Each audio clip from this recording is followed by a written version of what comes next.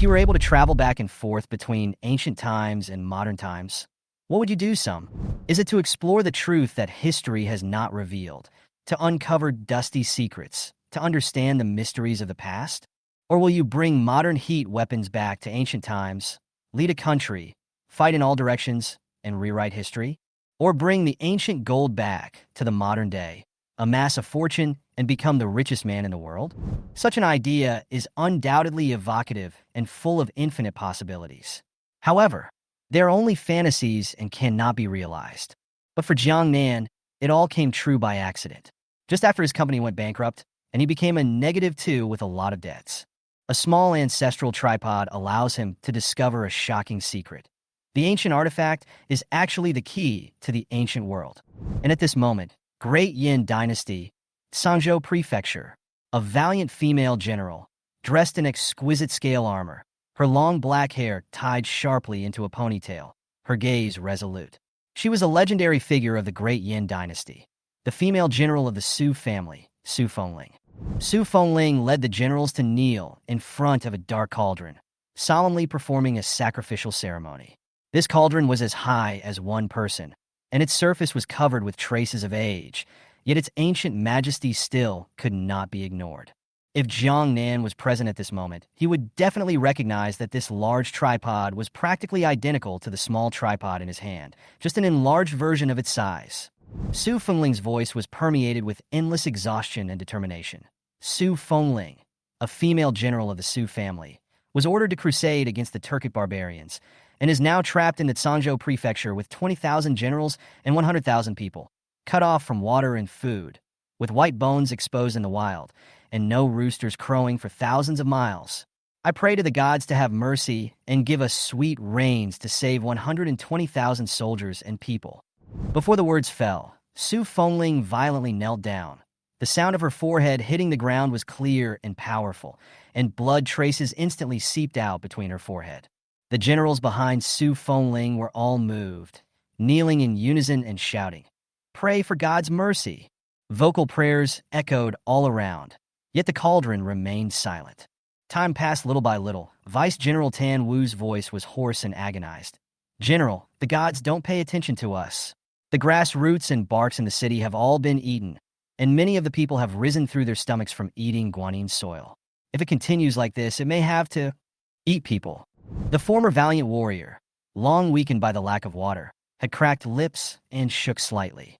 Although Su Fengling was also close to despair, she knew that she could not give up. Su Fengling tried to stabilize her voice, forcing back her tears. "The Sangzhou Prefecture is the place where my great Yan's majesty, the great ancestor, rose from the dragon. Back then, the great ancestor was once besieged here, and it was rumored that when he worshipped this cauldron, the gods looked down on him and sent down manna to save the people. Why can't we get a response now? Could it be that the heavens are trying to kill my great Yin?" Su Fengling's voice was full of pathos. The entire Su family's 7 sons had already died for the country, with no bones left, and she, as the only heir of the Su family, shouldered the heavy responsibility of the family and the country. But at this time, Su Fengling and the girls were surrounded by 300,000 iron cavalry of the Turk, and the shadow of despair loomed over everyone's heart. Tan Wu was filled with reluctance and proposed in a low voice, "General, why don't you break out of the siege? I will fight to the death to open the way for you. I'm leaving. What about you guys? What about the people of Sangzhou?" Su Fengling calmly asked back, decisively refusing. At this moment of despair, suddenly, a miracle happened. A cool stream of water spewed out of the cauldron and sprinkled right on Su Fengling's body. Su Fengling froze, reached out and touched his wet cheeks, his face instantly ecstatic. "This is water?" In a moment of disbelief, Tan Wu was just about to step forward to check, but he too was sprayed by the line of water, and a long-lost sweetness in his throat nourished his thirst. Tan Wu was so excited that he shouted, "Water! The gods have given us sweet rain. We are saved." The generals rushed forward and cried tears of joy as they looked at the streams of water that kept spewing out of the cauldron. Morale was instantly high, and everyone saw hope for life. "Carry the water tanks. Don't waste this heavenly sweet rain." Su Fengling ordered in a loud voice, a long-lost light burning in her eyes. However, just after catching a full tank of water, the flow suddenly stopped. "How is this?" Bit of water enough to share? The soldiers were so anxious that they knelt down again and prayed. Just as the crowd waited anxiously, a fist-sized object suddenly flew out of the tripod and smashed straight at Tan Wu. Tan Wu subconsciously caught it, took a bite, and immediately cried out in surprise, "It's steamed bread." Immediately afterward, clattering with a strange movement, a bag of large white steamed buns flew out of the tripod and smashed at the feet of the crowd. Just now, Tan Wu tried to eat it unharmed, and as soon as the others saw it, they also couldn't wait to pounce on the steamed buns and instantly grab them clean. These ordinary steamed buns gave the crowd an unprecedented flavor. Although they were cold in their eyes at this moment, this was simply an excellent delicacy bestowed by the immortals. After a short period of merriment, the steamed buns were at the bottom, and the crowd could only look back with fondness, their eyes fixed on the cauldron, hoping that some more good stuff would pop out. Soon, the expectations were not disappointed, as several boxes of rice dumplings and mooncakes flew out and were caught by the general's quick eyes and hands and immediately unwrapped and shared. With a bit of a treasure offering mentality, Tan Wu handed the last large white steamed bun to Su Fengling and respectfully said, "General, have one." Su Fengling took the steamed buns, and although she was puzzled at first, she couldn't stop after tasting the first bite. The cold texture was out of Su Fengling's expectation, but the deliciousness remained, and she ate the entire steamed bun in 3 tries. At this time, the generals have finished sharing the dumplings and mooncakes, eating and sighing at the gift of the gods. But they knew in their hearts that this amount of food was far from enough to save the tens of thousands of people in Sangzhou Prefecture. Did we not understand what we wanted before the gods bestowed so little? Tan Wu questioned tentatively. These words awakened Su Fengling, who quickly tore off a piece of cloth and used blood as ink to write down the plight of the Sangzhou Prefecture and her pleas, hoping that the gods would grant more food and water to save the people from their plight. Subsequently, fearing that the gods would not feel the sincerity enough, Su Fengling wrapped the ink and jade unicorn, a token of the Su family, in a book of blood, intending to burn the prayer. However, just as Su Fengling was about to burn the bloody book, she suddenly felt a wave of dizziness and nearly fell over. Seeing this, Tan Wu rushed forward to receive the bloody book and threw it into the tripod, but forgot to burn it. "You silly thing, you forgot to burn it, the gods can't see it," someone reminded from the side. Just as Tan Wu was about to take the items out and reburn them, he was surprised to find that the bloody book and the token had disappeared. Meanwhile, Jiang Nan was tinkering with a mysterious little tripod at home. Suddenly, a bloody book and a piece of ink and jade unicorn flew out of the tripod and smashed at his feet. Jiang Nan froze for a moment and picked up the bloody book and unfolded it. The traditional Chinese characters took him some effort, but soon he understood. It turned out that his tripod was actually connected to an ancient world called the Dian Dynasty, and the blood book was about the crisis in the Sangzhou Prefecture. These people really think I'm a god? Jiang Nan looked at the bloody book in his hand and couldn't help but smile. But the smile quickly disappeared, and he was silent for a while, looking towards the piece of inked jade qilin as a plan gradually came to his mind. Jiang Nan knew that his family had just gone bankrupt and his father was running around paying off his debts. And this ink and jade unicorn looked old enough that it might be able to be exchanged for a sum of money in the antique market. He decided to head to the antique street to try his luck and see how much this token could fetch. He walked into the most famous store on the antique street, Pingu Xian. The owner was an elegant, middle-aged man in his 40s.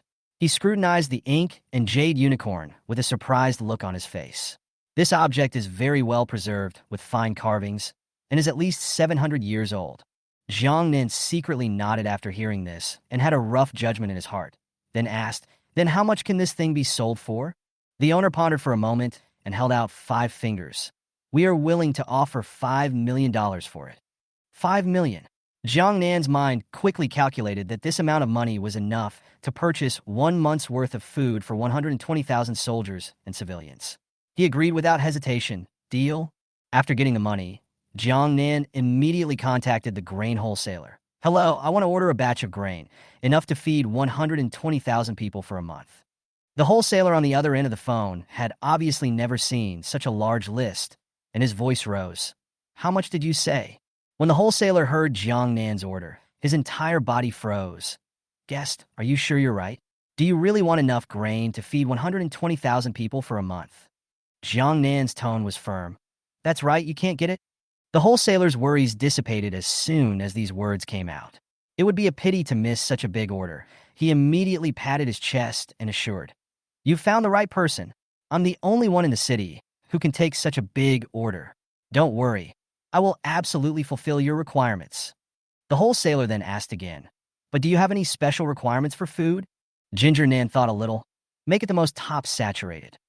Then he reported the specific needs. "I want 5,000 bags of rice in 100-pound packages, 5,000 bags of flour in 50-count packages, 500,000 white bread buns, 500,000 naan breads, and 1,000 boxes of hanging noodles." Hearing this huge order, the wholesaler's face was all smiles. Fine, fine. I'll match the goods for you right away. It will definitely be delivered on time within 3 days." 3 days? Jiang Nan frowned. "Too slow. I want to see the goods tonight." The wholesaler blushed. "Today? That's a bit difficult, and it takes time to distribute the goods." Jiang Nan gritted his teeth. "I'll add another 100,000. I want to see the goods by 6 o'clock this afternoon.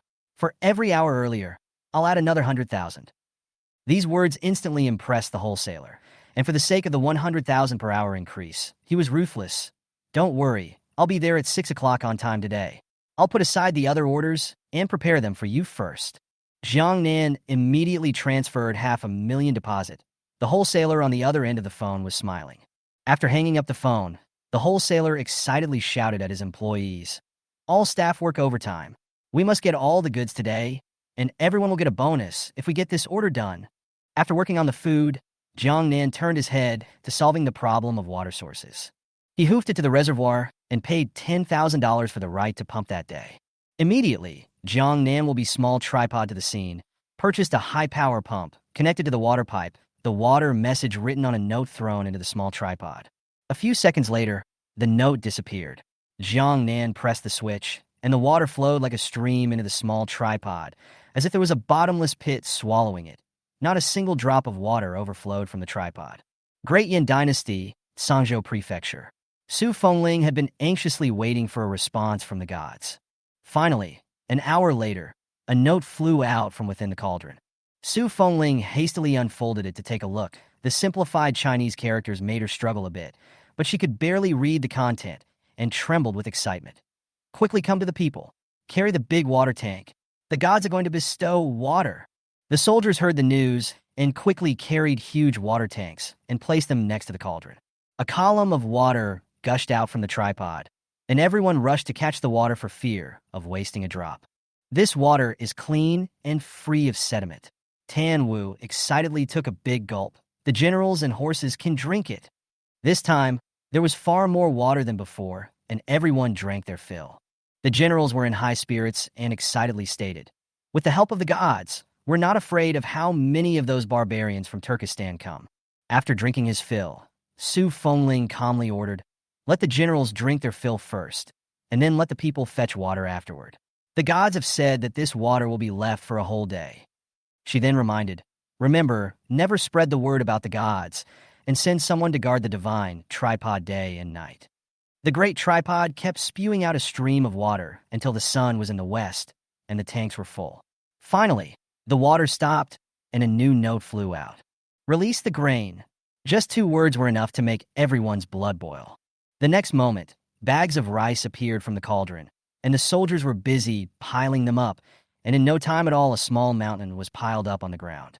Tan Wu couldn't wait to go up and cut open a bag full of full, snow-white rice clattered and scattered out, so bright that it made people's eyes blink. "This rice is almost like corn kernels, so full that I don't want to eat it," a vice general said. "Look at the quality. Even the emperor has never seen rice this good, right?" Another vice general said. The soldiers couldn't help but laugh. Tan Wu grabbed a handful of rice and stuffed it directly into his mouth and chewed it, exclaiming, "Even if you eat it raw, it smells so good. The ones you usually eat are simply pig food." Su Fengling smiled and ordered, "Tan Wu, this bag of rice you've slashed open will be cooked as porridge by you personally, to cheer up the generals." Even though the rice was still pouring out, Su Fengling decided to boil the congee first, so that everyone could eat a little more sustainably. Compared to grass roots and tree bark, this rice porridge was already a heavenly delicacy. The generals were so excited that they couldn't help themselves and cheered continuously. Food was still falling from the small tripods in a steady stream. and soldiers were busy going back and forth, carrying rice, flour, and other supplies back to the warehouse. Although they were all sweating and exhausted, their faces were filled with undisguised excitement and thrill. For the first time in these days, they saw such an abundance of food, as if hope had been rekindled. Su Fengling stood by the side, her eyes slightly red, her heart stirred. She knew that the heavens would not kill the Su family, and the gods would definitely bless them. This battle, they could definitely win. She took a deep breath to calm her inner emotions, then ordered, Li Liang, take people to the city to open a porridge hut, distribute 3 bowls of rice to each household, and 1 caddy of white flour to each family.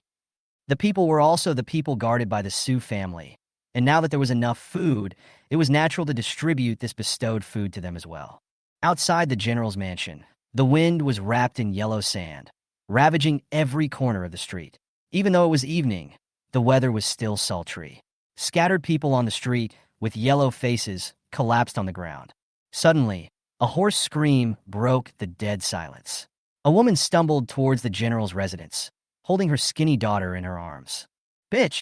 A menacing man yelled, following close behind, grabbing the woman by the hair and flinging her hard to the ground. But in spite of this, the woman was still clinging to her daughter in her arms. Zhou Lang, if you want to eat, you can eat me. Huar is still young. Her meat is not enough for you to stuff your teeth. The woman cried out, her hands holding her daughter tightly.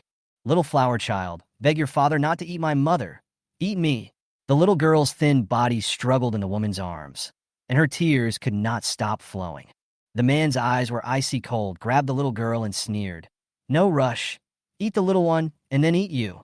He kicked the woman, carried the little girl, and turned around. The woman looked despairingly in the direction of the general's residence, just a step away from them, but as if it was the end of the world. Just then, a cold light flashed, and an arrow shot out, penetrating the man's chest with precision. In the next moment, Su Fengling appeared like the wind and steadily caught the little girl who fell from the man's arms. Hua! The woman came back to her senses and pounced on her daughter, sobbing uncontrollably. Many thanks, General. Many thanks to General for saving my life. Su Fengling glanced blandly at the body on the ground, blood staining the yellow sand. The man died without resting in peace. She swept her gaze over the people around her and saw that they were all full of fatigue and pain, but without a trace of anger. The fear brought about by the famine had long ago driven them to the brink of collapse. From today onwards, whoever dares to eat human flesh again will be killed without pardon. Su Fengling's voice was icy cold, her majesty unquestionable. The words struck like thunder and shook the people to their knees, looking at her in fear. But an even greater despair rose in their hearts. There was no food, no water, and even the last hope of surviving by eating human flesh was taken away. So what should they do? Can they only wait for death? A few people in the crowd couldn't help but start complaining in low voices. General Su is so high up, of course he doesn't understand the difficulties of us people, who will want to eat human flesh if they could have food. That's right, if you have the ability to repel the Turks, let us out of the city. It's better to guard this dead city all day long than to kill us with a sword. The voices were getting louder, and the emotions were getting more and more agitated. The scene was about to get out of control. Li Liang and the other generals rushed to protect Su Fengling in the center and shouted angrily, "How dare you! General Su has been defending the city day and night, and the Su family army has suffered countless deaths and injuries. How can you question her?" Li Liang wanted to say more, but Su Fengling reached out and stopped him. She stepped forward and faced the angry people, her tone easing a bit.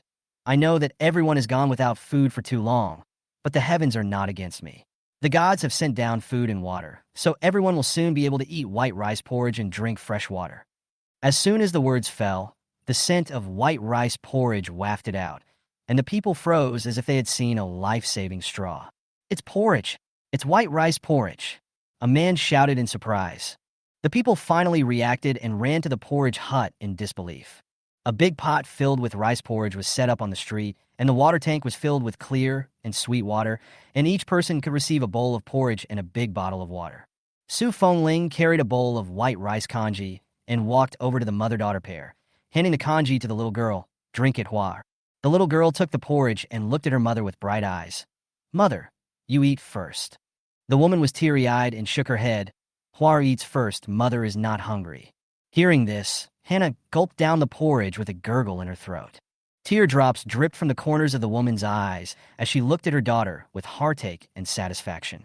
Su Fengling quietly watched this scene, her brows softening before she turned to leave. She still had too many things to deal with. Huar and the woman eyed her back and couldn't stop their tears from flowing.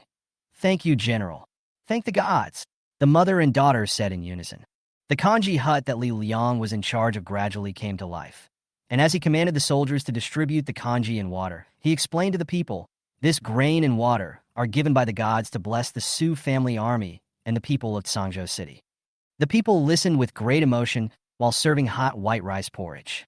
All of them knelt down in unison and raised their voices in gratitude. "Thank you, God, for the white porridge and water." An old man held his bowl and muttered, "If my children could hold out for a few more days, they would be able to eat this sweet white rice porridge too." A few of the men next to him nodded silently, both gratitude and grief on their faces. Su Fengling was in the mansion, and when she heard the grateful voices outside, her heart was warmed. She then put pen to paper and wrote a letter of thanks, filled with words of honor to the gods. Then, Su Fengling took out a few pairs of precious sheep's fat jade pendants and ruby ornaments from the treasury and put them into the small pot, praying that the gods would not dislike these tributes. Jiang Nan had just laid down and was ready to rest when suddenly a jade pendant ejected from the small tripod and smashed on his forehead. He rubbed his forehead, and before he could complain, the second jade pendant flew out again. Then, one after another, jade pendants and rubies popped out of the tripod until Jiang Nan's arms were full of them, and only then did the small tripod quiet down. Jiang Nan looked at the treasures in her arms and her heart raced. These things, they're even more exquisite than the jade unicorns sold during the day. He immediately took a few pictures and sent them to the owner of Pin Guxian. The other party immediately called, his tone excited. "Little friend, are you selling this jade pendant? I am willing to pay $6 million. Before Jiang Nan had a chance to respond, the caller upped the ante. $6.5 million. Seeing Jiang Nan's silence, the boss's heart was crossed. $7.5 million. This is the highest price I can offer. Jiang Nan finally came back to his senses and agreed with a smile. Deal. Delivery tomorrow. Jiang Nan hung up the phone, and the payment of $7.5 million had already been credited to his account. Jiang Nan looked at the cell phone and laughed in his heart. This boss is quick, but he's not afraid that I'll run away. He looked at the remaining jade pendants. There were still 6 pieces, each of which could be sold for $7.5 million, adding up to tens of millions. Jiang Nan felt that he had simply taken advantage of a great bargain. Meanwhile, in Su Fengling's study, Li Liang reported, "General, the food and water given by the gods are enough to sustain us for a month. However, the Turkic army is still eyeing outside the city. If the news leaks out, I'm afraid they will attack immediately. We only have 120,000 troops against their 300,000. I'm afraid." There was a heaviness in the air, and everyone realized that food and water alone would not be enough to ward off foreign enemies. Suddenly, a piece of paper jetted out of the small tripod. Su Fengling immediately picked it up, and her hand trembled slightly when she saw the simplified characters on it. "The gods are asking what else we need?" The generals discussed excitedly. "We need more food and water, but most importantly, we need equipment. Armor, helmets. Many of the brothers don't even have the most basic protection." Su Fengling nodded his head and wrote down the plight of the general truthfully, respectfully putting it into the tripod. Jiang Nan looked at the traditional Chinese characters on the paper and frowned slightly. "Military equipment? That's not good. You can't get hot weapons, but defensive armor and helmets can be tried." He immediately opened his phone and searched for armor equipment, quickly finding a suitable merchant. Jiang Nan and customer service briefly chatted and asked the other party to send a quality assurance video. The video shows a robust man in defensive armor, standing across the room from another man wielding a machete, slashing at his abdomen with such force that sparks fly and the armor remains unharmed. Then the man was still standing in the fire, looking calm, apparently not feeling the heat at all. Jiang Nan nodded in satisfaction. "All right, I want 300,000 pieces of defensive armor." Saying that, Jiang Nan seemed to remember something, then asked about the long swords in the store. "Are these swords open?" When the boss heard the number 300,000 pieces, his pupils dilated violently, and it took several seconds for him to come back to his senses, carefully confirming. "What you said, is it really 300,000 pieces?" "That's right, I want 300,000 pieces, and as soon as possible." How many are in stock? Jiang Nan answered succinctly. There are only 50,000 pieces in stock. The boss said excitedly. Then you will first deliver these 50,000 pieces to me, and they must be there tomorrow morning. The remaining 250,000 pieces will be delivered within 5 days. Jiang Nan directly transferred a deposit of $300,000. Seeing the deposit arrive, the boss's heart fluttered. No problem. I'll immediately have the entire village work overtime to rush the production, and I'll definitely deliver these 50,000 pieces of armor tomorrow morning. However, due to the huge quantity, I can only transport it in a detour, and it will arrive at noon tomorrow at the latest. Jiang Nan nodded and then asked, How many longswords do you have? There are 2,000 in total. These longswords are all made of refined steel, although they are not bladed, but when they are bladed, they pin iron like mud. The boss hurriedly sent a video of a long sword splitting iron. Jiang Nan watched the video and said with satisfaction, I'll take all 2,000 of them, but you'll have to open the blades, and I'll pay $250 for each long sword. The boss struggled in his heart for a while, but when he saw that Jiang Nan had once again transferred a deposit of 200,000, he gritted his teeth.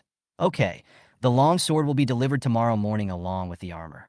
Kang Nam asked about helmets again, and the owner took the opportunity to recommend his helmets with a video showing how protective they are. All right, I'll take 300,000 helmets as well. 10,000 will be delivered first tomorrow, and the rest will be delivered within 5 days.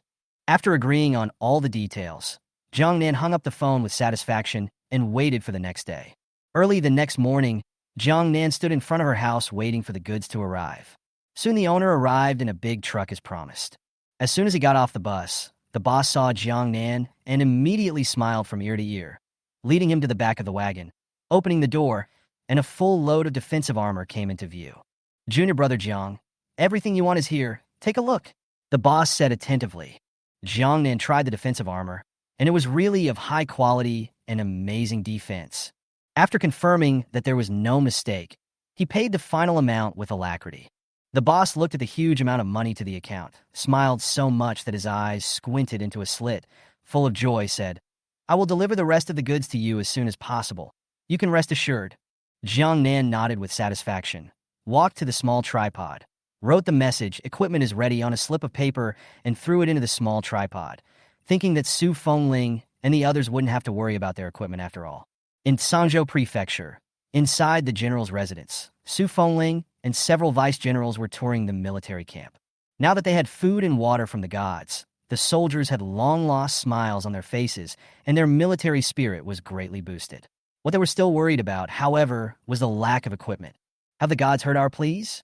When will the equipment arrive? A vice-general asked anxiously. Su Fengling was just about to respond when she suddenly heard Li Liang's voice from the distance. General, the equipment given by the gods has arrived.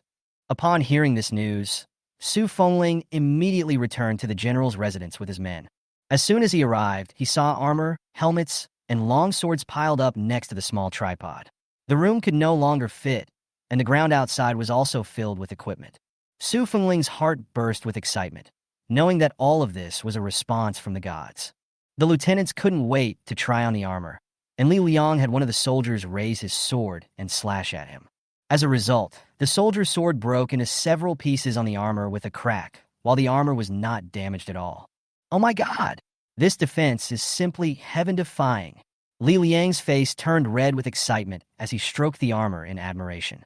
Uneasy, Su Fengling personally picked up the Turkic army's bow and arrow, aimed at Li Liang's chest, and shot an arrow. Only to hear a pop, the arrow bounced off the armor and fell to the ground. It's done! The armor given by the gods can really block the sharp arrows of the Turk. The soldiers on the side cheered, and their morale was boosted. Li Liang excitedly patted his chest. General, this armor is too divine. The Turkic army can't stand us anymore. The generals were so happy that they danced around and put on their armor, but Li Liang didn't stop. General, one more arrow. This time shoot me in the head. Li Liang's trust and reverence for the gods had reached an extreme since he had experienced the food, water, and armor that the gods had given him and that he had just seen. He looked at Su Fengling with a face full of excitement, and when she drew her bow again to shoot an arrow, the bow once again fell to the ground powerlessly. The long sword in Su Fengling's hand shone coldly in the sunlight, and her armor and helmet were indestructible, causing endless confidence to well up in her heart. The soldiers on the sidelines were also dumbfounded, and their eyes were lit up with a burning desire to fight. Tan Wu was even so excited that he directly picked up the armor that he had stripped off from the Turkic soldiers and slashed down hard with his God-given longsword, and the armor immediately shattered into several pieces. "General, did you see that? This sword can cut through the Turkic army's armor." Tan Wu was so excited that his eyes turned red as he pointed at the armor on the ground, his voice trembling. Su Fengling nodded and raised the longsword in her hand, gently swinging it, and a stone table next to her was instantly split in half. She calmly said, "A god's sword is indeed incredibly sharp." Witnessing this scene, the soldiers gathered around and marveled. Good sword, good armor. With these, the Turkic army will never be able to harm us again. With these God-given equipment, who can stop us? Our Su family army will win. The soldiers were so excited that they burst into tears. Some even directly knelt down and shouted, "Thank you for the god's favor. We will defend Sangzhou to the death and never fail the god's favor." Su Fengling stood aside, looking at these generals who were moved to tears over the god's bestowal, and couldn't help but wet his eyes himself. She walked to the small tripod and respectfully performed a salute. "I thank the gods for their blessings and saving the Su family army from danger." Afterwards, Su Fengling instructed Li Liang, "Distribute these armors, long swords, and helmets to the soldiers as needed." Li Liang immediately led the soldiers to transport the equipment to the barracks with gusto, and morale was at an all-time high. Su Fengling stood in front of the small tripod and once again gave thanks and saluted. "When this battle is over, I will build a temple for the god and cast a golden body to be worshipped for the rest of my life." Just as she was putting pen to paper and preparing to write a thank you note, Tan Wu and Li Liang hurried in, both holding something in their hands. Li Liang was the first to speak. "General, the grain of the gods allowed my family's Yuer to have milk. This is my tribute to the gods. Please pass it on for me, General." After speaking, he carefully handed over an exquisite box. Not to be outdone, Tan Wu hurriedly said, "General, there is also my tribute. My old mother was originally dying, and it was the water given by the gods that restored her essence. This is also a small token of my gratitude." With a great drought in the sky, food and water were incredibly precious. These soldiers knew the significance of the gods' gifts and naturally tried their best to repay them. They understood that those who were insatiable would eventually be abandoned by the gods. After Jiang Nan completed the delivery of his equipment, he took the sheep's jade pendant and ruby stepstones to pin Mingxian. The store owner Wei Zigua had been waiting at the door for a long time, and when he saw Jiang Nan coming, he immediately greeted him, rubbing his hands together with eyes full of anticipation, and said, "Little friend, you're here." Jiang Nan handed Wei Zigua a sheepskin jade pendant. Wei Zigua carefully took it, his eyes filled with delight. "This jade pendant is warm in color and delicate in pattern. It's really a fine treasure." Jiang Nan sat blandly to the side and took out 2 more jade pendants and a ruby walker from her bag. Wei Zigua's gaze was instantly attracted, and his breathing became rapid. He looked at the treasures on the table and stood in awe. "Little friend, how much do you want to offer for these 3 treasures?" Jiang Nan said calmly, "Boss Wei, see how much it's worth." Wei Zigua scrutinized the jade pendant and the walking rock and finally gave his offer. "These 2 mutton-fat jade pendants, $7.5 million each.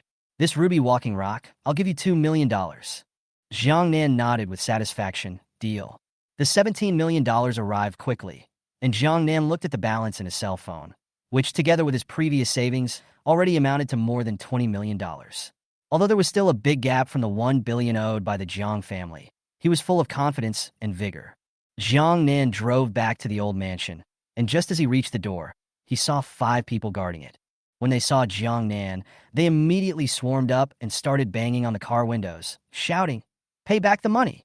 Jiang Nan had no choice but to lower the window and saw that the man at the head was none other than his father's business partner, Li Yi. Li angrily rebuked, "Jiang Nan, where's your father? I kindly borrowed $20 million in the beginning. The days of repayment are long gone now. He wouldn't have run away, would he?" Jiang Nan calmly responded, "Uncle Li, my father will never run. He is now running to pay off his debt. You give me 3 more days. After 3 days, I will immediately pay back the money." With a firm gaze, he continued, "Uncle Li, you watch me grow up. You should know that I never tell lies." Li looked at Jiang Nan and sighed deeply, his face dark. All right, for old time's sake, I'll give you 3 more days. He then said in a heavy tone, after 3 days, if there is not enough money gathered, this old mansion can only change ownership. Although the Jiang family's old mansion was located in the middle of nowhere, the architecture and landscaping were very beautiful, and even though it wasn't worth $20 million, at least it was better than having nothing. After Li Yi finished speaking, he led a group of people away angrily. If it was a day ago, Jiang Nan would have been burnt out by these debts. However, today, with the power of the small tripod, his heart was filled with confidence that a mere $1 billion was not impossible. He had just entered the room when a golden light pierced his eyes. Jiang Nan looked down and actually realized that next to the small tripod was filled with gold melons, an ink stone, 2 pairs of porcelain bowls, and a sword with a blue gemstone embedded in the hilt. Jiang Nan also had a note in front of him with a message from Ling. The gods' gifts have allowed the soldiers and people to drink porridge, obtain defensive armor, helmets, and long swords, and the morale of the army has increased greatly. These small tributes are from Li Liang and Tan Wu to thank the gods. I hope the gods don't mind. Looking at the antiques all over the ground, Jiang Nan's heart was thrilled. How could he possibly dislike these treasures? These were all lifesavers. The note also mentioned that the news of food, water, and equipment in the city would soon be known to the Turkic army. Once the Turkic army learns of the news, it will surely launch a frantic attack and try to enter the city to seize food and water. Despite the fact that there was now defensive equipment given by the gods, there was only 120,000 troops in the city, while the Turkic hordes numbered 300,000, and the difference in numbers was too great. Jiang Nan knew that he had to take action. He collected the note, photographed and recorded the antiques, and carefully placed them in the box again, locking it in the safe. Then he took out his cell phone and looked up the largest local cement factory. Jiang Nan quickly placed an order for more than 200 tons of cement, 10 large trucks full of bricks, and 10 large trucks of sand, and specified a warehouse address for delivery. Because of the large volume of orders, the factory owner personally called him. Jiang Nan quickly paid a deposit of $300,000, and the delivery time was set at 12 o'clock tomorrow noon. The warehouse that Jiang Nan had planned was built in the early years of the Jiang family's cold storage business, and although it had long been abandoned, it came in handy now. After the order was completed, he began to write down on paper how the cement, bricks, and sand would be used, with concise notations and ratios, in an effort to be clear and easy to understand. Thinking of Li Liang and Tan Wu mentioned in Ling's letter, Jiang Nan decided to prepare some more returns for them. Jiang Nan contacted the merchants in the same city and ordered 10,000 cases of various flavors of milk as a token of appreciation. In less than 2 hours, the milk was delivered, and Jiang Nan was in such a happy mood that he gave each deliverman $10,000 for running errands. He brought the small tripod to the hall and wrote a note, preparing to give this milk to Ling. Inside the general's residence, Ling was sitting at the first place. Li Liang, Tan Wu, and other vice-generals were sitting around the side. Each of them was carrying a bowl and devouring porridge. Although it was only unusual white rice porridge, each person's face was overflowing with satisfaction. Snap! A note flew out of the small tripod. Ling immediately picked it up, and the others also stretched their necks and stared at the note. After reading carefully, Ling said excitedly, "The gods said 3 things. First, the glutinous rice and lime were not delivered." When Li Liang heard this, he immediately tensed up. What about our city walls? The west side of the city was hit by the Turks several times last time. If we don't reinforce it, they will really be able to break through the walls. Ling slightly raised his hand, signaling for silence. The god said that he has materials there that are stronger than glutinous rice and lime, and that they can be delivered in the morning, telling us to be at ease. Hearing this, everyone breathed a sigh of relief, and Li Liang said shamefully, "General, I was wrong. I shouldn't have questioned the god's abilities. The gods are truly omnipotent. I must trust him completely in the future.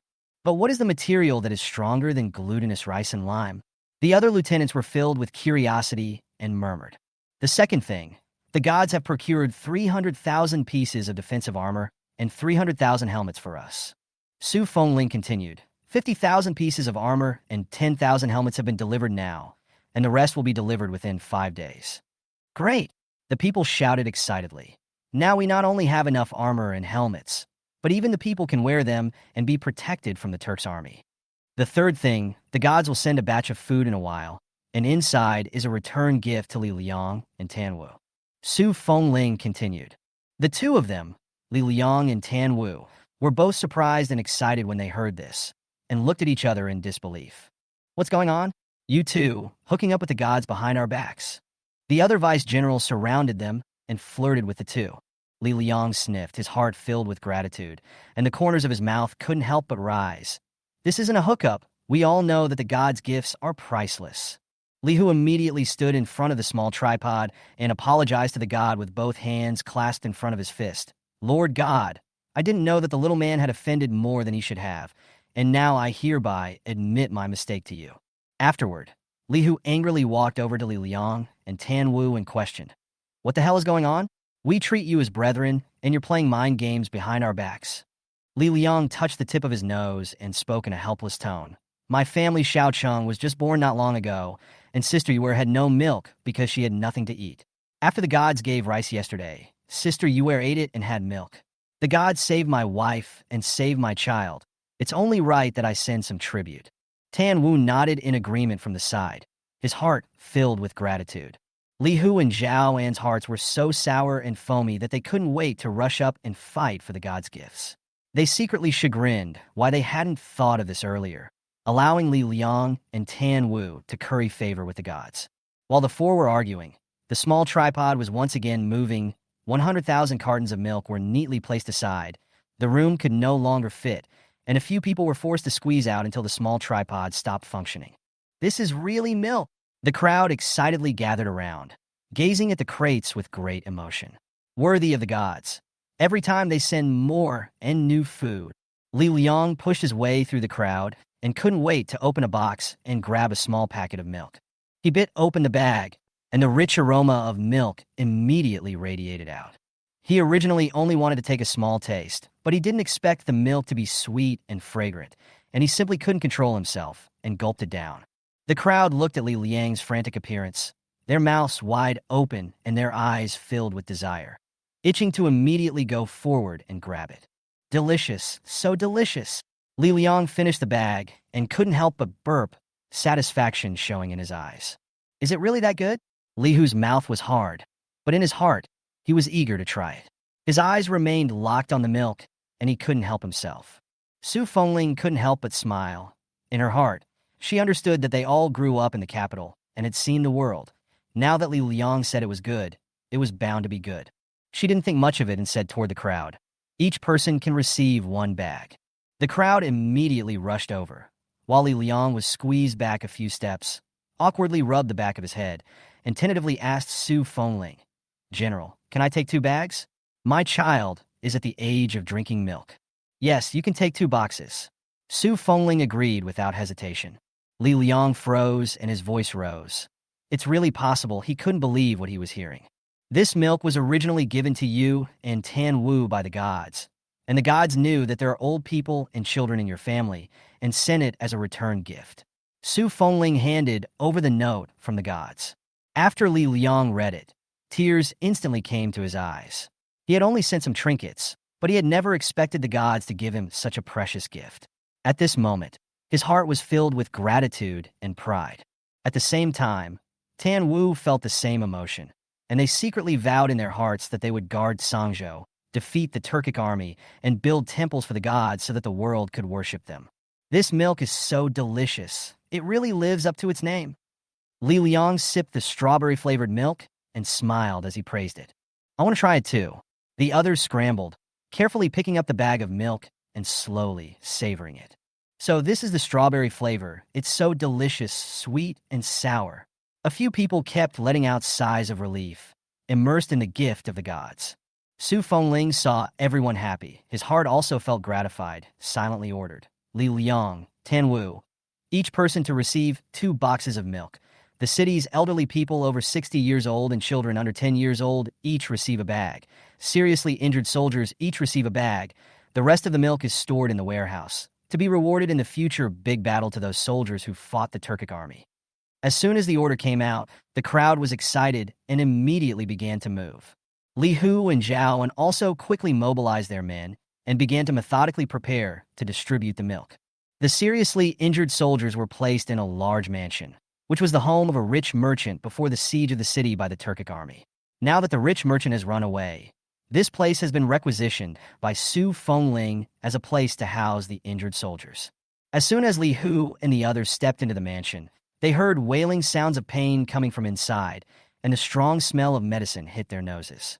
In the courtyard, there were many severely wounded soldiers lying, some missing arms and legs, some covered in stab wounds and arrow wounds, and even those who had lost their eyesight. Seeing this scene, Li Hu's mood was heavy. He waved his hand and signaled his men to immediately start distributing milk to these injured soldiers. "What is this?" a soldier asked curiously. "Milk," the other man continued. "I know milk, but how does it still have walnut and peanut flavors?" "This is milk given by the gods." Li Hu replied seriously. "General Su asked us to give each of you a bag." Hearing God, a warmth rose in the hearts of the soldiers. Although they were seriously injured and could not go out, they knew that this milk was not easy to come by. At this point, the crowd felt so overwhelmed that they couldn't stop the tears from flowing down their faces and began to carefully drink the milk. "Vice General, we are not dreaming, are we?" a soldier whispered. "That's it, this is too good." Another gulped excitedly. "Let me try a bite too." "Fuck off. I don't even have enough to drink," a soldier chortled. The crowd was hilarious for a moment, forgetting their injuries. Li Hu looked at the state of the injured soldiers, and his heart gradually let out a sigh of relief. "General Su has ordered that in the future, if you kill one person of the Turkic army, you will be rewarded with a bag of milk. Everyone, I'll wait for the day you get well and go into battle to kill the enemy." "Kill!" the soldiers shouted. "Kill all the Turks!" A rekindled fighting spirit stirred in their hearts. Li Hu and his companion walked out of the mansion, the shouts of the soldiers still echoing in their ears. He looked up at the blue sky. The sun was blinding, but his mood was extraordinarily light at the moment. The milk given by the gods had revitalized the morale of the wounded soldiers, and where there was once dead air, now the sounds of drills could even be heard at night. Jiang Nan had no idea that a small act of his had made their morale so high. After he finished working on the delivery of supplies and took a shower, he sent a few photos to Wei Zigua because he was going to start paying off his debt in 3 days, and this time he sent a full 10 photos. After sending the photo, Jiang Nan quietly waited for Wei Zigua's reply. But half an hour passed, and until 2 hours later, he still hadn't waited for a reply. Jiang Nan's cell phone screen flickered, but went black as it ran out of power. The following morning, Jiang Nan woke up early in the morning and prepared to go to the warehouse to deliver cement, sand, and bricks. The boss of the cement factory had been waiting by the warehouse for a long time, and when he saw the car arrive, he immediately greeted him. "Little friend, it's what you want, isn't it?" The owner of the cement factory was in his 40s with an oily brain and looked at him anxiously and uneasily. "It's time for the appointment, and I couldn't get through to you on the phone. So if it wasn't for the $300,000 deposit, I'd really think that someone was screwing with me on purpose." Jiang Nan pulled out his cell phone and looked at it. "I'm sorry, the phone is dead. I'll take care of it right after I charge it. Don't worry, I definitely won't screw you." The owner nodded and urged his workers to start unloading. Soon the stuff was unloaded, and Jiang Nan cheerfully paid the final payment and gave each truck driver $1,000 for his hard work. Several drivers received cash and were full of smiles. The dissatisfaction in their hearts instantly dissipated. The owner of the cement factory, on the other hand, revealed a satisfied smile. "Little friend, in the future, if there is still a need, remember to tell me. I will immediately deliver the goods to the door." Jiang Nan nodded in agreement without hesitation. After a few people left, he carried the small tripod from the car into the warehouse, closed the door, and wrote a note telling that side to prepare an open field, and that the deliveries were to begin in a column of incense. Today, it was Tan Wu's turn to guard the small tripod, and when he saw the note, he immediately took it and went to find Su Fengling. "General, a letter from the gods," Tan Wu panted. Su Fengling was discussing tactics with the other vice generals. When he heard the voice, he immediately picked up the note, and when he saw the contents, he frowned. "Immediately vacate an open area. I'm going to bring Ding over right now." The small tripod was a divine object. Only Su Fengling could move it. Others could not move it no matter how hard they tried. She quickly brought the small tripod to the designated location, and just as she put the tripod down, a snow-white paper jetted out. Su Fengling took the note, her brows growing more and more furrowed as she quickly read. "The 3 things instructed by the gods, mixed together, can build the strongest city wall. She understood in her heart that this meant their safety would be guaranteed. Zhao, from now on, you are responsible for leading the people to build and reinforce the city walls as instructed by the gods above. Her instructions were clear. The speed must be fast. After hearing this, Li Liang and the others expressed their approval and felt an immense sense of peace in their hearts. Just then, there was a roar from outside, and sand, bricks, and cement fell from the small tripod piece by piece, piling up on the ground. After a while of busyness, 3 piles of new materials finally appeared, and Su Fengling was secretly happy in her heart. This is the cement, bricks, and sand that the gods are talking about, isn't it? She nodded in confirmation and turned to the vice-generals around her, encouraging, we will definitely be able to hold Sangzhou and defeat the Turkic army. Chapter 11. Those who voluntarily join in the construction of the wall, in addition to the monthly money and rice that each person receives each month, their families can receive 3 additional bags of rice and 30 white flour buns. After Su Fengling finished her instructions, her line of sight inadvertently landed on Zhao. Only Zhao looked at the paper in his hand and didn't move for a long time. Joanne, what's wrong? What are your doubts? Su Fengling's voice attracted the attention of the others, and the rest swished to look at Zhao and the paper in his hands. That's a note from the gods. Can it be something's wrong? Joanne looked back, her hand shaking as she held the note. General, I just think that the law written on the divine paper is too good to be true. I am sure that the strongest walls can be built by the method the gods have described. Zhao's ancestors were masons, and when he was young, he also did masonry work, so he knew how valuable the law on top of this light page was. He carefully folded the paper and walked over to Brick. He picked up a brick, raised his palm, and slashed down hard. The bricks are intact. His palms were red. Sure is tough, Zhao said, and immediately began to mix the sand and cement together according to the ratio on the note, and then stirred it well with water. Once the mixing was complete, the bricks were picked up again and stacked aside. The gods were drawn in an easy-to-understand manner, and Zhao had memorized them after a few glances. The others stood aside and didn't disturb Zhao. Soon, Zhao built a wall half a man high. Try the effect later. Zhao stared at the half-human-high wall with a gleam in his eye and casually wiped the sweat from his face. The sand and cement were smeared all over him, and he didn't care at all, but was thrilled. The wall, he had a hunch, must be hard, must be strong. The sun was slanting in the west, and the mud on the walls was drying. Zhao rushed over from a short distance away and kicked the wall hard. The wall is not moving. Li Hu rubbed his fists. Let me try. Li Hu, who was tall and strong, rushed over from not far away and, with the help of his body, slammed into the wall. The wall remained motionless. Zhao swallowed excitedly. General, don't worry, I will definitely lead the men to build and reinforce the walls. Be sure to keep the Turk army out.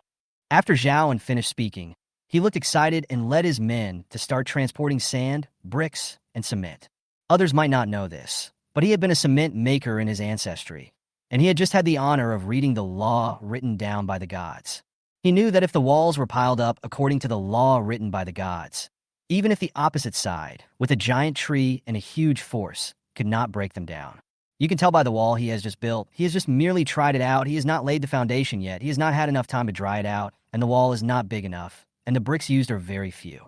But in spite of this, Li Hu, that big man of 200 pounds, could not help the wall half a man high. If the walls are piled up exactly according to the divine law, they must be impregnable. Zhao took his minions and started to move with all the gusto he could muster. The rest of them looked at his back with envy in their eyes. What the gods have graced us with must be the best. They will surely build and fortify the strongest walls in the world with the help of the gods. Li Hu touched his arm. The place where he had just slammed into the wall was still hot and painful at the moment. What is it like to be where the gods are? It's amazing how many awesome, rare things there are. When the other group of people heard this, their eyes were also filled with curiosity and yearning. Well, get a move on. Make sure to build the city walls before the Turk army attacks again. As soon as Su Fengling's order was passed out, for a time, the number of people who joined the army in the city rose violently. After all, 1 month, in addition to the monthly money and rice issued in the barracks, one could earn 5 bags of rice and 50 large white buns for the family. These 5 bags of rice, 1 teacup per day, with water boiled into porridge, enough food for a family of 5 for most of the year. And then there's the big white buns that are crispy and soft with a hint of sweetness in one bite. They've never had such delicious buns. As a result, the younger men of the city enlisted in large numbers.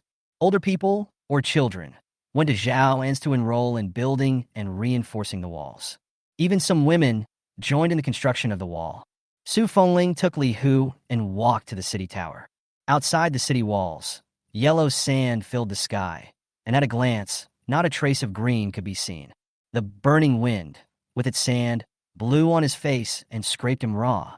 The Turks' 300,000-strong army was stationed 20 miles away. They were intent on trapping the city's 120,000 troops and people. But they didn't realize that the Su family was blessed by the gods and gifted by them, and the city already had food and water. Even more, there was milk. Because of the milk, the soldiers were demoralized, and even the veterans who were seriously injured had an extreme sense of survival and recovered from their wounds much faster. Because of the milk, the old people and children in the city have happy smiles on their faces. Milk is more than just food. In their eyes, it was more the love of the gods for them. In a chaotic world of natural and man-made disasters, the weak are always the first to be abandoned. But the gods didn't abandon them, and made a point of bringing them milk, so that they would know that, as it turned out, even in the midst of chaos, the gods would not abandon anyone. Gods, thank you. Su Fengling looked at the rolling yellow sand outside the city and muttered softly in a low voice. General, something's wrong. Just then, an urgent voice came. Jiang Nan finished transmitting cement, bricks, and sand before looking at his cell phone. As soon as he opened the chat program, good lord, Wei Zigua had sent him 99+ messages and made countless voice and video calls. Unfortunately, his cell phone died last night, and he didn't get any of them. He was just about to return it when Wei Zigua's video call came back on. As soon as Jiang Nan connected, she saw Wei Zigua's large black eyes. Little friend, you're finally paying attention to me. Wei Zigua's voice choked, and his face turned red with excitement. Little friend, everything you posted last night is still there, right? None of it's for sale, is it? Wei Zigua stared at Jiang Nan with dead eyes, his eyes full of longing. Jiang Nan suspected that if he said he sold it, this old guy would probably pass out. Boss Wei, it's not for sale. Sorry, haha. My phone died last night, and something delayed me this morning, and I'm just now checking my phone. Ginger Nan had a few apologies in her eyes. Wei Zigua let out a fierce sigh of relief. It's good that it's not sold. It's good that it's not sold. Then I'm coming to you now. Okay, I'll send you the address. Jiang Nan hung up the video and sent Wei Zigua the location of his old home. He carried a small tripod and ordered takeout as he got into his car. Chapter 12. As Jiang Nan drove on, he saw two people guarding the entrance of the old mansion. The man at the head of them, whom Jiang Nan recognized, was Wei Zigua. Jiang Nan parked the car, and the two immediately surrounded him. Wei Zigua was thrilled. Hello, little friend Jiang. Let me introduce you. This is Cheng Ming, the curator of our city's Cultural Relics Museum. Hello, Curator Cheng. Ginger Nan was polite and took the lead in greeting him. Cheng Ming was all smiles. Young friend Jiang is polite. I'm a little older than you. Just call me Uncle Cheng. Before Jiang Nan had a chance to speak, Wei Zigua, who was on the side, had a dark face and a shivering beard, and immediately squeezed in between Cheng Ming and Jiang Nan. Cheng Ming, at your age, do you want to be shameless? Don't think I don't know what you're playing at. Don't you just want to get closer to little friend Jiang? A big old man. Still let people call you uncle. Are you ashamed? Which eye of yours sees me as old? I'm clearly only 37. Jiang Nan shook his head helplessly as he looked at the bickering two. Why don't you two? Let's go in first. When the two heard Jiang Nan's words, they immediately shut their mouths and hurriedly followed him. Jiang Nan touched the tip of his nose. Weren't these two quite close? I just saw the two of them hooking up in the car. How can they just change their faces? Jiang Nan couldn't figure it out, so he just didn't think about it and led the two directly to the hall. You two have some tea first, I'll get something out. He made tea for the two men and then went to the backyard. The two kept their eyes on him until they could no longer see his back, and only then did they retract. Cheng Ming picked up his teacup and took a few sips of tea, still not restraining his inner excitement. Last night, he saw the picture Wei Zigua sent him. There was one in particular that caught his eye. It's a sword with a blue jewel in the hilt. Just then, Jiang Nan came out with something. The stuff's all in there, Jiang Nan said, opening the box. In the box, there were 3 pieces of goat's jade pendants, a large handful of gold melons, an ink stone, 2 pairs of porcelain bowls, and the sword. Chengming took out his glasses from his bag and put them on, then took out a wet tissue and wiped his hands, before carefully picking up the sword. The hilt of the sword was made of glass, surrounded by solid gold, with a sapphire set in the center that glowed in the light. Deep, mysterious, noble. He spun the sword, and soon, on the hilt, he found a few tiny words. Indeed, true enough. Chengming looked at the words on it, and was so excited that even his hands began to tremble. Wei Zigua also went up and got close to look closely, and while looking he nodded repeatedly. It's really true. So, in history, there really is a great Yin dynasty. Jiang Nan was a little confused as she listened to the two. Great Yin dynasty. He had once checked there was no such dynasty in history. What do the two of them mean by that now? Wei Zigua sensed his confusion and smiled. Little friend Jiang. To formally introduce myself, my name is Wei Zigua. I'm Kyoto University, the former dean of the School of History. This is Chengming, the curator of the Cultural Relics Museum in Zamenshirli, as well as a professor at the School of History in Beijing University. Jiang Nan walked to the box, clicked, and directly closed the box, looking at the two with a wary face. These two, they're not trying to whore themselves out, are they? There are antiques in the family. The people above come, usually ask for a small fee to donate to the country. Such a thing he has heard a lot. Misunderstanding. Misunderstanding. Little friend Jiang, you've misunderstood. We're not like that. As soon as Wei Zigua took a look at him, he knew what was in his mind and hurriedly shook his head and waved his hands in explanation. Chengming, who was on the side, clutched the sword into his arms and looked at him with sincere eyes, nodding his head in a hurry. Jiang Nan's eyes fell on the long sword in his arms and gave him a meaningful look. Eyes full of skepticism. Chengming had to endure his heartache and carefully place the sword in front of him. Little friend Jiang, it's like this, both of us, we both study history, especially ancient history, quite passionate about it. This sword, as well as the treasures inside, are from a dynasty called the Dian Dynasty. Look on this sword. There are also several words engraved with the Great Yin Dynasty's great general of Jinbei. Jiang Nan glanced at it, and his mind moved slightly.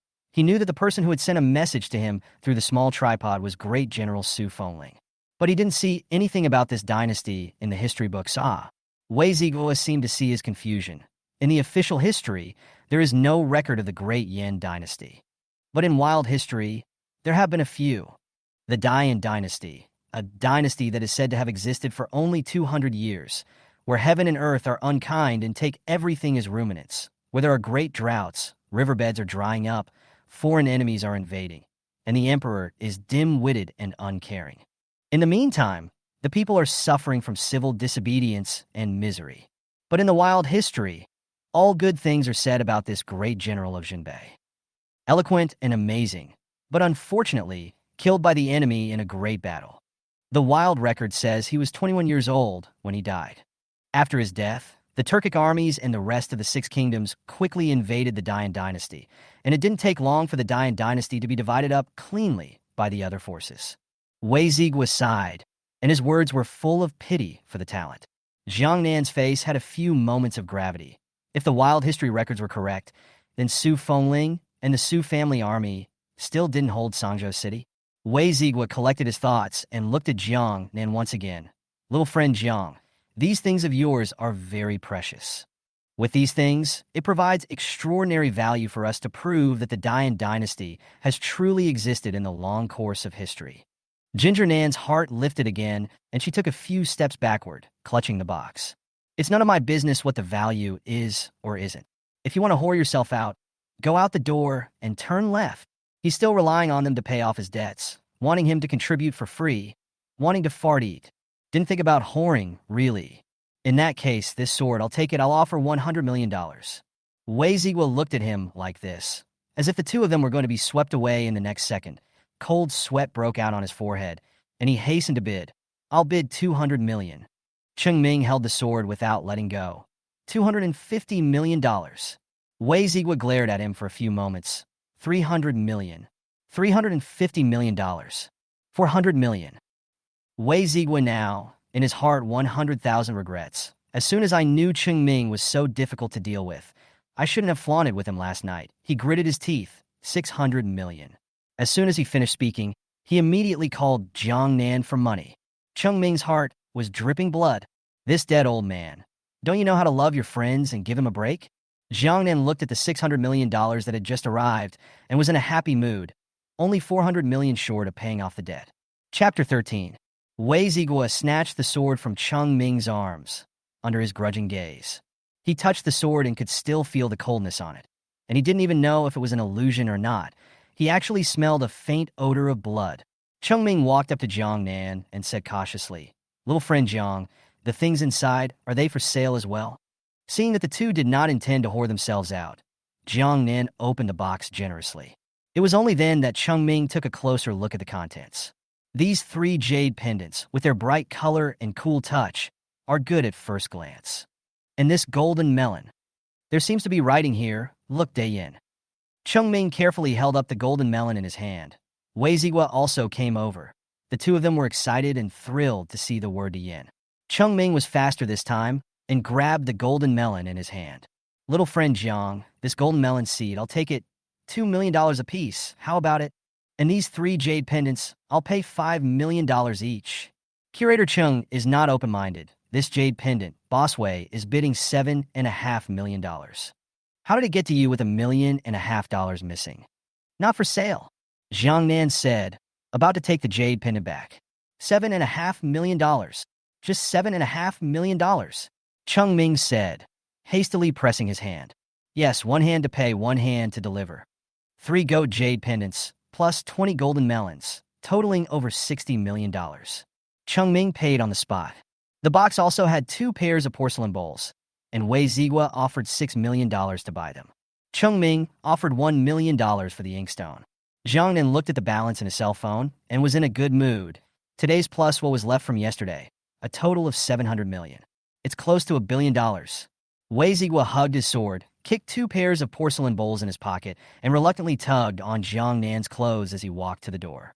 "Junior friend Jiang, in the future, when you return something out of the Great Yin dynasty, you contact me at the first opportunity. I will give you the highest, most conscientious price."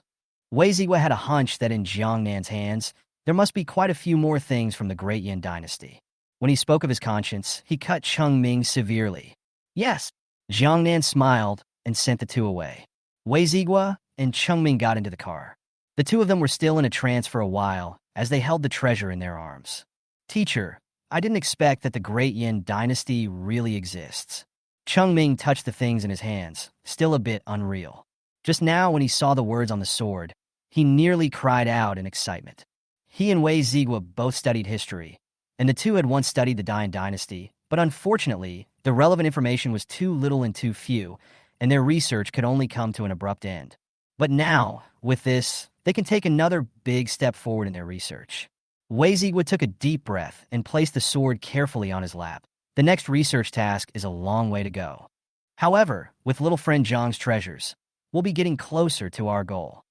Jiang Nan didn't know what was on the minds of the 2.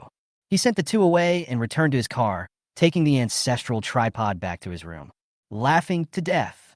He had just seen Wei Ziguo and Cheng Ming guarding the doorway, and he didn't even dare to bring out this small ancestral tripod. To say that the most valuable thing in his house should be this small tripod. After Jiang Nan put the tripod away, the takeout arrived. He ate takeout while surfing the internet. He was also curious about the Dain dynasty before, but now, after hearing Wei Ziguo and Cheng Ming's words, he was even more curious. Although he didn't know much about Su Fengling and had passed notes across the tripod a few times. However, he was able to sense from Su Fengling's words that Su Fengling was a good general with soldiers and people in his heart. Whether it was out of all this gold, silver, and porcelain she had given herself or her own charisma, Jiang Nan did not want her to die. Su Fengling should leave a colorful mark in the history books. Sanzhou, hot sun, yellow sand roar. The gusts of wind carried yellow sand, raging and fearfully hitting the faces of the people. "General, something's wrong. A secret passage was found in the back of the mountain, and while we were in there, we caught 3 people we suspect are spies." Su Fengling's face was chilled, and he immediately descended from the city tower with his lieutenant. The 3 Minutemen were dressed in the clothes of common folk, bound and pressed to their knees. A junior soldier immediately said, "General, it's these 3.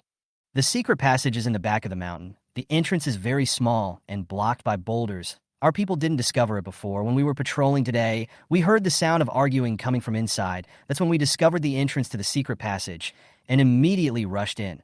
And that's when we saw these three people. They must have tipped off the Turk. Su Fengling looked at the faces of the three. Great Yin people. The three men shivered in fear. No, we're not spies. General, we're the Yin people. How can we be spies? Misunderstanding. It's all a misunderstanding. Yes, General, we are native Dayan people. We have lived here for generations. How can we be spies? The three of them were pale, and their foreheads were sweating profusely.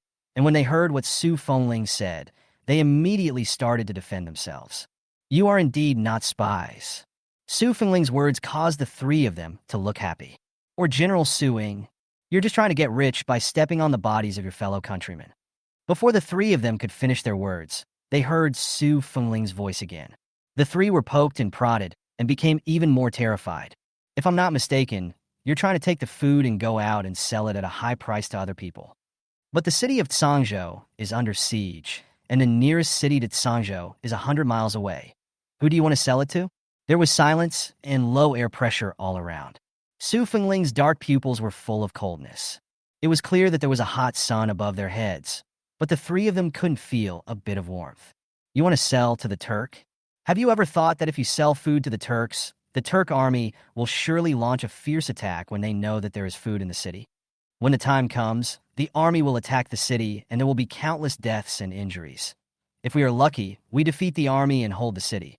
If we are unlucky, the army will break through the city, kill all the soldiers and people, and rob the food. In this city, there are your brothers and sisters and your loved ones too. You are the sinners. The sound of the voice was like a heavy hammer, hitting hard on the hearts of the crowd. Li Hu kicked at the trio. Bastard! Son of a bitch! I'll kill you all! General, spare my life. General, we didn't think so much about it. We just wanted to make some silver. Su Fengling didn't have time to listen to their nonsense and directly said, kill. Take their corpses and hang them in the center of the city, and whoever dares to spread the word will end up as if they were three. Li Hu drew his long sword and with a wave of his hand, the three were lifeless in an instant and were immediately dragged down by the small soldiers. Li Hu, lead your men to line up the entire city and see what other secret passages have been left out. Tan Wu, you take people to check to see if there are any missing spies, and notify down the people and soldiers in the city who find any abnormality. After the situation is verified to be true, will be rewarded with 10 bags of rice.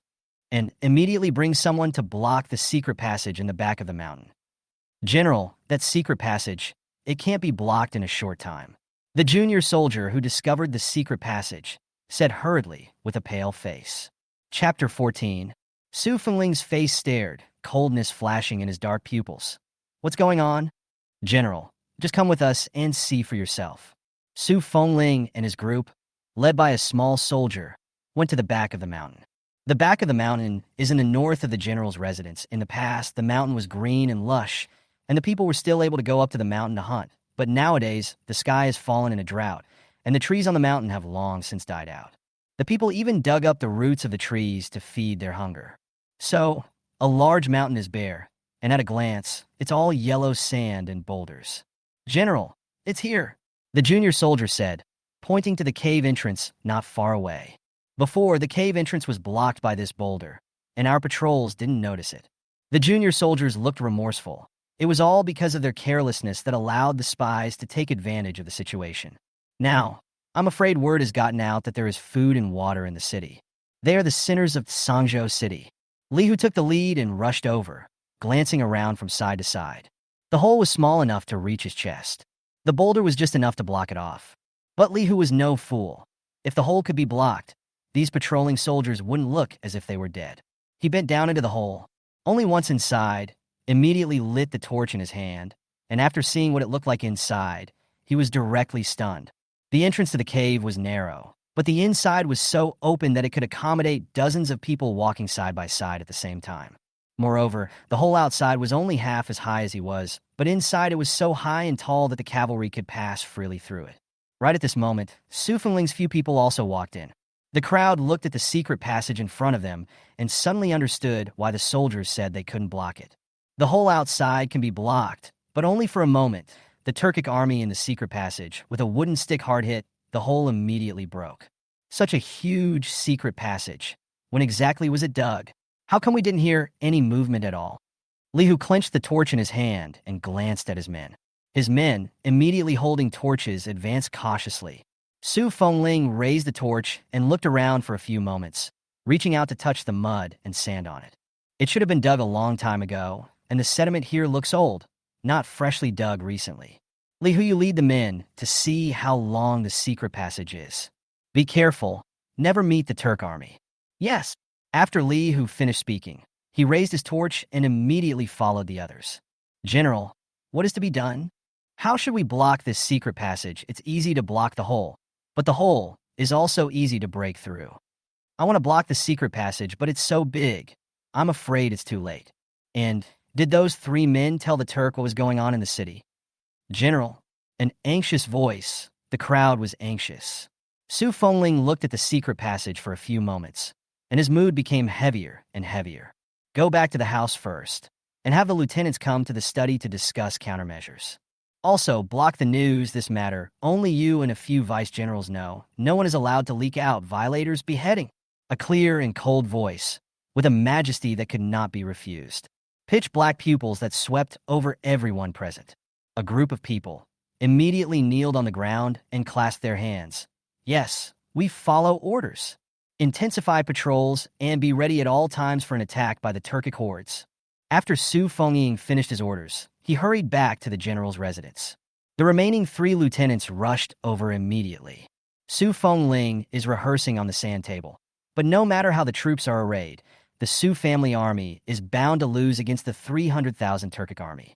What's more, nowadays there is such a secret passage in the back of the mountain. Chapter 15. General, I've heard about what happened, and this secret passage in the back of the mountain is just adding insult to injury for us now. Yes, I've heard that cavalrymen are able to travel freely through it. When and by whom was such a large secret passage dug? I can't believe we didn't hear any movement at all. It's our fault. I implore the general to punish us. When Tan Wu's words fell, the 3 vice generals directly plopped down and knelt on the ground. General Su left the security of Tsangzhou City in their charge. But now that the enemy army has built secret tunnels right up to their doorsteps, they actually haven't noticed it at all. Tsangzhou City was already passive, and now, with this secret passage, the situation was even more unfavorable. It's a capital offense on the battlefield. Well, all up, what's the point of talking about this nowadays? And I suspect that the secret passage has been built for a long time, probably decades, if not centuries. Nowadays, it's better to think about how to block the secret passage. A few of Tan Wu's men immediately stood up. General, should we block the hole with cement, sand, and bricks given by the gods? I think it's okay. That thing is very solid. I don't think the Turk army can crash through it. Joanne, what do you think? Su Fengling also looked toward Zhaoan. She had just thought of this method in her heart as well. Zhaoan slowly shook his head amidst everyone's expectant gazes. No. Why is that? Tan Wu was shocked. Wasn't that wall very hard and solid? How come it doesn't work? No.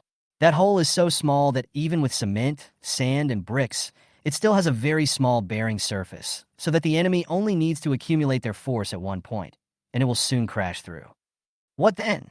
The hole can't be blocked, and it's too late to block the whole secret passage. Reinforcements are also delayed.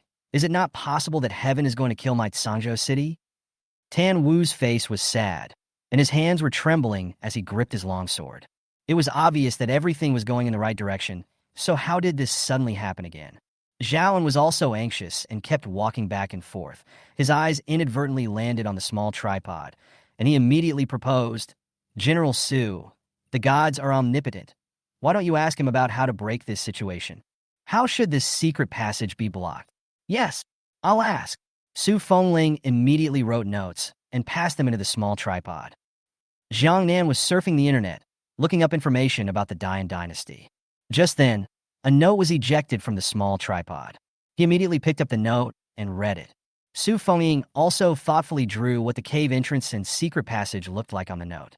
And in his words, he revealed that the Turkic army was afraid that they had gotten the news and were about to attack the city.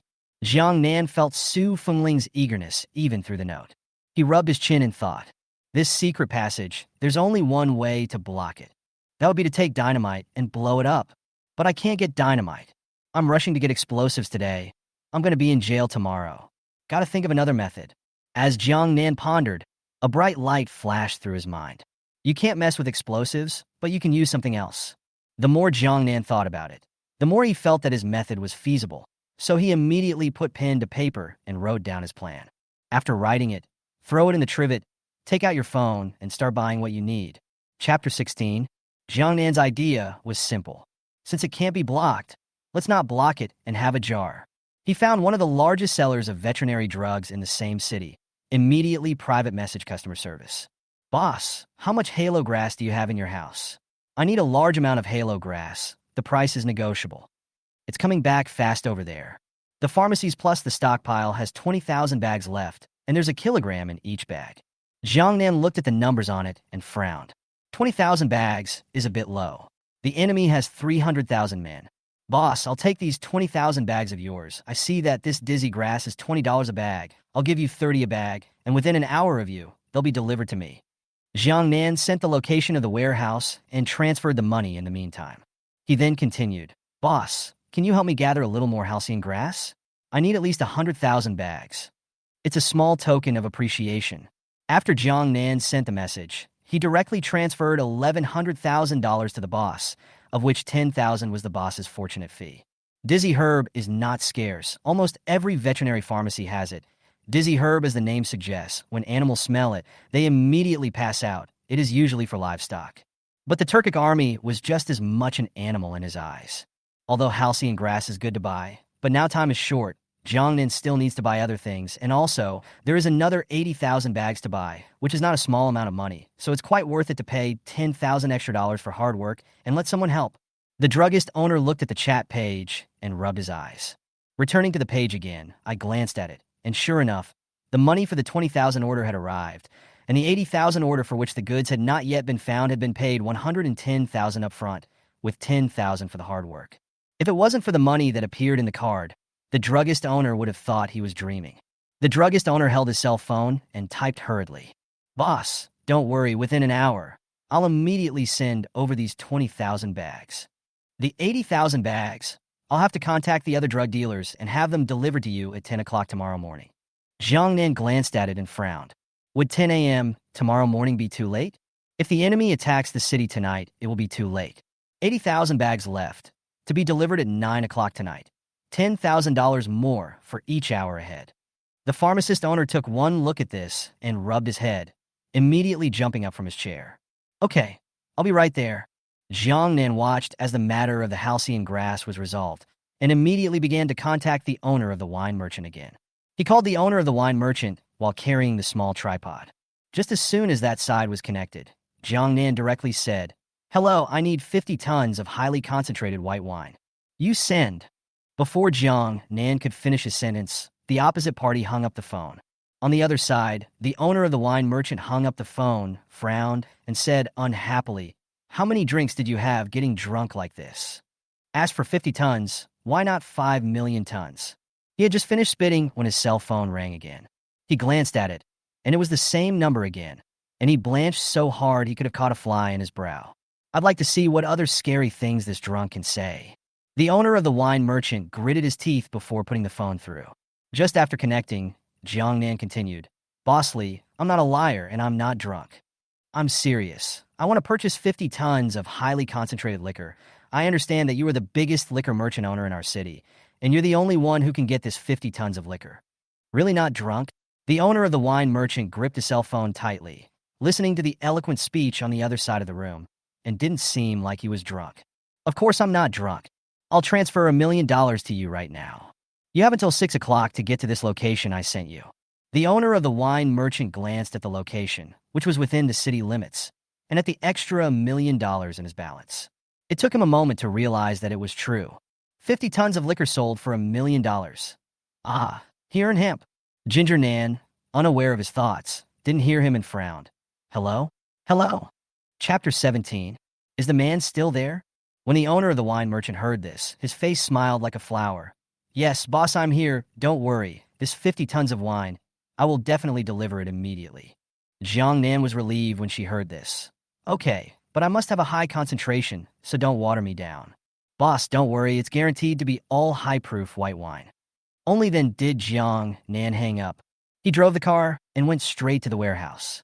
50 tons of wine is too large a quantity to attract attention on this side of the old mansion, or to be conveniently located in the warehouse. On the way there, Jiang Nan ordered another 100,000 masks in the same city.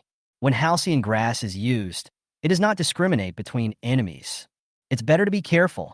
When he passed the bookstore, Jiang Nan went to the bookstore and bought 10 more sets of Sun Tzu's Art of War. Sun Tzu's Art of War was the most famous masterpiece of military science in history, and Jiang Nan thought that Su Fengling would definitely have some insights if she read it. Su Fengling's few people had been guarding next to the small tripod ever since they threw the note at it. As time passed, several people became more and more anxious. If it's dark and there's nothing that can be done, then things are even more serious. General, there's no hurry. The gods will find a way. Tanwu looked at Su Fengling, who was walking around, and whispered in relief. He was relieving Su Fengling as well as himself. Today, the gods are their saving grace. If the gods have no law, then they... No. The thought had just come out and was immediately vetoed by him. The gods were so powerful. How could they not be able to? There has to be. Definitely. As if hearing their prayers, a note was immediately ejected from the small tripod. Su Fengling hurriedly picked it up and took a look, his gloomy face gradually easing. Only, the hand couldn't help shivering, and the note, in his hand, made a rustling sound. General, you are? The three men on the sidelines didn't see her face, only watched her trembling hands, their hearts in their throats. Is there nothing even the gods can do? Saved. We are saved. Sangzhou is saved. Right at this moment, Su Fengling couldn't restrain her inner excitement and said excitedly. The three of them sniffed and breathed a fierce sigh of relief. I knew that the gods must have a method. That's right, the gods are omnipotent beings. General, what do the gods say? The three of them looked at Su Fengling. Su Fengling took a deep breath. The gods instructed, if the secret passage can't be blocked, don't block it. And in the secret passage, send the enemy army to ascend to heaven. The gods will send oversupplies in a moment. So let's immediately take Little Ding to the back of the mountain now. Tan Wu and Zhao En, you lead the troops responsible for guarding the various city gates. Li Liang, you lead the troops in charge of... I'll take the tripod to the back of the mountain. There's Li Hu in the back of the mountain. He'll be in charge of that secret passage. Tonight things are not looking good, so all of you must be on your toes. After Su Fengling arranged the rest, she immediately took Ding to the back of the mountain. Chapter 18. The back of the mountain by the entrance to the secret passage is now heavily guarded. As soon as Su Fengling arrived, a soldier immediately walked up. General, Su Fengling glanced at the sky. Li Hu and the others haven't come out yet? The soldier shook his head. Vice General Li and the others have yet to come out. Good. Continue to intensify patrols, and if you find any unusual people, just arrest them. After Su Fengling had instructed, he placed a small tripod on an open space. She had just put it away when Li Hu and a few others came out from the secret passage. The faces of several people were very bad, and before they even asked, Su Fengling knew that the situation was not optimistic. When Li Hu saw Su Fengling, he directly walked forward, clasped his hands, and said respectfully and eagerly, General, this secret passage really does lead out of the city. Moreover, the Turkic army has already discovered the existence of this secret passage, and we just followed it all the way out, and after walking for quite a while, we finally saw the cave entrance. We didn't beat the bushes and hid in the shadows and stared for a long time, seeing figures walking by the cave entrance from time to time. The way the figure is dressed, it's a Turk. Li Hu's words caused those present to suck in a breath of cold air. This secret passage was, indeed, known to the Turk. Those three spies, they really deserve to die. One sword is really cheap for them. Traitors deserve death by 1,000 cuts. General, what's next? Li Hu saw the small tripod behind her and had a vague guess in his heart. Don't panic, everyone. The gods have a way to help us hold the secret passage. When Li Hu's few people heard this, the gravity on their faces instantly dissipated. I knew it. The gods won't abandon us. He must have a method. That's right. With the gods, the Turkic army, no matter how powerful they are, will be nothing more than our defeated soldiers and souls under the sword. I'm relieved to have a god. The crowd was chattering away. their faces agog with excitement, exhilaration, and curiosity. Jiang Nan soon arrived at the warehouse. The masks were the first to arrive. 100,000 masks, pulling a full load. After the driver had gotten off the mask, Jiang Nan, as is customary, gave him $1,000 for his hard work. The driver took the $1,000 and drove off happily. He had just left when the owner of the wine merchant arrived. 50 tons of highly concentrated white wine, pulling 2 big trucks. The owner of the wine merchant saw Jiang Nan in front of the warehouse and immediately parked his car and walked to him. "Little friend, is that what you ordered?" The owner of the wine merchant suppressed the excitement in his heart and hurriedly asked, It's me. Let them put the wine in storage and hurry up." Seeing that it was about to get dark, Jiang Nan was also a bit anxious. Although he had never been to war, he had read many novels and TV dramas, and the enemy army usually chose to attack the city at night. "Yes, I knew you wanted it in a hurry, so I brought 10 staff members to unload it together." After the owner of the wine merchant finished his words, he waved his hand, and the 10 staff members immediately began to busy themselves nonstop. 50 tons of white wine filled half the warehouse. After Jiang Nan gave each person $1,000 for their hard work, the owner of the wine merchant left with 10 staff members in high spirits. Before leaving, he also pulled Jiang Nan to add contact information, so that Jiang Nan, next time to buy wine again, to find him. He guaranteed that the price is cheap, the efficiency is also high. After Jiang Nan sent the owner of the wine merchant away, he picked up a pen and paper, found a table, and began to write. He writes about plans to send the enemy to heaven in secret passages. Just as he was burying his head in his writing, a big car drove by again. This time, the giveaway was Halcyon Herb. Chapter 19. As soon as the owner of the drug dealer saw him, he immediately jogged over. "Boss, there are 20,000 bags of Dizzy Herb in this car. I've been urgently stocking the remaining 80,000 bags in various drug dealers. I promise that it will all come together and be shipped here by 9 o'clock tonight." Ginger Nan nodded and walked to the back of the car, pulling the door open and looking at it for a few moments. "It's full of kilograms of halo grass." The drug dealer owner caught a chicken out of the driver's seat. "Boss, take a half step back and hold your breath." Jiang Nan had just taken half a step back when the pharmacist boss immediately scratched open a bag of Halcyon Herb, then threw the chicken over. In the blink of an eye, though, the chicken passed out on its side. The drug dealer boss puffed out his chest and said proudly, "Boss, don't worry, I do business and all I care about is the word integrity. It's full of pure Halcyon grass, just a little bit of which can mesmerize a cow." Jiang Nan was satisfied. "Good. Unload in this warehouse and pull the rest by 9. I'll be right here," Jiang Nan said, opening another warehouse. The Ginger family's warehouse covered a large area, and the place hadn't been used for a long time, but the supporting facilities were complete. The warehouse alone has 5 rooms in total, as well as a rest room and a security booth at the entrance.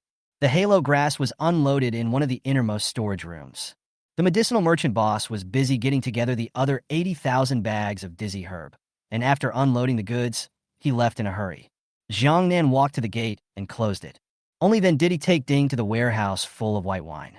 Jiang Nan threw the note into the small tripod and casually threw in the 10 sets of Sun Tzu's Art of War that he had bought.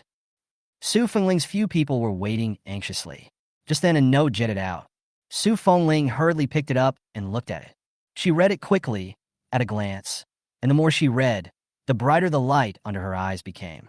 "General, what did the gods say?" Li Hu asked impatiently. Su Fengling restrained the excitement deep within her heart and slowly said, "There is a plan for ascension that the gods have spoken of up there." The god said he procured a shipment of highly concentrated white wine and a shipment of Halcyon Herb. He told us to sprinkle the Halcyon grass in the secret passage to disorient the enemy, then pour in the white wine and burn it straight away.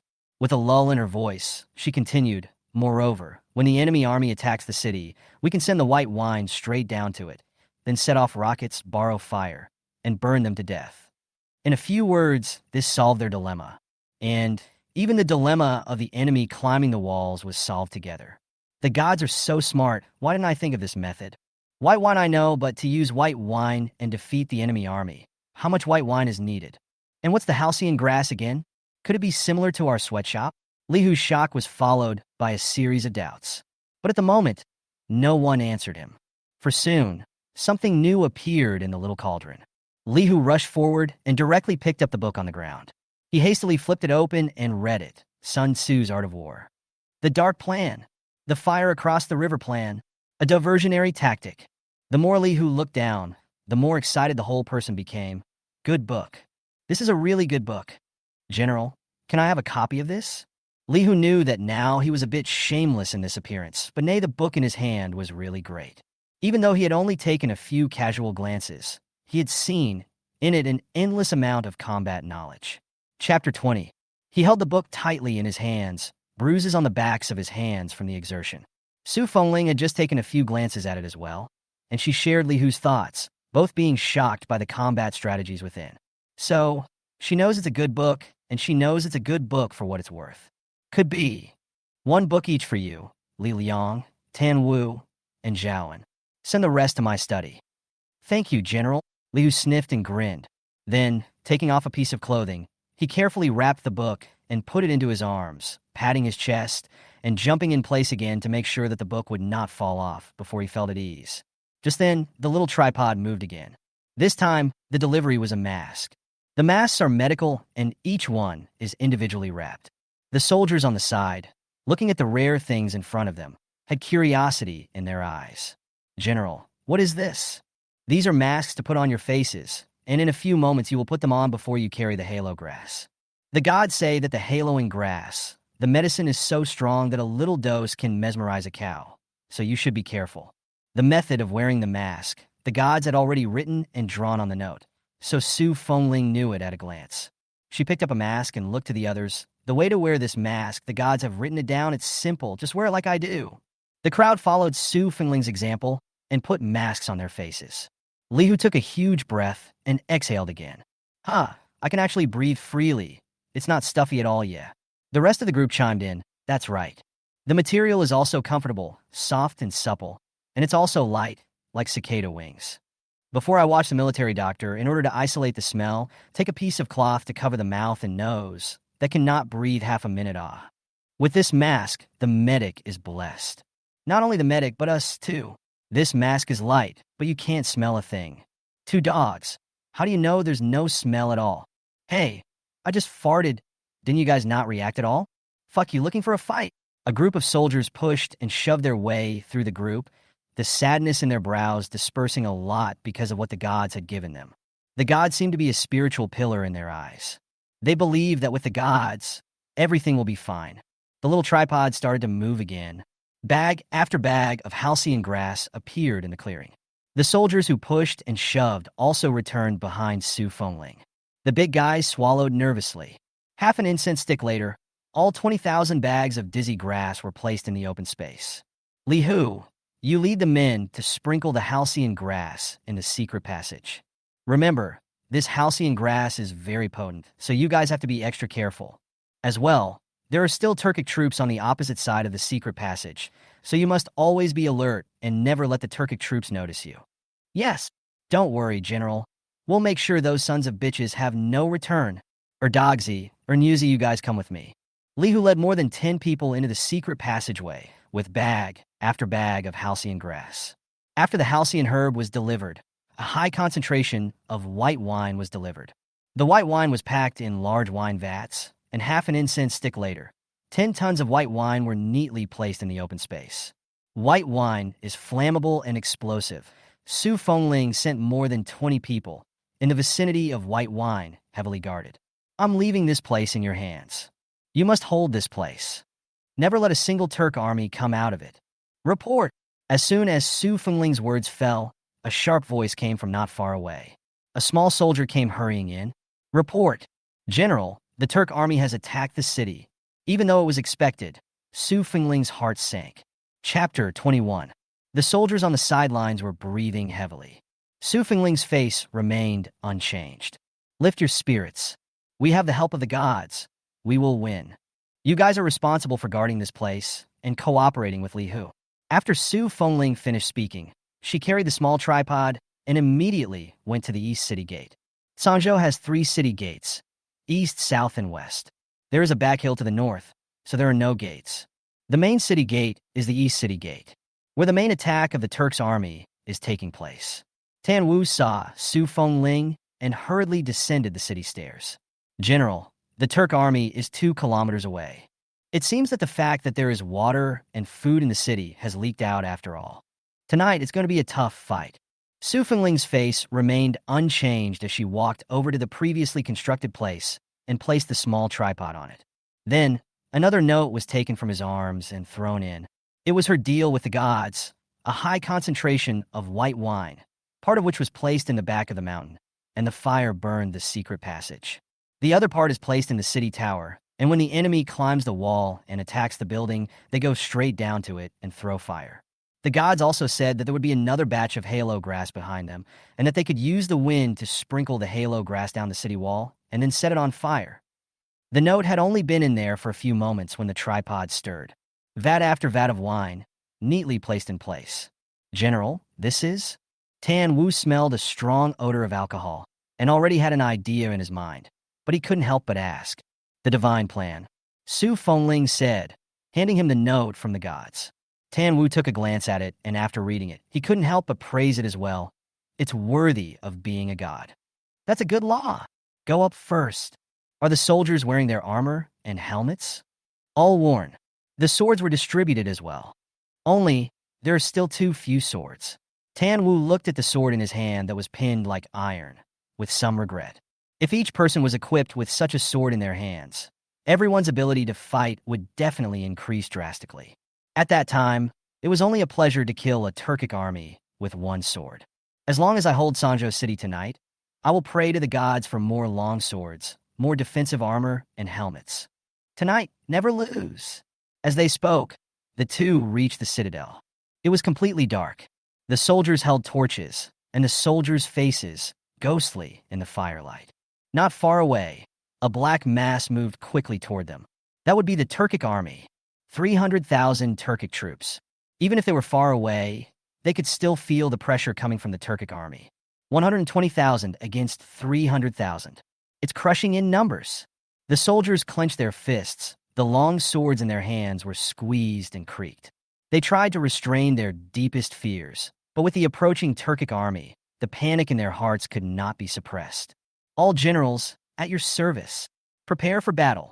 The cool voice, infused with internal energy, was deafening.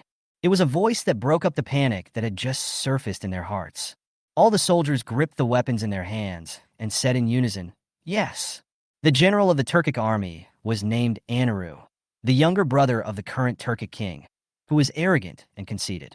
However, he respected this brother of his very much and was bent on doing his brother a favor by sweeping away the rest of the countries and helping his brother to unify the world.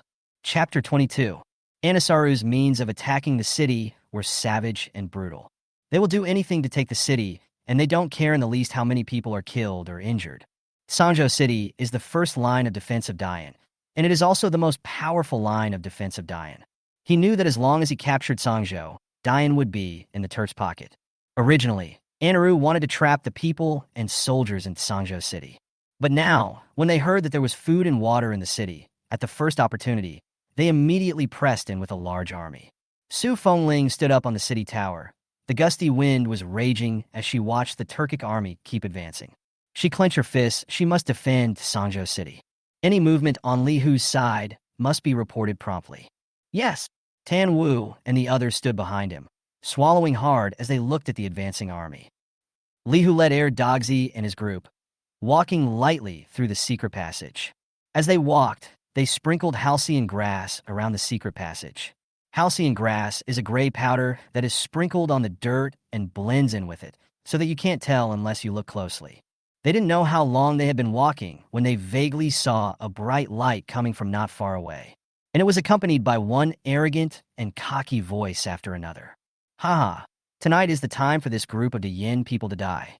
That's right, the general will lead the attack on the city to attract the others' attention, and our men and horses go in through this secret passage to make an inside-out attack. And that group of fools, I'm afraid, will be slaughtered by the old men's heads before they know what's going on. I've heard that there's water and food in this town. I've heard about it too. It's said to be given by some god. Haha, a bunch of idiots. There's no god in this world. If there is, it's me, and I am that god. Whether it's a true god or a false god, we'll send him to hell. That's right. To go against you is to die. That general is still a woman. What kind of climate can he achieve? This battle, they are bound to lose. Hey, that General Sue, I've seen it from afar once. It's really good looking. If I can sleep on it once, I have no regrets in death. Jia. Sleep once how enough. We will rush in later, kill all the people inside, make a big achievement. Let the general reward that broken bitch to us. We want to play how? How to play? Wandering, disgusting voices through the hole came in. Lihu, a few people listened to the eye. Dead clenched his fists, clenched his back teeth, until a taste of blood came from his mouth. He was able to suppress his anger. He lowered his voice and said coldly, "Withdraw. A bunch of brutes. Burn them later." Lihu left silently with a few people. The Turkic army at the entrance of the cave was not aware of this, and seeing that the time was up, they went straight into the secret passage. The halo grass that Lihu and a few others sprinkled was very elaborate. The portion of holes away from the Turk side of the army was small enough to make one dizzy, but not unconscious. The large portions of halcyon grass were almost always on the side nearer to them, in order to get more of the Turks' army into the secret passage. As expected, the Turkic army did not notice anything unusual. They came in large numbers, hundreds of them. Each was an elite member of the military, strong and armed with sharp daggers. They were the vanguard of the Turks team, also known as the Sojourners. They were also Anaro's most capable henchmen, each of whom was highly skilled in martial arts, and could usually fight 1 against 10, killing people as if they were evil spirits. Of them, Russell is the captain.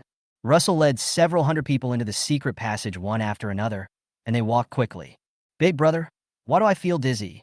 Just then, a Turk beside Russell propped up his head and said uneasily. Russell stayed on his feet and glanced around. With the lack of air circulation here and the number of us, it's normal to feel dizzy. "Pick up speed and move forward," Russell said as he picked up speed. Without realizing it in the slightest, the people behind him, one after the other, started to fall down one after another. "Hang in there right now."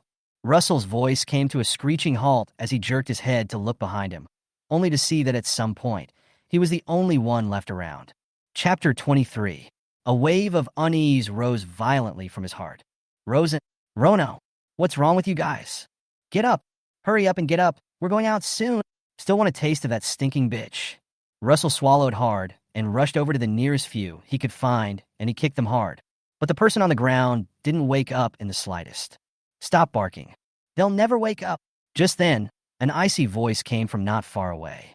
Russell jerked around, raising the dagger in his hand in a defensive stance. Who's playing God there?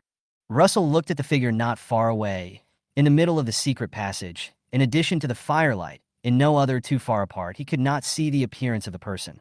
But by the sound of the accent, it's a Dayan. The uneasiness in his heart intensified as he realized that their ploy had been detected by the Dayan. His brethren also fell for the trickery of the Dayan. However, no matter how much he thought about it, he couldn't figure out how his brethren had fainted. "Can't figure it out, so I don't think about it." He looked viciously at the silhouette not far away, his heart filled with murderous anger. "Aw shucks." Russell spat a mouthful of phlegm on the ground and licked his dry lips. "Everyone says that the great Yin people are cunning in their minds. I've seen it now. If you're capable, take out the weapon in your hand and fight me squarely. What kind of a man are you to use these underhanded tactics here?" When Lihu heard his words, he laughed outright. "You're telling me dang thing? You've really tarnished those 4 words. I don't care to bullshit with a beast like you. Be on your way." Lihu spoke and drew his bow. Phew! Arrow feathers came one after another, all shooting at Russell. Russell was able to lift the dagger in his hand at first, blocking the flying arrows, but his head was getting dizzy and his eyes were getting blurry. Finally, pst! An arrow fell on him, piercing his chest. Russell collapsed to the ground with a crash and died. Lihu rushed in. His hand rose up and cut his neck directly, carrying his head out of the secret passage. He just went out and immediately said, "To the wine, straight to the fire." The wine had been ready for a long time, and soon the clatter arrived in. The torches were thrown, fire splashed everywhere, and the secret passage quickly became a sea of fire. Hundreds of people were all buried inside. The fire is very big. Even if the Turkic army side found the abnormality, but also do not dare to come in, this is also considered to guard the cave. Lihu glanced at the head in his hand and was in a good mood. Son of a bitch. Finally got this mad dog. Russell was a mad dog raised by Anaro, and countless sojourners died at his hands. Now looking at his bloody head, The guys just felt a great revenge, and their blood was boiling. The god schemes are just awesome, and without spending a single soldier, they got all of Anaru's proud death squads killed. With the blessing of the gods, we will surely win this battle. That's right, 2 dogs send this dog's head to the general and give the big guy a good time. Chapter 24. East City Gate. The Turkic army is approaching the city. A burly-looking man with a bearded face flung the large iron ball in his hand, arrogantly lifted his chin, and contemptuously swept a glance at the soldiers around the city tower. It was clear that they were in a lower position, but there was not a trace of fear in their eyes, but more disdain. Su Feng Lang. If you are sensible, obediently open the city gates and let us enter the city. Otherwise, the hammer in my hand will smash your head open. Ha ha. A rough voice, arrogant and cocky. Those around him laughed along with him. Why don't you say something? Hardly scared silly. TSK. It's really not a light scare. Your father Su how does have a few skills. I thought you had some skills as his daughter, but I never thought that you were a wimp. Be a good boy and open the city gates. My general is kind-hearted, and we can reward you with a few mouthfuls of food after we enter the city. But if you don't know what's good for you, I'll use the hammer in my hand and smash your head. Boom! As his words fell, the hammer in his hand hit the ground with a violent sound. After the yellow sand, the crowd only saw a huge pit appear below the hammer. The few people on the citadel, naturally, saw it and couldn't help but suck in a breath of cold air. The man's name was Luo Gua, and he and Daredevil leader Russell were Anaru's right-hand men. This person has infinite strength. The hammer in his hand is dancing tigerishly, and there are countless Su family troops who died under the hammer. The Turks' army had always been arrogant, and tonight it was even more so. It seems that tonight they are certain that they must take Sangzhou City. Su Fengling's face remained unchanged as she fetched her bow and arrow and shot it directly at Luo Gua's brow. Su Fenglin was very good at archery, and the army praised her archery skill of piercing through a poplar at 100 paces. Seeing the incoming arrows, Luo Gua raised the hammer in his hand and smashed it fiercely. The arrow was 3 feet from his brow and was crushed to the ground by the hammer. His collapsed warhorse whinnied and took a few steps back. Although the arrow was broken, he also retreated with a few wounds. Luo Gua's face darkened, and his buffalo-sized eyes glared viciously at Su Fenglin. Stinking bitch! Tonight is the night you die. Luo Gua, what's the point of wasting words? Attack the city. As soon as Luo Gua finished speaking, a careless voice came from one of the carriages behind him. The person inside the carriage was none other than Anaro, the great general of the Turkic army. He didn't even show his face, in his heart, whether it was Su Fenglin or the Su family army. At this moment, neither of them were qualified to let him get off the carriage. In this battle, he had the confidence that he would win. It is evident that he is extremely conceited. The citadel. General, Anaro is truly a bully. Tan Wu clenched his fists in anger. The remaining few people also shared his general mood. Anaro was too arrogant. They couldn't wait to kill him immediately. Su Fenglin slightly hooked the corners of her mouth, her smile not reaching her eyes. What's the gas? The more cocky he gets, the better for us. The gods are about to send halcyon grass. We must hold out until the halcyon grass arrives. With the halcyon grass and those white wines, tonight, send them on their way. Yes, General. Vice General Lee has something for you. Just then, 2 dogs climbed up to the citadel, panting. As he said that, he mentioned Russell's head in his hand in front of Su Fenglin. Is this Russell's head? Tan Wu's face was shocked as he took the sword in his hand and jabbed it, catching his head in his hands. Chapter 25. Air Dogsy nodded his head in a hurry, excitedly gesticulating his hands and hand-waving as he briefly and succinctly described what had happened in the back of the mountain. The crowd's blood boiled as they listened. The panic that had just set in instantly dissipated. So what if the Turkic army is more powerful? Now, even the captain of the death squad, Anaru's right-hand man, had died in their hands, and the Turkic army was no better. For a while, the morale was boosted, holding the long swords in their hands, leaping forward, eager to rush down and kill a few more Turkic troops. Hang his head on the citadel for the brothers to open their eyes. Su Fenglin was in a happy mood. The god's method was really powerful. Luo Gua watched as several people's lips parted, but they were too far away to hear their words. But he didn't bother to care. In his view, no. It is in the view of the entire Turkic army. The Su family army is just a strong crossbow, hard to hold on. What's more, Russell had already entered the city silently with his death squad through the secret passage in the back of the mountain. Now, I'm afraid the general's house is bleeding to death. The more he thought about it, the more pleased he became, and his bloodthirsty, killing intent filled his eyes. Anaro, you and I are old acquaintances, and I am giving you a great gift tonight. Just as Su Fengling finished his words, he saw something hanging from the city tower. Heads! It's Captain Russell's head. Ah, Captain Luo is dead. How? How is that possible? When the Turkic soldiers saw what was hanging on the citadel, they took half a step back in horror, staring at the bloodied head on the citadel in disbelief. Luo Su's high martial arts skills, pride and courage, and good at fighting in the hearts of the Turkic army is second only to Anaro's existence. But now, Russell's head is hanging from the enemy's citadel. In their hearts, a trace of panic could not help but emerge. Could it be that the Su family army had been putting on a show, and there were actually more than 120,000 soldiers in the city? Luo Guo sees Russell's head in disbelief, anger, and hatred. The monstrous rage made the veins on his forehead bulge. The sledgehammer in his hand was thumped by him. Su Fengling, how dare she? How dare you kill Russell? You must break through the city gates tonight, kill all the Su family's troops, and hack them all to pieces. Anaro, who was in the carriage, lifted the curtain and also saw the head hanging there. And with 4 eyes, he bumped into Russell's dead eyes. Ugh! He spat out the grapes in his mouth and said in a cold voice, "Attack the city." Luo got the order and threw up the sledgehammer in his hand. Charge! Kill! With his order, countless Turkic troops rushed over. There are huge trees that are used to hit the gates of the city. There were climbing ladders set up to climb the walls. Su Fengling stood on the city floor and waved his hand, released the arrows. As her words fell, countless bows and arrows shot towards the Turkic army. However, the Turk army was too numerous and charged forward. Some had already climbed the citadel. The Su clan soldiers gripped the swords in their hands and slashed down hard directly at the Turkic army. When the Turkic army saw their movements, they looked disdainful and didn't look like they wanted to hide in the slightest. The Su clan's broken swords couldn't even split wood, let alone the armor they were wearing. But before they could be complacent for long, a stream of hot blood was spilled on their faces.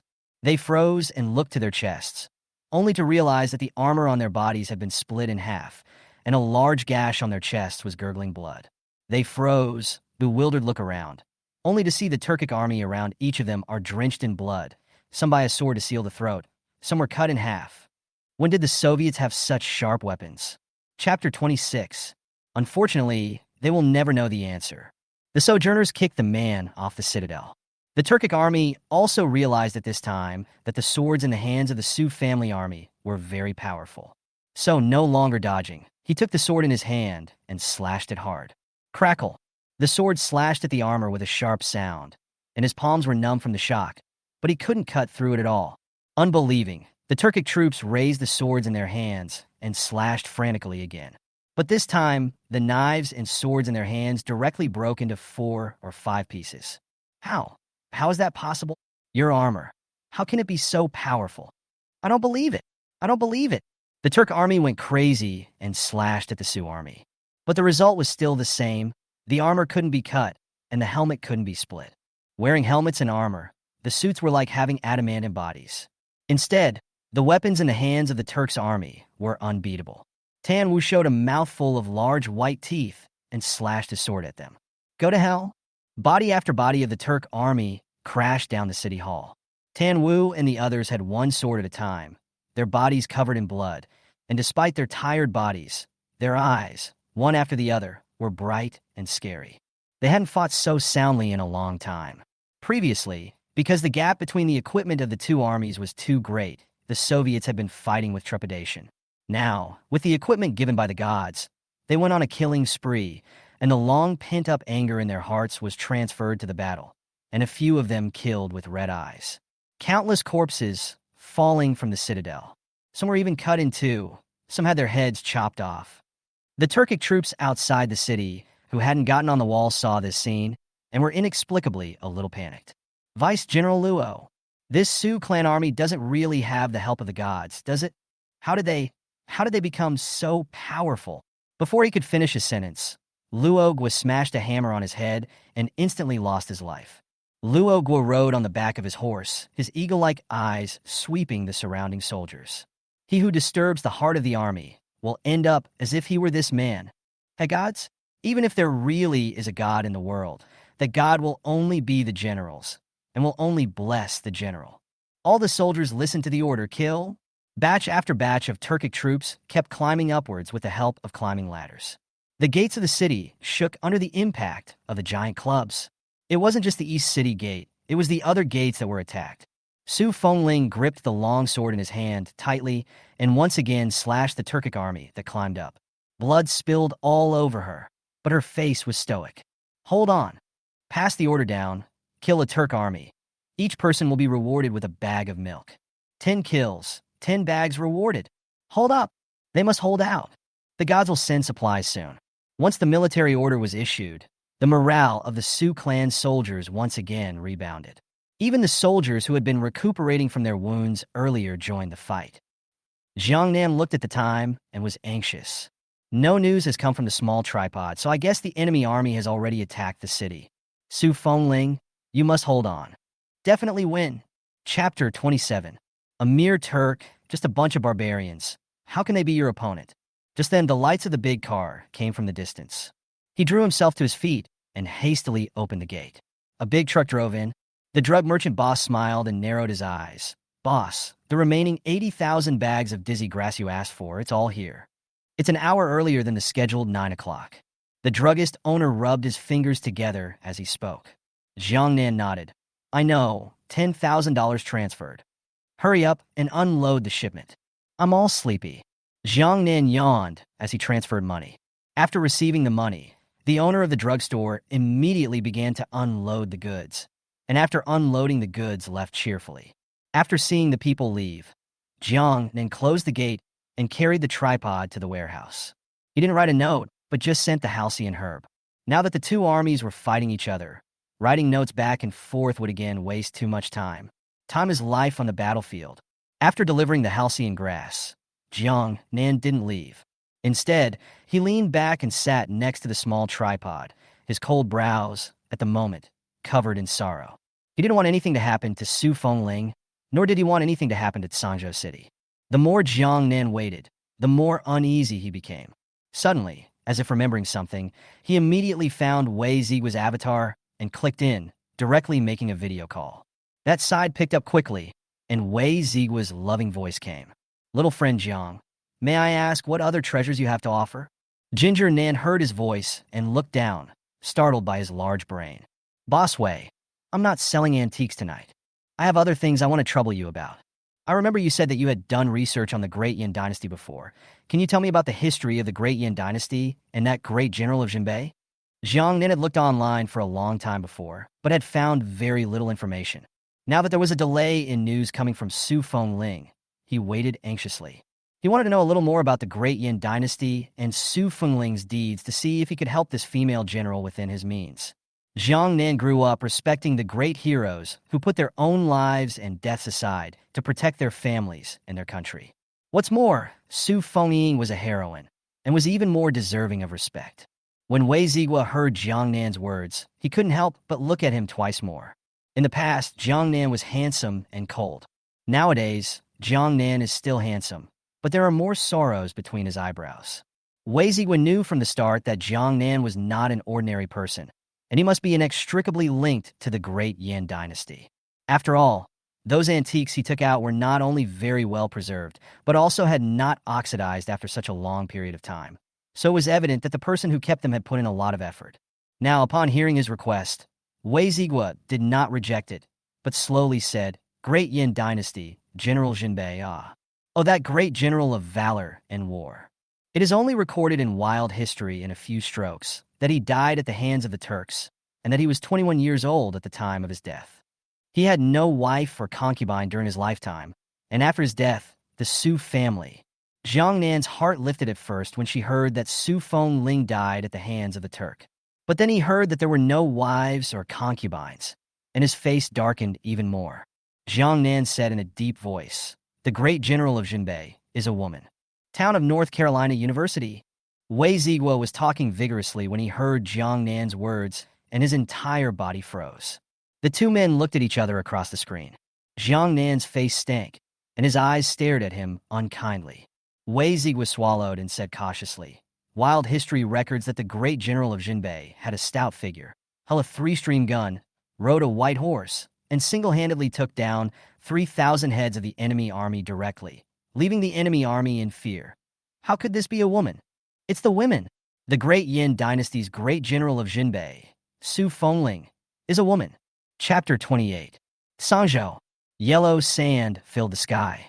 Blood is flowing. General, General, the supplies from the gods have arrived. Just as the two sides were fighting to the death, a small soldier ran from the bottom of the city tower to Su Fengling and said excitedly. Su Fengling's face was delighted, and he and Tan Wu looked at each other. Have the soldiers wear masks. Splash halo halo grass. As soon as Su Fengling's words fell, the soldiers immediately put on their masks. The Turks' army watched as the soldiers voluntarily took their helmets off, their hands trembling with excitement. Seek your own death. Since the sojourners are looking for death, let's send them to hell. But just as their swords were raised, they only felt the wind and sand on their faces, and soon, with their heads spinning, they immediately fell down. The halo grass kept spilling down. The Turks kept falling down. The high concentration of white wine was immediately poured down, and before the other Turkic troops could react, the torch was thrown down. In an instant, the fire burst into the sky. All of the Turkic troops who were mesmerized under the citadel were engulfed by the fire without being able to fight back. Su Fengling felt the direction of the wind and ordered the people to continue sprinkling the halcyon grass. Archers ready. Release the arrows. Arrows with fire were shot directly at the Turkic army. Flying arrows filled the sky. The Turkic army's formation lines were in disarray, and they kept running backward. Ush! Fire! Fire, quick, help me! I don't want to die. There were more and more arrows and more fire. The Turkic army is getting more and more disorganized. Luogwa swung the hammer in his hand and killed the soldiers who were moving backward, killing them where they stood. Who dares to turn back? D. Formation. Shields advance. As Luogwa's words fell, the Turkic army immediately took out their shields, formed a formation, and charged forward. The arrows flew over and broke directly on the ground, not being able to break the formation at all. When Luogwa saw this scene, the smile on his face pulled wider and wider. Trying to beat him is a dream. However, before they could rejoice for too long, the soldiers in the array, one after another, all fainted on the ground. The number of people was growing, and even Luogwa noticed something strange. He immediately rushed over and lifted a fainting man who kept shaking him. Wake up! Wake the fuck up! Snap! He shook the soldier while slapping him hard a few times. But the person in his hand still didn't look like he was waking up. There's gas, but it won't wake up anyhow. Strange. Lieutenant General. What should we do? Fainting more and more. If we keep passing out, we won't last much longer. The fire is so big. There were so many fainting that the formation of shield soldiers soon had a gaping hole in it. The rockets, densely packed, shot again. For a while, there was a sea of fire. Anaro listened to the sounds outside and, with a cold face, stepped out of the carriage. He had just come out when an arrow broke through the air. General! When Luogwa saw the flying arrows, his heart shivered, and he wanted to rush over immediately. But he was surrounded by scurrying soldiers and far away from the wagon, so he could only watch as the arrows shot at Anaro like that. Anaro looked at the incoming flying arrows with sinister eyes. Good one, Su Fengling. It's kind of fun. With a lift of his hand, the long sword in his hand directly cut through the incoming flying arrows. Seeing that she didn't shoot him, Su Fengling wasn't annoyed. How could Anaro shoot him so easily when his martial arts were so strong and his internal energy was so powerful? Chapter 29. Two generals looking away from each other. The two men's eyes met in the air and fire sparked. Su Fengling stood on the city tower. Torches illuminated her face, and under the firelight, the bottom of her eyes were cold. Anaro sneered and took the lead, withdrawing his eyes to look at his soldiers. Fainted somehow. It's covered in fire, and the strong smell of alcohol all around, as well as the Sooks, wearing armor and helmets that are impervious to swords, swinging their swords and slashing at the Turkic army. What was once an orderly procession is now a scattered mess. The soldiers who climbed the wall were engulfed in flames just as they reached the climbing ladder. Luogua's hand rose and his hammer fell, and after all the soldiers around him were hammered to death, he hurriedly walked to Anaru's side. General, this Su family army is really hateful. They're so scheming that they actually use these underhanded tactics. General, let me go. I will kill that bitch and avenge Russell and our soldiers. Luogua's eyes were wide with rage, and the hammer in his hand thumped. Retreat! Anaru's voice was flat. Not much emotion could be heard. But those who know him know that the more bland he is, the more fire he has in his heart. General, when Luogua heard the word retreat, he looked at him incredulously. Anaro glanced at him faintly. Luogua only felt a coldness that surged fiercely from the soles of his feet to the top of his head, and the whole person was as if he had fallen into an ice cellar, cold and piercing to the bone. Anaro was most tired of people disobeying him. Luogua didn't dare to say anything more, putting away the unwillingness and anger under his eyes. Yes, he bellowed, retreat. With a command, the Turkic army immediately retreated. Before Luogua left, he glanced at Su Fengling on the city tower, the murderous aura in his eyes undisguised. Russell's head, long since charred, just hung there, bobbing around. Luogua swore that he would make Su Fengling pay for his life. He would make the Su family army pay for their lives, and he would make the people of Sangzhou City pay for their lives. The Turkic army came in with great vigor and retreated with a few moments of panic. Su Fengling's several people stood on the city wall and watched the Turkic army retreat further and further away. Hold it! We won! We really won! Come on, punch me. I'll see if I'm dreaming. I never thought that one day I would be able to beat the Turkic army's ass. It's the gods! It's the armor and helmet of the gods, those sons of bitches. They just slashed me with their swords. Several times it didn't work. They were scared silly. Yep, should have drawn their faces then, and their ha-ha. It's too good to be given by the gods. This long sword can cut the Turk's head right off. It's not just the long sword, it's also this halo grass and this highly concentrated white wine. This battle tonight is thanks to the gods. The soldiers held their long swords and looked at the sprawling corpses with tears of excitement. Luckily, there are gods to help them. Otherwise, they'll be the ones who die tonight. Su Fengling's eyes were a little sour as she listened to the words of the crowd. This battle was too important. Win, not only do we hold Sangzhou City, but we can also stabilize the army. If you lose, there is no losing. Su Fengling shook her head. There was no loss. They had the help of the gods, so how could they lose? Su Fengling was the first to kneel on the ground. Su Fengling leads the entire army and the people of the city to bow down and thank the gods. Thank you, God! After Su Fengling knelt down, the rest of the soldiers also knelt down and shouted to bow to the gods. The people of the city heard the sound and knew that the city held. The big guys automatically took out food from their homes and distributed it to each soldier. The soldiers in the city had been starving after a big battle and took the boiled porridge and wolfed it down. General, just now I said that killing a Turk army rewards a bag of milk. Does that still count? Su Fengling had just gotten up when an excited voice came from the crowd. Su Fengling smiled faintly. It naturally counts. Everyone goes to collect milk by head. Vice Admiral Tan, I'll leave this matter to you. Su Fengling went down to the city tower after saying that. Vice General Tan, let's go, let's hurry. I've killed 10 Turkic troops. Me too, I killed 13 too. Milk, sweet and savory milk, here I come.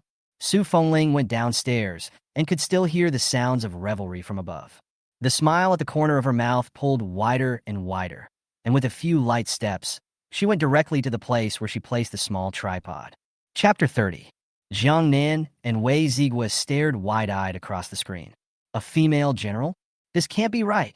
Wei Zigua still couldn't believe it when he heard Jiang Nan's words again. Jiang Nan gave him a sullen look. What? You look down on women? No, I didn't. You don't say. Such a big hat covered down. Wei Zigua panicked, head shook into a rattle drum, immediately denied. Since it's not, what makes you think the great general of Jinbei isn't a female? Jiang Nan remembered the note that Su Fengling had passed on. The words on it were strong and powerful, like a dragon. It is often said that looking at words is like looking at a person, and from her words, Jiang Nan knew that Su Fengling must be a strange woman with a strong iron bone and a heart of gold. But it was such a strange woman that in the history books she was misinterpreted as a male. Ginger Nan was upset, even if it was a wild story. He took so much gold, silver, and porcelain from Su Fengling. He had to do right by her. The more Jiang Nan thought about it, the darker the expression on his face became. Wei Zigwa swallowed and looked at him for a few moments in a sly manner. There are really too few records of the great Yin dynasty, not to mention this great general of Jinbei. Wild history records that he was a male, and that's not something I'm making up. Jiang Nan gave him a cold look. Aren't you studying history? Since history is an error, you have to fix it. A great general who died for her country, who fought for her country all her life, and after her death the descendants are not even sure if she was a man or a woman, is simply a shameful hero. Wei Zigwa was mortified by what he said, his erect spine curved, and he sighed heavily. I'll do my best. If it is really a female general, I will work with Cheng Ming to revise this history. But there is so little written about this fighting general, and what proves that she was a woman, alas. Wei Zigwa was very subtle. There are straight-up zero things that prove she's a woman. Otherwise, he and Cheng Ming wouldn't have made such a mistake. When Jiang Nan heard this, a bright light flashed in her eyes. Something that proves Su Fengling is a woman? It's easy. Next time he'll just mention it to Su Fengling. Wei Zigwa just looked up and saw Jiang Nan's fluttering eyes and had a few guesses in his heart. He was just about to speak when Jiang Nan said, Boss Wei will contact in a few days. When he finished, he hung up the video hastily and hurriedly picked up the note that had just been ejected from the small tripod. Luckily, even though he had just leaned against the small tripod, the angle was good, and Wei Zigwa didn't see this scene. Jiang Nan opened the note and read it. And the further he read, the smile at the corner of his mouth was harder to suppress than AK. Su Fengling said that she, the Su family army, and all the people of the city thanked the gods for the halcyon grass and the white wine. She also said that they listened to his plan, and in the back of the mountains, they wiped out the Turkic army's death squad and killed the squad's leader. She also said that the city of Zhangzhou held, and they won. Oye! Seeing this, Jiang Nan clenched his fists and jumped up in excitement. He knew that Su Fengling was a war god that made the enemy army scared, and with his stuff, he would definitely win. She also said that she prayed to God to give 100,000 cartons of milk, which she said was a reward for the soldiers, who loved it. It's just milk, a little something, Jiang Nan said, and made a direct call to the food wholesaler. Just after connecting, Jiang Nan said directly, Hello, I want to buy 100,000 cartons of milk. Jiang Nan thought about sending something else besides milk. Chapter 31. After all, we won the battle this time, so we have to celebrate. Hello? Hello? How many boxes? The owner's gruff voice came from the other side of the phone. Jiang Nan came back to his senses and quickly said, I want 100,000 cartons of milk, 200,000 eggs, and 200,000 brine chicken legs. This owner has one of the largest supermarkets in the city to his name, and these quantities are easy for him. Boss, I'll transfer the deposit to you right now, so hurry up and get the stuff to this location I sent you. Can it be delivered in an hour? Jiang Nan said while adding his contact information, and after the other party passed, he immediately transferred $200,000 and sent him the location. The owner looked at the money in his cell phone and slapped his thigh. Yes. Delivered immediately. Ginger Nan pondered for a while longer after ordering the milk. The marinated chicken leg just now gave him the revelation that nowadays, the soldiers had just finished fighting and it was the time when they needed to replenish their bodies. I'll have to send some meat. The things that Su Fengling had sent were too expensive, and now he was up to $700 million. There are still several antiques unsold, and with those, I'm afraid it's going to be up to $800 million. However, he had done very little for Su Fengling and for the Su family soldiers. Food, water, halo grass, etc. didn't cost much. Especially after hearing Wei Zigwa's words tonight. The great general of Jinbei died in battle at the age of 21. 21 years old. Flower-like age, younger than him. In modern times, 21 is a great age for college and relationships and dating. But Su Fengling lives in ancient times, with little food and enemy troops. Every day is a difficult life. Gunnar was eager to help her. Jiang Nan exhaled a mouthful of cloudy air and kept poking his finger at the screen. Soon he found one of the largest stores selling meat in the city. Jiang Nan looked at the reviews, and there were a lot of favorable comments, all of which said that his meat was very fresh. So he found the owner's phone number and called directly. The phone rang for a long time, and the person on the other end seemed to be busy and never connected. Jiang Nan had to add his WeChat and make a note of what he needed. The supermarket owner came quickly. The stuff filled up a small half of the warehouse. The supermarket owner, a straightforward man, handed Jiang Nan a cigarette. Gunnar politely declined. He smoked to himself and scanned the surrounding area. Since it was in the suburbs, this warehouse building was the only one nearby, and at a glance, it was dark and a little creepy. Little brother, what are you doing buying so much stuff in the middle of the night? This shithole just drove in, and the more I drive, the more scared I get. If the money wasn't lying there, I'd think I was having a nightmare. The supermarket owner was purely curious. Jiang Nan smiled and said, donated to the disaster area. The supermarket owner saw that he didn't want to say more and didn't ask any more questions. He patted Jiang Nan's shoulder. A kind young man. Contact me next time you need me. But try to do it during the day. It's nighttime, and I'm scared. The supermarket owner finished, waved his hand, and drove off in his car. Jiang Nan looked at the pile of supplies and fell into silence. This owner's words reminded him. Recent purchases have been increasing, and almost all of them have been sent to the warehouse. Even though this is a suburban area, the big trucks coming in and out are quite noticeable. But it's just weird to keep having things pulled in and nothing transported out. He had to think of a way.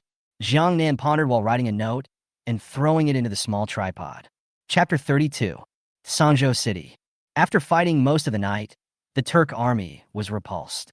Even though it was late at night, the people of the city still hadn't gone to sleep, and the streets were full of cheering voices. Su Fengling's few people were in the general's mansion, but they could also hear the singing coming from outside. Li Hu took small sips of milk, his eyes brightening amazingly. He giggled a little every now and then as he sipped his milk. Li Liang, who was on the side, rolled his eyes and slapped him on the shoulder.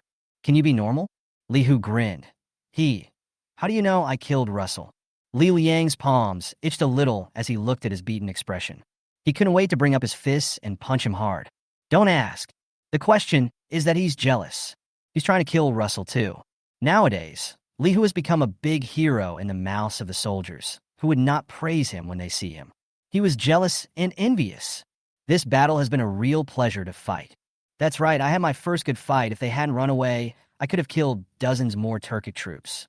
Several of the lieutenants were in a happy mood. Li Hu nodded approvingly and suddenly felt the books in his arms. He sat upright and wiped his hands clean. What are you up to now? Li Liang looked at his appearance with great disgust. Li Hu hemmed and hawed. This is a divine book given by the gods. Li Hu shook the book. 36 big words broke into the crowd's eyes. From the gods? Quick, bring it to me. Li Hu, show me first. I'm the oldest of us. I'll read it first. The four men twisted into a ball, all reaching for the book in Li Hu's hand.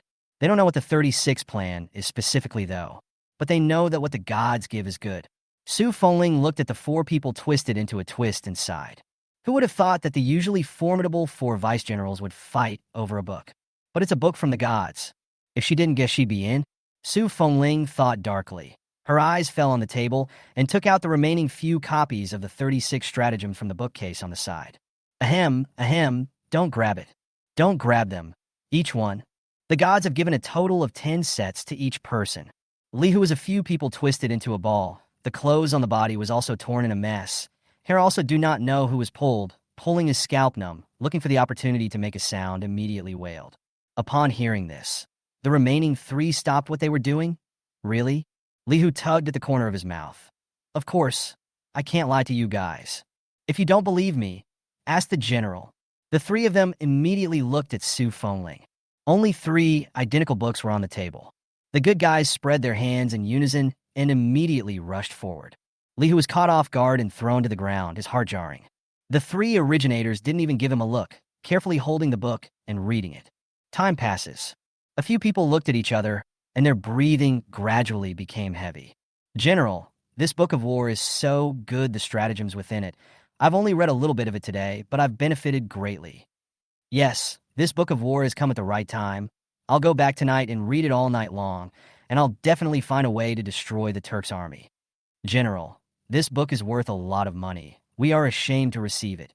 When tomorrow morning, I would like to send a little tribute to the gods. Please do it for me, General. Me too. And me. The 4 vice-generals looked grave. They had led soldiers in a battle for many years and had encountered and read countless books on the art of war. But no other book could have given them a greater shock than this book of the 36 stratagems. Su Fenling nodded. Good. Chapter 33. As soon as she finished speaking, A note was ejected from the small tripod. Su Fengling hurriedly picked it up and took a look at it, and when she saw what was on it, she softly muttered, "It's so late, the gods are still awake. I'm the one who disturbed him." A trace of self-reproach flashed across Su Fengling's face. She was too excited about the victory she had just won. So, impatiently, she conveyed the message to the gods. "General, what are the instructions from the gods?" "The god said he procured supplies for us to celebrate the victory," Su Fengling said, lifting the small tripod to go to the open space. Just after putting the little tripod down, carton after carton of milk was immediately and neatly set aside. After the 100,000 cases of milk were out, Dingy didn't stop there. 200,000 eggs and 200,000 brine chicken thighs appeared in front of the crowd instantly. Is this an egg?" "That's right, eggs." "What about me, God? How long has it been since I've had eggs? I remember the last time I ate an egg when I was very, very young." The group of people couldn't help but swallow their mouths as they looked at so many eggs, white and floury all over the floor. Li Liang rushed over, picked up an egg, directly broke a mouthful, head tilted directly into the mouth. "Yummy, yummy. These eggs, they're so good," Lyra said as he licked the eggshell clean. "Isn't it too good of the gods to give us not only milk, but also eggs? This egg is something only the nobles of the capital can afford to eat. I never thought that one day I would be able to eat it too." "Who says it isn't?" "And the milk. I bet even the emperor's old man, he's never had strawberry-flavored yogurt." "Haha, not only has he never had a strawberry flavor, he's never had a peanut flavor either." "Huh, and what's this?" General, that's a chicken leg in this bag." "Chicken legs, that's meat." The group got even more excited. Some of the soldiers couldn't restrain themselves any longer and tore open the bag and took out the chicken legs in a hurry. The chicken thighs were brined, and the meat was yellowish. As soon as you take it out, a meaty aroma instantly hits your face. Several large men stared at the chicken leg in his hand, like wolves. "I'll take a small bite. I'll have some too." Loosen your mouth. Loosen your mouth. Say yes to a small bite. Give the old man a bite." A couple of older men knew that food was scarce, so even though they were very eager to eat, they only opened one bag. A few people struggled to take a bite out of each one. "Oh, it's so good. These are the best chicken legs I've ever had. What a godly life the gods lead." "Fool, you said it was a god's day, so it must not be something we can think about." A few people took chicken legs and ate them with tears in their eyes. Eating the meat on top didn't count, but he also chewed up the bones and swallowed them straight down. The big guys ate like wolves. Even the bag with the marinated chicken thighs was licked clean. "General, you eat." Tan Wu licked his lips and took a marinated chicken leg for Su Fengling. Su Fengling took the marinated chicken leg, the corner of her mouth slightly hooked up. "They're right, the gods are wonderful.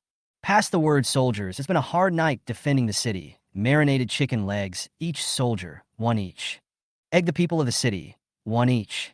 As for all this milk, use it as a reward. A Turkic soldier's head for a bag of milk." As soon as Su Fengling finished speaking, the soldiers swarmed up and immediately carried the things out.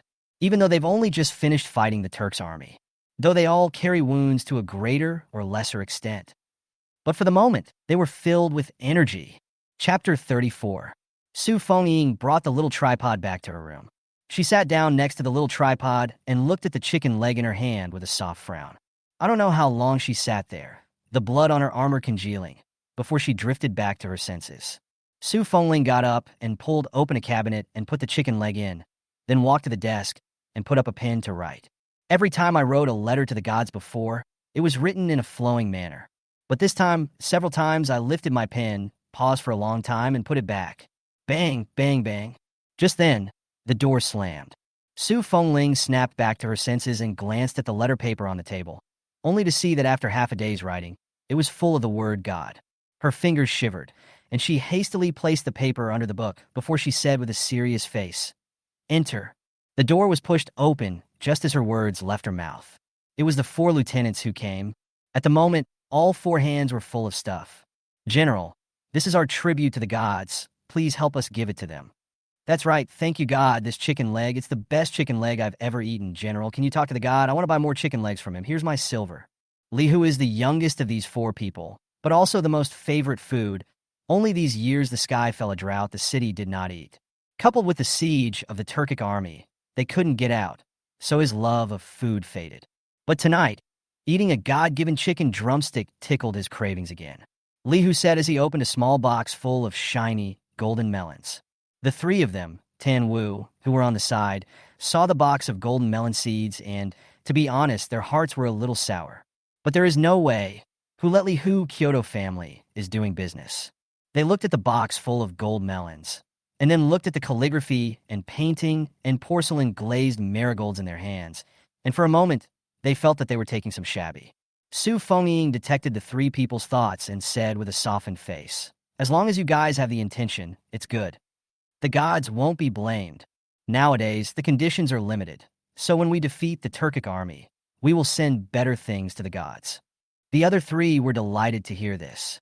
They immediately put their stuff next to the desk. "General, I'm sorry for your trouble."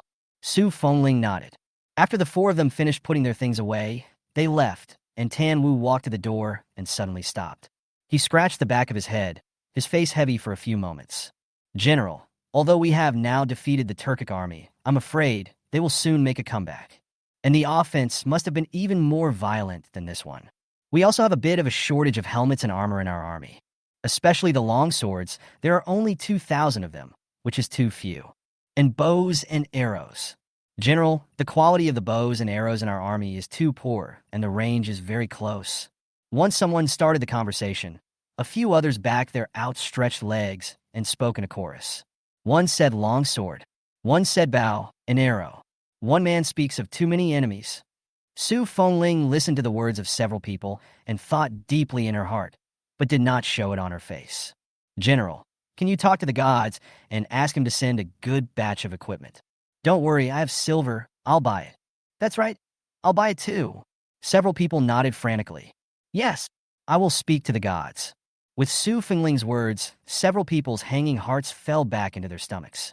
After a few people left, Su Fengying took out the letter paper that was pressed underneath the book again. Looking at the word God all over it, she sweated a little for a moment. She had just actually thought otherwise of the gods. Chapter 35. It really shouldn't. It is a great sin to be disrespectful to the gods. Gathering her thoughts, she took the quill in her hand and wrote down each of the four Tan Wu's requests. Jiang Nan didn't go straight back to the old mansion after delivering the stuff. Tomorrow morning, the rest of the defensive armor and helmets will arrive.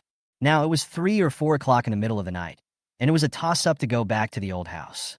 He took Ding and went into the lounge. Jiang Nan lay on the bed, looking at the small tripod and thinking. How should he open his mouth and ask Su Fengying for something that could prove she was female? It's not good to ask for it directly, is it? Is it disrespectful to her if words are not appropriate? After all, Su Fengying was a renowned great general. It's a soldier. Just as Jiang Nan tossed and turned, a note jetted out of the small tripod. In addition to the note, there were 5 other small boxes. The small box is made of mahogany, the box around, but also carved with some lines. There are 2 boxes, lines are inlaid gold wire. A glance, you know the price is not expensive. Jiang Nan put the 5 small boxes on the bed and opened the note to read it. At first, it was still a big, sprawling thank you to him. This General Su is so polite. Unbeknownst to me, I'm the one who should be thankful, Jiang Nan said, and then glanced at the 5 small boxes on the bed. Even though he hadn't opened them yet, he could imagine what was inside, how valuable it should be. Jiang Nan withdrew his gaze and continued to look on. Su Fengying said that the defensive armor, helmets, and long swords were not enough, and they wanted to buy a lot of armor, helmets, and long swords with the gods. Su Fengying said that the bows and arrows of the Su family army were badly worn out and did not have a long range, and pleaded with the gods for bows and arrows with a long range and full power. Su Fengying said. Spilling several pages, Jiang Nan summarized 2 points. First, the purchase of military equipment. Second, 4 of the 5 boxes were tributes from her 4 lieutenants to the god, thanking him for the grain, eggs, and chicken legs and milk.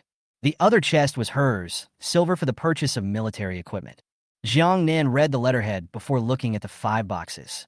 Each crate was labeled with the names of the 4 lieutenants at the top of the label. Tan Wu, Li Liang, Zhou En, Li Hu. Jiang Nan muttered softly in a low voice, his eyes full of admiration. The other largest box was Su Fengying's. When Jiang Nan opened the box, he saw a pair of hibiscus white jade cups, a pair of green jade twining vases, as well as a few steps of hairpins inside. Jiang Nan didn't know anything about antiques, But he also knew that the value of the things in here was even higher than any of the ones sent before. He swallowed hard and took the stepper out of the case and looked it over. The steppers were women's items, and he wanted to see if there was any information on them that could prove that Su Fengling was a woman. Unfortunately, even after he had looked at the 4 stepping stones and 4 hairpins, he still had nothing to show for it. Hey, how the hell is this going to open up?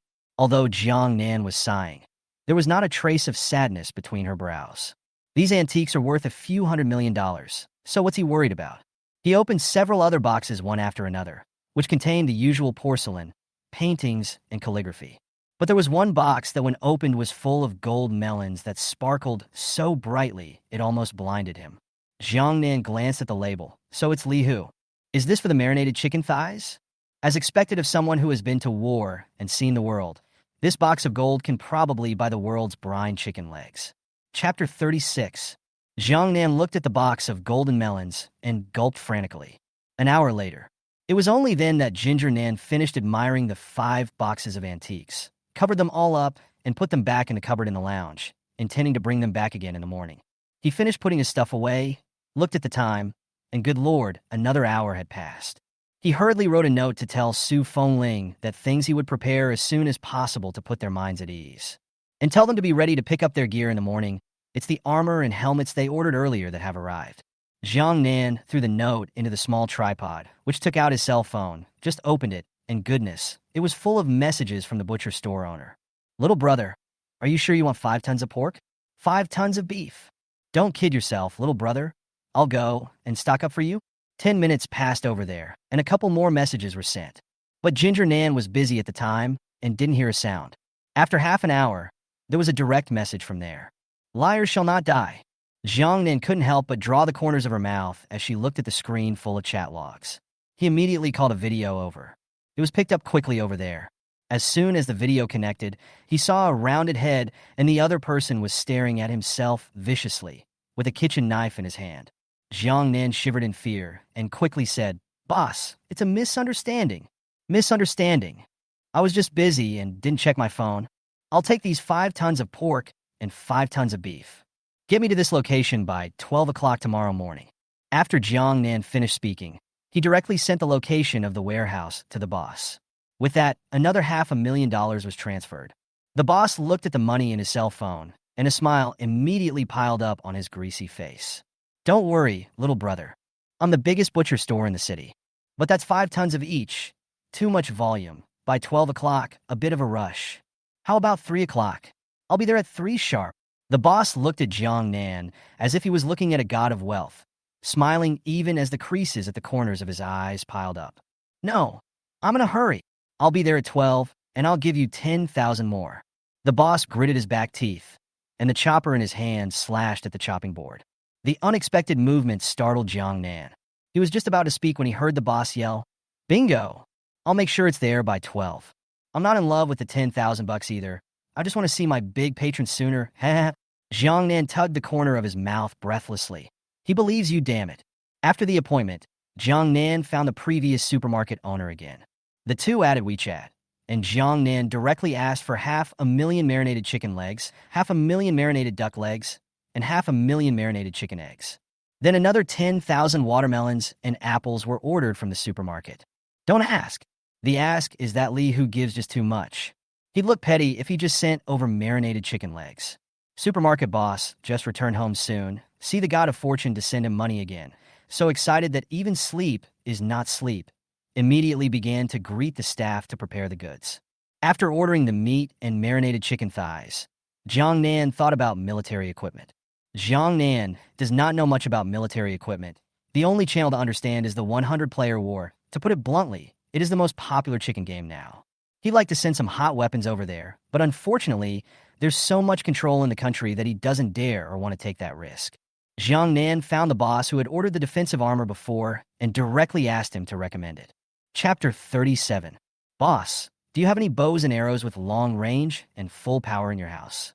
It's coming back fast over there. Yes, compound bows, long range, powerful, and small and handy. The boss finished his message and sent a couple videos directly to Gangnam. In the video, a man, holding a compound bow, pulls hard and the arrow swooshes past. The range was about 100 meters, and, being powerful, one arrow could shoot through a mud wall. Boss, try shooting other armor. After Jiang Nan sent the message, he waited for a few moments before his boss sent him another video. In the video, a scarecrow was wearing a suit of armor, and the person on the opposite side of the room was 100 meters away from him, and when he released an arrow, he directly shot the scarecrow to the ground. And the armor on the scarecrow was even more torn apart. Little friend, this composite bow is the treasure of our store. It can even kill wild boars in the mountains with one arrow. Normal armor is even less of a concern. Except, of course, for the defensive armor made in our store, which is made of fine steel and is impervious to swords and spears. After watching the video, Jiang Nan also thought that the compound bow was of good quality. How many compound bows do you have in the store? I'll take them all. 1,000. Jiang Nan looked at this number, and the tea in his mouth spewed right out. 1,000 is just too few. Compound bows are difficult to make, and now the state control is so strict that private hunting is not allowed, so few people buy them even if they're produced, and over time we stop making them. Compound bows can't do it. Armor and helmets will do. The boss seemed to hear his inner spit and went on to explain, this defensive armor and helmets we made are usually sold to the crews. They use them for filming. Hey! Jiang Nan looked at this hot emoji behind him and automatically ignored him. Boss, such compound bows, I want 100,000 more. You bring people to do it quickly, money is not a problem. Jiang Nan finished typing and transferred a deposit of $500,000 to the boss. The boss looked at the money in his cell phone and swallowed frantically. The order was too big and a bit overwhelming. But let him refuse, his heart was not willing. He pondered for a second and bit his back teeth. Yes, but there are so many of them that I need 10 days. Jiang Nan also knew that compound bows were no better than any other, and they couldn't be fast enough for the quality to keep up. Yes, deliver it to my warehouse in 10 days. By the way, this 1,000 will be delivered tomorrow morning along with helmets and armor. Jiang Nan exited the chat program after finishing the details with his boss. There was already a slight whitening outside the window, and every now and then you could hear the sound of a rooster crowing. Having not slept all night, Jiang Nan could not feel a trace of fatigue at the moment. He walked over to the small tripod, and suddenly he wanted to talk to the great general of the hierarchy. He also wanted to know a little more about their place. Jiang Nan found a pen and paper and pondered for half a day before writing 3 words. Sleeping. The note had only been thrown into the little tripod when he regretted it and tried to peel it back, but it was long gone. He slapped the little tripod in annoyance and glared at it. Su Fengling had been busy all night and had just washed up and was about to get ready to rest when another note was ejected from the small tripod. She hastily picked it up and realized that there were only 3 words on it. Are you asleep? Is it hard to tell what the gods have instructed? Su Fengling muttered as she walked over to the desk and wrote in a regular manner. Gods, my daughter is still awake. What are your instructions? After writing it, carefully place it in the trivet.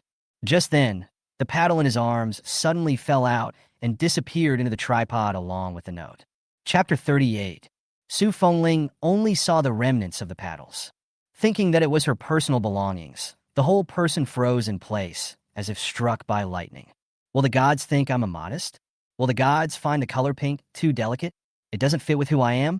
A flush of scarlet crept up her neck to her ears. Su Fengling covered her face in tears and hurriedly trotted to the bed, burying her face in the quilt. Ush! What to do? What to do? At this moment, where she still has the cold and ruthless appearance of the past, just like a small girl family's shyness. Jiang Nan had been waiting next to the small tripod, and it didn't take long for the note to jet out. Along with the note was a pink pad. Jiang Nan picked up the pad and scrutinized it. The pad is pink and made of silk, with a rosebud in full bloom on it. The word Su Fengling was embroidered on the lower left corner of the pad. Jiang Nan's face was delighted, and he held the pawpaw for half a day. It took a lot of work to get there. This pad should always be able to prove that Su Fengling is a woman, right? It's hard to believe that there are still grown men with paddles.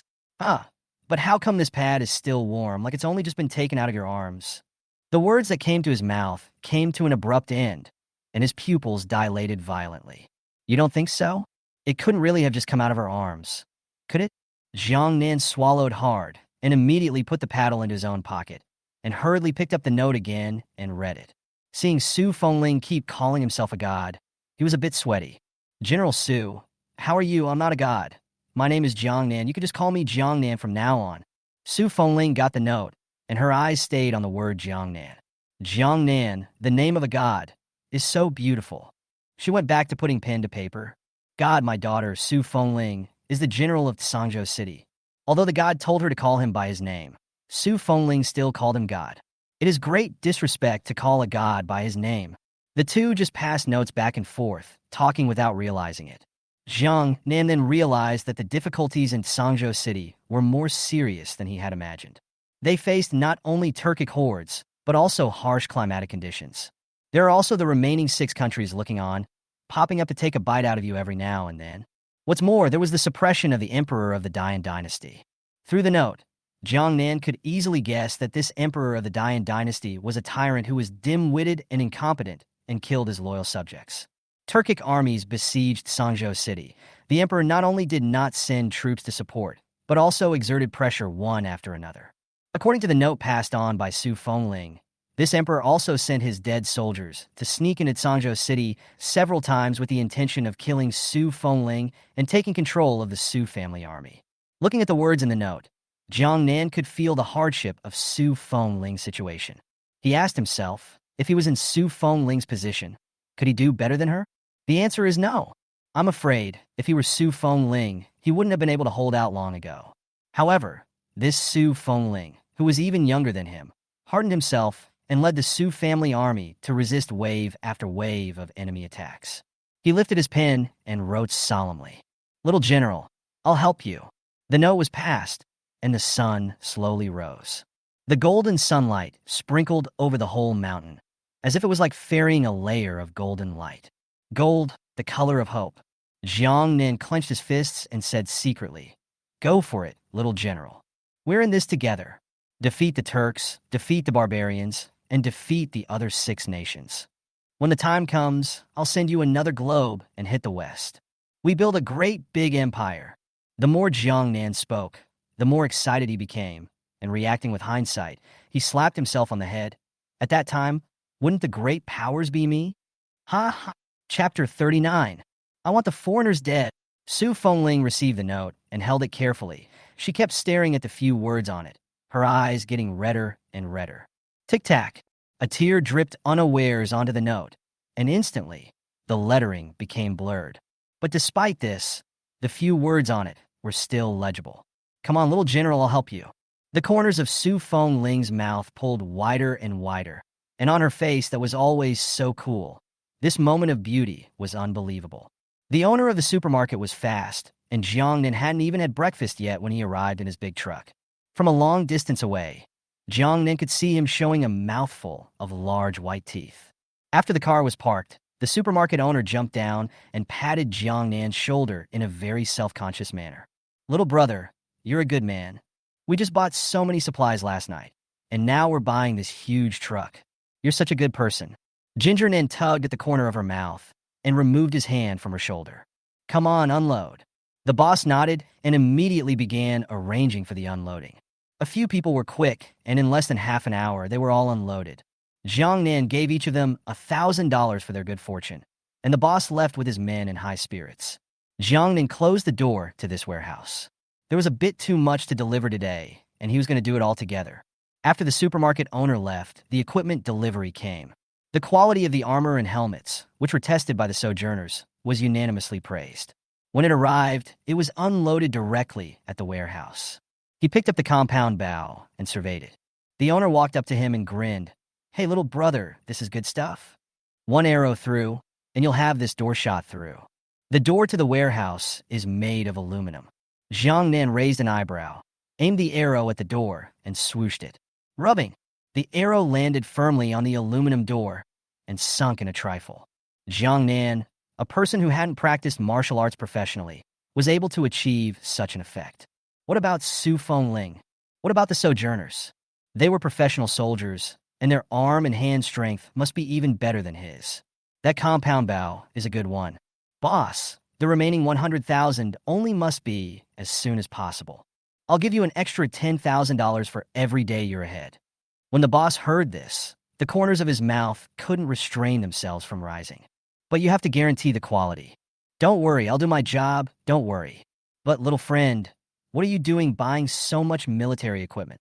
and it's all about cold weapons. Jiang Nan glanced at him twice, with a few uncertainties. What? Is it hard to believe that you can get your hands on a hot weapon? When the boss heard this, he immediately shook his head into a rattle. No, no, I don't have it. That stuff, once you get it, you're going to the police. Then no, I don't want to go to the station either. And these things, I'm using them for the movie. Don't ask too many questions about the specifics. Just get the rest of it out and ship it in a hurry. Good point. Good point. I'll go right back here and have them work overtime to get it out. The boss was a smart man, and when he saw that Jiang Nan didn't want to say more, he didn't ask any more questions. Jiang Nan put the compound bow back into the warehouse and looked at the full military equipment for the first time, feeling that it was still too little. He should have gotten more. Little General is in a difficult position. Chapter 40. The entrance to the old Jiang family house. 3 days had arrived. Several people stood at the door, looking at the closed door. The doorbell pressed one after another, but none of them looked like they were going to open. Li kept calling Jiang Nan, but the other party never got through. Big brother, we shouldn't have been tricked by this son of a bitch, right? That's why you're so kind-hearted, giving him back 3 days for old time's sake. Unfortunately, good intentions don't pay off, and he's just like his father, a white knight. That's right, if I had known he rode a demeanor, I should have ripped him out of the car that day and beat him up hard. Bah, son of a bitch, don't let me find him, or I'll break him into pieces. The few big men around Li were furious. Their eyes were filled with anger. Li didn't say anything, but the hand holding the cell phone kept squeezing tight. He had watched Jiang Nan grow up and knew that he was not a bad character and was a reliable young man. So when he begged himself that day, in a moment of weakness, he agreed to give him 3 days. But now? They're here, and Ginger Nan is gone. Li only felt that he had been deceived, and his dark eyes were filled with rage. Just then, the cell phone rang. Big brother, it's that son of a bitch Jiang Nan. Catch! Big brother, this time, no matter how much he sells himself short, you can't be soft. That's right, big brother, it's $20 million. Li nodded and answered the phone with a grim expression on his face. Just after connecting, Jiang Nan's voice came from over there. Uncle Li, I'm sorry. Something came up this morning and I didn't have time to go back. Don't worry, I'll be back by 1 o'clock. When Li heard this, his face darkened even further. Jiang Nan, how can I trust you if you don't keep your word? Where are you now? You don't have time. I'll come myself. Jiang Nan glanced at the contents of the warehouse. Nowadays, one less person who knows about what's going on here is one more point of safety. Uncle Li, how about this? I'll transfer you directly. We're all acquaintances, and when the money arrives, you can just tear up the IOU my dad wrote. What do you think of this? Li had thought that he wouldn't be able to collect the money today, and even if he did, it would certainly take a lot of effort. But he didn't expect that Jiang Nan would directly transfer $21 million to him. That million is still interest. Li looked at the money in the card with an uncertain expression. A few people on the sidelines gathered around and pointed to the zeros inside and counted them. Really returned it, so there really is money. Che, it's no fun. The poll I prepared last night is useless. After saying that, he threw the steel pipe in his hand on the ground. Jiang Nan heard the sound of the steel pipe hitting the ground even through the screen. His legs shook inexplicably. Luckily, he has money now. Otherwise, the pipe must have broken his leg. Uncle Li, IOUs remember to tear, I'll be busy. The fact that he was able to delay it for 3 days before, he knew that Jiang Nan and Li had a friendship. Li trusted him, and Jiang Nan naturally trusted him as well. Besides, even if Li hadn't torn the loan note at the back and wanted to blackmail him, he wasn't afraid. He's left evidence. Jiang Nan hung up the phone and thought about it, so he called his dad. When my own dad went bankrupt, he started to raise money everywhere to pay off his debts, and now he's gone for many days with no news at all. He had money now, not a lot, but it should be enough to pay off his debts. Dad was a big old man, so he'd better hurry home. Unfortunately, the call went unanswered for 3 or 4 times.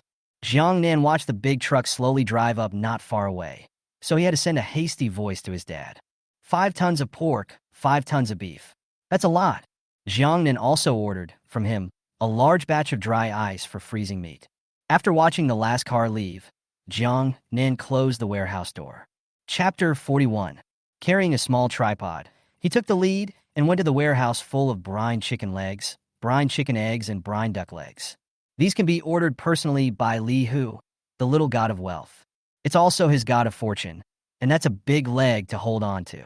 Jiang Nan threw the note into the small tripod, and after a few minutes, he started to deliver the stuff. After Su Fengling received the god's instructions, she took little Ding to the open space. Lihu, a few people have long been informed that the marinated chicken leg he prayed for has arrived. He rubbed his fists and feet, excited and thrilled to look at the small tripod. In a matter of moments, though, the marinated chicken thighs were neatly set aside. Lihu's eyes lit up and rushed over, picking up a bag, tearing it open and shoving it into his mouth. Woo-woo, that's the flavor. It's so good. Marinated chicken thighs are so flavorful. The brine chicken leg that was sent before, Lihu only shared one, ate it in small bites, and when he finished, he couldn't get enough of it. Now that he paid for this marinated chicken leg with silver, he thought it wasn't too much for him to take two. Was it? This one's a big bite. The other one takes small bites. The soldiers on the side, watching him wolf down his food, were salivating with gluttony. But they didn't go up to grab it or take it. They had all heard that it was purchased by Vice Admiral Li with a golden melon and a god. Eat! You eat too. Here, General, this is yours. Li Liang here. Tam Vu. Li, who ate the marinated chicken leg while stuffing a bag into a few people's arms. Tan Wu and the others grinned, showing a mouthful of large white teeth. Then were not polite. Eat! Only, before the crowd could eat, the little tripod moved again. A few moments later, marinated duck legs and marinated chicken eggs were neatly arranged on the other side. The crowd looked at the piles of food with surprise and joy.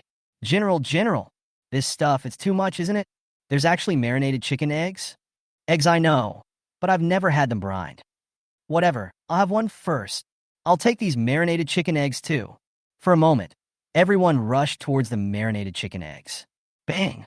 Just then, a large object, ejected from the small tripod, smashed directly onto the crowd. The crowd only felt a large black ball flying over their heads, and before they could see what it was, it smashed directly into their backs. Ow! It hurts! What is this? The rest of the words, before they were finished, stuck in his throat, because countless black balls fell from the sky, crackling all over them.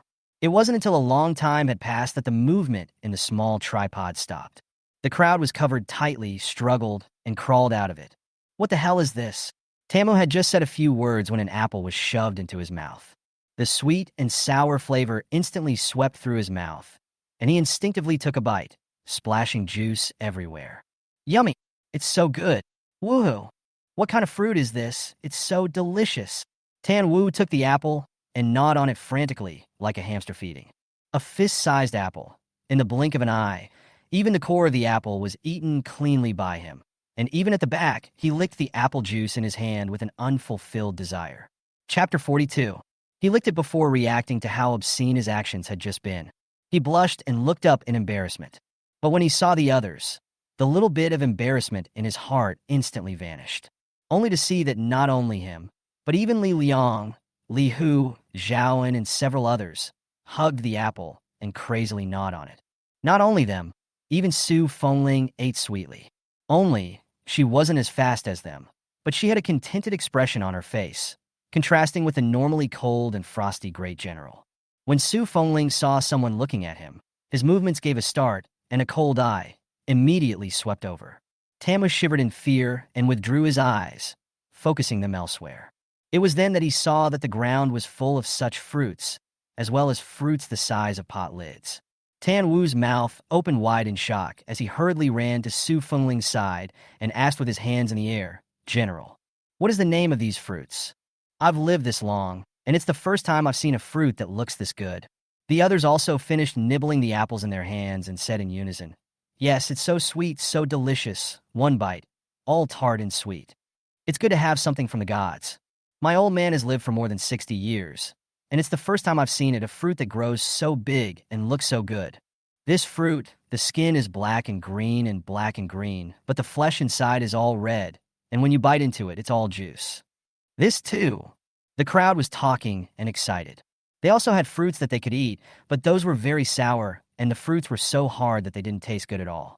Not to mention that over the years, there's been a great drought, and they don't even have roots to eat, not to mention fruit. Now that I can eat such delicious fruit, I'm so excited that I'm in tears. Su Fengling wore a faint smile between her brows as she finished an apple before saying, "This is an apple and watermelon sent by the gods." The big one is a watermelon, and the small one is an apple. Su Fengling looked at the things all over the floor, and her heart was a soft mess. She always remembered the favored words of the gods. Little general, I will help you.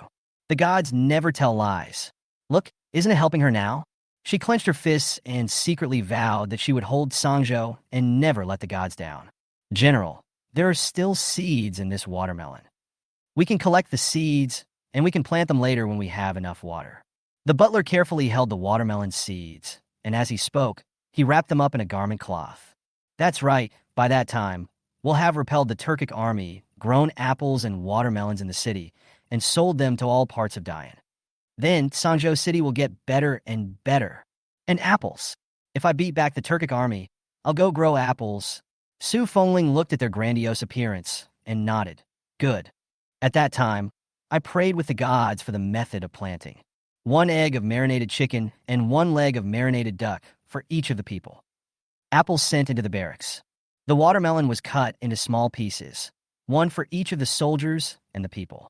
Soldiers need to fight, and their stamina has to keep up. So, it's normal that the weekday meals are skewed toward the soldiers. This marinated chicken leg was purchased from the gods by Li Hu. Li Hu, dispose of this chicken leg yourself. Li Hu was looking at the watermelon and drooling when he heard Su Fengling's words. He smiled and wiped his mouth. General, what's mine is everyone's. You just split it. But can I have 1 more of this watermelon? This watermelon, Li Hu just tasted a mouthful, and as soon as he entered the mouth, the juice burst right out, sweet, sweeter than anything he had ever eaten. Could be. You keep 100 chicken legs and 2 watermelons. Do you have any objections? No. This marinated chicken leg was given to him by the gods, and the crowd naturally had no objection.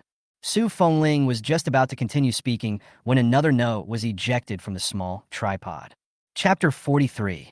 Li Hu was close to Xiao Ding and immediately handed the note to Su Fengling. Su Fengling was slow to come back to her senses after reading it. General, what's wrong? The crowd looked at her dumbfounded appearance and rushed to ask. Su Fengling then came back to her senses and looked at the words on the note a few more times. Obviously, every word she recognized, but together she was... Su Fengling took a deep breath and restrained her inner emotions. Tan Wu, prepare 3 warehouses. The gods are going to send meat. I'm on my way. What? Send what? Tamu was just in the middle of his sentence when he suddenly came back to his senses. Delivering meat? His voice was drawn out from excitement. The rest of the people also looked at Su Fengling. Su Fengling nodded. Well, that's right.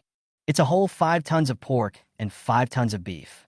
The gods also said they would send dry ice, and by keeping it in the warehouse, they would ensure that the meat would not spoil.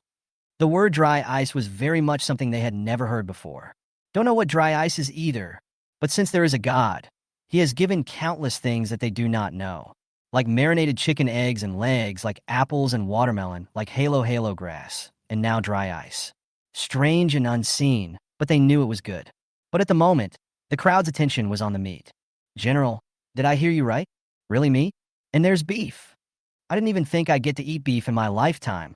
Well, hurry up and get the warehouse. The gods will send it soon.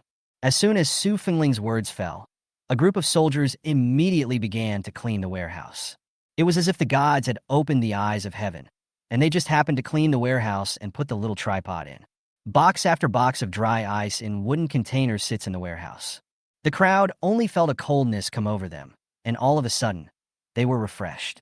So, this dry ice is the same lump of ice we used to get. Seems like when I was a kid, I used to fill a bowl full of water every year in the winter and leave it outside the house at night. And the next morning, it would turn into a pile of ice. Me too. There's a big difference between this dry ice and a regular ice heap, which melts easily, but this dry ice can be stored for a long time. On the letterhead, the gods wrote the method of placing and storing dry ice. Dry ice is packed in wooden utensils and wooden clamps and left to stand for use. The gods also say that this dry ice...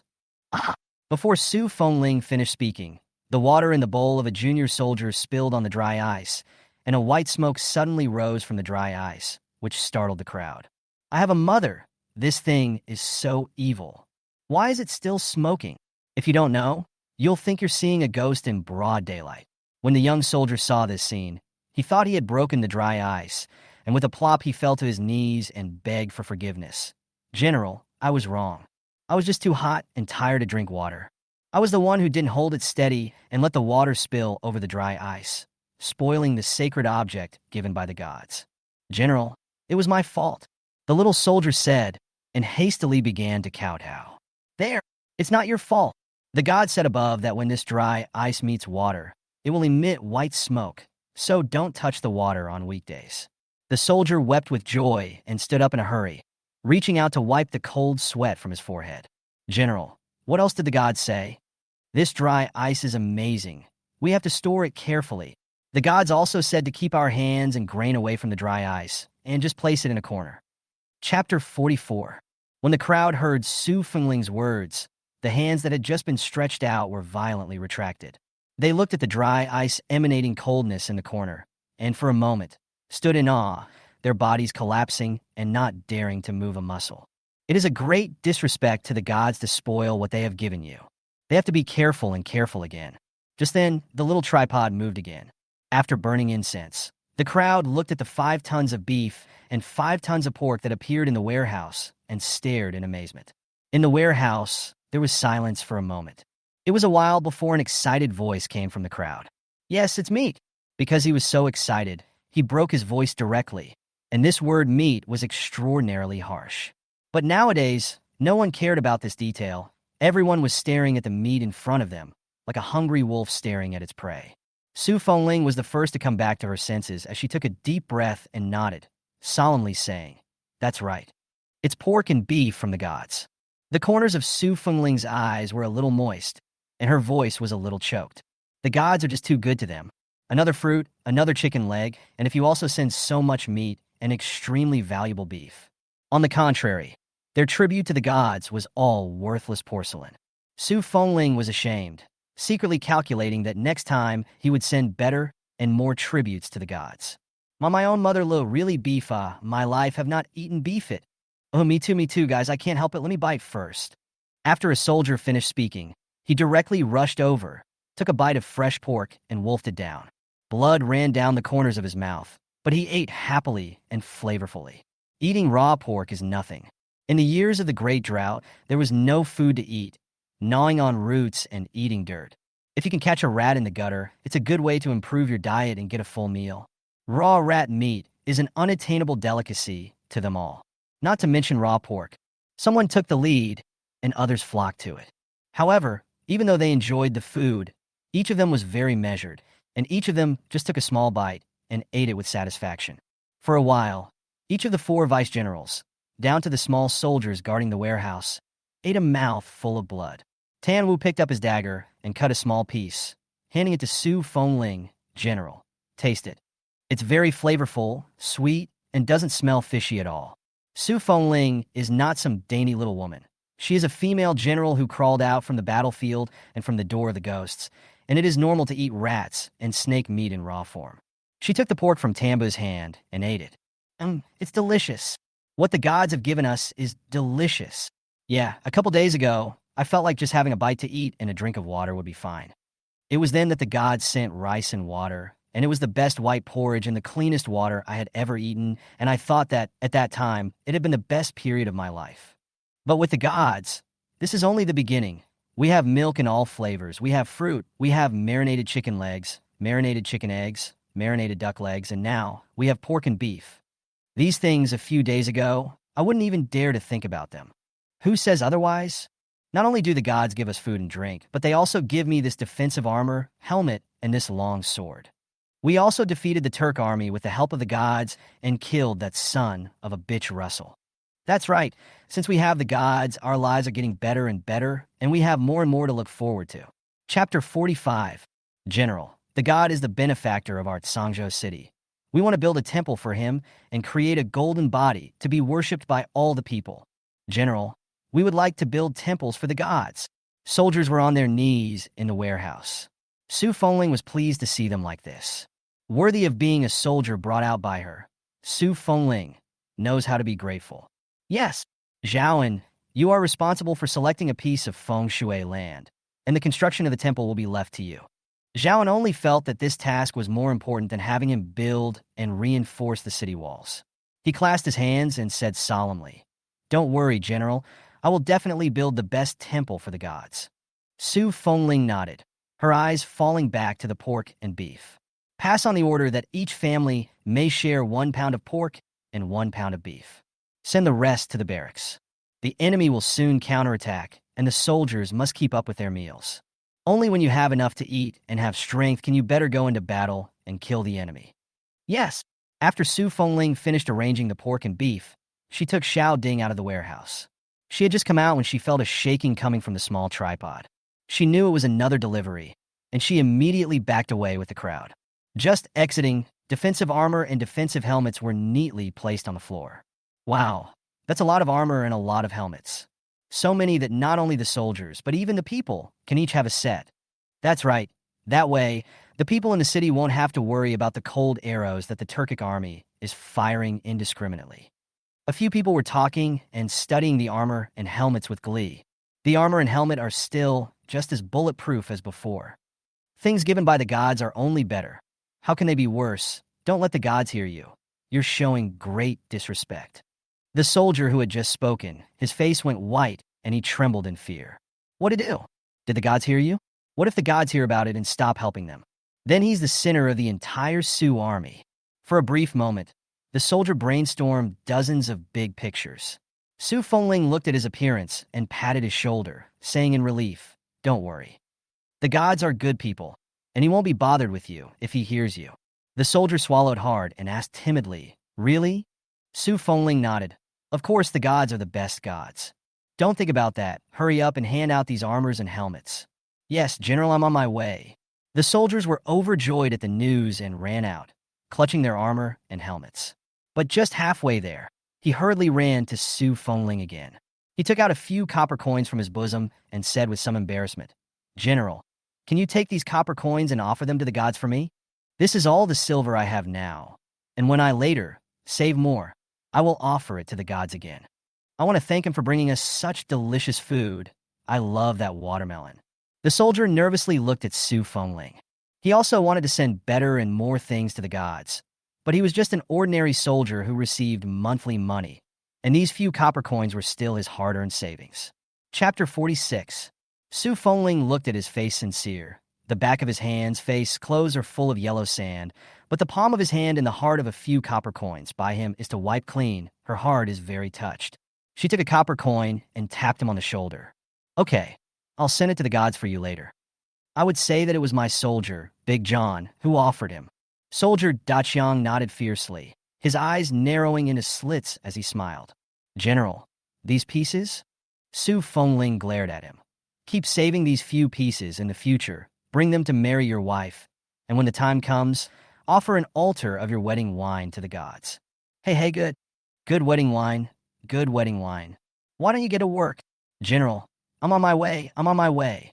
Su Fengling looked at the soldier Daqiang's bouncing appearance, and the copper money in his hand had a few moments of burning. It wasn't just a copper coin. It was Big John's desire for life and his confidence in the future. Before there was a god, they were alive, but with the Turkic armies besieging the city, the drought in the sky, and the emperor's unkindness, they had lost hope long ago, and they lived as walking corpses. But with the gods, everything changed. They had faith, they had hope. God is like a spring breeze that blows into the heart of every person, taking root and blossoming inside. General, and stuff." Just then, a sharp voice pulled back Su Fengling's thoughts. She twisted her head to look, only to see something else coming out of the little cauldron. When she saw what it was, her pupils shrank, and she took a violent stride forward. "Bow and arrow." "It's a bow and arrow." Su Fengling picked up a bow and arrow. The bow and arrow was small and light in weight, but the material used to make it was very special. It was ice cold in his hand, different from the bows and arrows they used in the past, and not like the Turkic army's bows and arrows. Su Fengling held the bow and arrow, aimed at the target not far away, and fiercely shot it. Phew! The arrow feathers broke through the air. Bang! The arrow feather shot through the target and fell to the ground along with the target. Hiss! So fierce. I can't believe I even shot through the target. My God, this bow and arrow is tiny but so powerful. It's so small, but it kills. Even the bows and arrows of the Turks can't penetrate our archery targets. Can they? Shots don't go through. They don't go in 5 at most, no more. Let me try. I'll try. At one point, a dozen men took bows and arrows and aimed them at the archery targets. Shoo, shoo, shoo. Under the gaze of the crowd, the arrow pierced through the target, which fell straight to the ground due to its strength. Ha ha. With this, what can the regional Turkic army do to me? Don't tell me. I feel so terribly strong myself now. I think I could fly Anaro with one arrow. Here, try the armor of the Turks army. The armor of the Turkic army can even cut through our long swords, not to mention this bow and arrow. Chapter 47. Although his mouth said so, the movements of his hands were not the least bit ambiguous. Putting the Turk army's armor on the scarecrow and then placing it dozens of meters away, the arrow feathers were hitched to the bow, and when the hand was loosened, the arrow feathers pierced through the armor, and the scarecrow fell to the ground. Ha ha ha! It's really okay. Come one, shoot one, come one, shoot one. Let's see how arrogant these sons of bitches can still be. That's right, with this bow and arrow. It's like a godsend. Ah shucks, my foul mouth. We would have had the help of the gods. General, we're going to the barracks, so let's distribute these and start training. This time, there was no need for Su Feng Ling to even arrange the tasks. A few people smiled with the corners of their mouths closing, leading the people to send all the bows and arrows, armor and helmets to the military camp. They're fast. It did not take long for the people of the city to receive watermelons and pork and beef. They were still in a bit of a trance with what they were holding in their hands. Earlier they used white, floury rice and boiled it into porridge, which they thought was the best thing they'd ever eaten in their lives. But it wasn't long before the gods sent them pork, beef, and this fruit called watermelon. The watermelon fruit they had never seen before, but it tasted crunchy and sweet and was 100 times better than the prickly pear fruit they had previously bought at a high enough price in the hands of merchants. Ordinary people, even before the natural disaster, only on festivals, only to buy a little bit of meat and buy or fat meat or meat scraps. But now, all that's in your hand is lean meat, no fat at all. Pork is already precious, not to mention beef. That beef was something that only big families could afford to eat. And some of them, they had never tasted a bite of beef, but now a whole hunter of beef, heavy in their hands. Bang! Just then, a man took on a side wall and slammed it hard, making a violent noise. The people were startled him, and hastily shielded what they had received in their arms, and looked about them warily. Realizing that the sound was made by one of their people, the heart patted his chest. Goat beard, what's gotten into you? Scared me so much. I thought those Turkic bastards had fought back. Me too. I'm scared to death. It's not easy. There's pork and beef from the gods. And this apple. I haven't eaten a bite. I don't want to die. Goatbeard clutched the contents of his arms with one hand and rubbed his aching forehead with the other. I just don't think it's real. I thought I was dreaming. I didn't realize that it was true. Ha, I've got meat. I've got meat. Goatbeard came back with an afterthought, clutching the meat in his hands and letting out a maniacal laugh. The surrounding people, the corners of their mouths moved. The words of abuse still did not come out. They had just thought, like Goatbeard, that it was all a dream. The wind was raging, the sun was shining brightly, and the wind was carrying sand, raging and mercilessly beating on the people. Yet they feel no pain at all. Every face was covered in smiles, and their eyes lit up amazingly. I've decided I'm going to join the army, I'm going to repel the Turks, and I'm going to guard Sangzhou City. Me too. Sangzhou City is too good to be true. I will defend it to the death and never let the enemy fight their way in. That's right, Sangzhou City has General Su. General Su has the blessing of the gods. Under the blessing of the gods, we can eat so many delicious food. We must hold this place. Add me. Ahem. I'm going to help build the citadel. Me too. For a time, the number of people enlisting in the army and building the wall rose violently. The people of the city, men, women, and children, do nothing but eat and sleep every day. Either that, or they were in the barracks, training with the soldiers. Either that, or they were at the various walls, helping to fortify and build them. In just a few days, the city of Sangzhou, from the soldiers to the people, from the elderly to the children, has undergone a sea change in its state of mind, and has truly become a model for all the people. Chapter 48. Turk camp accounts. Luo Guo was naked, sitting in front of the camp, eating raw horse legs and drinking raw horse blood. Blood dripped down the corners of his mouth and was quickly sucked dry again by the yellow sand. The soldiers not far away couldn't help but swallow their saliva when they saw this scene. It had been 6 months since they had marched out, and although they had strong supplies, now, in the barracks, food was still very tight, especially water, which they had run out of, and until the next supply arrived, they would have to kill war horses, eat horse flesh, and drink horse blood. But this horse meat and blood is not for ordinary soldiers to eat. All they could eat was to lick the dishes and utensils used by Luo Gua every day after he finished eating. Luo Gua finished his food, flung his big bladder, and went to Anaru's camp. As soon as he left, the soldiers swarmed over him, licking dishware for dishware and sand for sand. "General," Luo Gua was outside the camp tent and called out respectfully. "Enter." Voices came from inside before he dared to enter. Once inside, a cool breeze hit my face. Anaru's camp was so large that it was like a luxurious little palace, with everything in it, and on the table, grapes and wine. 2 maids knelt by his legs and squeezed them. 2 maids stood behind him, fanning the breeze with their fans. There was also a beautiful maid sitting in his arms, peeling grapes for him. Luo Gua took one look, then withdrew his eyes, hung his head low, and asked in a muffled voice, "General, when will we attack the city again? I'm going to kill that bitch Su Fengling and avenge Russell." When he thought of the heads hanging on the city wall, Luo Gua was so angry that his eyes turned scarlet and his veins rippled on his forehead. With a wave of Anaru's hand, the 5 women walked out obediently.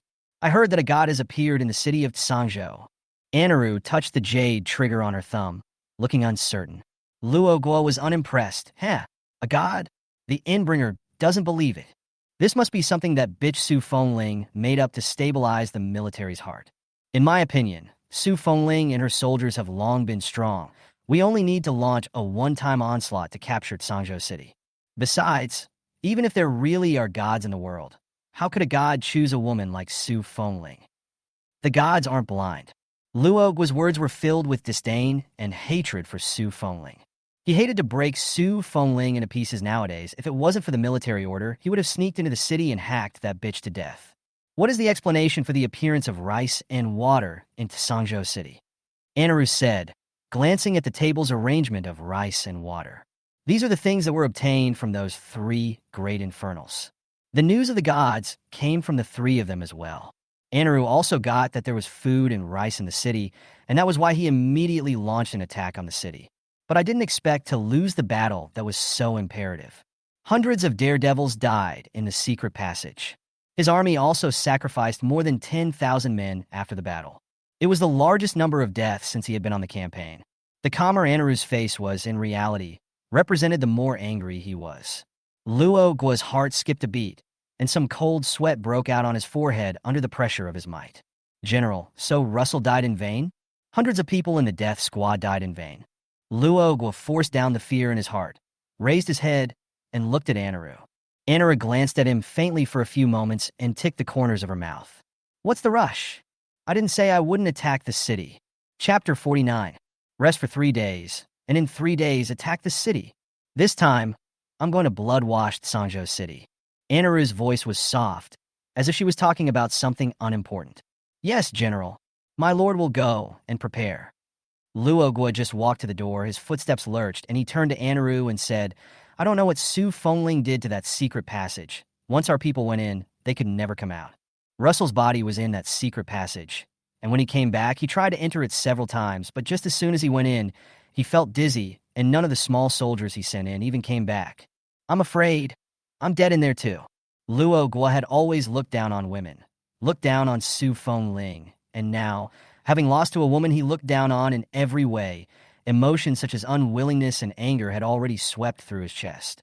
Anaru's face sank, and a few moments of coldness flashed under his dark eyes. "Take the medic with you. If that doesn't work, the secret passage is simply sealed. Without this secret passage, we can kill everyone in Tsangzhou City." After Russell left, 5 maids walked back in. Anaro lay back in the recliner, looking at the table's white rice, her eyes dark. Jiang Nan dragged himself back to the old mansion after delivering the stuff. After returning to the old mansion, he didn't even wash his face and directly lay on the bed and huffed and puffed. I don't know how long I slept when doorbell after doorbell rang in my ears. It was also accompanied by occasional sounds of abuse and vandalism. Jiang Nan slowly got up, rubbed his brow, and opened the window to see the gate surrounded by people. These are the ones who have come to claim the debt. Jiang Nan knew that as soon as he started paying back the money, the rest of the debtors would get the message and come to his door to collect the debt. After expenses, he had over 600 million on his card, 400 million short of a billion. Jiang Nan sent a message to Wei Zigua while going downstairs. He sent Wei Zigua 2 photos, the first of a pair of hibiscus white jade cups, and the other of a green jade vase with twining branches. Subsequently, an advance of $400 million was made with Wei Zigua. 400 million was not an ordinary number, but when Wei Zigua saw it, he didn't ask anything and directly gave Jiang Nan 400 million. And sent him a message. Little friend Jiang, these 2 treasures you sent are not mundane items. This is definitely worth more than 400 million. How much it's worth, I'll see for myself when I get back from my trip. This $400 million is counted as the deposit I paid. I'll take both of these items, so don't sell them. Especially that brat Chengming, he's so sneaky and stingy, very stingy, you mustn't sell to him. Wei Zigua seems to be still uneasy, directly exhorting several times. The screen is full of never, never, never. Jiang Nan looked at his message and hooked the corner of her mouth. This boss Wei is a good man. He muttered and sent a reassuring message back to Wei Zigua. Only then did he go downstairs and open the front door. The originally noisy crowd suddenly saw the door open, and for a moment, they were still a bit unable to react. Ginger Nan stood in the doorway of the living room and yawned. Uncles and uncles, aren't you here to collect your debts? Come on in, all of you. Ginger Nan finished and roamed back to the living room. The group at the door looked at each other. Can it be that this brat really has money? Whether it's really rich or fake rich, just go in and take a look. The $50 million that Zhang Limin owes me, I have to pay it back even if I don't pay it back today. Otherwise, I'll throw the brat in the north of Maine. That's right, whose money is blown by the wind. We kindly lent money to Zhang Limin, but as a result, this son of a bitch actually ran away. Indebtedness subpayment. He must return. Chapter 50. The group walked angrily into the living room. Jiang Nan took a few glances. Good lord. Each bodyguard was carrying a thick steel pipe in his hand. This steel pipe smashed on himself, probably not dead or crippled. Jiang Nan, where's your dad? Make your dad pay back the money. That's right. Hurry up and pay back the money. Otherwise, don't blame us for being ruthless. A few people were talking while the bodyguards behind them swung the steel pipes in their hands. Jiang Nan's face remained unchanged as he smiled and said, Uncles and uncles, be at ease. I will pay you all back for this money today. You guys sit down and have a cup of tea, Jiang Nan said, arriving at a cup of tea for several people respectively. A few people looked at each other and already had a guess in their hearts. Zhang Limin probably didn't dare to come back. The brat wanted to delay. That's right, in their opinion, Jiang Nan was a poor boy who couldn't get any money at all, and still so much money. The man in the lead snorted coldly and sat down directly, his gaze coldly staring at Jiang Nan.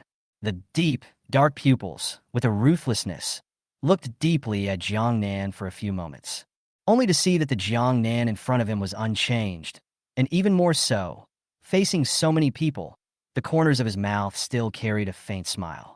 It's hard to believe that he's really rich. As soon as the idea surfaced in his mind, he dismissed it. If Zhang Limin doesn't have any money, how can his son have money? He collected his thoughts and said in a cold voice, Jiang Nan, don't do these useless things.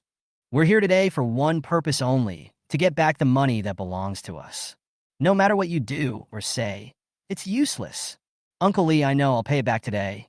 You all brought IOUs, right? Jiang Nan said, looking at a few people. The man called Uncle Lee's name was Li Long.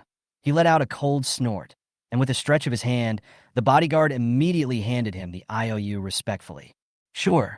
One hand to pay you back. One hand to give you an IOU.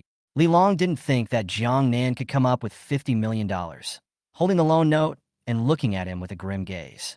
It was as if Jiang Nan would slap him with one hand if he dared to make a move to grab the IOU. Jiang Nan nodded. Good. Uncle Lee, my dad owes you $50 million, right? You give me the card number, and I'll pay you back now with interest. The bodyguard behind him took out a bank card and placed it on his desk. Jiang Nan immediately transferred $55 million to the other party. He looked at this extra interest on the brain ache, but there is no way. This is the original Jiang father commitment, black and white, written clearly. Besides, at that time, when Zhang's group had problems, these uncles and uncles were still able to lend money to Zhang's father. He did not want to waste time on all this interest nowadays. Mr. Li, the money has arrived. The bodyguard looked at the balance in his cell phone, glanced at Jiang Nan in surprise, and immediately handed the phone to Li Long. Li Long also had a few moments of surprise, glanced at Jiang Nan, picked up his cell phone, and looked at it. After determining the amount, he handed the loan note to Jiang Nan. Now that the money is paid back, this IOU is returned to you. Jiang Nan took the loan note, looked at it twice, and directly tore it into powder. Jiang Nan, where's mine? Your dad owes me $2 million. And me, pay back. Hurry up. When the others saw that Li Long's money had arrived, they crowded to him and disliked the loan note in front of him. Chapter 51. Yes, one by one. Let me see the IOU, and I'll transfer the money to you. Jiang Nan was quick, and after checking the authenticity of the IOUs and the amount, he transferred them in turn. The group was still in a bit of a trance as they walked out the front door. Mr. Li, I'm not dreaming, am I? This money was asked for so easily. Yes, Jiang Li, that old thing. I made dozens of phone calls, did not get in touch. Did not expect this money his son gave back. This Jiang Nan really can't be seen as a person, dressed in a scruffy way. I didn't expect that, but actually really rich. More than rich. When he faced a few of us just now, he was calm and unafraid. Yes, usually when the others see us, which one of them is not trembling with fear and trembling? Only Jiang Nan, without changing his face. You guys are overthinking it, in my opinion. Isn't it just a rich second generation who doesn't know what he's doing and is arrogant? Oh, and now that the Jiang family is bankrupt, he's a veritable negative second generation. That's right, Mr. Li, you guys are just overthinking it. Let's go, let's go. The group asked for the money and left satisfied. Liren twisted his head and took a deep look at the living room. Mr. Li, let's go too. Liren nodded and quickly got into the car. Watching the old mansion getting farther and farther away, Li Long sighed. Hopefully he was overthinking it. Mr. Li, a car just passed by. It seems to be Dean Wei's. Just then, the bodyguard suddenly spoke up. Li Long looked back through the window. The car had already driven a long distance away. It was not really visible. He recently had a big project to cooperate with Wei Zigua, but asked the other party several times. The other party claimed that there has been no time, and he knew that usually in this case, it is politely refused. Are you sure it's Dean Wei's car? The bodyguard sensed the coldness emanating from him, and his fingers on the steering wheel kept squeezing tight. Didn't see too much. It's so fast, I just felt some resemblance, but there are so many cars that are the same. I guess I was wrong. And didn't Dean Wei's assistant say yes, that Dean Wei had gone to a city on business? Then this car is definitely not his. When Li Long heard this, he also felt that there was some truth to it, and he leaned back in his seat and tiredly rubbed his brow. He was probably so tired that he actually really thought the car was Wei Zigua's. This road leads to the Jiang family's old mansion. So how could Wei Zigua be connected to the Jiang family? Before the Jiang family went bankrupt, it was also considered a well-known enterprise in the city, but in front of Wei Zigua, it is not even a piece of shit. After all, Wei Zigua wasn't just the former dean of Kyoto University's School of History. He was also the head of the Wei family. Wei's group is the leading enterprise in the city, and it is also one of the most important existences in the provincial city. Moreover, I heard that Wei Zigua is also very powerful in Kyoto. How could such a big shot be related to the Jiang family? Once Liren figured it out, he put the matter to the back of his mind. After Jiang Nan paid off her debt, she only had a few million left on her card. He sighed. It looked like he would have to work hard to make money from now on. He called his dad a couple more times, but he still didn't get through. Something's not going to happen to Dad, is it? Jiang Nan's heart lifted. Just then, a luxury car drove in violently. Just as the car stopped, Wei Zigua rushed over. Little friend Jiang, it's been a long time. Come on, let's go check out those two treasures of yours. Wei Zigua said while pulling his arm towards the living room. Boss Wei, aren't you on a business trip in a city? Jiang Nan looked at Wei Zigua, who had suddenly appeared in front of him.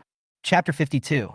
Wei Zigua pulled his arm tightly and brought him towards the living room one by one. He grinned at the corners of his mouth when he heard Jiang Nan's words and smiled a benevolent smile. Little friend Jiang's matter is the most important. Jiang Nan gave him a meaningful look, looking at the crumpled sleeve that he had pinched. Obviously, it was his antiques that were important, but seeing as he had just given himself an advance of $400 million, Jiang Nan didn't poke him. Go! Let's hurry in. It's so hot and sweaty. Wei Zigua had a few moments of embarrassment under his eyes, wiped the non-existent sweat from his face, and immediately led Jiang Nan into the living room. "Boss Wei, have a sip of tea first. I'll bring something down." Entering the parlor, Jiang Nan added a cup of tea and went upstairs. Wei was sat on the sofa, his eyes falling on the tea table, only to see several freshly used teacups on it. Looks like someone just came by. Thinking about what he had people investigate earlier, it was said that Jiang Limin owed $1 billion, plus Jiang Xiaoyu had just advanced him $400 million. "I'm afraid someone has just come to claim a debt." Wei Zigua's sight swept the living room, which was laid out in a low-key manner with a bit of luxury. It's reasonable to say that Jiang Xiaoyu casually took out a few antiques that were worth a few $100 million, so Jiang's group shouldn't have gone bankrupt so easily. Just as he was thinking about it, Jiang Nan came downstairs with something. Wei Zigua collected his thoughts and immediately took out a pad and wiped his hands, carefully accepting the box in his hand. As soon as the box was opened, a pair of hibiscus white jade cups and a pair of green jade entwined branch vases intruded directly into his eyes. He looked at the two things in front of him, and his pupils shrunk violently. Good stuff. Good stuff. Just by looking at the photos, I knew these two pieces were not mundane, and now that I've seen them in the flesh, it's even more shocking. Wei Zigua picked up a hibiscus white jade cup and carefully observed it. Hibiscus white jade cup, color translucent, cup around, there are two carplay water, sparkling, as if real. Wei Zigua hurriedly went to the tea table and added half a cup of tea to the cup. Just then, around the cup, the color began to change from white to sky blue, and the two carp on the teacup also seemed to be darker in color. At a glance, it looks as if it is two carp playing in the stream. Even Jiang Nan was a bit surprised at the moment. He also didn't expect the cup to have such a surprise. Fantastic. It's amazing. This hibiscus white jade cup, I've only seen it in ancient books. I hadn't realized that today, the physical object is right in front of me. The wisdom of this ancient people is also unfathomable. Who would have thought that such a cup was made by the ancient people? Wei Zigua excited, the corner of his eyes a little moist. He is an antique enthusiast, but also a senior antique collection player, antiques in his mind, and his own children in general. This hibiscus white jade cup is the proudest child in his heart. Wei Zigua raised the hibiscus white jade cup and glanced at the bottom. The Great Yin Dynasty. Royalty. Even though Wei Zigua had already prepared himself in his heart couldn't help but jump when he saw these words. The Dian Dynasty, a country that has only existed for a few short centuries in history. Who would have thought that the techniques and craftsmanship they used to make porcelain then, compared to what we have now? That group of rigidly minded old farts at the History Academy talk all day long about how there is no Dian Dynasty in history, and how wild history is all fabricated and untrustworthy. Chapter 53. Now that this treasure, one after another, is placed before them, let's see what they still say. Wei Zigua seemed to see the group of old guys with darkened faces and defeated looks as his laughter grew maniacal. The corners of Jiang Nan's mouth hooked up slightly. These things were all given to him by Su Feng Ling. He naturally also hoped more than anyone else that Su Feng Ling, the Su family army, and they could be known by future generations. It also lets future generations know that the renowned great general of the Great Yin Dynasty, the great general of Jinbei, is a woman. Little friend Jiang. I'll take this pair of hibiscus white jade cups. How about this? I'll give you this number. Wei Zigua said, holding out 6 fingers. Jiang Nan took the hibiscus white jade cup back from him. Boss Wei, this is good stuff. $600 million, not for sale. Jiang Nan wasn't a stupid boy. He could guess a thing or two from Wei Zigua's reaction just now. This hibiscus white jade cup is worth a lot of money. 600 million less. Wei Zigua watched with bated breath as his hibiscus white jade cup was loaded into the box. And just as he was about to cover the box, he immediately rushed over and pressed his hand. Little friend Jiang, the 600 million I said does not include the previous 400 million. Doing the math like that, this pair of hibiscus white jade cups is worth $1 billion. How? Wei Zigua really liked this pair of hibiscus white jade cups. Besides the fact that it was an antique from the Dian Dynasty, the design and craftsmanship of this pair of cups were all on his aesthetic point. He had never seen such a nice-looking cup. If you can't take it, Wei Zigua is so itchy that I'm afraid I won't be able to get a good night's sleep at night. Jiang Nan took his hand and removed it from the back of her own. Boss Wei, we've worked together many times as well. You can't treat me like an ingrate. Wei Zigua bit his back teeth. 1,200,000,000. No more. Little friend Jiang, seeing as we are old acquaintances, 1.2 billion is already a good price. Jiang Nan thought for a split second and spread his hands. Yes, one hand pays, one hand delivers. Wei Zigua immediately took the hibiscus white jade cup in his arms and glanced at the bodyguard behind him. The bodyguard immediately transferred $800 million to Jiang Nan in a light manner. The $800 million this time, plus the $400 million, just now makes exactly $1,200 million. Jiang Nan looked at the balance on her card and breathed a sigh of relief. I don't know if he's drifted, but when the balance on his card goes below $100 million, he feels anxious like just now. However, the good thing is that now another $800 million has come in. Even if he does nothing in the future, it's still enough for him to lie down. However, the thought had just floated into his mind before he pressed it out again. How could he slack off when even the young general was still working on it? Screw the money. Must get more money. Wei Zigua hugged the hibiscus white jade cup lovingly and did not notice Jiang Nan's small mind in the slightest. It was a while before he turned his eyes to the green jade wrapped vase on the side. Over 100 millimeters tall and 80 millimeters in diameter. The green jade entwined branch vase is made of fine jade, carved with entwined branch motifs all around, and paired with a mahogany base. This pair of green jade entwined vases, the workmanship is so perfect that even in later generations, many people cannot make such perfect green jade entwined vases. I didn't realize that ancient craftsmanship was so powerful. You can't underestimate that it's just 2 bottles. In fact, the green jade entwined vase is a great test for all the craftsman's skills. Chapter 54. Wei Zigua carefully put the hibiscus white jade cup aside and picked up a green jade tongji vase to look at it carefully. The green jade wrapped vase must not have a single cut in the original stone during the process of making it. Once it's cut, it's a lost cause. Therefore, once the celadon twining branch vase is made, it is the supreme honor. And there is this saying in the antique business world to describe it: there is a gain and a loss, and between the loss and the gain, the achievement is brilliant. At the same time, it has a price and no price. Wei Zigua said while carefully touching the lines on it. The workmanship is silky smooth between each grain, as if it were a snap. Such a maneuver is also rare in later times. Jiang Nan frowned slightly. This thing is still not selling well. Wei Zigua read his mind and put the things back in the box. Little friend Jiang, this pair of green jade entwined branch vases, I'm also very impressed. But I can't pay the right price right now. In that case, I will be organizing an auction at the 10,000 Treasures Pavilion in the evening 7 days from now. If you trust me, this treasure, the 10,000 Treasures Pavilion, can auction it for you. Wei Zigua said, pulling out an invitation from his pocket. Jiang Nan looked at the invitation in front of him and glanced at Wei Zigua. It was hard for him not to suspect that this old man had come prepared. Jiang Nan is not in a hurry to use money nowadays, and the $800 million in his hand to buy supplies will last for a long time. So he nodded his head and agreed without much thought. Could be. But how many percent are you going to extract? Wei Zigua quickly waved his hands. No charge, no charge. Little friend Jiang, you're my friend and an honored guest of my Wan Bao Pavilion. How can I charge you a draw? As long as in the future, you still have out antiques, the first time to think of me into. I don't suppose you'd disagree with such a small request, would you? Okay. Don't worry. I'll be sure to contact you first if I need anything in the future. Yes. Then I'll take this green jade tangled branch vase back first. It will be the finale treasure in this auction. The two of them chatted for a while longer before Wei Zigua hurriedly left with the green jade tangled branch vase. There were still 7 days left in the Wan Bao Ji's auction, so he had to hurry to prepare for it. In the past, he was bound to not have to put much effort into such an auction, but this time was different. Wei Zigua glanced at the green jade entwined branch vase in his arms. He had a premonition that when this treasure came out, it would surely shock the entire antique world. The limo. The bodyguard looked at Wei Zigua, whose face was red with excitement, through the rearview mirror and was a little surprised for a moment.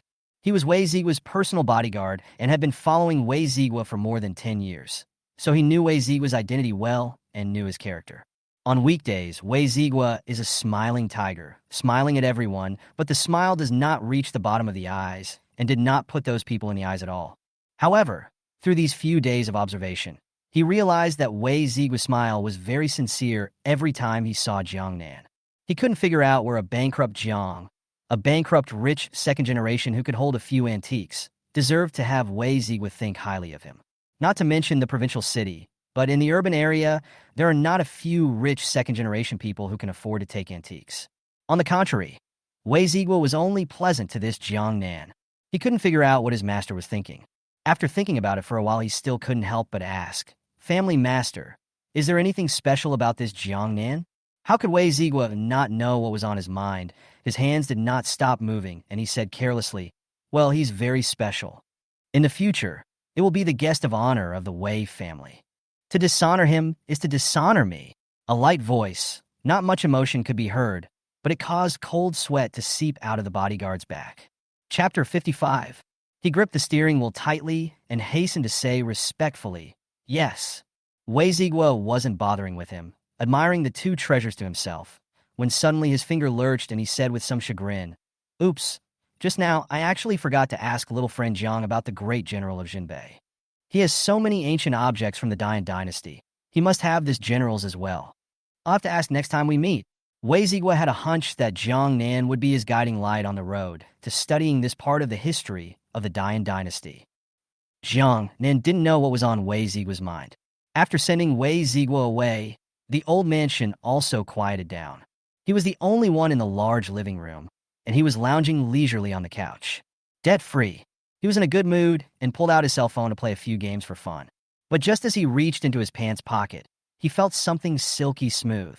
As soon as he immediately took it out, he saw that what was held in his hand was none other than Su Fengling's handkerchief. Rosebuds bloomed enchantingly on the pad. The three words Su Fengling, embroidered by gold thread, emitted a golden color under the light. Jiang Nan reached out and touched the three words on it, and for a moment became even more curious about Su Fengling. "I wonder what this female general looks like. I don't know if they have enough food and water either." When Jiang Nan said this, his expression lurched and his face gradually became grave. There are people in the city of Sangzhou besides the soldiers. The daily consumption of food and water is high. Simply relying on him to send it there would only solve the immediate problem. But if you want the entire Sangzhou city to come back to life, you still need them to stand up on their own. There was a great drought, and he had no way to send them rain, but he could send them a steady stream of water. Water was sent along with seeds so that they could resume planting. And the eyeing Turkic army. I remember the young general saying that the difference in numbers between the two sides was too great. But history is full of wars where less is more. I'll go online and search for these battle plans for doing more with less and send them to the young general. The more Jiang Nan thought about it, the more he realized that there was just too much he had to do now. But no matter what, he couldn't let the young general fail or let her die. Jiang Nan casually ate a mouthful of rice before moving on. The first step is to deliver the water first. Although water had been delivered once before, after all, Sangzhou City had a large number of people, and the amount of water needed must have been large, so they must have been very frugal. It's good to be frugal, but when you're too frugal in this area of water, you can have all sorts of problems. For example, if one is too frugal and does not drink enough water every day, one's body will have problems. For example, being too frugal and recycling water over and over again. In ancient times, there were no filters, and water used over and over again in this way tends to harbor a lot of bacteria. Then again, it's not just people who need to drink, but warhorses too. The more Jiang Nan thought about it, the more urgent he felt, and he immediately searched on his cell phone. Soon he searched the back of the warehouse and found a stream. The creek water is cleaner and sweeter than the water in the reservoir, and it's in the hills behind the warehouse, unguarded, just so it won't be noticed. "I'll be on my way." Jiang Nan put away his cell phone and immediately wrote a note to Su Fengling. This time he passed a lot of water. The previous tanks were definitely not enough. He had to give them a little time to prepare in advance. Chapter 56. Sangzhou City. General's Residence, Study. With Su Fengling at the head, the remaining several vice-generals stood at the bottom, looking at the sand table on the table and falling into deep thought. After a while, Tan Wu said, "This time, after defeating the Turkic army, killing Russell, and destroying the Death Squad, Anaro will definitely launch a counterattack immediately. That's right, and this time, it must be even more violent than before." Su Fengling's face was grave. "Zhaoan, how is the city wall reinforced?" Back to the general. "The walls on the east, west, and south have all been fortified according to the god's law. Our walls, on top of the original, are thicker, higher, and stronger. Moreover, we've done tests where dozens of people carried huge logs and slammed them against the walls, and the walls didn't come crashing down. A few people sniffed, and a smile appeared on their stony faces. The law of the gods is just fine. With the walls fortified, it will take them more time to climb up even if they want to. While we're at it, we can wipe them all out. It's just that the halo grass and white wine are about to run out. General, would you mind speaking to the gods? This is the silver I used to purchase the white wine and the halcyon herb. Jiang Nan said, pulling out a gold dollar from his pocket. The gold dollar was very new and was wiped spotlessly, so it was obvious that the owner hadn't wiped it down much during the week. Old Zhao, isn't this your silver for marrying your wife? Keep this for yourself. We have something else. That's right. We just can't take your wife's book even if we are poor. Li Liang's several people said, stuffing the golden dollar back into Zhao Nan's arms. Zhao Nan's situation was clear to them. This gold dollar must have been stored for a long time. Su Fengling also nodded. That's right. Keep this gold dollar for yourself. I'll pay for the silver. You only need to fight the good fight and guard the people of Sangzhou City. Su Fengling even spoke. Zhao Nan opened his mouth and finally nodded. However, Zhao Nan secretly vowed in his heart that if he couldn't give away gold dollars, then he would give away something else. Back then, he had traveled all over the world and collected some strange and weird things. And even if they weren't worth anything, it would be pretty good if they could make the gods smile. With the halcyon grass and white wine, the pressure on the soldiers on the citadel will be much less. Yes, it's all about numbers now. The Turk army is simply too numerous to kill, and although we have bows and arrows, there are only hundreds of thousands of arrow feathers, which is simply not enough. If only the gods would send a little more arrow feathers. Tan Wu had just finished muttering this sentence when he felt a cold sight staring at him. He immediately realized that he had said the wrong thing and fell to his knees with a plop. General, I know I'm wrong. Tell me what's wrong. Su Fengling's voice was light, with a hint of coldness, and those who were familiar with her knew that she was already angry now. Tan Wu immediately said, I shouldn't only know how to turn to the gods at all times. Defeating the Turks' army is our business. The gods are not obligated to help us all the time. We can ask the gods for help, but we also have to keep improving ourselves. When Su Fengling heard this, her face eased a lot. Well, get up. It's good to realize the mistake. Although we have the help of the gods, we can't always rely on them. Insatiable solicitude is abandoned by the gods. We have to be strong too, and with the help of the gods, we are invincible. Several people nodded solemnly as they listened to Su Fengling's words. Yes, General, we understand. Chapter 57. General, something's wrong. As soon as the four's voices fell, an anxious voice came from the doorway. Su Fengling's face sank, and she hurriedly walked out. What happened? General, the people and soldiers in the city have all started to have diarrhea. There are too many of them, and the medic asked me to come and inform you that the situation is not looking good. When these words came out, two words came to several people's minds in unison. Plague. Su Fengling's fingers shivered, but he quickly calmed down. Show me. General, you can't go. The military doctors haven't found out the exact cause yet. If it's all the more reason you can't go. The word plague was one he dared not utter. The plague, which represents death. It's worse than a natural disaster.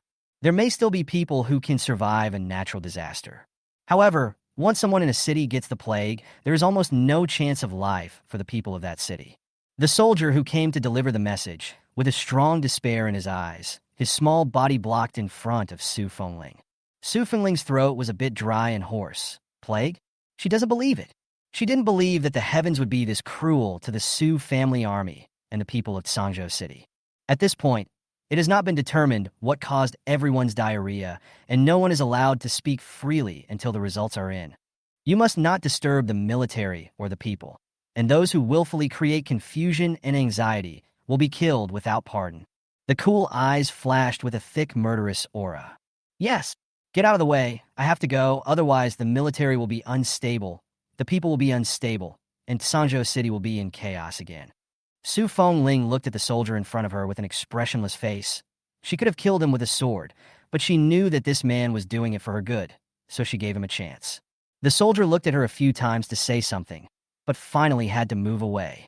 Su Fengling hurriedly walked out, and while walking, she quickly ordered, Tan Wu, you take people to patrol in the city, and if you find someone deliberately using this matter for demonic purposes, you will directly kill them. Li Liang, take someone to the barracks and count how many people have diarrhea. Li Hu, you lead the men to cooperate with the military doctor and take all the herbs in the city, all of them to Yangshan. Zhaoan, keep an eye on it at all times, and report immediately when the Turk makes a move. Yes, my lord obeyed. Su Fengling's few people immediately got organized and got busy individually. Su Fengying went directly to the Yongshan Hall. Along the way, you can only meet a few people occasionally and sporadically. For the first time since the gods had given water and food, the streets were so cold. Su Fengying quickly arrived at the Yongshan Hall, only to go in and see frail people lying on the ground. He seemed to have diarrhea several times, his face and lips were pale, and a cold sweat was breaking out on his forehead. "General, am I going to die?" Just then, a weak voice came from the corner. Su Fengling looked up and saw that the little girl she had seen before, Hua Er, was covering her stomach in pain and looking at her with a pale face. Su Fengling was just about to speak. Huar's mother and hurried over. A hold Huar retreated to the corner, covering Huar's mouth and nose. "General, you shouldn't be here. Our lives are cheap and we die. But you, there is no lightness in the lives of men. My life is a life, and so is yours. Don't be pessimistic, everyone. The military doctor hasn't made up his mind yet. Everything still has a chance. What's more, we have the gods." Chapter 58. This last sentence was like a centering pill. The noisy environment instantly quieted down. The crying children also closed their mouths and looked at Su Fengling with a hopeful face. "Yes, we have gods. The gods will surely save us. God, please, save us. Save the people and soldiers of Tsangzhou. We don't want to die. We've only just eaten fragrant rice porridge and meat. I don't want to die." The sounds of wailing and praying were endless. The crowd knelt on the ground, constantly kowtowing and praying for the god's blessing. Just then, the medic came out in a hurry. When he saw Su Fengling, he was just about to salute. Su Fengling raised his hand and stopped his movement. "How is the situation?" Back to the general's words, at the moment there are no other symptoms other than the recurring diarrhea and weakness. Today, we can rule out the possibility of a plague. Hearing this, the hearts of several people that were hanging in the air also loosened up. "Did you find out what caused it?"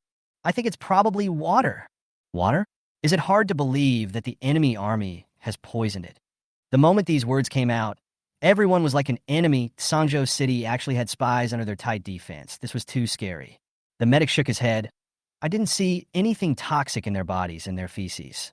I think it's because there's so little water and people are so frugal and use it back and forth that they get sick to their stomachs. I will pray to the gods about the water. Their bodies need to recover as quickly as possible, and the herbs have been delivered." The medic pulled at the corners of his mouth with a touch of bitterness. "General, our herbs, they don't work. I've been boiling medicine for them, but when I drink it, it doesn't help at all. Besides, there are so few herbs in town that even if each person had a bowl, the supply would still exceed the demand. It's hard to get them all healed. Today, more than half of the soldiers and people in the city have diarrhea. If, at this time, the Turkic army hears the news and suddenly attacks the city, the consequences will be unimaginable. So, General, you must pray with the gods at once to give the divine medicine. Otherwise, Tsangzhou City is in danger." The military doctor was an old man in his 60s, with a head full of gray hair, his face covered with wrinkles, and a stooped figure. After this incident, he seemed to have become even more vicissitudes, as if the wind could blow him away. The medic's scarlet eyes held a few moments of remorse and impotence. Too many people died on the battlefield. He was used to seeing dead people. But now, when things are just getting better, it's too hard to watch them die again. It's like having hope, but then crushing it hard.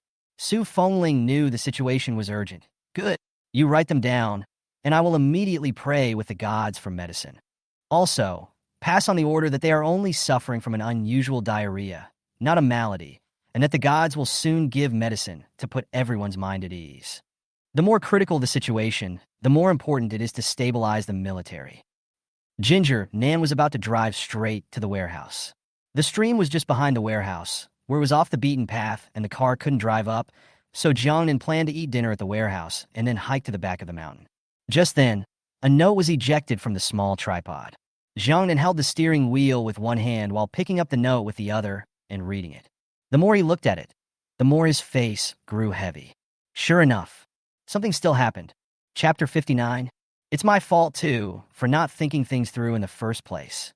Luckily, so far it's just diarrhea and body weakness. No other major problems, otherwise, I'd be a sinner. After Jiang Nan finished speaking, he immediately took out his cell phone and contacted the previous drug dealer's boss. Although the drug dealer boss sells veterinary drugs, but people eat him also involved, and he has a wide range of channels to Jiang Nan, such as the need to buy a large amount of directly to find this kind of people convenient and trouble-free. When Kong Nam found him, he immediately sent him a couple messages. Boss, I need 1 million bags of Monteliacast scatter and 1 million bags of Dizzy Herb. Monteliacast can stop diarrhea quickly, and there are 120,000 soldiers in Sangzhou City, plus a conservative estimate of 200,000 people in the city. A patient to eat a conservative 3 bags. In order to stop diarrhea, even if Sangzhou City is not each person has diarrhea, a conservative estimate of hundreds of thousands of bags to be enough. It's the kind of thing that you'd rather have more than less of, and it's better to be prepared. So, 1 million bags is a lot? Not much at all. The pharmacist owner returned quickly.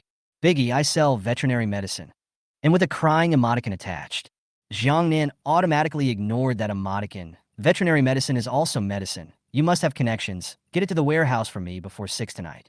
Here's your good fortune fee. After Jiang Nan sent the message, she directly transferred him $100,000 for the medicine, as well as $10,000 for the fortunes. The druggist owner looked at the money lying inside and slapped his thigh. Open up. It's only 1 million bags. It's a small thing. It's only 5 o'clock now. By 6, it will be delivered. After Jiang Nan ordered the Monteliacast and Halo Herb, he sent another message to the supermarket owner. He's also had diarrhea, and when he's done, he's wasted and weak, just a little piece of crap. But the soldiers of Sangzhou City can't be little losers. They had to recover their bodies immediately and be ready to fight the Turkic army at any time. Electrolyte water rehydrates and restores energy quickly after tampering with dilution. So, he ordered another 1 million bottles of electrolyte water from the supermarket owner, also for him to deliver by 6:30. After ordering these, another 50 tons of highly concentrated white wine was ordered with the owner of the wine merchant. After ordering, Jiang Nan stopped the car on the side of the road, picked up a pen and paper, and wrote a reply to Su Fengling. Little general, but you must be steady. The medicine will be here soon, guaranteed. At 8 o'clock tonight, I'll bring you water, and you can put a little chondroitin or something like that in the water to make it go right out of town. When the Turkic army sees the water, it will definitely be out of control, and at that time, the army will definitely be in chaos. After the battle tonight, have the men clean out the dried-up lake. This is a big delivery, and from now on, all the guys will drink flowing water to avoid any more situations like this. Jiang Nan threw the note and drove immediately to the warehouse. The wait was extraordinarily long, both for Jiang Nan and Su Fengling. It was obviously only an hour, but Jiang Nan felt like a century had passed. Seeing the big truck coming in the distance, Jiang Nan breathed a sigh of relief. The medicine came quickly, and I hope nothing has happened in Sangzhou City. Sangzhou City. Su Fengling, several people stood on the city tower, looking at the blackened swath of Turkic army not far away. His mood was unusually heavy. The sun was setting in the west, and the wind was raging. The soldiers on the citadel tensed their faces, with a few moments of panic and despair in their eyes. They didn't expect that the Turk side actually did get the news and suddenly sent out troops. Nowadays, half of the soldiers and people are still having diarrhea, some even pulling themselves off and passing out. Things are not looking good in the city. Chapter 60. General, all archers are ready. All the soldiers and people are wearing their defensive armor and helmets. But Tan Wu opened his mouth, looked at the Turkic army that kept closing in on the city, and swallowed back the rest of his words. But what? But we didn't catch the spies who were secretly delivering the message.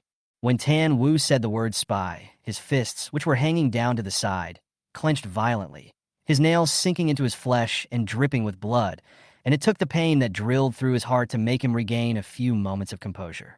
Su Fengling looked at the Turkic army not far away. His eyes were deep and obscure. Nothing.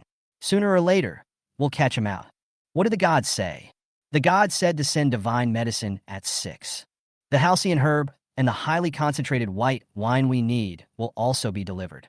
Also, the gods said they would send water for us. Tan Wu said as he handed the note to Su Fengling. After reading it, Su Fengling immediately shattered the note. You take the men to the army doctor. He must have the chondroitin there. Immediately dig small openings in the corners of the walls to ensure that all the water can flow out. Su Fengling immediately arranged things clearly. Tan Wu led the men immediately down to the citadel. Just then, the Turkic army arrived under the citadel. Luo Guo was riding a sweat-blooded horse, and the hammer in his hand was wielded in such a way that it made a thumping sound. Luo Guo raised his head to look at Su Fengling on the city tower. Su Fengling, today is the day you die. You, the Su family army, and the people of the city. Tonight, all must die. Ha! I'm going to use the blood of everyone in Sangzhou City to sacrifice Russell. Kill all the great Yin people and wash Sangzhou City in blood. As soon as Luo Guo's words fell, the soldiers behind him all roared in response. Kill all the great Yin people and wash Sangzhou City in blood. Kill all the great Yin people and wash Sangzhou City in blood. Kill it all? Kill! The roars of the 300,000 soldiers all reached the city through the walls. The people and soldiers who had diarrhea were huddled in the Yongsan Hall and in all the corners, shivering and constantly in tears. Are we going to die? Oh, I don't want to die. I don't want to die. I haven't finished eating the food that the gods have given me. Me too, damn Turk. Why don't you go and die? All of you go and die. In a burst of roar after roar, some of the people with poor mental quality all collapsed. They pounded their chests. They hissed in grief and anger. The morale outside the city was shattered. The city wailed. This is what Luo Guo wanted to achieve. Tan Wu saw such a scene when he brought his men in. He immediately exclaimed, "At ease. Hold your horses, everyone. The gods have sent instructions to send medicine right away, so everyone hold on. The Turks outside are doing this on purpose. They're trying to disrupt everyone and get us to disorganize ourselves. Dangerous intentions and nasty tactics. We absolutely cannot do what they want. We are blessed by the gods, and we will get through this. Everyone wait patiently for the medicine from the gods. And when it comes, take it and come and take over from us. Sangzhou City is everyone's Sangzhou City. And as long as we work together, we will definitely be able to defeat the Turkic army again. We have to believe in ourselves, and we can't let the gods down, right? Right. Vice General Tan is right. We have to trust the gods. We have to defend Sangzhou City and not let the gods down. That's right. We can definitely hold Sangzhou City." Tan Wu was slightly relieved to see this scene and hurriedly discussed what would happen next with the military doctor. The shouting continues outside. Luo Guoguo looked at the stanky bitch on the citadel who didn't change her face and spat on the ground. Their informants had sent word that the people and soldiers in the city had begun to have diarrhea in large numbers for no apparent reason, and now was a good time to attack the city. Chapter 61. So, with a wave of his hand, Anaro immediately let him take the lead. This time, he would get back what he had lost. Make this bitch pay in blood. Give it to me? With a wave of Luo Guo's hand, the soldiers gripped their shields to protect their bodies and immediately rushed towards the city tower. Su Fengling looked at the soldiers who were getting closer and closer and yelled, "Release the arrows." Luo Guo snorted disdainfully when he heard this. The arrows of the dying people can't even kill a boar. The only reason he won last time was because he used some unseemly tactics. This time, they learned from experience, and each soldier covered his mouth and nose with a black scarf. They also wore 2 pieces of soldiers' armor straight away, and although their movements were a bit clumsy, the swords of the great Yin people could not help them. As long as we forcefully occupy the citadel and kill all the people on it, we've already succeeded. Just then, a dense plume of arrows shot towards the Turkic army. My hand. The smile on Luo Guo's face could not be retracted before he saw his soldiers being killed by the arrows of the dying people. Blood splatters. Soldier after soldier, one after another, fell. Luo Guo's eyes were bared as he casually lifted up a corpse. How can this be? 2 pieces of armor. Great Yan's arrows. How can they be so sharp? Luo Guo couldn't believe it and pulled out the arrow in a hurry. The sharp arrow blade exuded a gust of coldness, and when held in the hand, they all felt a strong air of regicide. It's definitely not an arrow from the SOS. He had seen the arrows of the Sioux army, and they surrendered their weapons and went back to the fire as scrap wood. Phew! Just then, the arrow came directly at him. He picked up the hammer and slammed it into the arrow feathers. But the imagined scene of the arrow feathers in pieces was not seen. Instead, the arrow feathers stabbed at the hammer with a sharp sound and unabated speed, striking straight to the head. "Asshole! Son of a bitch! I'll fight you!" Luo Guo was forced to retreat by the arrows and managed to woefully dodge an arrow, and then there were countless more arrows shooting towards him. Su Fengling stood on the city tower, holding her bow and arrow and firing 3 arrows. Tackle the thief. Luo Guo is Anaru's right-hand man. Killing him will boost his morale, and the Turkic army will surely be in chaos. Now, it's either a quick battle or a delay until the gods send supplies. The remaining halo grass from before was also sent to the city hall, and the Su family soldiers skillfully sprinkled powder, poured wine, and burned it with fire. The Turkic army was like a dumpling that kept falling off the city walls. Add to that the fact that they wore too much armor and had bulky bodies that were even slower than the last time, and the losses were even worse. Kill. Charge them all. There's an epidemic in their city. There aren't many people left, so if we charge up and kill them all, we can take Sangzhou. There is food and water and women in the city of Sangzhou. Don't you want to gorge yourselves on water and meat and sleep with women? Whoever is the first to rush up to the citadel and capture Su Fengling, this vice general will do the honors and reward him with Su Fengling. As Luo Guo's words fell, the soldiers became even more excited. Food, water, women. Their favorite thing. The Turks' army, killing red eyes, rushed up. Time passes. The sun slowly set over the mountains and the sky darkened. Su Fengling killed the Turkic army in front of him and kicked his corpse down. Has the medicine arrived? General, the divine medicine has just arrived.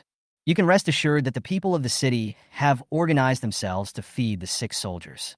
And the people volunteered to let the soldiers drink the medicine first. Chapter 62. Su Fengling nodded. I believe in the gods. The medicine he sends must work. Everyone hang on. We will win. Yes. Roars of rage accompanied the blood and stirred everywhere. Arrow feathers were fired one after another, people fell down, and those behind them immediately took over again, and the cycle repeated itself. City. One by one, the soldiers with diarrhea finished their medicine. Like it really works? Really, I don't even have diarrhea anymore. Me too. I was pulling every half-incense stick before. Now it's been a stick, and I'm not doing anything at all. Great, and no more stomach pain. It's worthy of the medicine sent by the gods, a tiny packet mixed with water, and sweet, 1 sip, and the stomach is healed. Yes, the old army doctor boiled the medicine as bitter and hard to drink, and it has no effect, but also the gods, The soldiers and people of Yangshantang, after noticing that they didn't have diarrhea anymore, their faces changed from the previous disheveled look, and everyone had a look of excitement and excitement. The gods have also sent a tonic. 1 bottle each, this electrolyte water, is used to rehydrate and restore energy. Everyone who drinks it and lifts their strength immediately joins the fight. Those who can't lift their strength go immediately to the gates of a city and defend them to the death. Electrolyte water is just stacked away. The soldiers and people immediately took a bottle and gulped it down. The water was sweet, and as soon as it hit their throats, they felt refreshed and energized. This electrolyte water is so good. Mine still tastes like peaches. Mine is lychee flavored. What the gods send is good. I've really regained my strength. I'm going to go into battle now. Me too. How can we be disappointed when the gods have given us something so good? Turk dog thief, take your life. The soldiers carefully inserted the remaining half bottle of water into their back belts, lifted their weapons in their hands, and charged. And us. We've been training with Brother Doggy for days now, and we're going into battle. That's right, kill all the Turks. The Turk army only saw the city tower, and more soldiers suddenly appeared. It seemed that as they appeared, the sojourners attacked even more fiercely. Also, it seems that morale is very high. It was clearly a sparring match, so why did the other party look like they were laughing maniacally? A wave of uneasiness welled up from Luo Guo's heart. However, the uneasiness was quickly suppressed by him. No way. The Flying Eagle's letter clearly stated that most of the soldiers and people in the city have had diarrhea and are not capable of fighting at all. All of this, it must be their stunt, trying to confuse us. Water. It's water. Ush. What water? Luo Guo was just about to speak when he saw his soldiers surging towards the city walls like mad. But this time, instead of climbing the towers, they all laid down at the foot of the walls, frantically picking their way through. Luo Guo could vaguely see water flowing out. In a few moments, though, the water grew and flowed down the walls, right outside. A trickle of water can be seen in all the moonlight. When the Turkic army saw the water, it was like a hungry wolf seeing food and pounced on it regardless. Stop! Stop it all! Stop! Stop all of you. Your mission is to kill the suits. This water is undrinkable. Chapter 63. Luogwa looked at the water that suddenly appeared and immediately became alert, hissing desperately. But the soldiers have long been thirsty crazy. We can still hear his words, all crazy crawling on the ground to drink water. The soldiers leaning back kept pushing forward, their eyes dead set on the water on the ground. A great drought fell in the sky, and water and food were already scarce. And there was also a shortage in the Turk army, only it was not as miserable as Tsangzhou City. But lately, they've been having an increasingly miserable time, too, and it's been so long since they've had a sip of water that now, when they see it, they simply can't restrain themselves. Su Fengling's few people stood on the city tower, looking down at the scene from above. As they watched more and more soldiers, they became more and more agitated, their hands trembling with their bows and arrows. Su Fengling had been paying attention to Luogwa and saw him rushing to the soldiers with a sledgehammer. He just raised the hammer. Su Fengling then picked up the bow and drew it. Bang! The hammer fell on the soldier's head. Phew! The long arrow didn't enter Luogwa's heart. Blood splattered everywhere, staining Luogwa's eyes red. He froze and looked to his chest, only to see an arrow sticking out of it. Right at this moment, Su Fengling's clear and cold voice came from the city tower. To the wine. Release the rockets. The sky was filled with fire, immediately wrapping the soldiers under the citadel. Vice General Luo. Vice General Luo. The Turk army behind them looked at the figure in the firelight and roared desperately and furiously. Luogwa only felt that the surroundings were so noisy, and it was all the voice of that bitch, Su Fengling. He raised his sight, and in the firelight, he met Su Fengling's indifferent eyes. How dare she? How dare you kill him? The fire swept in and wrapped around his body, and he couldn't hold on any longer, collapsing with a crash. The Turkic soldiers behind them, seeing Luo Guogwa dead, no longer dared to stay and immediately began to retreat. This time, it was Vice General Luo Gua who led the attack on Tsangzhou City. Inarja did not come personally. All the Turks thought that this time they would win. But now, Luo Gua died at the hands of that female general. After the retreat of the Turks' army, the soldiers sat paralyzed in the citadel after the robbery. In fact, they were already at the end of their strength, but they were just holding on and scaring the Turkic army. Holy shit, that was close. I almost didn't last. Who says it isn't? I'm half dead from diarrhea. It's hard for me to take the god's medicine to stop diarrhea, and now I'm coming back to pulling bows and arrows. It's good that I've got the divine water given by the gods, otherwise I would have died long ago. So did I. I even took a couple sips of God's water on the way. What flavor of fairy water do you have? My lychee flavor. Mine's a lime. Mine's a white peach. What fairy water? What is that in your hands? We haven't seen you guys in the last couple of bells, and you've become such strangers. Strange what? This is the divine water. The god said that drinking it can restore your strength. It's delicious. Tasty? I don't believe it. Let me have a sip. Roll!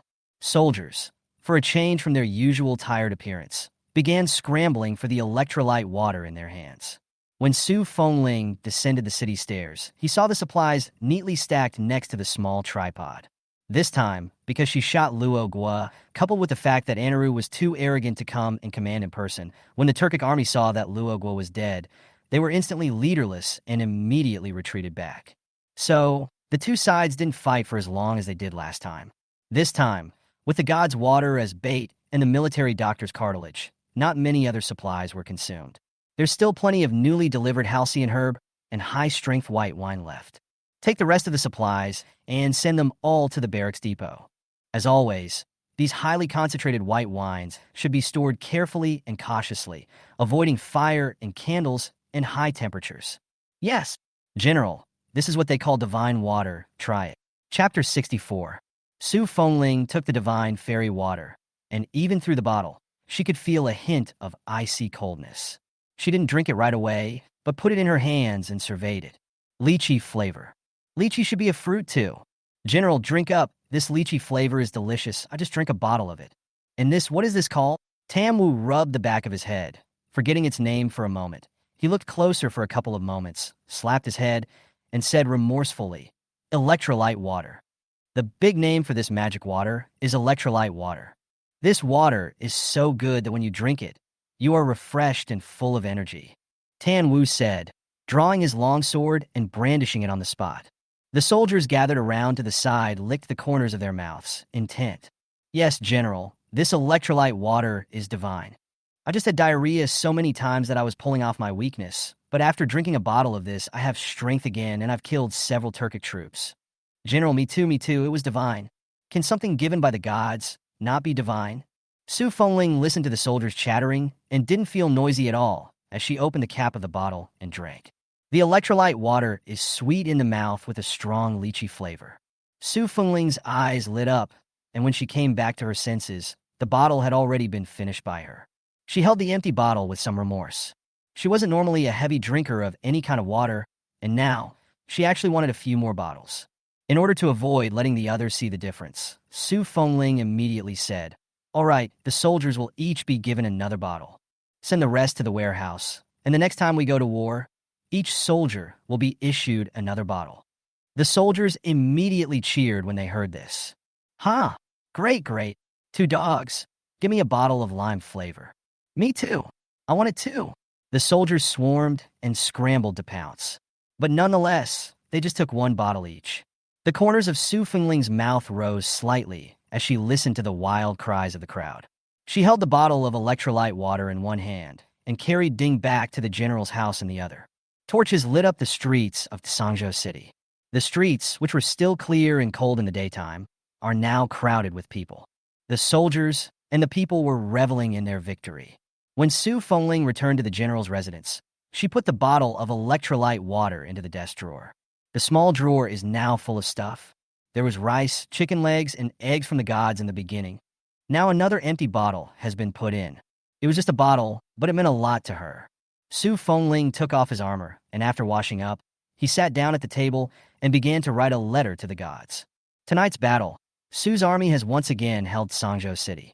Only from tonight, the fact that there is water and food in Sangzhou City can no longer be hidden.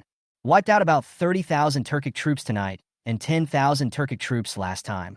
After 2 great battles, the Turkic army lost a total of more than 40,000 men and women. And on the Soviet side, the death toll wasn't even 4,000. Chapter 65. Those were 2 battles that were beautifully won. After Jiang Nan finished delivering the items, he stood guard next to the small tripod. When the news from Su Fengling never came, he knew that the Turkic army must have attacked the city once again. Nowadays, you can't go to the back of the mountain to deliver water either. Solely, he began to study the information he had prepared before, which he had collected on the internet, all of which were successful cases of winning more with less. He hoped that he could do his small part to help the young general. The moon was like water, and the cool moonlight, through the window, sprinkled down on the 2 people in different time and space. Snap! Just then, a voice came from the house. Jiang Nan looked and saw a note. This time, the paper was thicker than ever, with 4 full pages written. Jiang Nan patiently read it word for word. The beginning, as always, is a thank you to the gods. Later on, she also gave him the good news that in the great battle of Sangzhou City tonight, their Su family army defeated the Turkic army, and she also killed Luogua. This Luogua Jiang Nan knows that Su Fengling mentioned before that he is Anaro's right-hand man. Young general is really powerful. Luo Su and Luo Gua are both dead, equivalent to Anaro without his right arm and left arm. He can't be powerful for long if he is powerful. Ginger Nan finished muttering and moved on. The young general said that the electrolyte water he sent, the people's soldiers loved it and gave it the name of God's water. The young general also said that they were going to build a temple for you, the god, to be worshipped by everyone. The young general also said that he wanted to ask for a portrait from the god, and that they were going to create a real body in his likeness. Jiang Nan looked at the word portrait, and his eyebrows jumped slightly. Good Lord, he hadn't even had time to ask her for a portrait, and she was the first to ask herself for one. This is simply inverting the Big Dipper. Thus, Jiang Nan automatically ignored her request. Sprawling over 4 large pages, half of them thanked him. Jiang Nan touched the tip of his nose with a few moments of weakness to say thank you. It was also him who thanked this little general. Without her, I'm afraid I would have had my legs broken by my creditors. Now, because of the little general, his life is getting better and better, and even his card still has several $100 million lying in it. After Jiang Nan read it, he folded the letter paper neatly and then put it into his pocket before he took out a pen and paper and started to write. Little General, how are you? Once again, formally introduce myself. My name is Jiang Nan. From now on, just address me directly by my name. Don't call me God. How rusty is God? Besides, I'm not a god. I'm just an ordinary person who sends you supplies and you give me china, paintings, and calligraphy. We're equal partners. I was going to deliver the water tonight, but now you've only just finished fighting. So let's do it in the morning. You'll take the men and clean out the dried up lake in the morning, and I'll deliver the water. There will be plenty of water delivered this time, and I will always deliver water in the future to make sure it will always be plentiful. When your war is almost over, I'll send you seeds, and you'll start growing food.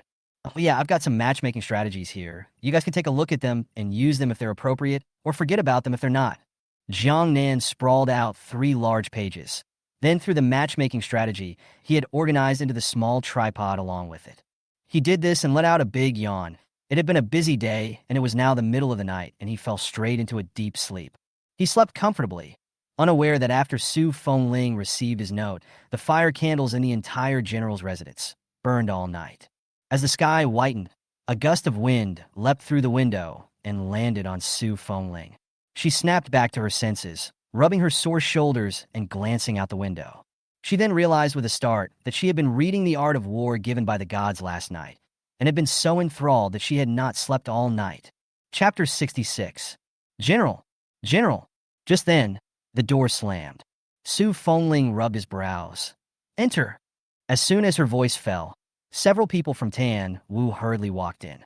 General, what you ordered last night has been done. The river is all cleared out now.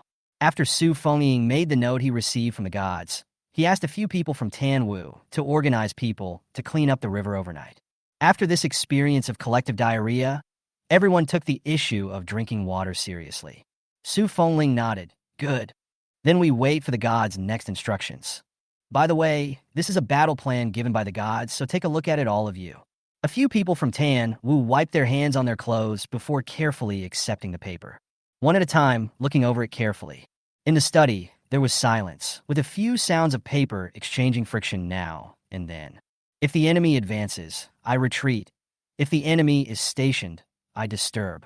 When the enemy is tired, I fight. When the enemy retreats, I pursue. To fight and lead a war, to win a war, numbers are important, but it's not the numbers that matter most, it's the strategy. A star can start a fire. Guerrilla warfare. When Jiang Nan wrote these strategies, he didn't just put them down, but he copied the typical cases as well. Just a few short sentences, Jiang Nan and the history of China, the great anti-Japanese war, briefly written down. He wrote in an easy-to-understand manner, and a few people in Tan Wu could not return to their senses for a long time after reading it. It wasn't until a long time later that they lifted their heads and looked at Su Fengling in a dazed manner. General, this thing, the gods, has come at a perfect time. Yes, although Sun Tzu's Art of War was also bestowed before, but that book, the knowledge is too vast, and it is still a bit of a struggle for me to understand it, but now it is directly telling us what to do. Yes, I feel horribly strong now. General, I'll lead my troops through the East City Gate tonight and go on a sneak attack. General, I'll lead my troops from the West City Gate. The Turkic army is stationed 10 miles away from us.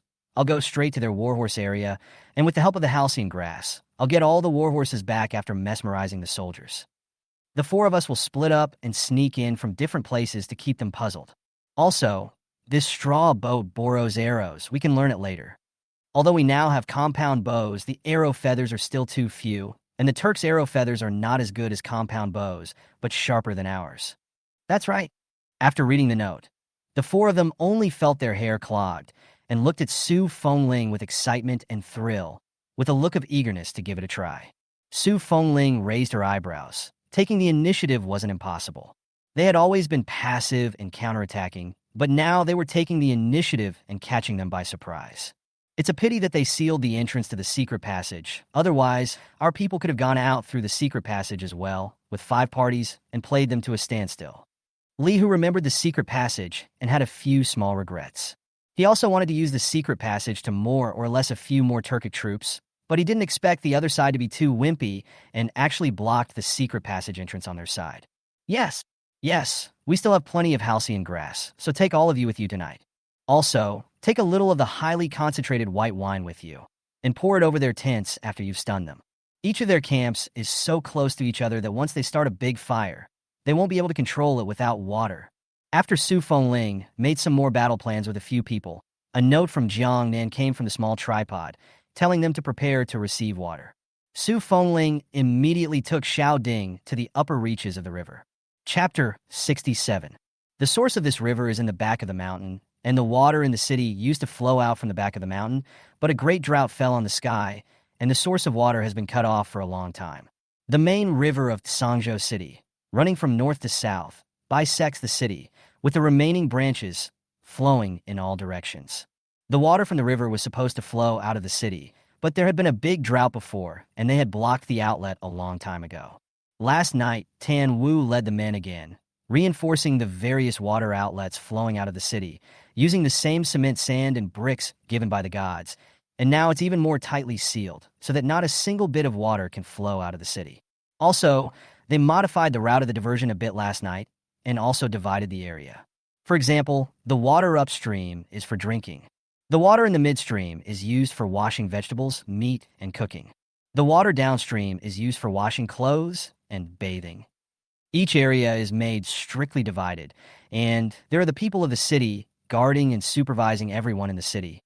Su Ling's few people quickly walked upstream to where the water used to come out. They were below a cliff, looking up at all the oddly shaped boulders. The surface of the stone was smooth and bright white, and it looked like it had been splashed and soaked by running water for years. Tan Wu looked at the place with some emotion for a moment. Back in those years, when I only came to Tsangzhou, the back of the mountains was lush and green, and this place was even more streamy. Now, it's only been a few years, and the stream is broken, and all the flowers and trees in the back of the mountain are gone. What a terrible natural disaster. The rest nodded approvingly. Luckily, we have the gods. That's right, the gods will help us, and we will definitely get better, and Tsangzhou will get better and better. Just then, water gushed out directly from the small tripod. The column of water grew larger and thicker, and soon became a great river of waves. The crowd swallowed in shock at this scene. Water! That's a lot of water.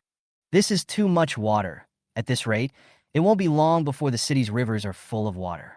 Yes, I can't even imagine how happy and blissful I would have been on a day when there was water in every river in town.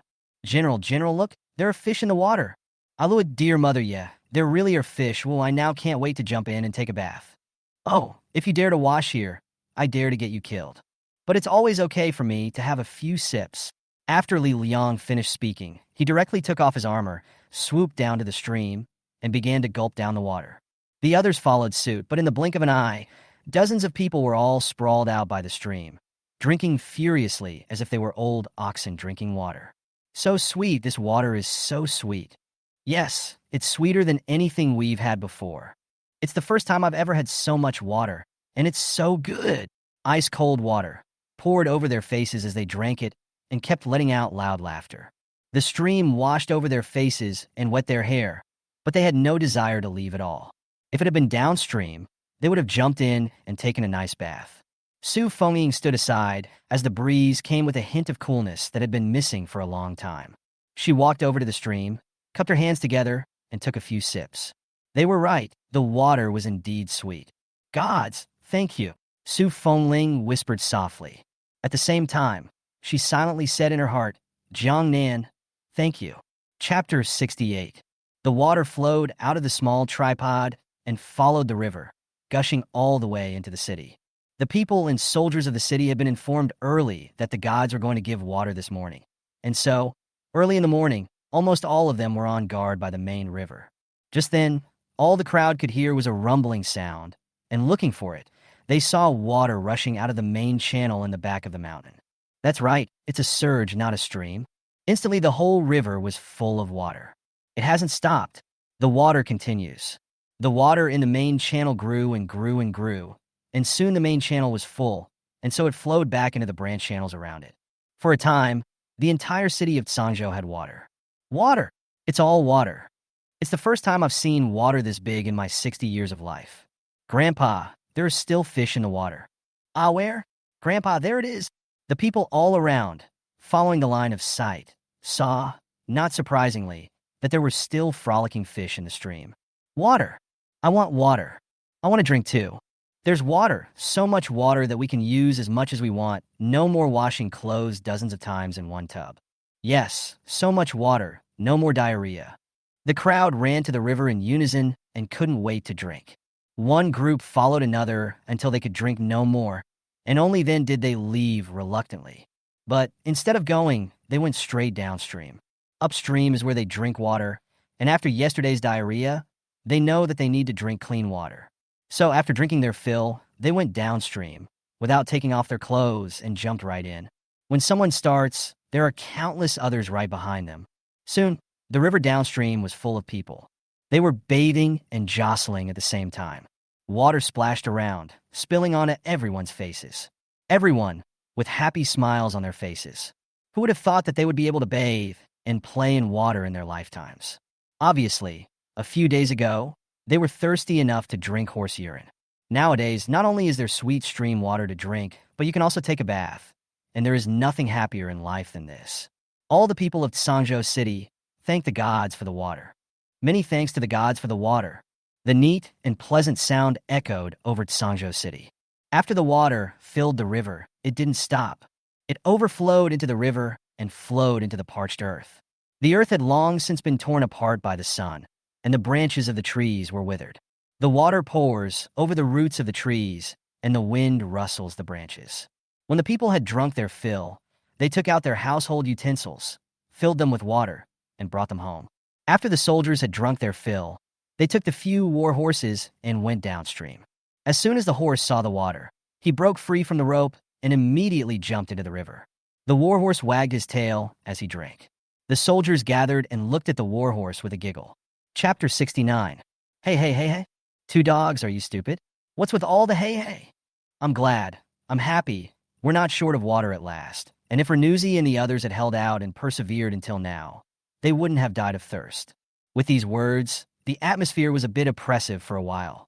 They couldn't help but redden their eyes and reach up to wipe the tears from the corners of their eyes. Before encountering the gods, the soldiers and people in the city either died of thirst, starvation, or were killed by the Turkic army. Fighting a war is supposed to be a sacrifice. Dying in the hands of the Turkic army, they are angry, but dying of hunger and thirst, they can't even be angry, only full of despair. More painful than man-made disasters are natural disasters. In front of the natural disaster, they were like ants, powerless to fight back. Don't be sad. We have a God now, and our days will get better. Maybe Ernie Z and the others, who have long since reached the world of the gods, are living better than we are. That's right, they eat chicken legs and eggs at every meal, and they get a bath every day. That's right, two dogs, you'd better worry about yourself. Look at the horse you're in charge of. If you keep drinking, your belly will burst. Ha ha. Jiang Nan was lying on the grass with his hands resting on his head and a dogwood in his mouth. The daylight poured down on them, warming them and making them drowsy. Not far away from the stream, the small tripod is inside. At a glance, it seems to be very calm. There is no abnormality. But if you get close to look carefully, you will find that the surrounding water, with the small tripod as the center of the circle, constantly pouring in. Time passed, I don't know how long. Jiang Nan woke up in a daze. He rubbed his sleepy eyes and stretched his waist before he slowly walked to the stream. This was the feng shui treasure that Jiang Nan had found, and behind it was a waterfall with a steady stream of water that splashed down from above the cliff. Below the waterfall is a deep, wide pond. Jiang Nan was located more than 100 meters away from the pond. That pond had more water, but it was so deep that Jiang Nan was worried that he wouldn't be able to take it out once he put the small tripod in. He glanced at the time. It had been 4 hours since he started delivering the water. That should be enough for a while. Jiang Nan thought, and carried the small tripod down the mountain. The back of the mountain is not far from the warehouse, but the car can only drive to the foot of the mountain, so Jiang Nan is walking up and walking back. The good thing is the road is not rugged and even the mountains are very scenic. Lush trees, green grass, and at a glance, all enchanting flowers in full bloom. But the best of all was the stream, which flowed from the high mountains into the valley, dividing the mountain into two sides, which were flanked by hill after hill in a staggering pattern. Flowers in full bloom, climbing over branches and cliffs. He could smell them from some distance away. Kangnam also found that not only was the view from the mountain beautiful, but so was the view from the mountain looking down. Standing here, he was able to take in the entire city and quite literally, had a view of the mountains. The breeze swept in, whipping his hair. Jiang Nan glanced around, and his mind moved slightly. Wouldn't it be feasible to build a resort here? When the time comes, it will be easier for him to come here and deliver water.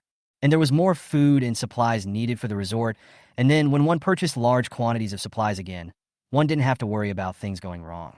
The more Jiang Nan thinks about it, the more he thinks that this method is feasible. The mountains originally have beautiful scenery and unique landscape.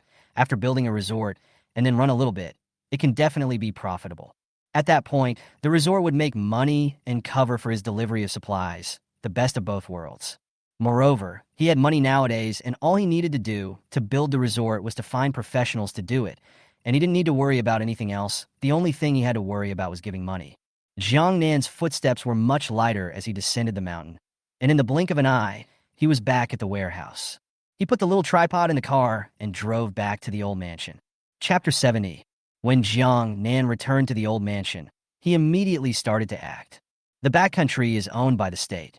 If you want to contract it, you have to go through the process. Ginger Nan looked up information on the internet and got going. The Great Inferno. Night silent. The gates of Tsangzhou City opened one after another, and team after team of people silently exited the city. Tan Wu, with 100 soldiers, quietly appeared on the western side of the Turkic army, and the halo powder followed the wind and sprinkled around the camp. The Turkic troops patrolling around them fainted in unison. Tan Wu waved his hand and lowered his voice. Hurry! Splash the wine. As his words fell, the soldiers opened their bamboo tubes and spilled the wine around the camp. They were fast, but in the blink of an eye, they all returned to Tan Wu. General, all right. Tama nodded. Good. Let's go. When Tan Wu's words fell, the group of people quickly retreated back until they exited 100 meters. Tan Wu strung up his bow, an arrow, and directly shot a rocket. In an instant, the Turk army was ablaze with fire. One by one, the camp accounts were instantly engulfed in flames because of the spilled wine. Fire! Quick, there's a fire. Somebody pass out here. There are people here too. When the Turkic army discovered the fire, they immediately went into chaos. But when they put out the fire, other places also caught fire one after another. The fire was getting bigger and bigger. Tan Wu and the others took out their composite bows and immediately aimed their arrows at the Turkic army. Su's army. There's an enemy sneak attack. When they came back to their senses, countless arrows shot down from the sky, and before they could finish their words, they became dead under the arrows. Tan Wu and the others weren't worried about exposing their position. As long as the Turk army came out one, they shot one. Li Liang took 100 soldiers and circled around to where the Turkic army was shutting down their war horses. The Turkic army had many war horses, more than 10,000 at the beginning, although they later killed the war horses to fill up with hunger and drink blood, and now there were more than 8,000 war horses. Anaro had a reputation for ferocity, and in addition to a fearsome death squad, he also had a hefty cavalry. The cavalry is called the Turkic Iron Horsemen, and wherever they go, there are corpses everywhere and no survivors. This Turkic Iron Cavalry, consisting of 1,000 elite Turkic troops dressed in cold clothes, with curved swords on their waists and masks on their faces, had killed countless Su clan troops at their hands and had made countless people fearful of them. Li Liang clenched his back teeth and gripped the halcyon grass in his hand. A few moments of ice flashed under his eyes, and he said expressionlessly, Iron Cavalry Army. I'll get all your horses. Without horses, let's see you trample through Tsangzhou City like this. You guys hurry up and sprinkle the halcyon grass around the camp. I'll get the door after I sprinkle the halo grass. Yes, more than 100 people, quietly and silently, rushed in. They were fast, sprinkled the halcyon grass, and immediately backed away. When Li Liang saw that all the soldiers patrolling and guarding the gate had fallen, he immediately walked over to the stables, opened the bamboo tube, and brought the water close to the warhorse. It hadn't rained in Tsangzhou City for several years, and not only did the people have no water to drink, but the warhorses had even less. Chapter 71. As soon as the warhorse saw the water, he immediately buried his head and drank. Seeing this, Li Liang directly used his sword to cut through the door of the stables and retreated to the side in a smooth manner. Without impediment, the warhorses scrambled out. The soldiers that Li Liang brought with him each carried in their hands not only halcyon grass, but also a bamboo tube of water. When they watched the war horse run out, the sojourners ran frantically towards the city, still shaking the water in their hands and throwing it at the war horse every now and then. The war horses were spiritual and all followed the Sioux family's army. Just then, someone in the Turkic army noticed the abnormality, looking at the dark and constantly running out of the war horse and letting out a sharp sound. War horse! The war horse ran away. Quickly, go tell the general that the war horse has run away. Va? But before he could finish his sentence, an arrow shot through his chest. Boom! Flames were flying in all directions, and the fire soon swept around. Seeing that his purpose had been achieved, Li Liang left silently. For a while, the Turkic army was in disarray. General, the East Camp account, suffered a sneak attack from the enemy. The soldiers don't know what's going on, all fainted on the ground. By the time we realized it, it was all gone and the fire was getting bigger and bigger, and we couldn't contain it at all. General, the Western camp accounts have suffered a sneak attack by enemy troops. General, something happened to the war horse. Anaro stood up in a flash, rushed to the soldier, grabbed him by the collar, and roared, "What did you say?" The soldier was trembling in fear. Something happened to the war horse. General, I don't know what kind of trick the Sioux family army used, but those beasts actually chased the Sioux family army towards Sangzhou City. By the time we realized it, we had intercepted only about 5,000 horses, and the rest, now all of them, have gone into the city of Sangzhou. The soldier's face was pale with fear, and a cold sweat kept breaking out on his forehead. He still couldn't figure out what method the Sioux clan had used to make the warhorse actively follow them. Their warhorses were specially trained to recognize only the Turkic army as their masters, but now the other 3,000 warhorses were just gone. Moreover, he was certain that if they hadn't realized it quickly and immediately intercepted the remaining 5,000 or so horses, he was afraid that the remaining 5,000 or so horses would have followed them to Sangzhou City. Can it be that there really are gods in Sangzhou City? Do the sojourners really have the help of the gods? Anaru's hand loosened and the soldier fell to the ground. Before the soldier could regain his senses, he only felt a coldness in his neck. Blood flew across his body, and he was instantly lifeless. Anaro threw his blood-stained sword to the ground, his face dark. Waste! He walked outside the camp tent and looked around. The surrounding fires were sky-high. The Turkic army wailed and wailed. Anaru's eyes were all vicious. Su Fengling, I'm going to make your life worse than death. Li Liang's several people with more than 3,000 war horses. Back to the city gate immediately violently closed. As soon as the war horses reached the city, they rushed into the river, drinking water while neighing incessantly. Vice General Li, you can do it, robbing the Turkic army of more than 3,000 war horses in one shot. Anaru's greatest pride was their daredevil squad, and this iron cavalry, and now, with Russell dead, Luo Gua dead, and the loss of more than 3,000 war horses, I'm afraid this Anaro is going to be so angry that he's going to vomit blood. That's right, let them be arrogant, let them be cocky once, but also said boldly that they would wipe out our 120,000 Sioux family troops and step through Sangzhou City without spending a single soldier. Now, to hell with it. It seems that the Turkic army doesn't have much to eat or drink either, and this warhorse is much thinner than before. Is this wasting away? It's clearly dying. Look at those war horses, drinking and weeping at the same time. It's still true, TSK. Our Sangzhou City is getting better and better with the help of the gods. Otherwise, we're not as good as these war horses. Vice General Tan, Vice General Li, Vice General Zhao. They're back. Just then, a cheering sound rang out, followed by several hundred people riding their horses and quickly entering the city. Chapter 72. Tan Wu and the others showed a mouthful of large white teeth, and their cheerful laughter could be heard before the people even approached. Li Liang walked up and swept a few people, one no less, and no injuries. Ha ha! 10,000 conservative deaths for the Turk army tonight. Tan Wu threw the rope, jumped off his horse, and went straight to the river. Just when he was about to drink water, he saw a river full of horses. He shivered in fear and looked at Li Liang for a few moments. Brother Li, are these the ones you brought back? Li Liang nodded. Well, conservatively, over 3,000 horses. If on your side the fire had been a little bigger, maybe a couple hundred more horses. Tan Wu looked at his beaten expression and skimmed his lips, not bothering with him. After a few people had rested, they went straight to the general's residence. Su Fengling had been waiting for them. and after seeing that they had returned unharmed, she finally let out a secret sigh of relief. It was the first time in years that they had taken the initiative, and thankfully they won.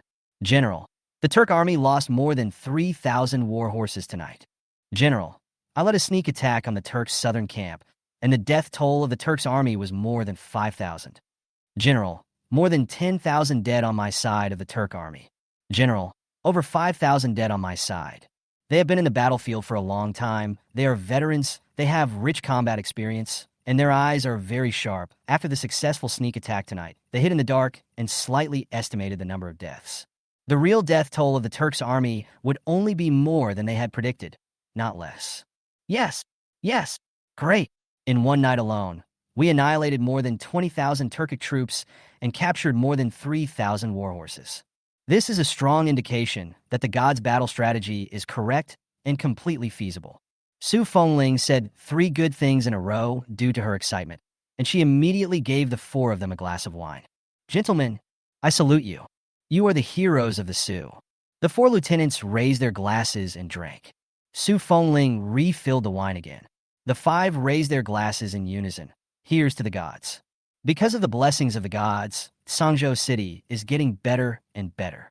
Because of the blessings of the gods, we have defeated the Turkic armies again and again. When Su Fengling's words fell, the 5 people respectfully splashed the wine on the ground. The battle strategy of the gods is very important. You must be careful. The spies in the city have not been found out yet. We must be careful again and again. The 4 thought of the words on the letter paper, just a few words. Let them annihilate more than 20,000 Turkic troops and harvest more than 3,000 war horses, the value of which was self-evident. The 4 men's faces gradually became grave. Don't worry, General. The 4 of us will definitely keep it properly. That's right, when the person is here and the thing is here, even if I die, I'll take it with me and definitely not let it fall into other people's hands. Su Fengling nodded. These 4 people had been following her. They were her beloved and the people she trusted the most. What they said, she believed. General, the people are at the entrance to the general's house. Just then, a voice came from outside the door. Su Fengling and the others looked at each other. It was hard to believe that something had happened again. Several people's hearts were raised. Su Fengling immediately opened the door and walked out. What happened? The butler said with a big smile. General, the people are at the door. They want to give some tribute to the gods. They all want to thank the gods, and they want to trouble you to give the tribute to the gods. Several people sniffed in unison and breathed a sigh of relief. Chapter 73. Su Fengling smiled faintly. Good. Then let's go out and see. Su Fengling's words fell, bringing several people out of the general's residence together. Outside the gate, a sea of people had gathered all the people of the city. Hundreds of people were holding something in their hands, mostly a copper coin. A copper coin was small, but to the people it was already the most valuable thing they had. Huar, who stood at the front, held a cleanly polished copper coin and walked to Su Fengling in a well-behaved manner. General, it's a small token of appreciation from me and Mother. The god gave us food and drink and meat, and my mother and I wanted to thank him. Hannah's eyes are sincere, her face is sincere, and her good-natured voice is heard in every corner of the street. Su Fengling stroked her head and looked at the others. The people in front of me were clearly still dressed in rags and gray as before. But again, it's not like the old days, when they were numb and desperate and could only wait to die. Today they are hopeful, energized, and bent on staying alive. General, a copper coin is a little less, but it's the only thing we have to show for it. When we defeat the Turkic army, I'll work hard on my business, work hard on my silver, and then I'll pay more and better tribute to the gods. That's right, me too. I work hard at farming, and when the time comes, I'll give the gods a taste of what I've grown. I can embroider. When we defeat the Turk army and we can leave the city, I'll go buy fabric and I'll embroider clothes for the gods. I will. The people chattered incessantly, scrambling to be the first to express their sincerity to Su Fengling and to the gods. When the crowd saw that Su Fengling hadn't said anything, they thought that the things they took were too shabby. Su Fengling looked at the scene in front of her. The tip of her nose was a little sour. Her heart rose. Although it was a little difficult, she was very happy. It was the mission of the Su family to guard Sangzhou City, and her parents and brother had all sacrificed their lives to do so. Previously, she had a half understanding of the word mission, but now, seeing the people in front of her, Su Fengling suddenly understood the meaning of the word mission. Hua bravely and cautiously took Su Fengling's hand. "General sister, can you give the copper coins to the gods?" Huan's words pulled back Su Fengling's thoughts. Su Fengling collected his thoughts, took her hand, and shook his head. "No." The light in Hannah's eyes dimmed as she sniffed, but soon the brightness returned. "It's okay. Later, when she had earned more silver, she could give it to the gods." Flower secretly vowed to make lots and lots of silver in the future. Everyone's heart is in the right place. But if the god knows that you have spent all the silver in the house by offering him, he will not be happy. Our God is the best of gods, who came down from heaven to save us from the fire when we ran out of food and water. Now, with the help of the gods, our city of Tsangzhou is getting better and better, and moreover has been defeating the Turkic army. For the gods, our holding Tsangzhou city and defeating the Turkic army is the greatest thanks to him. Therefore, all of you keep these copper coins for yourselves, eat your stomachs, nourish your spirits, and guard Tsangzhou city together. After defeating the Turks army, you're making a big show of yourselves, and then you can give away whatever you want. Li Ti Egg, you can say that in the future you will give the gods what you have grown. Li Yin Air, you also said that you will embroider clothes for the gods. I've memorized what each of you just said, and I'll tell the gods so you can keep your word. The crowd was even more agitated when they heard this. Chapter 74.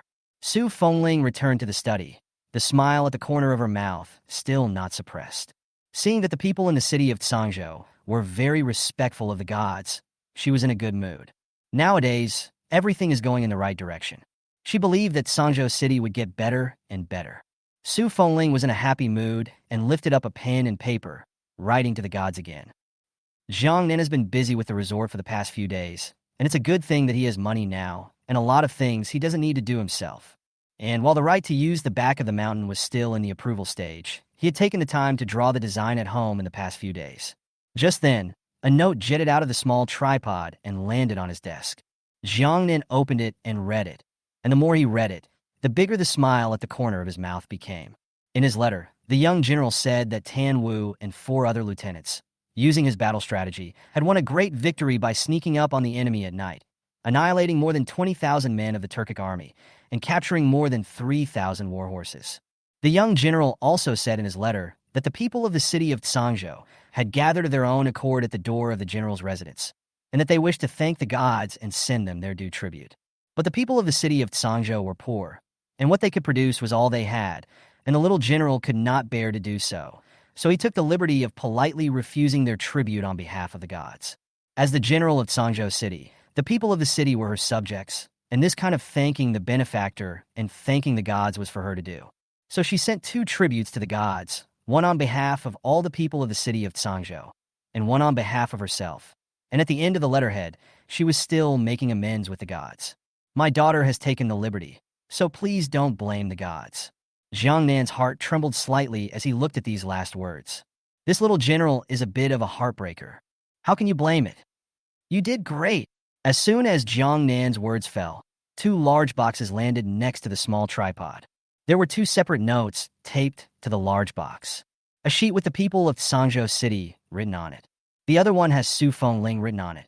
Jiang Nan was the first to open the note labeled with the words Su Fengling. There were many things in the case, but the one that caught the eye the most was a delicate small dagger. The dagger hilt was black as ink, with beautifully engraved lines and a golden ruby inlaid in it, so it was clear at a glance that it was not a mortal product.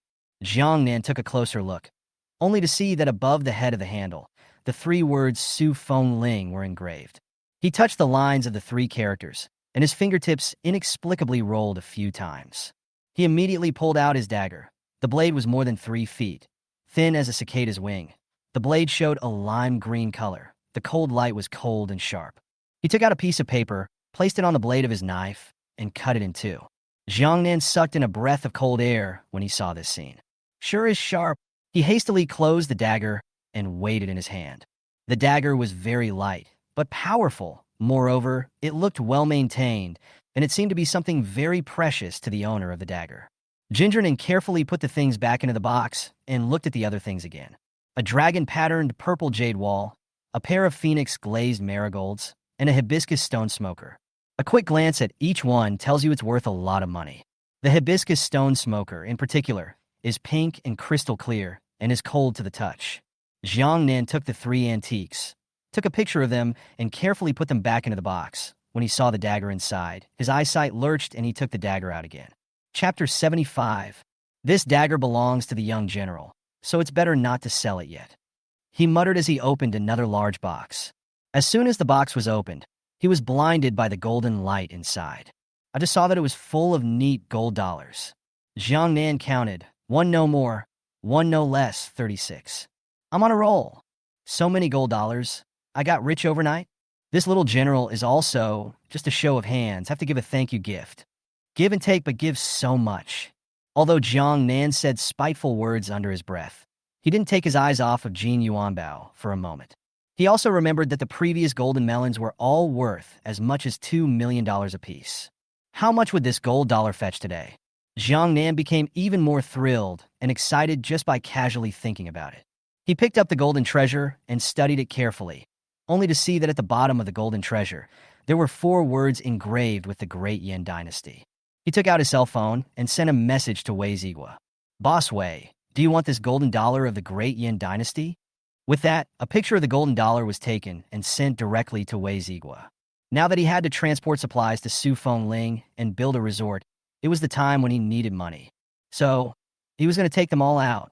Except, of course, for the little general's dagger. Jiang Nan finished sending the message, locked the dagger into the safe, and put the golden dollar with the other 3 antiques. After receiving so many things, Jiang Nan was also a little embarrassed. Scratching his head, he walked over to his desk and put pen to paper. He asked the young general what he still lacked, and he could procure it at once. After Sufeng Ling received the note, he quickly summoned his 4 lieutenants. The gods ask us what we currently lack. What is still needed? General, we need horse feed. There are over 4,000 war horses today, but there is too little horse feed, and I'm afraid that after a long time, these horses will starve to death, not to mention the rest. Li Liang was filled with sadness when he recalled the war horses in the stables. The horses in the stables were too thin and scrawny. Some of them were straight up starving and limp on the ground. They couldn't even stand up, not to mention riding them out on the battlefield. The 3,000 or so horses of the Turks' army were in a little bit better shape than theirs, but only a little bit, not much. Each warhorse was starving and bone-thin, panting after running a few steps. It was not going to work like this. Sufeng Ling listened to Li Liang's words and lifted his pen to write the word horse material on the letter paper. General, we need more bows and arrows. Last night, we sneak attacked the Turk army and destroyed more than 20,000 of them, and slaughtered the 2 lackeys, Luo Su and Luo Gua. Anaro must be furious. This time, he will definitely counterattack like a mad dog. We need more bows and arrows, more arrow feathers.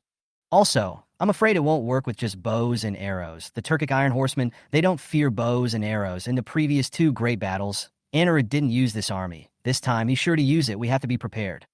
Hearing the Turkic Iron Horsemen, several people were unanimously silent for a moment. The cold clothes of the Turkic Iron Cavalry were made from special materials, invulnerable to swords and guns, water and fire, similar to the defensive armor sent by the gods. The ones they rode on their hips were also sweat-blooded BMWs, and both the people and the horses were very brave and warlike, and wherever they went, there was not an inch of grass, and blood flowed into rivers. You can see how powerful and difficult this army is. Sufeng Ling's brother, who died in the hands of this iron cavalry army back then, had no bones left. General Su hated and feared this iron cavalry, but after so many years, he still couldn't do anything about it. Chapter 76. When the other few people heard this, their faces instantly became grave. This iron cavalry was indeed the heart of the crowd. The Iron Horsemen are already brave and well-equipped, so I don't know if our composite bows will be of any use to them. The most powerful piece of equipment we have at the moment is the composite bow, and if the composite bow doesn't do the trick, we're screwed. Yes, General. Why don't you ask the god? Does he have any other weapons there that are more powerful than the compound bow? That's right, General. Just ask. Sufeng Ling put his pen underneath the bow and arrow and wrote down the equipment that was even more powerful than the compound bow. Now that the warhorses have been settled with the horse material, the bows and arrows are available, and the Iron Horse side is waiting for a reply from the gods. What about the rest? What else is needed? We're also running out of halcyon grass and white wine. Can we get the gods to send some more? And can we get the gods to send over some shoes? Su Fengling was recording, and when she heard Tan Wu's words, she jerked her head up to look at him. The remaining three, their eyes fell on him as well. Tan Wu scratched the back of his head and said with some embarrassment, "Since the siege, the soldiers can't get out, the merchants outside can't get in, and there's nothing in the city. The soldiers just have those sets of walking clothes. The clothes are fine. They're torn and stitched, and even if they can't be stitched, they'll be fine in defensive armor. But with no shoes underfoot, you're just barefoot. I'm a big old man. It's nothing to walk and fight barefoot. It's just that in the barracks, there are some younger ones, and I don't feel good looking at them. At the age of a teenager, not even as tall as my shoulders, it was actually hard for me to watch them barefoot and fight the enemy. It was supposed to be the age when teens should be homeschooled. It was our uselessness to guard them, so they were forced to join the fight. It was our fault for them. I just thought if I could do my little bit to make their lives a little bit more comfortable. General, this is the silver from the shoes I purchased for the soldiers, and I'd like to trouble you to give it to the gods together." After Tan Wu finished speaking, he pulled out $2 from his arms, as well as a pair of flower-stacked pattern plates. Tan Wu took the 3 items and placed them on Su Fengling's desk. None of the rest of the few people thought that the usually big and burly Tan Wu was actually so attentive and concerned about these things. Su Fengling put the things away. "Okay, I will talk to the gods about this." "That's a good suggestion. I'm the one who neglects to do that on weekdays, and it's a good thing you found it. Since we have the shoes, let's procure the clothes together as well." "General, I'll pay for the silver for the clothes." "I'm out. I'll take it out." Su Fengling had just finished speaking when Li Liang, Li Hu, and Zhao immediately couldn't wait to say. The 3 of them kept pulling things out as they talked. However, Li Liang and Zhao were unprepared, and after searching their entire body, the most valuable thing was the sword in their hands. The 2 were a little embarrassed for a moment. Zhao squeezed the 2 men aside and removed the jade trigger from his thumb. "General, this is the silver for purchasing clothing for my soldiers." "Oh yes, since the soldiers have them, the people's have been procured along with them. This jade trigger is silver for the soldiers' clothes. The people's is this," Li Hu said while pulling out $4 from his arms. "The people's clothes and shoes." Su Fengling put the things aside and then wrote them down in order. "Yes, Chapter 77. I'll tell the gods all about it. You have a heart. The people and soldiers of Changzhou City will be grateful to you. I thank you for them." Su Fengling got up and made a bow to the 4 people. Li Hu, who was standing in front of her, gave her a false support, and the remaining 3 immediately took half a step back to avoid her great gift. Li Hu touched the tip of his nose and said with some small pride, "General, what are we saying about thanks between us? Guarding Changzhou City was originally the responsibility and mission of our Su family army. You're a general, you worry about a lot of things every day, so we'll do these small things for you. And for so long, it's been you out front charging for us, and we're just doing what we can now to share the burden for you, the soldiers, and the people." The 4 of them have sincere eyes and sincere words, and they speak from the bottom of their hearts. Su Fengling looked at the 4 people in front of her. Her heart warmed up, and the tip of her nose was a little sour. But in order to prevent the 4 people from seeing her fragile side, she ruthlessly suppressed the sourness in her heart back. "Good. For the next few days, let's fight together. Defeat the Turkic army and guard the city of Changzhou." "Yes, General." "Hi." Excited voices echoed through the den. Su Fengling glared at the 4 and patted the desk. "All right, get on with business. Nowadays, there are horse materials, bows and arrows, traveling clothes and shoes. Anything else to add?" The 4 thought about it and shook their heads. "General, that's all that comes to mind right now. Better hurry up and get the gods to send the bows and arrows." "Yes, and weapons that can sanction the Iron Horsemen." "That's right, Anaro won't give us much time. Besides, the fact that there is food and water in the city must have leaked out by now. In the past few years, there has been a great drought in the sky, and it's not only Changzhou City that has no food or water.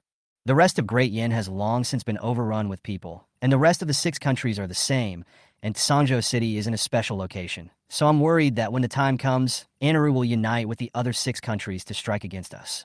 After all, now that you have the gods in your hands, General, this is something that how many people are eager to get their hands on." What Joanne said made sense and was realistic. The faces of the crowd grew more and more grave. Li Hu, who was on the side, patted Zhao's shoulder. "Zhao, what you said makes sense, but there's one thing you're wrong about. Nowadays, General Su is already the meat and potatoes, The other 6 kingdoms and the Turk all want to capture her. They all want to snatch the gods from General Su. But do you think that the Emperor of woefully great Yin will sit back and wait for death? Zhao En's brows frowned tighter when he heard this. Your Majesty. Well, the Emperor definitely wants General Su dead too. Before Zhao En could finish his sentence, he was interrupted by Li Hu. Li Hu, did you hear something? Zhao En's heart jumped, and he looked fiercely at Li Hu. Of the 4 of them, Li Hu had the best family history, not only because the Li family was a wealthy merchant, but also because Li Hu's sister was the Emperor's consort. Now, hearing Li Hu's words, they instinctively sensed a hint of something wrong. The city of Cangzhou is trapped, Su Fengling wrote, all the Jings with stones sinking into the sea. There is no reinforcement support. At that time, they knew that the Emperor wanted to make the Su family extinct, wanted Su Fengling to die in the hands of the Turk, and was willing to lose one of his cities in order to get Su Fengling killed. Chapter 78. Li Hu pulled out a piece of letter paper from his pocket under the gaze of the crowd. This is the order that the Emperor gave me earlier, telling me to take the opportunity to kill General Su during the Great Battle. As soon as he finished speaking, Tan Wu immediately grabbed his collar and lifted the man up. Yeah, Li Hu? Thanks to us treating you as a brother, you actually did such a treacherous thing. Li Hu's face was reddened by the strangulation. He struggled to break free from Tan Wu's grip, blankly glanced at him, and kicked him in the leg. Can you talk? Who's backstabbing? This instruction was given to me by the Emperor from before I even left the capital. And for a while after I came to Cangzhou City, I did defy General Su and thought I could do better than her. But the truth is I was slapped in the face. General Su is superb in her eloquence and martial arts. Her heart is kind. She is a rare and good general. I was impressed by her, so I willingly defected to her command. And, after all this time, you have seen me do anything to harm General Su? I'm bringing this up today, and bringing out this secret letter, because I want General Su to be prepared in advance. The Emperor's heart to eradicate the Su family has never changed.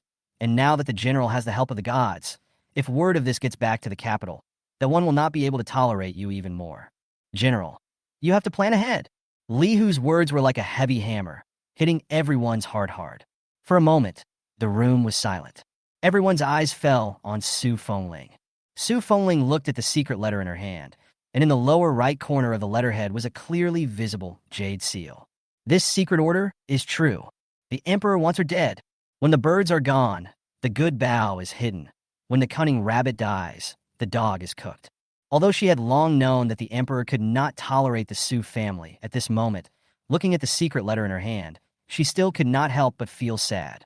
Her father and brother had been loyal all their lives, and this was what they got in return. She hates. She's not happy about it.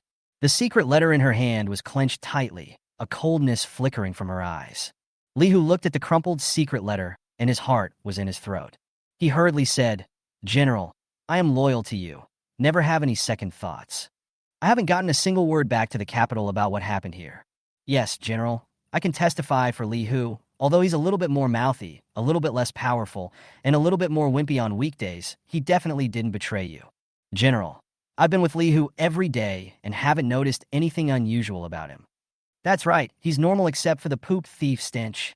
Li Hu looked at the 3 people who spoke for him. His fists tightened and loosened and tightened, wanting to rush up and give these 3 people a hard punch.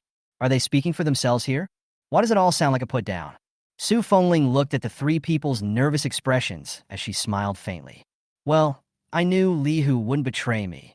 Besides, if he wanted to kill me, he would have done it already. He wouldn't have waited until now. When the 3 Tan Wu people heard this, their lifted hearts fell back into their stomachs, and the 3 of them glared at Li Hu for a few moments and retreated to the side. Li Hu, thank you for telling me this. Li Hu scratched the back of his head. Hey, no thanks, no thanks. But if you have to thank me, General, why don't you ask the gods to give you some watermelon? That watermelon is so sweet. Li Hu said, and licked his lips. When the remaining 4 saw his appearance, they skimmed their mouths and withdrew their gazes in disgust. General, since there's nothing else, you should hurry up and contact the gods. We'll leave first. Chapter 79. After Tan Wu finished speaking, he grabbed Li Hu's armor and carried him away with a drag. Only Su Fengling was left alone in the study. She sat back down at her desk, and after glancing at the words on the letterhead and noticing no omissions, she threw the note into the small pot, along with their gold dollars and other things. After Jiang Nan packed up her things, another voice came from behind her. He looked at it and the whole thing froze. Only next to the small tripod were stacked 6 more gold dollars, a pair of flower stack pattern discs, and a jade trigger finger. Why did you send it again? That's too much, isn't it? No credit is due. The previous boxes were Su Fingling's thanks for his gift of the art of war, and the people's thoughts. Now what are these? Jiang Nan automatically ignored the several treasures on the ground that were worth a lot of money, and instead directly picked up the letter paper on it. So it's about buying horse feed, bows and arrows, halo grass, and highly concentrated white wine. And the clothes, pants, and shoes of the soldiers, the people. The Iron Horsemen? Wherever the Iron Cavalry goes, not an inch of grass grows and blood flows. This Iron Cavalry is so powerful. If that's the case, then normal weapons indeed can't help them. Whatever, let's get what's easy to get and deliver it first. Jiang Nan stuffed all the treasures on the ground into the chest with a wave of annoyance. Then he took out his cell phone and started contacting the owner who had sold the veterinary medicine before. Jiang Nan's idea is very simple. Since he sells veterinary medicine, the horse is also a beast. One is a cure. One is simply eaten, but both are beasts. The difference between the two is not very big. He must have an understanding and also have contacts. Go through him to buy, convenient, but also to save their own time. When Kang Nam found him, he gave him a direct voice call. As soon as that side picked up, Jiang Nan said directly, "Boss, I need 2 million bags of halo grass and 50 tons of horse feed. Delivered to the warehouse at 5 today." When the drug dealer boss heard 2 million bags of halo grass, his face was still normal, but when he heard the word horse material, he directly collapsed. He shivered his fingers and said word by word, "Big brother, I'm a veterinarian. What I sell is medicine. It's not food. I'm a store. Where can I get horse feed? $10,000 for hard work." As soon as he heard the hard labor fee, the pharmacist boss's face immediately changed, and his voice followed the clip. "Okay, big brother, I'll send you to the warehouse at 5 o'clock on time. 2 million bags of halcyon grass are stocked at the store. I'll have them loaded right away, and I'll go right now and purchase the horse feed." Even through the screen, Jiang Nan could feel his flattery. Jiang Nan huffed. "Okay, as soon as possible, I'll send you the money." When he finished, he hung up the phone directly and transferred another $300,000 to him. After ordering the halcyon herb, another message was sent to the white wine boss. This time it was still 500,000 tons, and the liquor boss had long been used to this big patron's huge orders and directly and calmly gave him an okay gesture back. After tackling the easiest 3, that leaves clothes and weapons. Jiang Nan pondered for a split second. Ancient soldiers dressed differently from us, right? Where am I going to get them clothes? As soon as Jiang Nan's words fell, 3 words immediately came to mind. Military uniforms. He couldn't get the soldiers' clothes, but he could buy military uniforms. He immediately clicked on the orange-red software and typed in the words military uniforms, and soon countless merchants came out. Jiang Nan found a store with the highest sales and the most positive reviews and directly chatted privately with customer service. Chapter 80. "Hello, I need to order 300,000 sets of military uniforms. Can you ship them tonight?" Jiang Nan sent the message while pondering in his head. The soldiers' clothing was solved, but what about the people? You can't order some modern clothes over there, can you? It's not really impossible, it's just that if modern clothes are sent over, will they feel a bit strange when they wear them? Just as Jiang Nan was thinking, the merchant replied to him. "Kisses hello. May I ask if you were sure to purchase 300,000 sets at once on your side?" Jiang Nan decisively returned a yes. "And it has to be all in stock. I'm shipping it tonight." "Okay, because the number of orders is too large. I am now contacting the boss. It is convenient for you to leave a contact information and let our boss contact you directly in a while."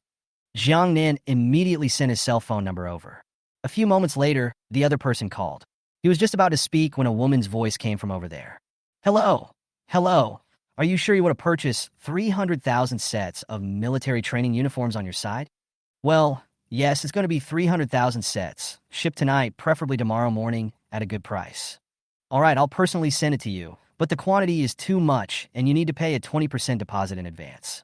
A set of military uniforms. Our official website sells 120 sets. You ordered too many, we sell you $100 a set. 300,000 sets for a total of $30 million. The deposit is no more than 20% of the total price. Just pay $6 million on your side. "Yes, I'll add you on WeChat and transfer you directly," Jiang Nan said while adding her WeChat, and then directly transferred $6 million to her, and then sent the location of the warehouse directly to her as well. Well, I've read that you're in the province next to mine, and I'll deliver it to the location you specified by 12 tomorrow morning. A military uniform consists of a shirt, pants, and shoes. Now that the soldiers are settled, it's time to settle the peoples.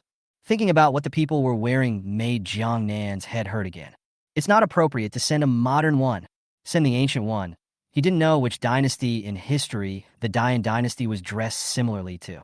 He slapped his head. Forget it. Even if I thought about it, I couldn't imagine it. Better ask the little general. After Jiang Nan muttered, he immediately brushed and wrote, and when he finished, he immediately threw it into the small tripod. While he waited, he contacted the owner who had bought the armor earlier. He still has a large shipment of compound bows left to deliver. Counting the days, it's almost time.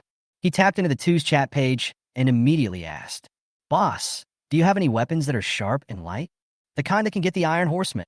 The boss was leading people to work overtime to get a compound bow for Jiang Nan, and when he saw his message, he touched the sweat on his face. The Iron Horseman? The historical kind of Mongol Iron Horseman army? There's also a picture below. The picture shows the soldier sitting majestically on a sweaty horse, wearing armor made of basalt iron, a helmet made of basalt iron, and a sharp lance in his hand. Moreover, even the horse was wearing armor, and at a glance, even through the screen, one could feel the murderous aura coming from him. Jiang Nan looked at it for a few moments, recalling the words in Su Fengling's letter paper. It was practically identical. His face instantly gaped. Yes, that's the kind. Are there any weapons that can pierce their armor? After Jiang Nan's message, there was no news from there for a long time. He waited a bit anxiously and tapped his avatar directly. Chapter 81. Your big money man pats you on the back and dumps $1 billion on you. Jiang Nan looked at the string of small words in the chat page and fell silent. Yes, stranger. A stranger's sword with an open blade can cut through a horse's legs as well as their armor. Stranger's sword? Do you sell them on your side? How many are there? I'll take them all. The boss looked at Jiang Nan's usual style, his face as usual. Nowadays, whatever this big patron wants, he feels normal. Of course, it wasn't because he bought into the crew bullshit offered by Kong Nam. Rather, it was because every time Jiang Nan spoke out of turn, what he wanted was more ruthless than once, and by now he had gotten used to it. Just don't let him get into heat weapons. I have 1,000 stranger swords in my warehouse, all open-edged. Okay, I'll take all of these 1,000 and deliver them by 12 o'clock tomorrow morning. By the way, send along the compound bows you have made, and I want arrow feathers, all the ones you have in your store, all of them. After Jiang Nan sent the message, she directly transferred $5 million to him. The owner couldn't suppress the smile at the corner of his mouth as he looked at the money in his balance card. Originally, his store was about to close down, but since he met Jiang Nan, he brought his store back to life in just a few days. Good. The progress of the compound bows is half finished. There are 50,000 of them, 1,000 of the stranger swords, and 5 million of the other arrow feathers. I will deliver them by 12 o'clock tomorrow morning. The boss sends a message and immediately gets to work. Jiang Nan rubbed his sore shoulders and lifted his pen. 2 million bags of halo grass, 500,000 tons of highly concentrated white wine, 500,000 tons of horse feed, 300,000 sets of soldiers' military uniforms, 1,000 stranger swords, 50,000 composite bows, and 5 million other arrow feathers. All that's missing at the moment is the people's clothes and shoes. You can't wear modern clothes, but shoes should be okay, right? Modern shoes are soft and light, so they must be better than ancient ones. And the soldiers must have been more ferocious when they fought in comfortable shoes. The more Jiang Nan said, the more it made sense, and he directly found the same city stores of various brands such as Turbo and Ta, Ling, and so on. No matter what the shoe size is, whether it's an elderly shoe or a child's shoe, they are all ransacked. The merchant didn't contact him because he bought it online and paid for it directly. Jiang Nan looked at order after order and roughly estimated that there should be more than 500,000 pairs of shoes. After all, in the entire city, there is more than one store of each brand, and Jiang Nan is equivalent to clearing out all the stores, so this amount is normal. After ordering the shoes, Jiang Nan began to patiently wait for Su Fengling's reply. Jiang Nan sighed of the year. Su Fengling sighed, but a little clueless. The clothes of the people had been prepared long ago and were neatly folded aside. But Su Fengling looked at the last paragraph of the letter paper and hesitated to move. Little General, still have your usual clothes, though. Send over one. I'll make you a few pieces according to your style. Su Fengling wanted to say no, but her line of sight moved down, and she soon saw the second sentence. I can't say I don't need it. You've given me so many nice things. I can't repay you. I can only make you some new clothes. No refusal allowed.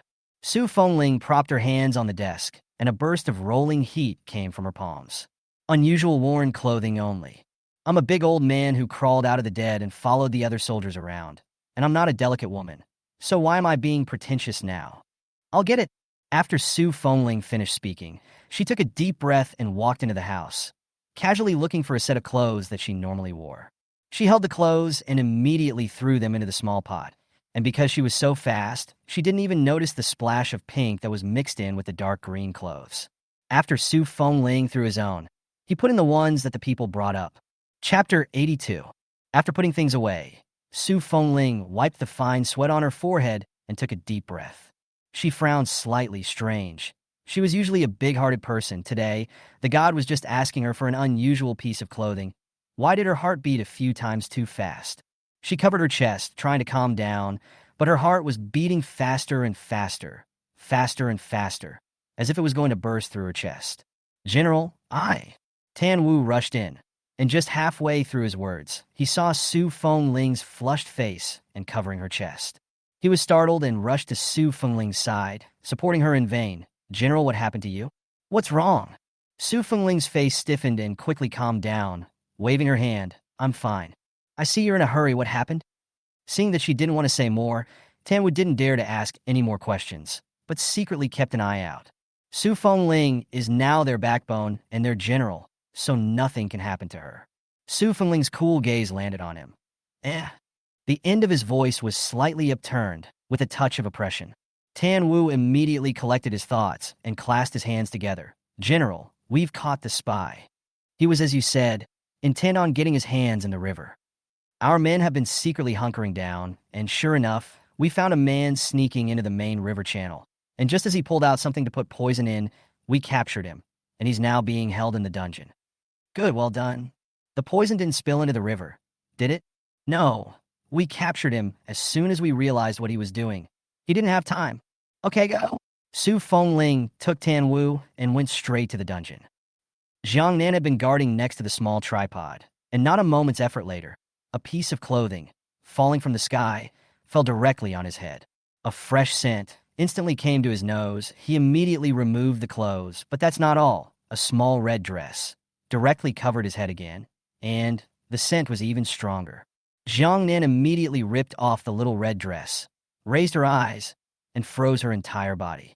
Belly, bibs, this. Jiang Nan swallowed his saliva.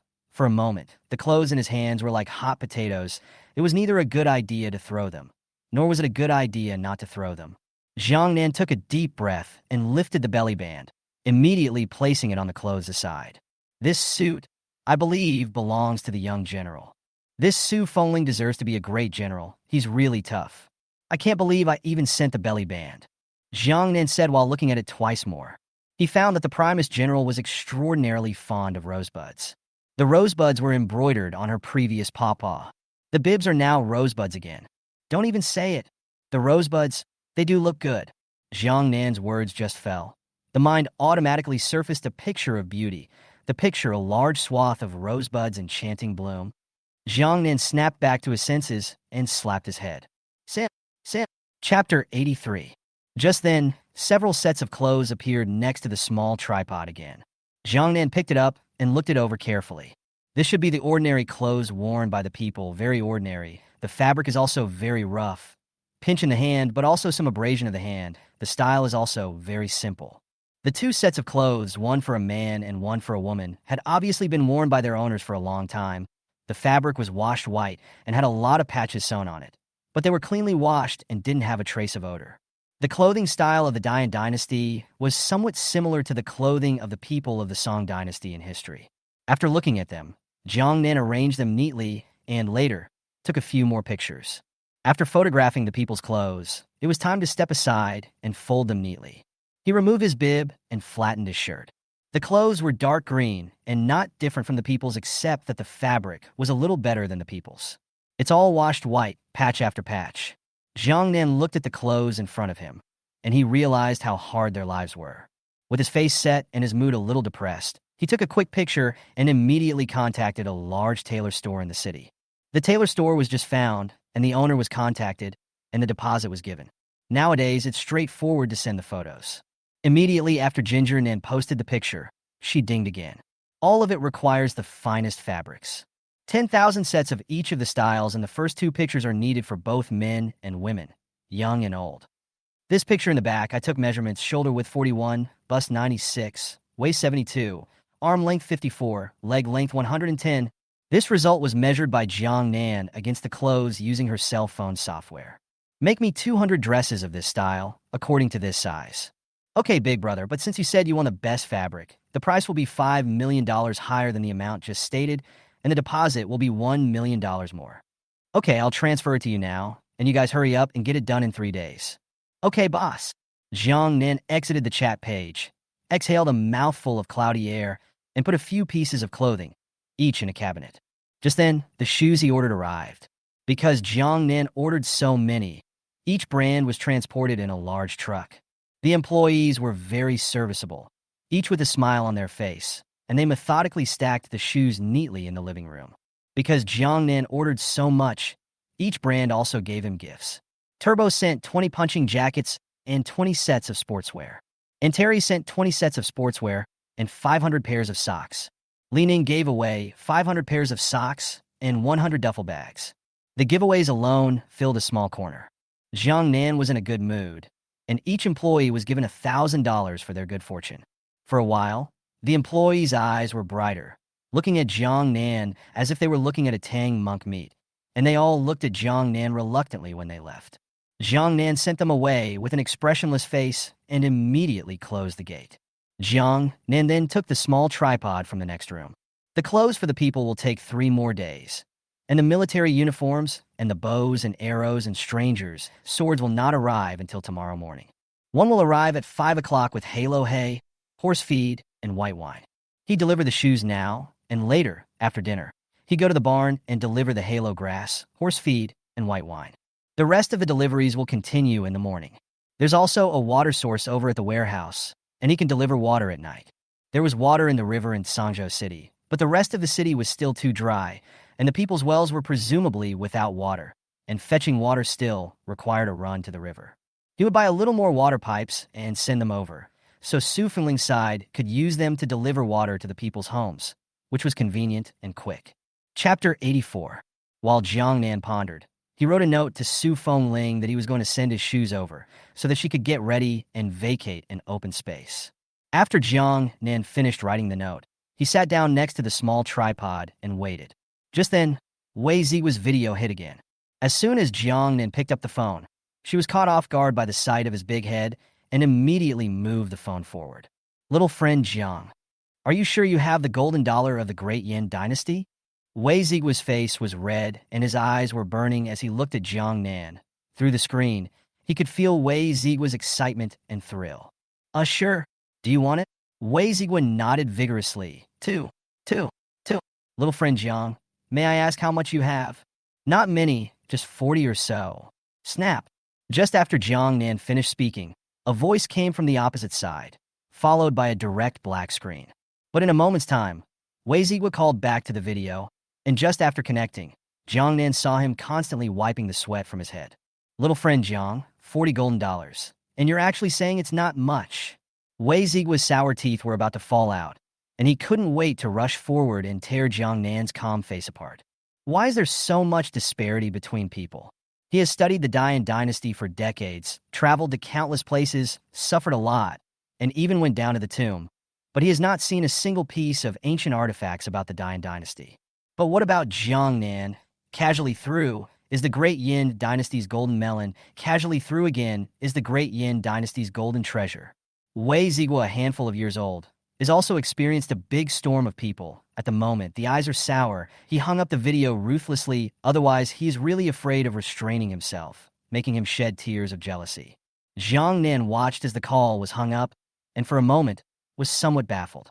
However, there was soon another message from Wei Ziwa's side. Little friend Jiang, I'll take all 40 of these golden dollars. You must keep it for me. I'm not in the city today. I'll get it from you when I get back. Here's the deposit. After Wei Zieg was sent the message, he directly transferred 500 million to Jiang Nan. By the way, young friend Jiang remembered to attend the auction tomorrow night.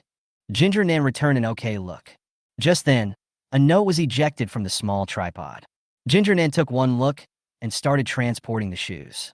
After delivering the shoes, Jiang Nan dropped by the giveaway. Su Fengling and his group were guarding the small tripod. In a few moments, though, pair after pair of shoes were neatly placed in front of them. There were a lot of shoes, and they were colorful, and a group of people looked at the shoes in front of them and froze directly. Tan Wu swallowed his saliva. My God, are these the shoes that the gods wear? It looks a bit different from what we normally wear. Li Hu jumped up and slapped him on the head.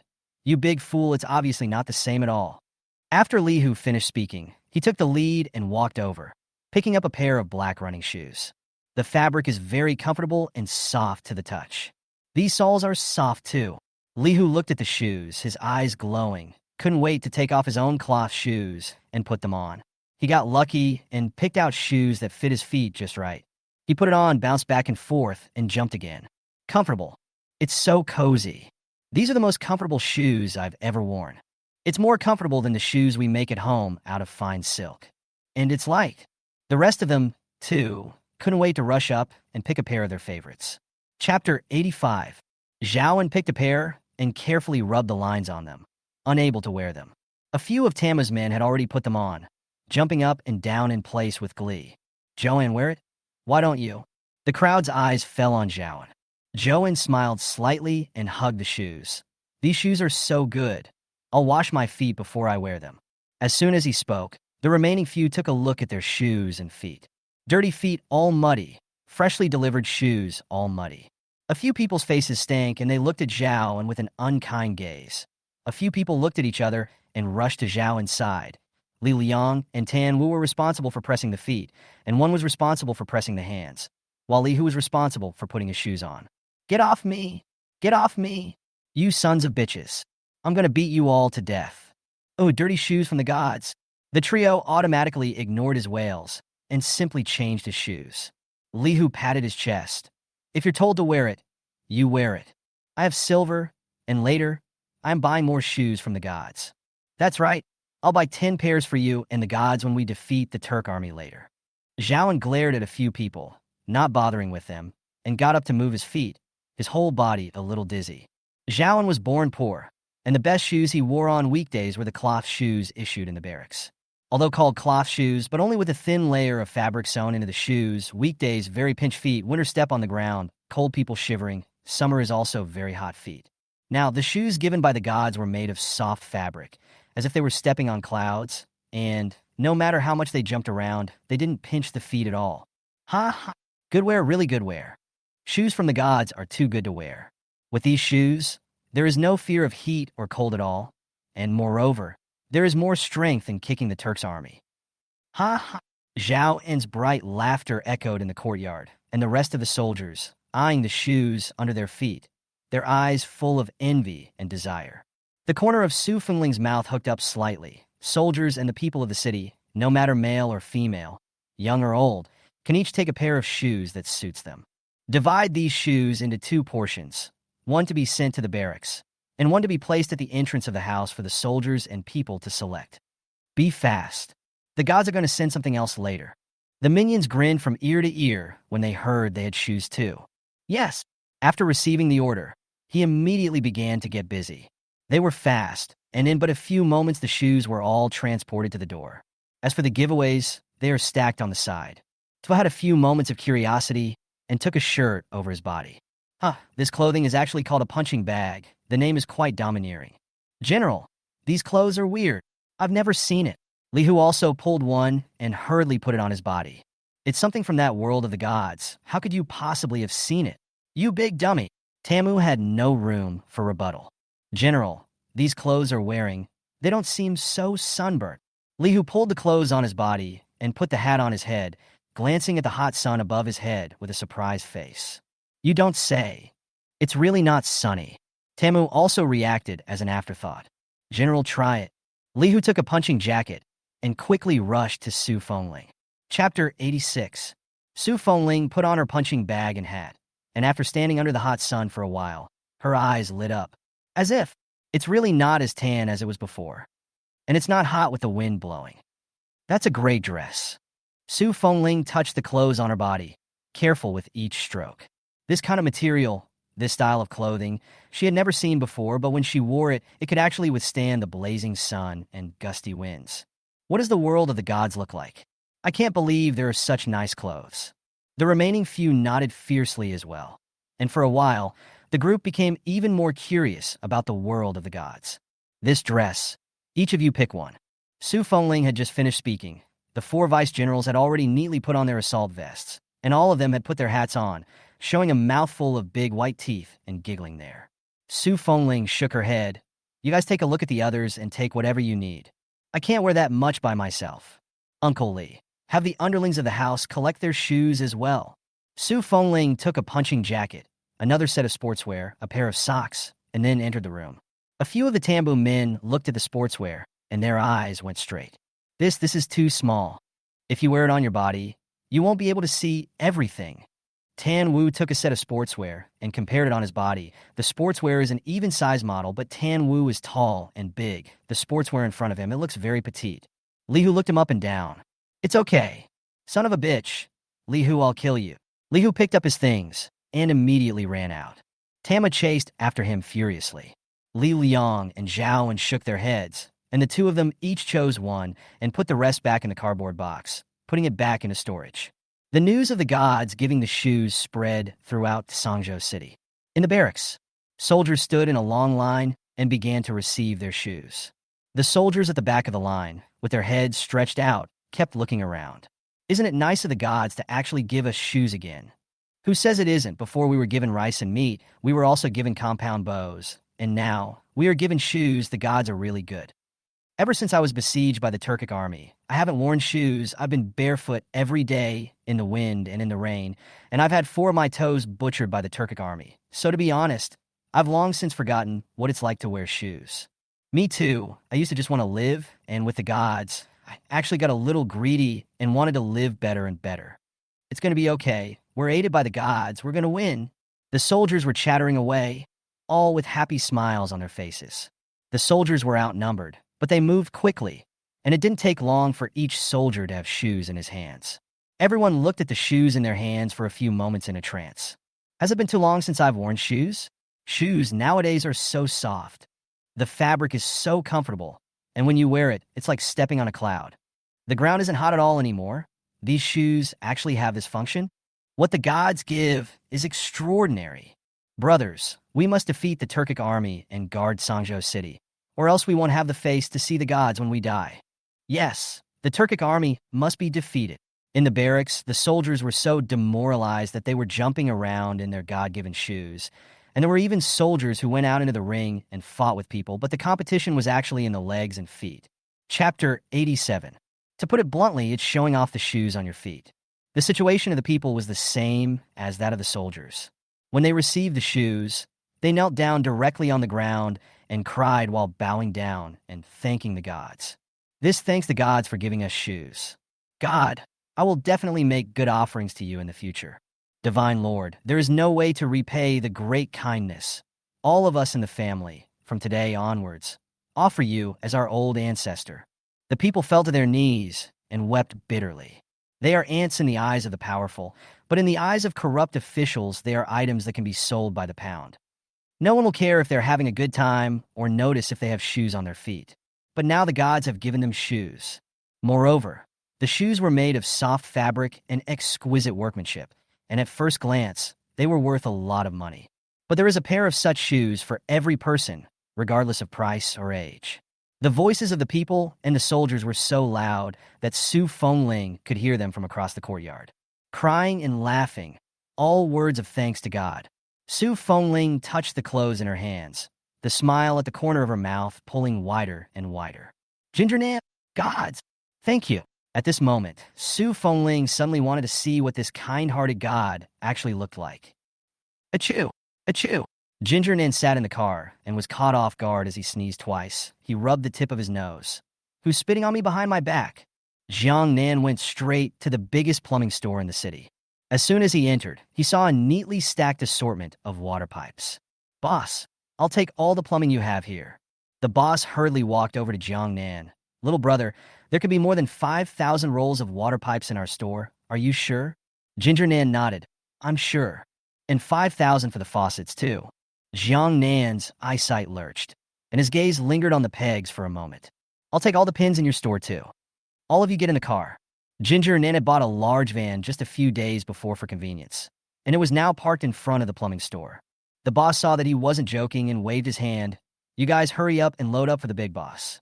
The staff at the store immediately started to get busy. Boss, 5,000 rolls of this water pipe, $200 a roll, $1 million in all. We have 200 nails in a box for dollars a box, 50,000 boxes in our store, $200,000 in all. Faucets are $10 a piece. You want 5,000, 50,000 in all. The total adds up to $1,250,000. Jiang Nan nodded at his words and directly swept the code to transfer $1,250,000 to him. The boss received the money and smiled from ear to ear and hurriedly brought Jiang Nan a bottle of iced tea. Boss, there's still a while to go before loading. You can look at the others first. Jiang Nan took the iced tea and took a few sips. It was icy cold and indeed very comfortable on a hot day. Before long, the goods were loaded, and Jiang Nan drove the car directly to the warehouse. The owner of the veterinary pharmacy had long been waiting at the entrance of the warehouse, and when he saw Jiang Nan's car, before he saw his person, his face was immediately covered with a smile. Jiang Nan got out of the car and glanced at him, smiling so happily. Did you pick up money today? Chapter 88. The owner of the veterinary pharmacy hemmed and hawed and followed Jiang Nan, leading the people to unload the goods in the warehouse in a sharp manner. Little brother, let me know if you need anything in the future. I guarantee fast stocking and guaranteed quality. Jiang Nan glanced at him, meaninglessly saying, Really? The veterinary store owner patted his chest and swore, Of course. Little brother, there's only things you can't think of, nothing I can't get. In that case, give me some dynamite. The smile on the face of the owner of the veterinary pharmacy directly froze. His pupils shrunk. He covered Jiang Nan's mouth and glanced around. Little brother, it's against the law to engage in explosives. I wouldn't dare do such a thing. Ginger Nan ripped his hand off. I thought you said anything was okay. The owner of the veterinary pharmacy gave him a mournful look. Am I not talking big? Who knew you'd play so big that you'd try to get into explosives? I can't get dynamite, but I can ship you tens of thousands of cases of firecrackers. It's all crackling. You want to make do with what you've got? Jiang Nan moved, recalling what Su Fengling had said about the Turkic army. The pegs he had just bought were to deal with their warhorses, and if he added firecrackers to them, wouldn't it be twice as effective? The owner of the veterinary medicine store swallowed hard when he saw him move and approached him. Little friend, do you really want it? Jiang Nan looked at him and nodded solemnly. So, I'll go get you now? I have a friend who just happens to sell this and will ship you 20,000 cases with no problem at all. When will it arrive? It's 5:30 now. I'll be there by 7. The owner of the veterinary pharmacy finished a speech and hurriedly drove off in his car. Jiang Nan took a look at the things in the warehouse and didn't transport them first. It's better to wait for the firecrackers to come and then transport them. Otherwise, when the owner of the veterinary pharmacy comes back later and sees that the stuff is gone, he'll think he's seen a ghost. The owner of the veterinary pharmacy was fast, driving his big van into the warehouse by 6:30. With an unlit cigarette in his mouth, he shrugged it off and walked over to Jiang Nan, tapping him on the shoulder. How's little brother? Fast enough? 20,000 cases? Of course, and it's powerful and all good. All right, unload it in that warehouse at the far end. The unloading had a small job for the veterinary store owner, so the two men found a place to sit. Jiang Nan had only just finished eating and was hungry again, so he had to make a bucket of instant noodles. The owner of the veterinary pharmacy sat down in front of him and looked him up and down a few times. What the hell are you doing, little brother? Wanted stuff? Messed up? 1 minute halo grass, 1 minute horse feed, 1 minute firecrackers. For those who don't know, they think you've raised an ancient army to fight. I've seen it written all over the novels. The protagonist travels to ancient times, and when he encounters a war, he just makes his own explosives, psychedelics, whatever, and crunches and kills people in ancient times. The owner of the veterinary pharmacy spoke at length. Seeing that the saliva was about to spray into his bucket of bubble noodles, Jiang Nan immediately picked up the bubble noodles and leaned back. Well, congratulations on the right guess. But no reward. Ha ha, Little friend, you are really humorous. Now is the 21st century. How can there be such a thing? I think you are reading novels to see silly, huh? Jiang Nan twitched the corners of her mouth. The noodles were finished, and the goods were unloaded. After Jiang, Nan paid the money and gave the small workers $1,000 each for their good fortune. He pushed the veterinary medicine store owner directly into the car. Oh, little friend, keep talking to me if you need to. Wherever you are, in ancient times, in the future, I promise to be at your beck and call. Ha ha. Chapter 89. The car drove out of the warehouse, and his relentless scoffing could still be heard. Jiang Nan pulled the corner of his mouth. This boss is too enthusiastic, but not too smart. The highly concentrated white wine has just arrived as well, and now all the stuff for tonight has arrived. Jiang Nan closed the door of the warehouse, carried the small tripod, and took the lead to the warehouse where the horse materials were kept. He finished writing the note and threw it into the little pot, and after about 10 minutes, he began to deliver the horse feed. 50 tons of horse feed crowded the large warehouse, but in a few moments it was all gone. After delivering the horse feed, Jiang Nan waited for a while and then started delivering dizzy grass and highly concentrated white wine. The last delivery was a hose, pins, and firecrackers. And there was a special note about the do's and don'ts. Su Fengling knew in advance that Jiang Nan would continue to deliver things tonight, and had long been waiting in the clearing with a small tripod. In but a few moments, the clearing was piled high with horse feed. A refreshing scent hits your nose. Li Liang inhaled. It smells so good. Is this horse stuff? How come it smells better than the porridge I'm drinking? Li Liang rushed to the horse material, unzipped the bag, and cupped a handful of it. Is this rice? General, there's actually rice in the horse feed? Li Liang looked at what was in his hand. It was unbelievable. Their horse material was some grass and leaves.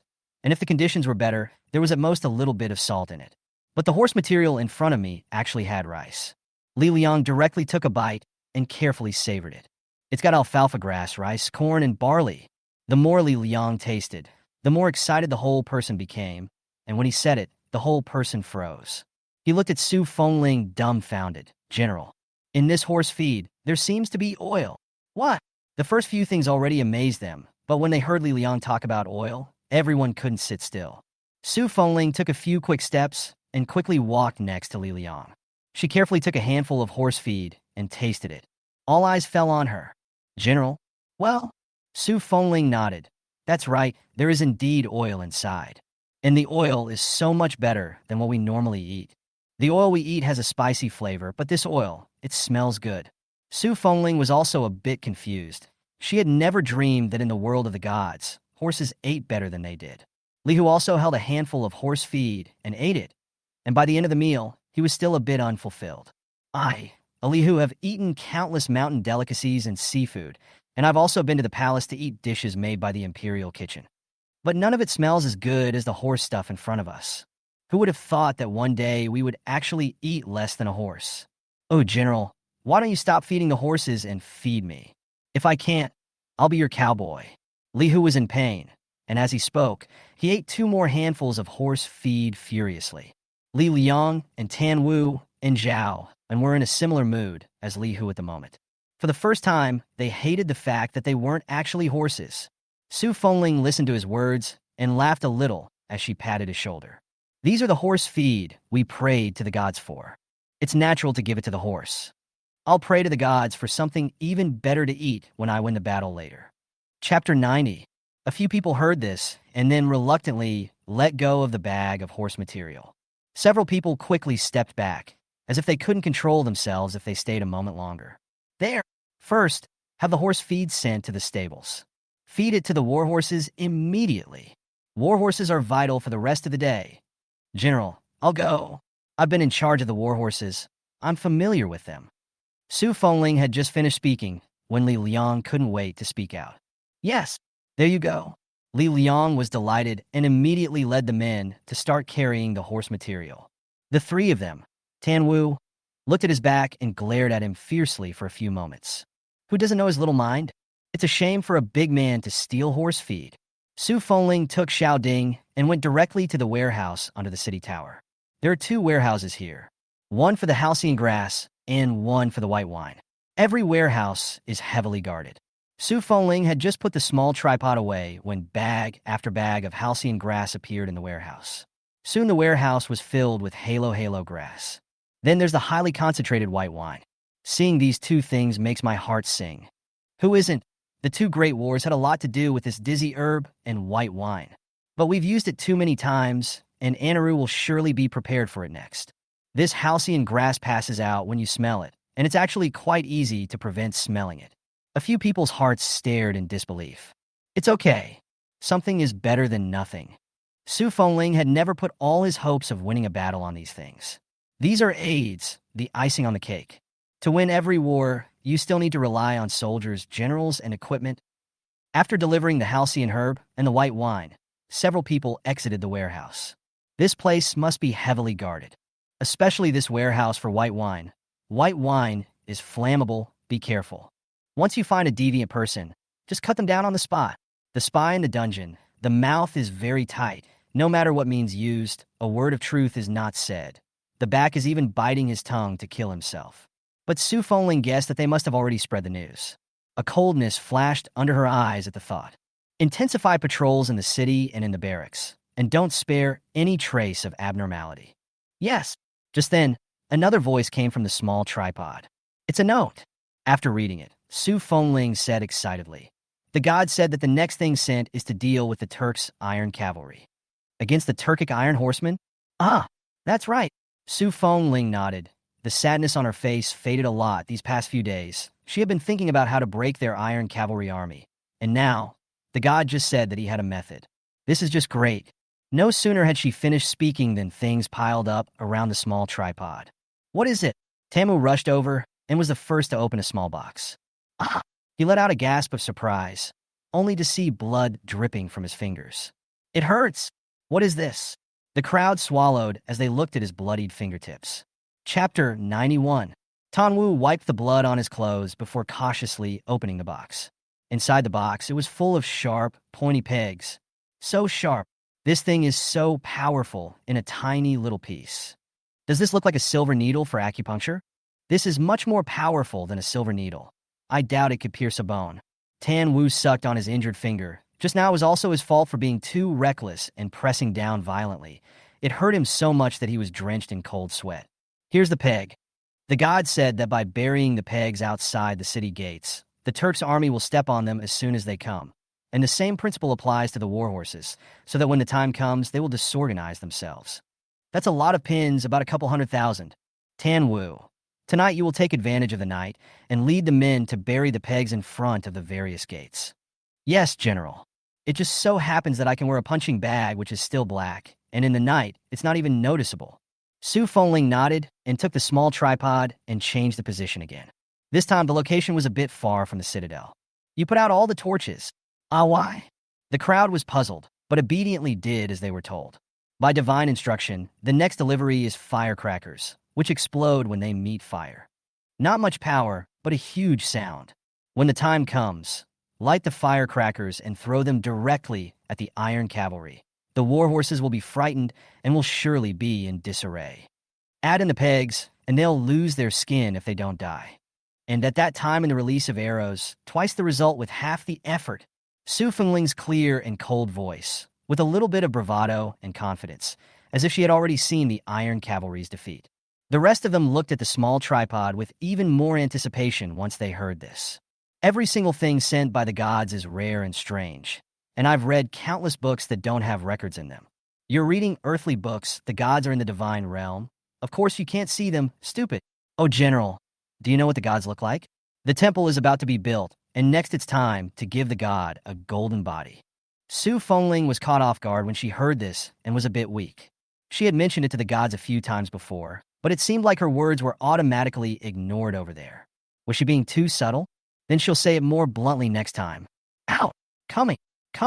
Just as she was about to speak, the little tripod moved, and everyone held their breath and stared at it in death after they finished shrieking.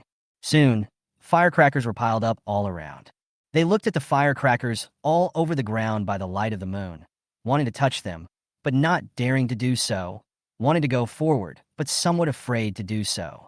Su Fengling walked to the firecrackers, reached out and touched them. They were all small circles. There were also large circles. She found the threads as the gods had instructed her. This is where the wires go. So when it's time to take this apart, just fire it up. Order it and dump it immediately.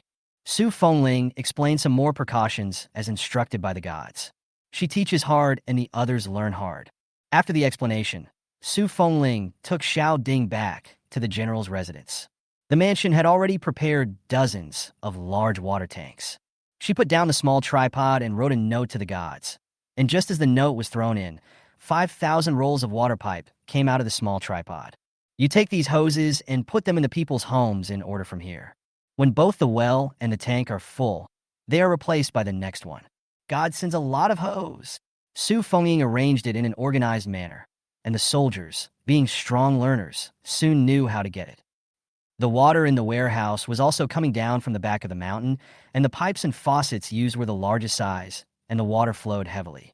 Jiang Nan then put the small tripod under the faucet and went to rest. He'd been running around all day, and he dipped into bed.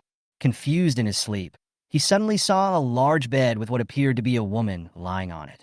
Chapter 92. The light veil bed curtains fluttered in the wind, and the woman on the bed was hidden, so Jiang Nan took a few steps forward, trying to get a better look at the woman.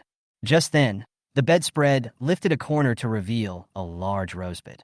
Jiang Nan's eyes moved upward, and she was just about to see the woman's face when her cell phone rang. He opened his eyes in a daze, his thoughts letting go for a moment until, after several moments, he came back to himself. It was so close that he could see what the little general looked like. What a shame, Jiang Nan muttered and took the phone, realizing that it was the owner who sold military uniforms. He had just gotten through when his boss's voice came over the line. "Little brother, I've arrived, but the door to the warehouse has been closed, and no one answered when I knocked." Jiang Nan slapped his head and glanced at the time. Good Lord, he had slept until 11 o'clock. "I'm coming. Coming." Jiang Nan hung up the phone and immediately ran out to open the door. The main door to the warehouse opened, and 2 large trucks drove in. The owner jumped out of the car and opened the compartment sharply. "Little brother, take a look. 300,000 sets of military uniforms are in there. Dress, pants, shoes, and a hat. Yes, put it all in storage." It was easy to unload the military uniforms, pull the car into the garage, and once it arrived, it was done. The whole process took no more than 2 minutes. After unloading the goods, Jiang Nan paid the final payment, and the boss left. Jiang Nan closed the warehouse containing the military training uniforms and waited here for the owner, who sells military equipment. The owner of the military equipment stepped on the spot. As soon as he saw Jiang Nan, he waved at him. Jiang Nan pulled at the corner of his mouth and took a few steps back to the side. Just as the car stopped, the boss jumped down and said excitedly, "Little brother, everything you want is inside. We couldn't take the highway today with the stranger in the car and took a little detour, so we're a little late." Jiang Nan nodded. "Okay, let me see the stranger's blade. This way." The boss led Jiang Nan to the back of the last car. When the door was opened, it was full of arrow feathers. The boss climbed into the carriage and got the arrow feathers aside. The stranger's sword inside was revealed. The blade was sharp, and even in the carriage, one could feel the coldness coming from the blade. The boss jumped off the wagon, picked up a stranger's knife, and slashed directly at a side door. Bared, fire splashed in all directions, and the door to the warehouse silky smoothly split in 2. "How's it going, little brother? That's a great knife, isn't it? When we first forged these 1,000 stranger swords, they were forged with the finest Xian iron, and before forging them, I also checked a large number of books and forged them in strict accordance with the requirements in the books. Truly a pinning iron." The boss waved the stranger's sword in his hand in triumph. The small workers who followed him aside kept giving him glances, but the small workers were almost cockeyed, and he didn't notice anything unusual. "What's wrong with you guys? If you have a disease in your eyes, go see a doctor. Don't squeeze your eyebrows, it's ugly." The owner rolled his eyes and glared at them a few times. "These guys who haven't seen the world, don't be stupid in front of the gold master. Or what if the gold master dislikes them later and doesn't order equipment from them? The money for this door is deducted from your hard-earned money." Jiang Nan pulled the corner of his mouth and took the stranger's sword out of his hand. "You guys hurry up and unload." "Yes." Chapter 93. The small workers gloated and glanced at the boss, and immediately started unloading the goods with their hands and feet. The owner reacted then, glancing at the door that split in 2 behind him and rubbing his head in embarrassment. "Ho, ho, ho. I'm so excited, haha. I'll pay for this door. I'll pay for..." Jiang Nan was his big gold master. so he couldn't offend him. Today, the store's business depends on him. Jiang Nan glared at him without a good look. This stranger's sword of yours is indeed a good thing. Can you build some armor for the horses as well? Lighter. Just like the picture you sent me earlier. After Jiang Nan heard that the Turkic army had iron horsemen, he also wanted to create an invincible and intimidating iron horseman army for the young general. General Little is in charge of putting out the men, and he's in charge of putting out the equipment.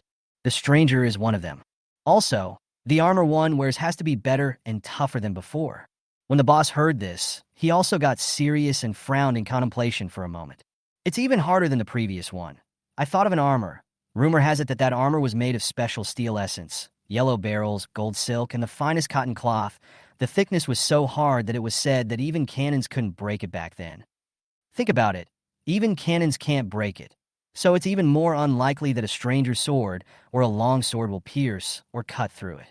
Jiang Nan's eyes swished brightly. This is good. For such armor, you make me 5,000 sets. I need both for human, wear, and war horses. Forge me 5,000 more stranger swords. Boss, I believe in you. You can do it. Jiang Nan solemnly patted his shoulder, and then directly transferred $50 million to him. I'm transferring the deposit to you. No need to rush. Take your time and try to get it out of me in 3 months. The boss looked at the $50 million that appeared in his cell phone and was originally very happy. But when he heard 3 months, his face instantly looked bad. Biggie, 3 months is too tight. The armor I just mentioned is all I've heard about. I've never seen it specifically. 3 months, Jiang Nan didn't say anything and transferred another $30 million to him. Deposit of $80 million, 3 months to do it. And after it's done and meets the requirements, $100 million will be paid. Deal? Don't worry, big brother. I'll make sure to complete the task. As soon as the boss finished his words, he spread his legs and rushed towards the small workers, quickly leading them to finish unloading the goods and immediately drove away, not even asking for hard-earned money. Jiang Nan looked at the cars disappearing back, and he reasonably suspected that this boss just didn't want to compensate him for the loss of this gate. Gunnar made a phone call to have someone come and fix the gate. Then he took Ding and went to the warehouse where the military uniforms were packed. After Su Ling, passed the note, 10 minutes later, he sent the military training clothes over. Su Ling knew that Jiang Nan was going to pass out military training clothes this morning, and she waited in the barracks early in the morning. Immediately after receiving Jiang Nan's note, he took Ding to the open space that had been prepared beforehand. Just as soon as they were put down, the military uniforms were neatly stacked all around. Before Su Ling could withdraw, her entire body was buried inside. Tan Wu and the others swallowed their saliva as they looked at the large pile of military uniforms. The gods send too many things. Yesterday, they sent shoes, and today they sent so many clothes. They owe the gods more. Chapter 94. General, this is what the soldiers wear. Tan Wu was thrilled as he took off his helmet and put his military uniform on. The fabric of the clothes was soft and hundreds of times better than what they had been wearing before. The shoes under their feet, although not as soft as the ones sent by the gods yesterday, were much better than the cloth and straw shoes they had before. The 4 vice-generals were so excited that even the soldiers behind them couldn't wait to put their clothes on. Su Ling climbed out of the pile of clothes, and when she saw a few people giggling in their clothes, like a bunch of fools, she shook her head. Pass the word that this military uniform is to be issued 2 sets per soldier. These are the clothes you wear on a regular basis, but in combat, you still have to wear a helmet and defensive armor. The soldiers were so excited to hear that each of them would be issued 2 sets of clothes that the corners of their mouths were grinning behind their ears. Yes, they were quick and immediately began distributing the clothes in an organized manner. Su Ling brought the little tripod to another clearing, and this time, as soon as she put it down, she immediately took several steps back. Crackle! Countless arrow feathers piled up. 50,000 compound bows were neatly placed aside. The final delivery was 1,000 strangers' swords. Everyone who saw this scene was, for a moment, shocked, and the large venue was silent. Even the soldiers carrying the military training uniforms stopped in their tracks. That's too many arrow feathers. Honestly, that's the most arrow feathers I've ever seen. This arrow feather seems to be sharper than the Turkic armies. Tan Wu said as he took out a Turkic army arrow feather. And when the 2 arrow feathers collided, the Turkic army's arrow feather instantly broke into 2. My God, this. When Tan Wu saw this scene, he was somewhat incoherent for a moment. Li Hu gave him a blank look and said rather disgustedly, "Making a fuss, looking like you've never seen the world. The arrows and feathers sent by the gods are the best in the whole world. A mere Turk, a barbarian. How can their stuff be worthy of being compared to those sent by the gods? That's just it. If you think about it with your head, the gods must be sharper. That's too many compound bows sent this time. Adding to the previous ones, nowadays, about half of them have compound bows. Those old thieves of the Turk, come up one, shoot one. Don't you guys see so many knives next to each other?" The sharp stranger's swords next to him caught Li Hu's eye at first, and he walked over to them, picked one up, and juggled it in his hands. The stranger was light, lighter than their machetes, but it has a sharp blade. Li Hu's eyes sank as he turned back a few times, directly splitting on the Turkic army's armor. In an instant, the armor was in pieces. Li Hu slashed at a boulder on the side at one time, and the stone instantly split in two. It's called a stranger's sword. The gods say it's for use against the Turks' iron horsemen. This blade is incredibly sharp and can cut through the armor of the Turkic army.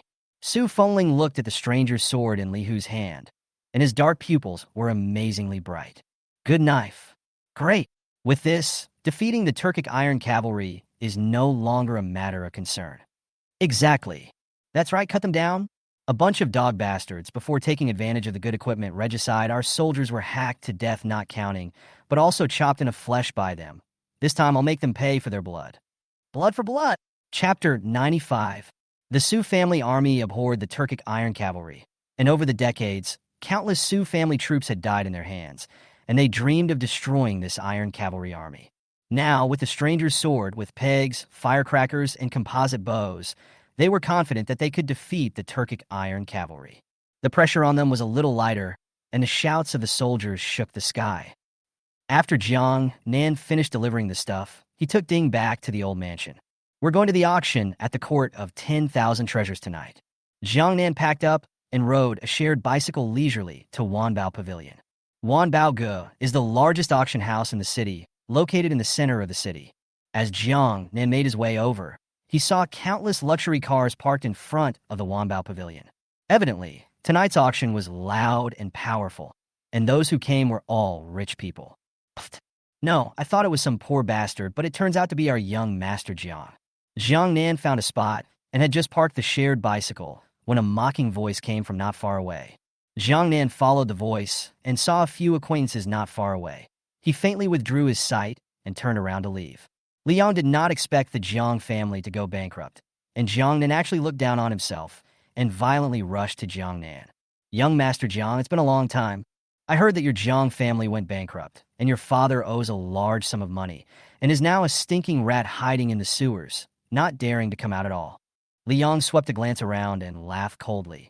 "Heh, is it hard to believe that he came here to borrow money? But you're not the youngest member of the Jiang family anymore. You can't get in here. For the sake of our friendship, I can lend you the money." But Li Yang's eyes flashed with a hint of unkindness, and he directly spat a mouthful of spit on the ground. "It's easy to get me to lend you money. Lick this land clean, and I'll lend you $5 million. How?" Li Yang wrapped his arms around himself and lifted his arrogant chin as he looked at Jiang Nan from above. The two used to be deadly rivals, and he couldn't stand to see Jiang Nan's moralistic and hypocritical demeanor. Jiang Nan was not used to seeing him bully men and women. If Jiang Nan knew what was in his mind, he would have scoffed. No matter in the past or in the present, he had never put Li Yang in his eyes. A nemesis? He didn't give a shit. Those who joined Li Yang were his usual good buddies and naturally knew the relationship between the two. "Ginger Nan, lick it." "Why don't you lick it? Your family is in so much debt. You lick it and you make $5 million. What a deal." "That's right, shucks. Hey, my saliva isn't as valuable as young Li's, but as long as you lick it clean, I'll lend you $500,000. $500,000 is astronomical for you now, isn't it? After all, look, you're so poor you can only ride a shared bicycle." "Ha ha. Look at our ginger young master." There was no end to the teasing, contempt, and mockery. Jiang Nan looked at these people in front of her and only felt like she was looking at clowns. He laughed softly, his eyes sweeping a few glances. "Get out." A faint voice with a hint of coldness, coupled with a look in his eyes just now. The crowd only felt a strong pressure sweeping over them. Their hearts seemed to be tightly clenched by a pair of large hands, and it became more and more difficult for them to breathe. Li Yang was the first to come back to his senses, and his face instantly darkened as if it were the bottom of a pot. Chapter 96. He clenched his fists and stared at Jiang Nan with a deadly gaze. That's it. That's how it feels. Every time he saw Jiang Nan, he would be shocked by the aura he carried, leaving him breathless. In the past, even if, after all, at that time, the Jiang family was in the sky, although not the richest in the city, but the business is getting better and better, Jiang Nan looked down on him. He can endure. But now, Jiang Nan, a bankrupt negative second generation, what makes him still have this high and mighty posture? Ginger Nan, today, it's not up to you. No licking, but also, snap. Before he could finish his sentence, he was slapped out by Jiang Nan. Bang! It fell straight to the ground with a heavy thud. Li Xiao, you! How dare you! Jiang Nan passed by with a cold eye, and Li Yang's lapdog was instantly too scared to speak. Jiang Nan was too lazy to be bothering a few people and walked directly to the entrance of the Wanbao Pavilion. He was just about to take out his invitation when a sharp voice came from behind him. Stop him. Don't let him in. He doesn't have an invitation. He's just here to make trouble. Li Yang was helped up by his bodyguards and stumbled over, enduring the severe pain. His name is Jiang Nan. Their family was broke and owed a lot of money, and he went in there to borrow money from the big boys inside. Never let him in. Otherwise, can you afford to be responsible for affecting the mood of the big man inside? Li Yang looked viciously at Jiang Nan, his eyes full of killing energy. He hated to let Jiang Nan die now. As soon as the bodyguard at the door heard this, he instantly looked at Jiang Nan with vigilance. Sir, the rules of the Wanbao Pavilion auction. You can only enter if you have an invitation. Invitation, please. Li Yang snorted. Jiang Nan, a negative second generation, could have an invitation to the Wanbao Go auction? Jiang Nan slowly and methodically took out an invitation from his pocket. The invitation was folded up and somewhat crumpled as he glanced at it. Sorry, just came in on a shared bike, put it in my pocket, and here it is. Jiang Nan looked at the crumpled invitation, a little embarrassed. After all, Boss Wei sent him an invitation. He did not keep it properly, a little disrespectful. Seeing this, Li Yang could no longer hold back and let out a mocking laugh. Ha ha! Jiang Nan, even if your Jiang family goes bankrupt, you can't change your attribute of pretending. I'm afraid this invitation was picked up in the trash.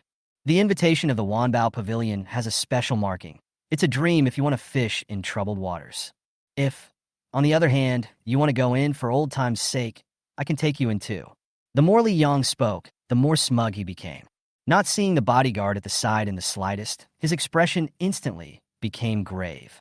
The invitation was a dark red color, with a pattern of the Wanbao Pavilion in the upper left corner. And on the Wanbao Pavilion's pattern, there was a black pale dragon circling. This is an invitation exclusive to your guests. Master Wei only sent out 10. A bankrupt negative second generation actually had an exclusive invitation from Master Wei's honored guest, and he was a friend of Master Wei's? Chapter 97. When the bodyguard thought of the contempt he had just shown Jiang Nan, some cold sweat oozed from his forehead, and he wanted to slap himself twice. As long as you, Mr. Jiang, please come inside. Before Li Yang could finish his words, the bodyguard's respectful voice came. Li Yang looked at the bodyguard incredulously. How is that possible? This invitation looks fake. Don't be fooled by him. How could he have an invitation to the Wanbao Pavilion when he's a bankrupt negative second generation? Li Yang looked at the invitation in the bodyguard's hand and bared his eyes. If the other party wasn't a member of the Wei family, he would have already gone up and grabbed the invitation. The bodyguard coldly glanced at Li Yang with a leathery smile. Are you questioning Elder Wei? When Li Yang heard this, his heart was a gridlock. Who doesn't know that Wei Lao is the richest man in the city? Wanbao Pavilion is the industry under his name, questioning him, looking for death. The bodyguard ignored him and respectfully returned the invitation to Jiang Nan with both hands. Hello, young Jiang. You go this way. There will be a special person to take you to the box. Jiang Nan retrieved the invitation and didn't even give a glance to Li Yang's several people, as if he didn't see their unbelieving looks, and walked directly to the left. Young Li, he actually does have an invitation. Grass. Li Yang's face stank, and without saying anything, he was going to chase after Jiang Nan. However, it was quickly blocked by the bodyguards. I have an invitation. Li Yang looked at Jiang Nan's back, pulled out the invitation from his arms, and smashed it directly on the bodyguard. The bouncer looked at it with a pale expression. This side is the VIP area. You can only go to the right. Your guest. When Liang heard the word honored guest, he directly exploded. He clenched his fists and took several deep breaths before he could restrain his urge to curse. Someone else came behind him, and with a cold face, he took the invitation back and went straight to the right-hand side. Li Xiao, isn't this Jiang family bankrupt? How come Jiang Nan actually has an invitation from the Wanbao Pavilion? Yes, and it's an honored guest. What gives him the right to be a ragtag one? Can it be that he used some special means? After all, Jiang Nan's face, it's so handsome that people and gods can't understand it. Jie jie jie. Must be, he probably climbed into some old woman's bed. Ah, shucks, it's disgusting. He'll eat any shit for money. Li Yang's several people were so angry that their blood flowed backwards, and they kept denigrating Jiang Nan.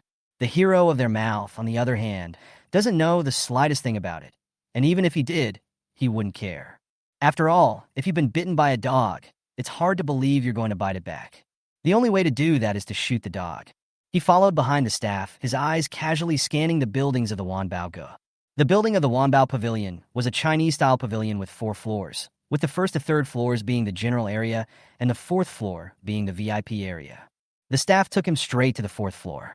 He pushed open the door of box number 7 and said respectfully, "Mr. Jiang, this is the exclusive box that Elder Wei reserved for you. He's got something going on right now, and he'll be right over when he's done. In the meantime, you can contact me for anything you need. All you have to do is press that blue button, and I will appear immediately." After the staff member finished speaking, he withdrew in a well-behaved manner and closed the door of the 7th box in the meantime. Jiang Nan swept a glance at the box, which was very large and had everything inside. Located on the left-hand side was a large piece of glass. A glance at it, you could see the situation of the 3 floors downstairs. The glass was made of a special material that could only be seen from the inside, and those on the outside couldn't see what was going on inside. There were still 10 minutes to go before the auction started, and Jiang Nan was a little bored, lying on the recliner as his thoughts began to wander. I don't know what's going on with the little general. Although he didn't live in ancient times, he knew the truth that a piker is not a piker, but a piker is a piker. Now, I am afraid that the situation in Sangzhou City will be even worse. Chapter 98. In box number 1 of the Manpower Pavilion, Wei was sat at the head seat, with 2 old men sitting beside him.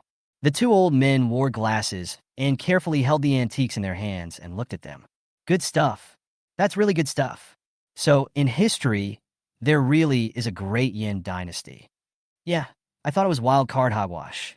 The 2 old men held the treasure and loved it. Wei calmly took a sip of tea with a small smug look on his face. A look like you've never seen the world. What a shame. Just 2 pieces of antiques in the district could make them burst into tears of excitement. You know, he had bought a lot of great Yin dynasty antiques from little friend Jiang. Little friend Jiang also said that he had the golden dollar of the Dian dynasty there. Wei couldn't wait to rush to box 7 to find Jiang Xiaoyu right now. But he was tripped up by these 2, and the more he thought about it, the more irritated he became, and he glared at the 2 with a ghostly look. "Oh, man Wei, where did you get this? A good thing to know how to share. We've been friends for so many years. You can't hide it, can you? That's it, come on, tell us. Where did it come from?" These 2 men are well-known bigwigs in the antique world and famous antique collectors. The one sitting on his left-hand side was called Xianyuan Hao, the director of the Yun Province Museum, and at the same time, the head of the Xianyuan family. The one sitting on his right-hand side was called Gu Him, the president of the People's University of Yun Province, and, at the same time, the old head of the Gu family. The Wei family, the Xianyuan family, and the Gu family were the 3 top families in Yun Province. The 3 old men were extremely close and had similar hobbies. Just loved collecting antiques and studying history. Wei called the 2 old friends tonight because he also wanted to introduce Jiang Nan to them. Take it easy. After the auction in a moment, I'll introduce someone for you to recognize. The moment Wei said this, the eyes of the 2 instantly lit up. Then what are you waiting for? Hurry up with the auction. That's right, come on. Knock. A melodious voice spread throughout the entire 10,000 Treasures Pavilion. Just then, a flavorful woman slowly walked onto the stage. Good evening, everyone. I'm Yao Yao, the person in charge of tonight's auction. For tonight's auction, there are a total of 10 treasures. Yao Yao voice is sweet, but the body is very attractive. Purple cheongsam on the body, the peak of the chest out, 2 long slender thighs hidden under the cheongsam, living a scourge of the country's siren. Hurry up and get on. We can't wait. Yes, hurry up. I heard that tonight's grand finale treasure, once in a century, has a price and no price. I can't wait to see it. The finale treasure is Jiang Nan's green jade twining vase. After Wei Zigua's publicity in the past few days, everyone knew that Wan Baoge had obtained a treasure of immense value, and that the finale auction was tonight. Yao Yao deserved to be a professional, and with her driving the scene, the atmosphere reached its peak. Okay, next auction, the first treasure of the night. Sailor's beads. As soon as her words fell, a staff member came onto the stage holding a tray, lifted the red cloth, and a shark's bead as big as a baby's fist was exposed to the public. Jiang Nan looked at it twice. It was beautiful, but of average quality. Not as good as the antiques the little general gave him. Starting bid, $1 million. $1,200,000. $1.5 million. $2 million. $2 million a time. Yao Yao held the hammer in her hand, her sparkling vision falling on the stage. $2 million for the second time. $2 million for the third time. Knock. In the end, the shark beads were sold for $2 million. Chapter 99. Next up is the second piece. The auction continued, and Jiang Nan looked at it for a while before withdrawing his eyes. He came to see his green jade twining branch vase tonight, and having seen too many antiques, none of them caught his eye. Thus, under Yao Yao's passionate voice, Jiang Nan drifted off to sleep. Now, the last treasure. Green jade wrapped vase. From the Dian dynasty, it's an imperial gift. The starting bid is $100 million. Jiang Nan heard $100 million and opened his eyes in a daze. And what came into his eyes was his own green jade Tongji bottle. He immediately came to life. Great Yin dynasty. What dynasty is that? How come we haven't heard of it? That's right. It can't be that your Wan Bao Pavilion just found something to fool us. A bottle and actually $100 million. The people on the stage looked at the green jade wrapped vase. It was undeniably beautiful and fascinating. But it actually wants $100 million. Moreover, it's an imperial gift from the Great Yin dynasty. What dynasty was the Great Yin dynasty? They had never even heard of it. That's obviously a bluff. The smile on Yao Yao's face faded a few points. Our Wan Bao Pavilion. From its establishment to the present day, decades of history, we never shoot fake goods. Since you guys are skeptical about the treasure, just don't shoot it. However, I will say this, the Great Yin dynasty does exist. In box 1, Xinyuan Hao and Gu Him dabbled and stood up, pointing at the green jade entwined branch vase, their hands shivering because of their excitement. You, good for you, Wei Zigua. With such a good thing, you actually didn't sell it to me, but brought it to auction. Xinyuan Hao looked at Wei Zigua's old fox's face and hated to strangle him. Gu Him also angry. This green jade twining branch bottle color translucent, or the imperial gift, the value is not expensive. He actually did not sell in advance to their own. Meeting the two men's cannibalistic gazes, Wei Zigua grinned calmly. Is it hard to believe that you guys think that you can't spell financial strength and can't spell others? Besides, I didn't buy this item, but that noble person sent it to me for auction. You want it? Pay up. Gu Him and Xinyuan Hao looked at each other and gave Wei Zigua a deep look, seeing that he didn't look like he was fooling anyone. His face instantly became grave. Old man Wei, the person you said you wanted to introduce, is the owner of this green jade twining branch vase? Wei Zigua nodded. Well, he's in the Wanbao Pavilion. After it's over, I'll take you there. Yes. Xinyuan Hao immediately pressed the red button. I'll offer $200 million. Gu Him was not willing to lag behind. $300 million. $500 million. $600 million. $1 billion. The fourth floor is the VIP's box, and the fourth floor is not rich or noble. See, the first box began to bid. Others have also begun to scramble up. In just a few minutes, the green jade tangled branch vase soared from $100 million to $1 billion. Jiang Nan's body tensed up and swallowed. Nice guy. This jade vase is so expensive? And the bidding continues. If I had known, I would have brought other antiques to auction. In box 1, Xinyuan Hao and Gu Him. Both of them glared viciously at each other. Old man Xinyuan, I'll take this. You think I'm afraid? Xinyuan Hao pressed the red button. I'll offer $1.5 billion. The crowd was shocked at these words. Actually directly increased the price of $500 million, and also said that kind of light, as if it was like casually saying a sentence to eat in general. Gu Him sneered. $2 billion. $2.5 billion. At the end of the bidding, everyone else rested their minds, leaving only Xinyuan, Hao and Gu Him to fight it out again. Chapter 100. Jiang Nan was in a good mood as he listened to the two pleasant voices. That's a great method by Boss Wei. It seems that all of the antiques can be brought to auction later. Just then, a message came from Wei Zigua on his cell phone. Little friend Jiang. After it's over, let's have a meal together. I have 2 friends who would like to make friends with you. Don't worry, they all play with antiques and are more generous than that iron rooster Chungming. The 2 friends Wei Zigua mentioned should be these 2. Ginger Nan was in a good mood and returned an okay gesture. 3 billion. After Xinyuan made another bid, he directly snatched the button from Guhim's hand when he wasn't paying attention. Guhim blushed. Xinyuan, how? You're shameless. Guhim, let me have this green jade tangled branch vase. I promise, next time something good comes along, I'll pay for it. Isn't old man Wei going to introduce a nobleman to us?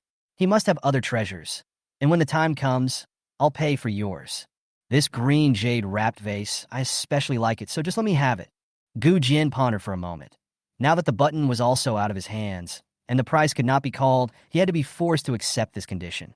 Okay, but that's what you said. Next time you can't take it from me. Well, it's a deal.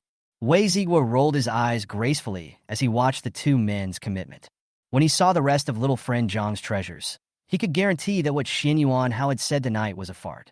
3 billion one time, 3 billion twice, 3 billion 3 times. Knock!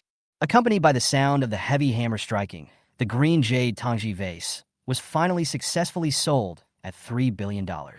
With $3 billion in the bank overnight, the corners of Jiang Nan's mouth were harder to suppress than AK.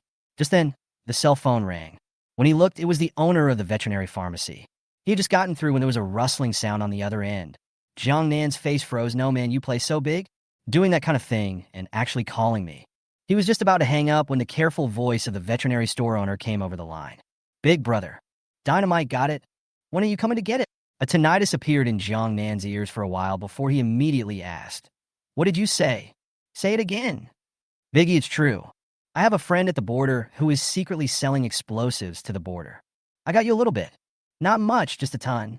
It took Jiang Nan a while to calm her nervous and excited feelings. What? I want it all. Just stay put. Send me the address and I'll be right over. Jiang Nan hung up the phone, picked up his jacket, and left the box. As he walked, he made a call to Wei Zigua.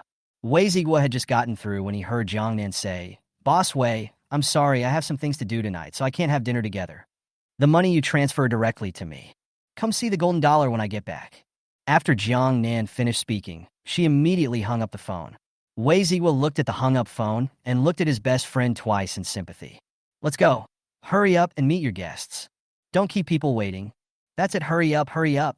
Guhim tugged Wei Zigua's arm and headed off, fearing that if he went late, his honored guests and treasures would be gone. Wei Zigua pulled the corner of his mouth and shook his cell phone. Chapter 101. Your guest just called. He had a bit of an emergency and left first, waiting for another contact in the back. Wei Zigua, are you teaming up with Xinyuan Hao to trap me? Guhim was anxious. He gave up the green jade tangled branch vase, just thinking that there were still treasures in your guest's hands that he could buy with him. But now he was told that his honored guest had suddenly left on business. It's just too much of a coincidence. How could I possibly lie to you? Those 2 treasures of mine, and this green jade tangled branch vase, are all his. Your guest has something to do. Just wait. Guhim also gradually calmed down. The porcelain that Wei Zigua had just shown him was still fresh in his mind, and each piece was of valuable existence. Wei Zigua didn't have to lie to him. All right, I'll just stay in the city for 2 more days and wait for him. Jiang Nan exited the Wanbao Pavilion and directly took a taxi back to the old mansion. Li Yang's few people had been secretly staring at the 4th floor, and when they saw Jiang Nan's figure, they immediately chased after him. But just as they came out, they saw Jiang Nan's back as she left. He must have run away in shame from the old woman who played him rotten. That's right, tonight on the 4th floor, I didn't hear a woman's voice. It seems that his plan fell through. Even with a stinky face, climbed into the old woman's bed. The old woman gave him nothing. Well, at least this young master of the Jiang family is friends with us. And when he has a health problem, we naturally have to go and care for him. Come on, I know where his house is. Thus, a group of people, led by Li Yang, drove towards the Jiang family's old mansion. Jiang Nan returned home and immediately opened a large truck. He put the small tripod on the passenger side, firmly fixed. Explosives are a prohibited item, so you have to be careful and cautious. His car had just driven out the door when he saw Li Yang's several people's sports cars. His face went cold. These guys are really the rocks in the toilet, stinky and hard, can't get rid of them. Since you can't get rid of it, Jiang Nan put his foot on the steering wheel and kept accelerating, directly crashing towards the sports cars of several people. Li Xiao. Come on, turn around. Ginger Nan is crazy, he's crazy. He's gonna crash over. The dog leg sitting in Li Yang's car, watching the big truck getting closer and closer to them, directly scared to pee their pants. Li Yang also didn't expect that Jiang Nan would actually dare to bump into him. He's crazy. He was just about to turn around, but unfortunately it was too late. Bang! The big truck crashed in an instant. The sports car was knocked straight out. Jiang Nan glanced at the sports car and gave Wei Zigua a call. Wei Zigua is the richest man in the city and the top 3 families in the province. It's more than enough to handle a little thing like that.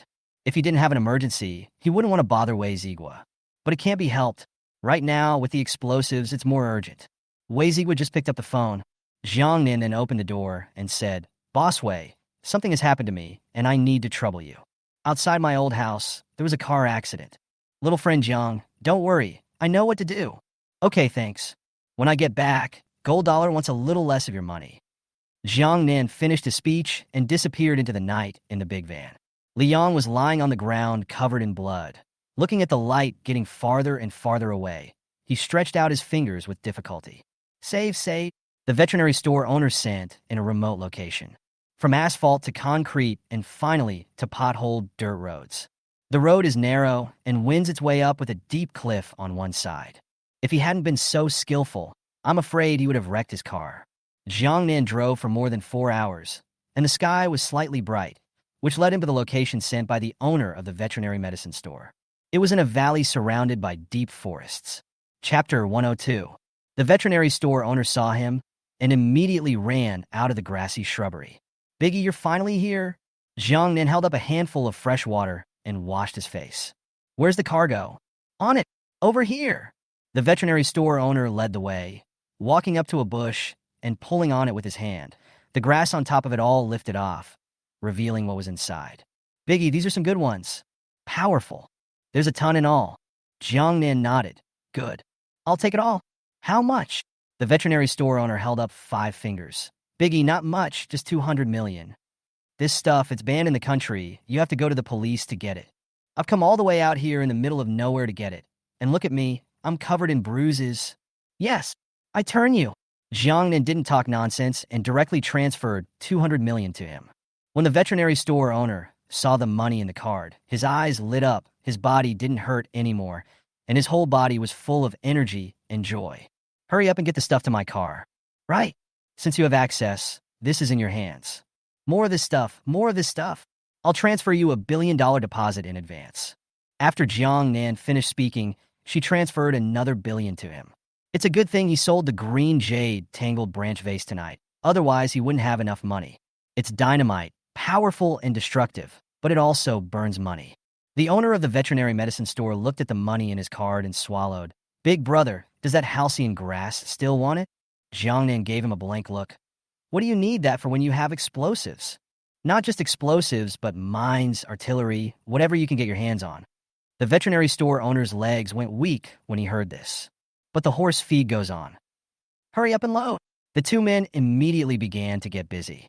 The 2 men didn't finish loading until the sun was in the west. Ginger Nan closed the compartment door and patted him on the shoulder. More is better. Get more. I'll go first. After Jiang Nan finished speaking, he jumped into the car and drove straight away. The veterinary store owner eyed him until he could no longer see his car. Then he withdrew his gaze. $200 million. After costs, I'll still make $20 million. Sure enough, riches and riches. Don't worry, big brother. I'll make sure to complete the mission. Jiang Nan drove the car some distance away and parked in an isolated place. He took out a pen and paper and wrote a note to Su Fengling. Another tablet was then pulled out from the side. This tablet was bought when he arrived. Explosives are dangerous, and Kong Nam is worried that he's not being clear and causing irreparable consequences. So he bought a tablet and downloaded a lot of notes from the internet about the use of explosives and saved them all in a photo album. He also set a group screen password to avoid the tablet being stolen. Of course, in the note just now, The password to the tablet in question was told to Su Fengling. After delivering the note, he swiped his phone and waited patiently. In the meantime, Weizi was sent him messages. Little friend Jiang, things have been finished. The few people in the car all went into the hospital. In a coma right now, but waking up is going to prison. These men have committed countless crimes, raping women and forcing female college students to death, and the officials will deal with them impartially. Jiang Nan was satisfied with the result. Chapter 103. Okay, thanks. Just after the message was sent, a note was ejected from the small tripod.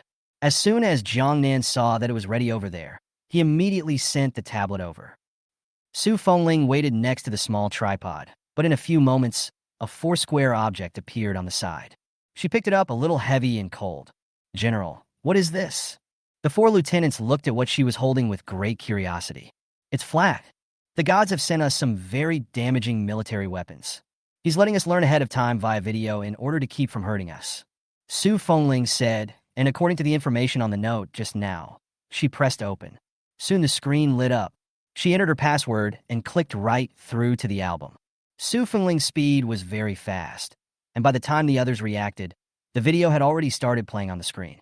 And just in the time they froze, the video played a fifth of the way through. General, I didn't read it. Me too. This thing, why did it suddenly light up? Also, why is there someone inside? Was some secret technique used? General, when I touch it, it doesn't move. It. Vice Admiral Comey was horrified, and the four large men clung to each other as they stared in horror at the tablet in her hand. Su Fengling pulled the corner of his mouth. This is something sent by the gods. How could it hurt us? It's a tablet, and what's in it is called a video. The gods are going to send dynamite over later, that stuff, and the gods say a little bit of it can blow up hundreds, thousands of people. So let's get ahead of ourselves and study hard. Su Fengling's face was serious. The four of them also slowed down, and each of them behaved themselves by sitting at the table. Su Fengling pulled the progress bar back to the beginning and studied carefully. Dynamite, a substance that can, in a short period of time, explode violently. The man in the tablet was speaking while a screen played on the side. Only a little bit of dynamite was seen to instantly explode with amazing power. There was a thud of smoke, buildings collapsing, and bodies all over the place. This thing, it's so fierce. A tiny little bit with so much power. With this, the Turkic army will surely die. A few people watched the image of the explosion in the video. Their lips opened wide in surprise, and they couldn't close their mouths for half a day. Quick, to the warehouse. After Su Fengling watched the video, she immediately carried the small tripod to the warehouse. A few people looked serious and didn't startle too many people. The explosives are their secret weapon, and when the time comes, they will directly deal a fatal blow to the enemy. Su Fengling placed the small tripod in the warehouse just in time to exit, and a ton of explosives was neatly placed there. Su Fengling carefully walked in and lifted out the small tripod. This warehouse is heavily guarded. Tanwu, pick 2,000 people and show them the video about explosives. These 2,000 people, make sure there are no problems at all. Dynamite, our crushing weapon for victory. Yes, I'm on my way. After Tan Wu finished speaking, he hurriedly went to the barracks. Li Liang, how is the peg buried? Back to the general. Everything is ready. Zhaoan, how are the firecrackers ready? Back to the general. Everything is ready. Su Fengling nodded and walked up to the city tower. Yellow sand filled the sky, and 10 miles away was where the Turks' military camp was located. Su Fengling patted the mud and sand on his body. This time, we strive to exterminate 100,000 enemy soldiers. Chapter 104. The soldiers and people of Sangzhou City were on standby, and there was quite a feeling that a storm was coming. After Su Fengling patrolled around, she took Xiao Ding back to the general's residence. Tan Wu quickly selected 2,000 outstanding soldiers, who gathered in the general's residence. This is a tablet from the gods. The gods have sent a shipment of explosives, powerful and deadly, with a wide ripple effect. Now, I want you to follow the video inside and learn everything you can about explosives. Su Fengling said, her eyes falling outside the window, no surprises. Tonight, or tomorrow night, the Turk army will attack the city. When the time comes, we'll draw fire in front, and you'll set up an ambush halfway back to them. Su Fengling slowly spoke out his battle plan. The 2,000 soldiers went from being excited and thrilled at the beginning to having their faces become very grave at the back. Yes. Firm, neatly organized voices echoed through the room. Su Fengling nodded and left after explaining. These 2,000 soldiers were in charge of Tan Wu, and when the latter was also led by him to intercept the Turkic army. After Su Fengling left, the soldiers' tense expressions eased a little. Looking at the glowing tablet in Tan Wu's hand, there was curiosity in his eyes. Vice Admiral Tan, this is so rare, I've never even seen it before. It actually glows. How did this happen with people still being held inside? The soldiers were asking all sorts of questions. Tom Wu puffed out his chest. Humph. It's full of guys who haven't seen the world. Can it be anything less than miraculous when it's sent from the gods? Okay, I'll sit tight and study. This time, the gods have sent so many good things. If we don't get 100,000 Turkic troops killed, we'll be ashamed of the gods. When the soldiers heard this, they did sit down obediently and listen carefully. The sun was setting in the west, and the golden sunlight spilling over the yellow sand. Report! The Turk army is coming. A sharp voice broke the calm of Sangzhou City. Sure enough, it's here. Luckily, we were prepared. Tan Wu, you immediately take 2,000 men, go out through the secret passage, and plant explosives on the way back to the camp of the Turkic army. Yes. Li Liang, get the archers ready. Zhaoan, send soldiers to guard the firecrackers and white wine. Li Hu, there's an important mission tonight, and you've been assigned to... After Su Fengling's methodical arrangement, the four of them immediately began to get busy. She put on her armor and ascended the citadel. After 2 major battles and a sneak attack, the Turkic army lost tens of thousands of men and horses. However, looking at it like this, it's still a huge swath, and it's very scary. Su Fengling stood on the city tower, her gaze colliding with Anaro from afar. For eyes. The bottom of Anaru's eyes were all bloodthirsty and murderous. This time, Anaro was not in a carriage, but was riding a sweat-blooded horse. He held a sharp lance in his hand, which emitted a gust of coldness under the daylight. The Turk army stopped 100 meters away from the citadel. Anaro clenched his back teeth, and his gloomy gaze fell on Su Fengling. He had really underestimated this woman. He actually killed 2 of his great generals one after another. He admitted that Su Fengling was a rare and good general.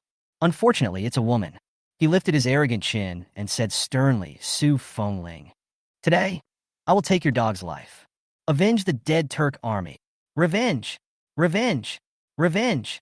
As Anaru's words fell, the earth-shattering shouts of the soldiers came from behind him. Su Fengling let out a light laugh. Ho ho ho! A clear and cold voice, following the wind, fell on everyone's ears. It was obviously an unusual smile, but it was somehow creepy. Take my life. You're not worthy. Chapter 105.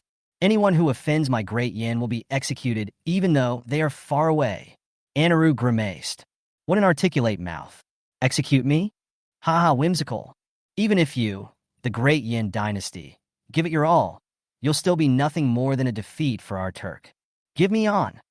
Kill Su Fengling and take Sangzhou City. A reward of 10,000 taels of gold. Kill. With a command, the Turkic soldiers stormed up. It was still the infantry that rushed to the forefront, carrying climbing ladders and eagle claws, bound to scale the walls. But just as he rushed over, he felt a sharp, stinging pain coming from his feet. They didn't have a shred of defense and fell straight to the ground. But when he fell to the ground, his body was pierced by the pegs again, and he rolled on the ground in pain. Ouch! It hurts! My foot! My hands! Thousands of soldiers lay on the ground, holding their legs and feet and wailing. Anaru's face sank. This bitch, what kind of mischievous trick did she use again? General, look. Underneath the citadel, it's all this sharp stuff. A soldier ran up to Anaro and handed him what he had just found himself under the yellow sand. When Anaro took the peg, he saw the sharp, hard needle on it. Cunning! Straight through them. No stopping.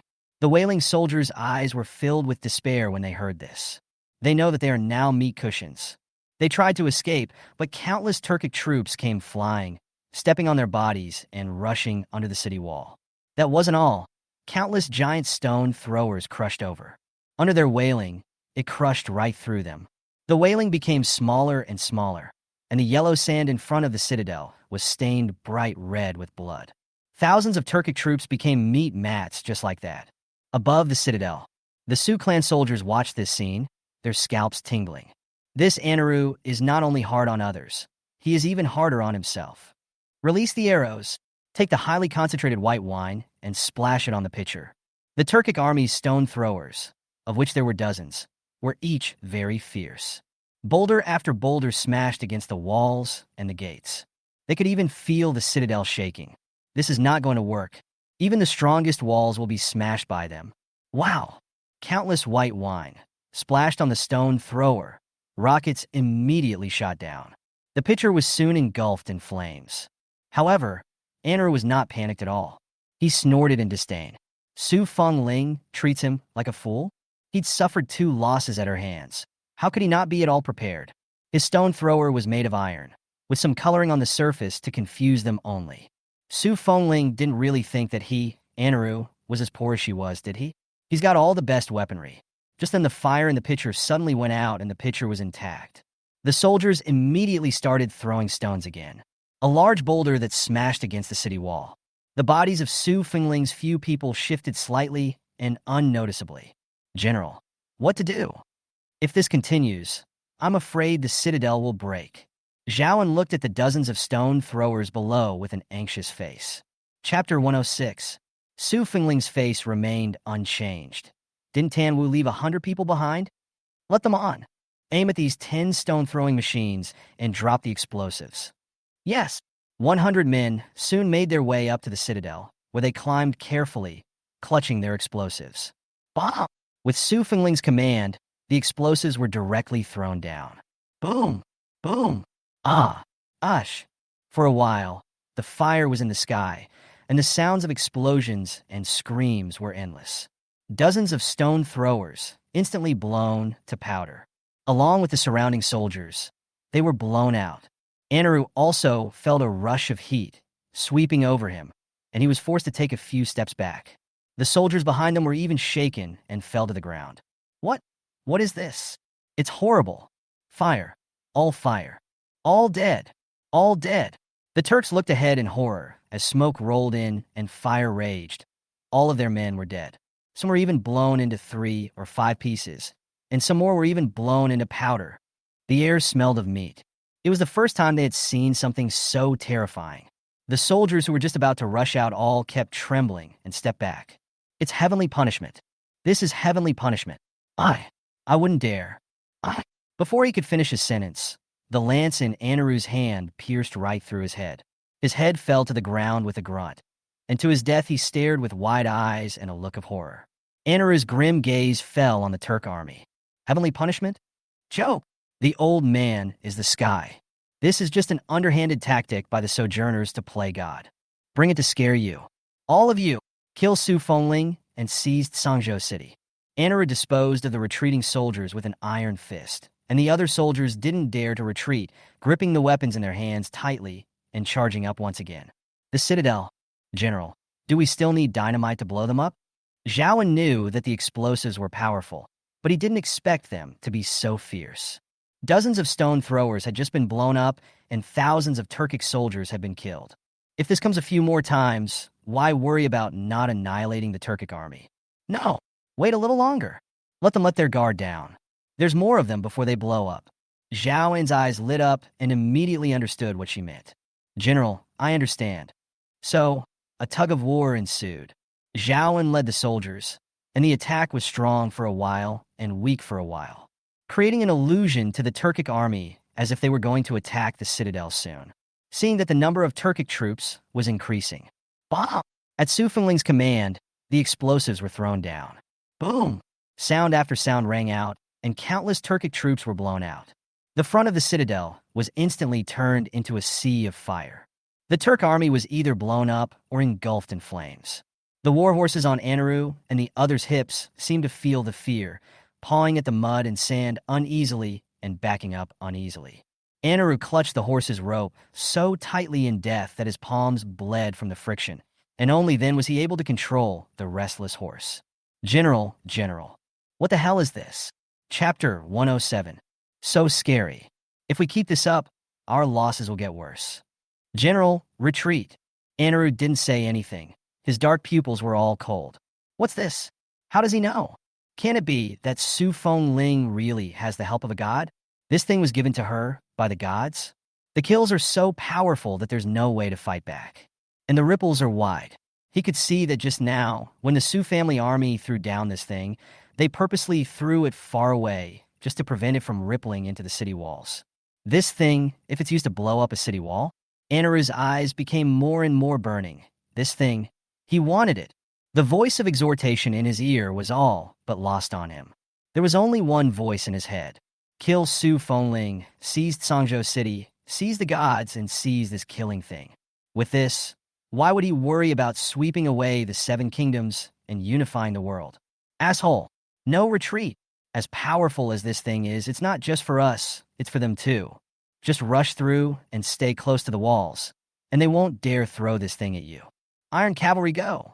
The Iron Cavalry was his elite, and he hadn't been willing to move it. Now, the only way to get the Iron Horsemen on it is to get the Iron Horsemen on it. They were very fast, rushed to the bottom of the city wall, directly took the eagle claws, climbed up, and killed all the Su family troops on the city tower. He knew the Iron Horsemen could do it. At his command, the soldiers behind him automatically made way. The Iron Cavalry army rode their sweaty-blooded horses and charged forward with force.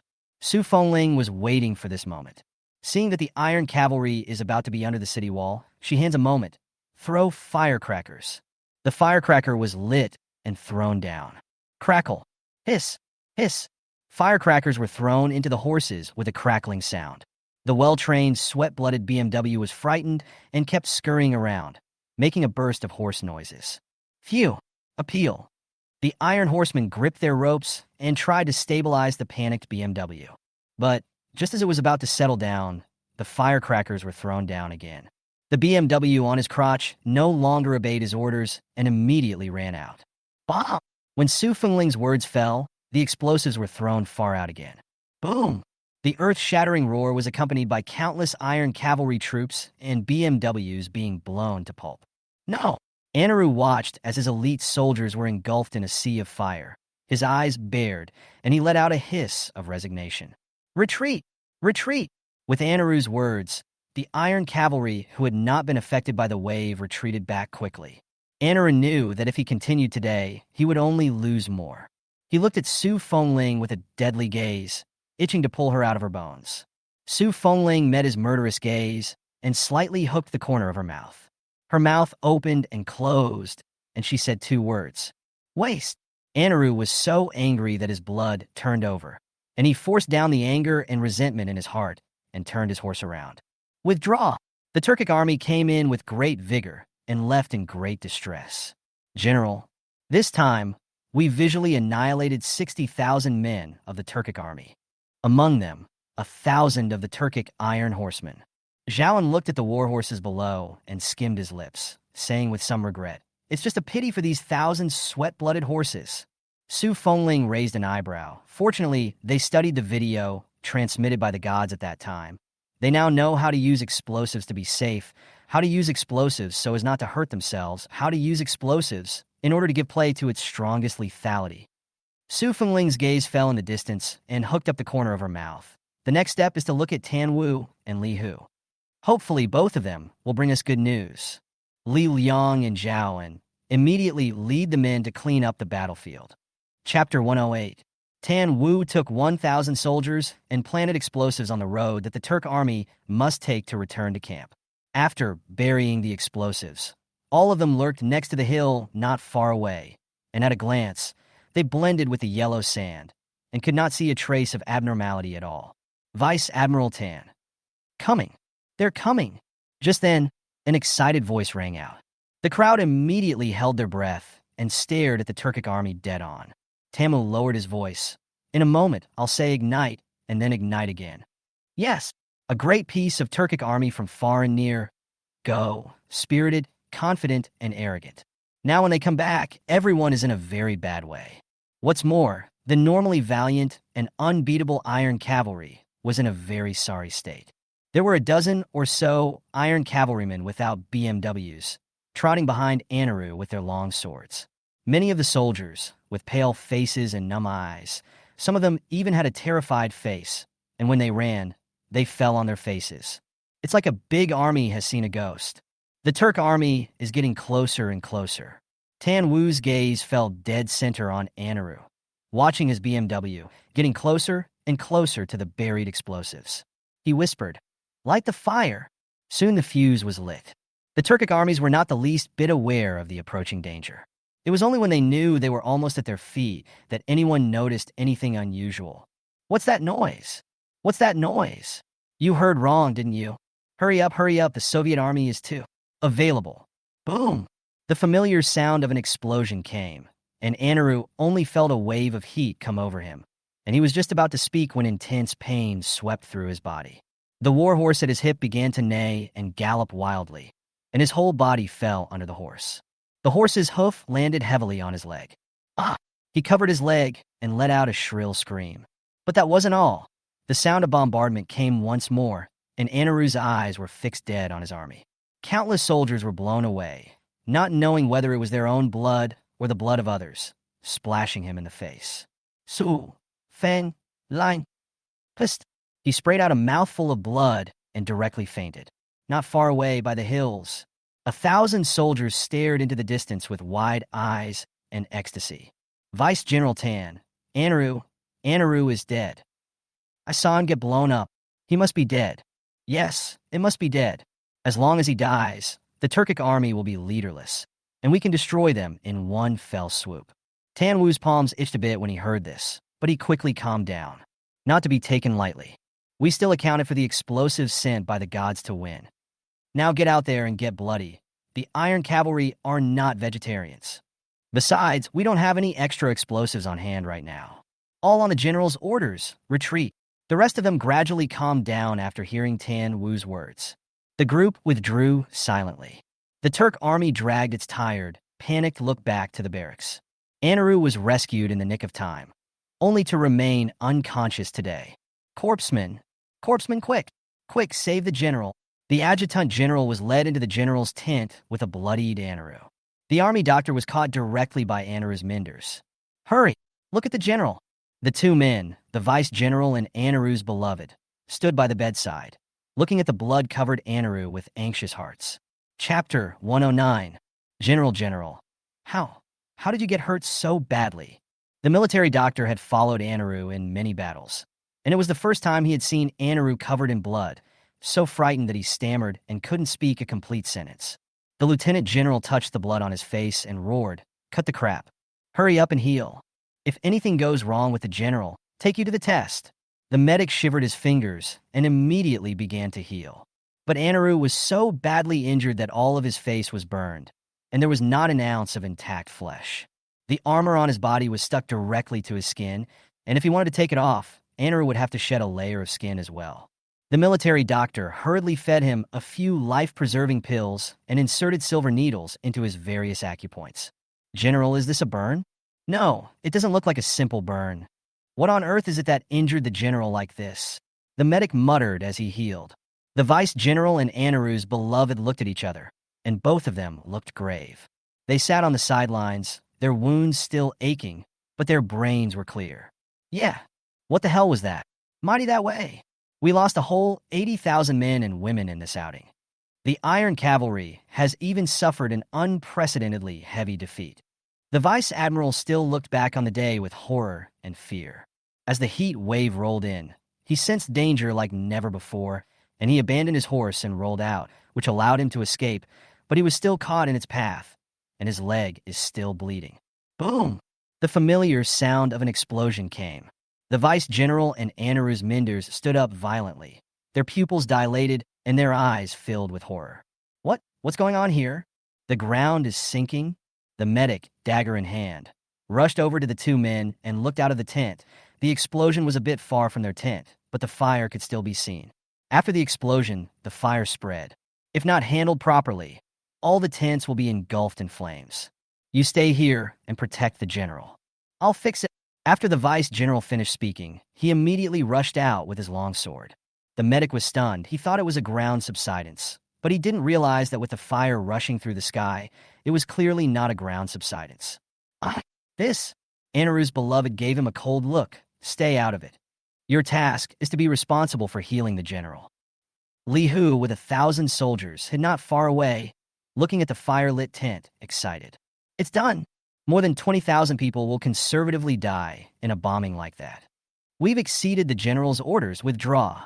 Li Hu took more than 1,000 soldiers and sneaked back to Sangzhou city silently by night. Tan Wu had already been waiting for them at the city gates, and when he saw Li Hu and the others return unharmed, his hanging heart fell back into his stomach. It's done. Me too. The two looked at each other with excitement and thrill in their brows. Tama patted him on the shoulder. And there's even better news. What? Not telling you. Tan Wu sold a story and went to the general's residence in high spirits. Tan Wu, what's the good news, tell me? Tam Vu. Li Hu was tickled by his words and immediately chased after him. The two soon arrived at the general's residence. Li Liang and Zhao and were already waiting in the living room. Once the four met, they didn't need to say much, one look at their appearance to each other, and they knew they had won big tonight. Tan Wu was even more impatient to tell Su Fengling the good news. He looked around. Where is the general? Chapter 110. The general is inside changing his clothes and will be right out. You or did not see Anna as the withdrawal of the army. The face of the black, as if the bottom of the pot. The eyes, ferocious Lu, cannot wait, directly to the general to pull out the bones. That's right, his iron cavalry directly lost over 1,000 men, and those sweaty horses ran away and died. It's really a bit of a pity. This great defeat of the Turkic army. Let's see if they still dare to be arrogant in the future. We fought a good fight. Tan Wu, approximately how many people were wiped out on your side? Tan Wu's eyes rolled. How could he not hide the smile on his face? He patted his chest. No more, no less, more than 20,000. Plus an Anarthi. However, he wanted to talk about it later when the general came out, so he didn't tell them about Anaro. Not bad. Not bad. Leo, what about your side? There were over 20,000 when we withdrew, but they hadn't put out the fire yet. About 30,000 if it had burned longer. Then this time, conservatively make them lose 100,000 men. Tan Wu nodded, adding in his mind, perhaps a great general? When Su Fengling came back, she heard them talking and the corner of her mouth hooked up slightly. General! When the four saw her come out, they immediately clasped their hands in greeting. Su Fengling nodded. I heard what was just said. You guys did a good job. Hey, it's still the dynamite from the gods that gives it away. That's right. The power of this explosive is too fierce. It directly explodes the meat foam. But it's just that there's so little dynamite, and there's no more to spare in the warehouse now. General, can you talk to the gods and send us some more? Don't worry, we'll pay the silver. As soon as Li Liang finished his words, he immediately took half a step back and took out a large box from a side table, which contained countless porcelains and paintings. Tan Wu also took out a large box from the side. The things inside were similar to Li Liang's, but there were a few more things for women.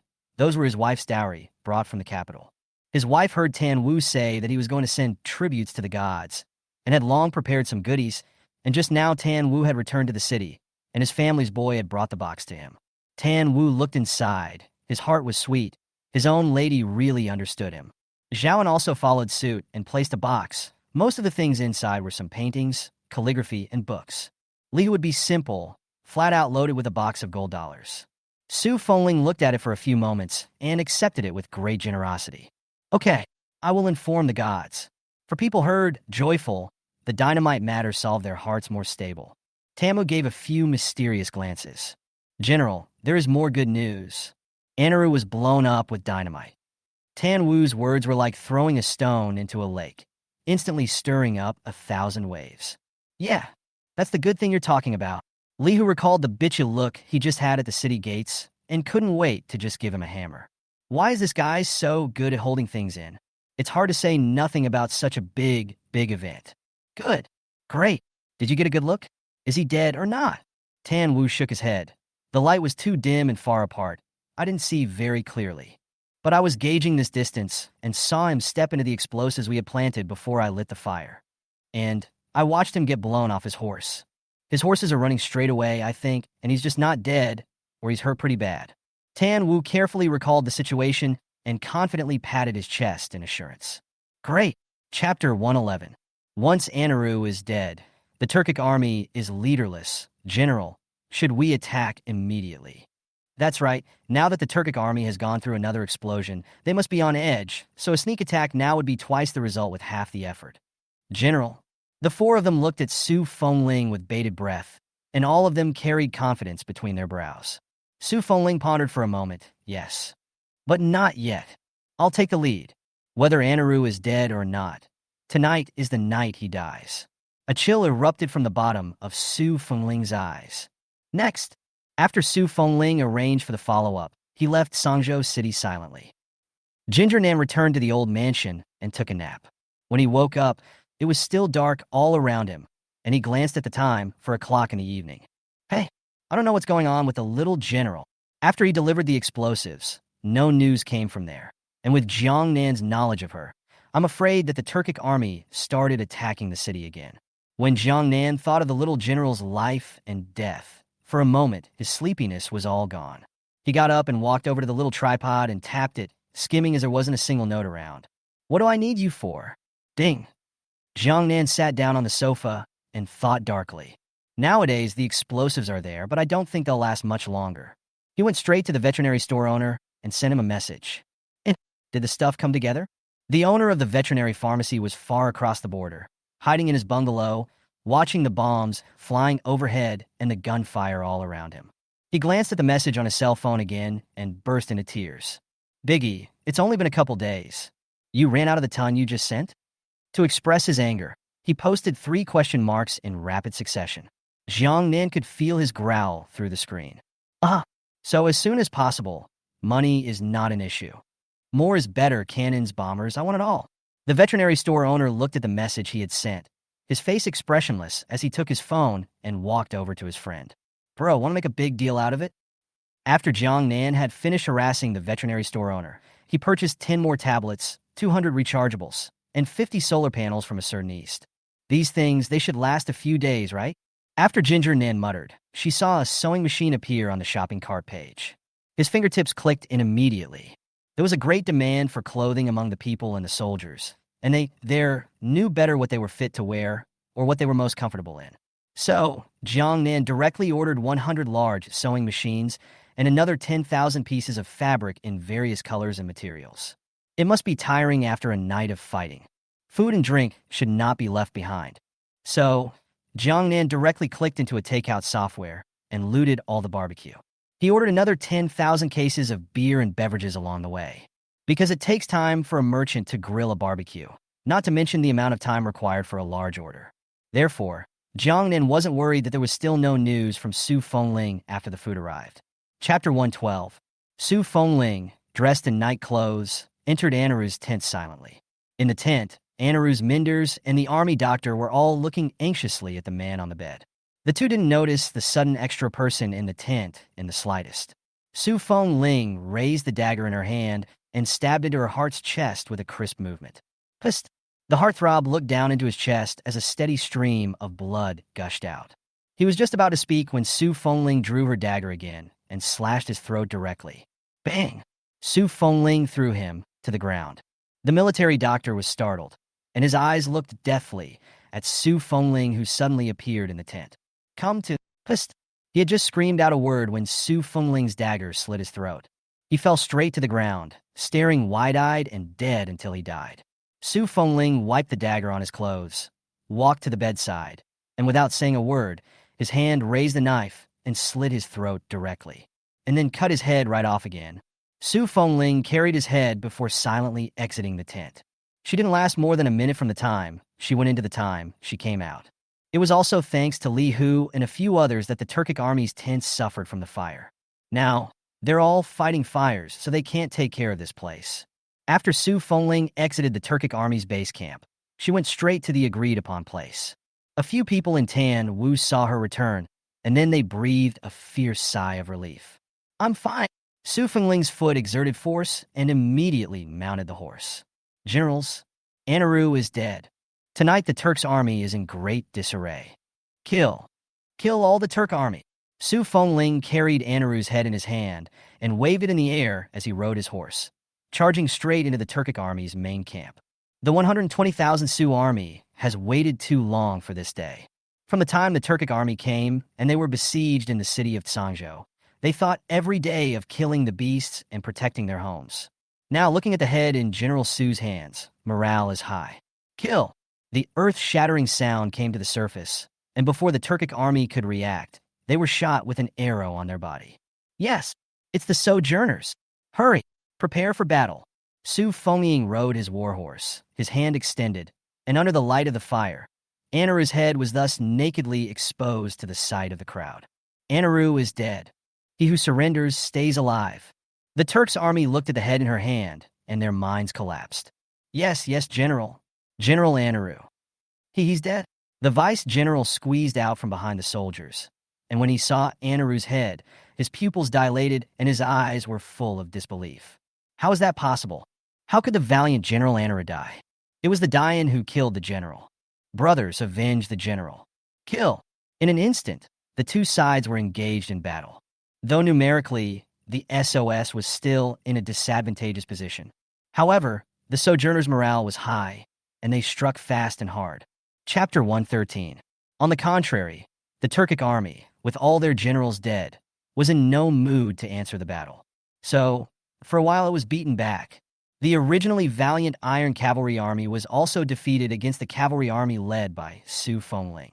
The Turkic Iron Cavalry army's war horses are powerful, but the Su family army has firecrackers, and they directly threw the firecrackers into their horses, and before they could charge up, the war horses were scared and fled in all directions.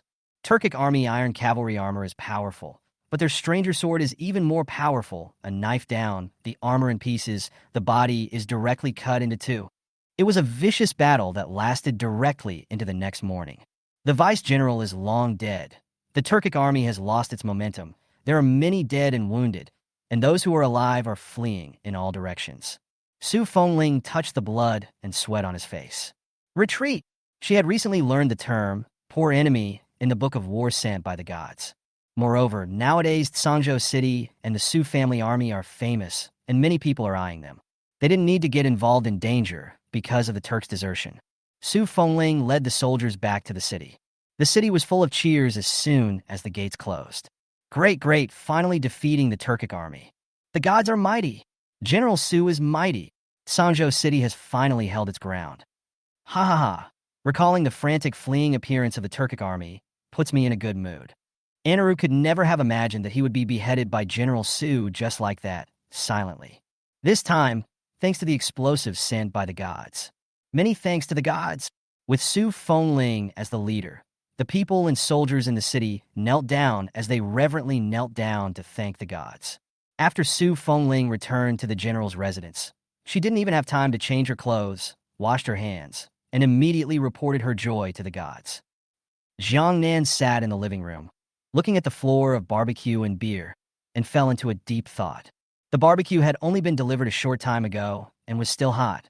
Just then, a note was ejected from the small tripod. Jiang Nan immediately picked up the note and read it. The little general said that they had won a great victory last night, and that in the first half of the night, with the help of dynamite, firecrackers, composite bows, etc., they had annihilated more than 100,000 men of the Turkic army. Tan Wu secretly set up an ambush.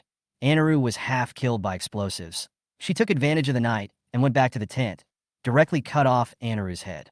In the latter half of the night, when the Turkic army was leaderless, she led a sneak attack with her army and annihilated 120,000 enemy soldiers. Now the Turkic army is fleeing frantically, with only 30,000 men left. The young general also said that they were able to defeat the Turkic army thanks to the help of the gods, and that she, her soldiers, and the people of the whole city should thank him. Sprawling over several large pages, there is triumph in every word. The corners of Ginger Nan's mouth tugged wider and wider. I knew that the little general would win. 21 years old and dead at the hands of the Turks. How is that possible? Wild history is wild history false. Jiang Nan spat while writing back to Su Fengling. Congratulations, young general. I know that little general, the Su family army, and the people of Sangzhou City are great. It's only a matter of time before we defeat the Turks' army.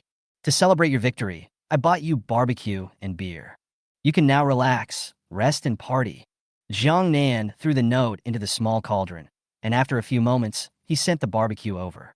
Once the barbecue was sent away, the living room was back to its former emptiness. The sewing machine, flatbed, and other things won't arrive until noon.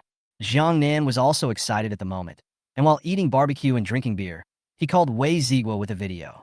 It was quickly connected on that side. Jiang Nan said with a smile on her face, "Boss Wei, the wild history you see is all false. The great general of Jinbei, Su Fengling, wasn't just a woman.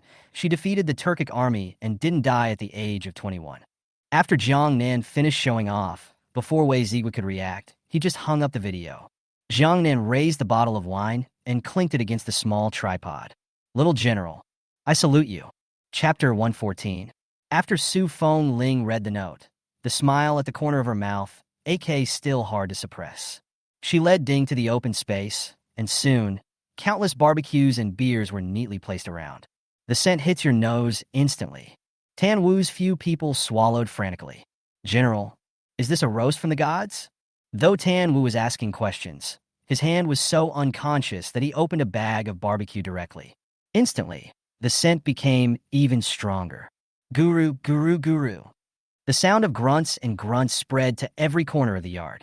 Even Su Fengling was not immune. Her eyelashes flickered slightly, and she immediately said, "These are barbecues. It's all divine treats for the soldiers. Take this barbecue and this beer and distribute it to the soldiers." Yes, Tan Wu and the others couldn't wait to take out a skewer of meat and directly wolfed it down.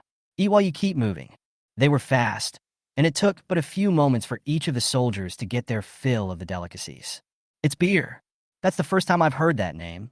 Me too, come on, let me have a taste. Lyra grabbed the beer from his hand, opened the bottle, and tilted his head back. How? How does it taste? Come on, stop it, stop drinking. Li Liang, are you a buffalo? So drinkable? When I grabbed it, there was only half a bottle left. Hiccup. Li Liang burped and said, "It's delicious. Delicious, so delicious. It's better than any of the capital's best wines." The remaining three took a bite out of you and a bite out of me. Seeing this scene, Su Fengling laughed out softly. The four of you have done a great service. One bottle each. The four of them rejoiced, hugged their beers, took their roasts, and found a spot directly where they drank and bragged about it. The world has rumored Anaro to be a god, but I think he's just like that. And he was still cut off by the general's sword. That's right, the Turkic iron cavalry is just average. Under the explosives, they all crumbled into meat foam. TSK. Turk is just like that. Wait for the future. We must fight on the Turkic royal court. Capture the Turkic king alive. Su Fengling sat not far away, eating barbecue, drinking beer, listening to their words in her ears. Her heart warmed. Father, mother, brother, did you see that? The daughter has beaten the Turk army away. Sanzhou city holds. My daughter has cut off Anaro's head and has avenged you all. After Su Fengling finished speaking, she wiped the tears from the corner of her eyes, and a faint smile was on her face again. It's all thanks to the help of the gods. It was the gods that helped us.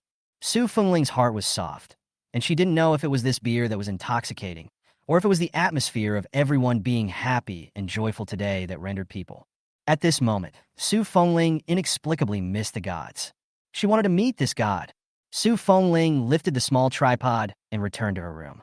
She took out a pen and paper and wrote obediently.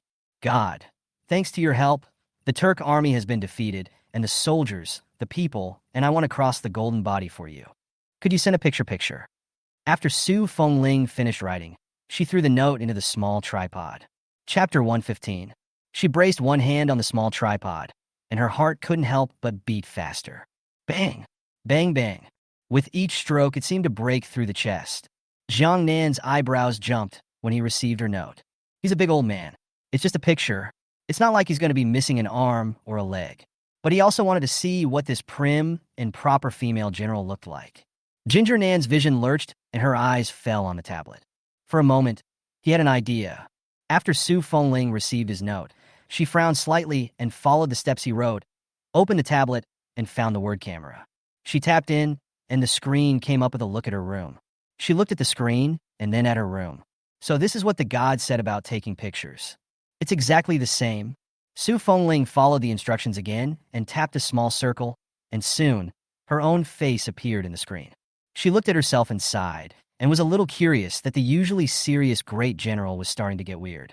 She opened her mouth, and so did her screen self. She frowned, and her screen self frowned. She drinks water, and her screen self drinks water. Su Fengling was having a good time, and it wasn't until a while later that she slowly came back to her senses. She's going to take pictures of the gods. So she squared her shoulders and pressed the photo button with a serious look on her face. Show the gods what Sanzhou City looks like, too. After Su Fengling finished patting herself, she ran out of the room again and shot up at the outside. It wasn't until several moments later that she threw the tablet into the little pot. Jiang Nan had been guarding next to Ding, and when she saw the tablet come out, she immediately clicked on the photo album. The latest thing to burst into view was a patch of yellow sand with a couple of small, ramshackle houses in the middle of it. I've always known that the situation in Sangzhou City is not optimistic, but I didn't realize that the conditions of their existence are so harsh.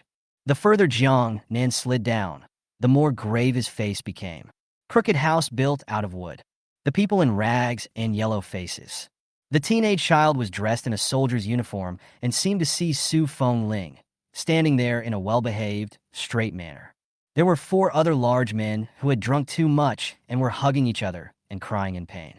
Jiang Nan guessed that these 4 people in the back should be Tan Wu, Li Hu, Li Liang, and Zhaoan. Ginger Nan's heart grew harder and harder with the photos behind her.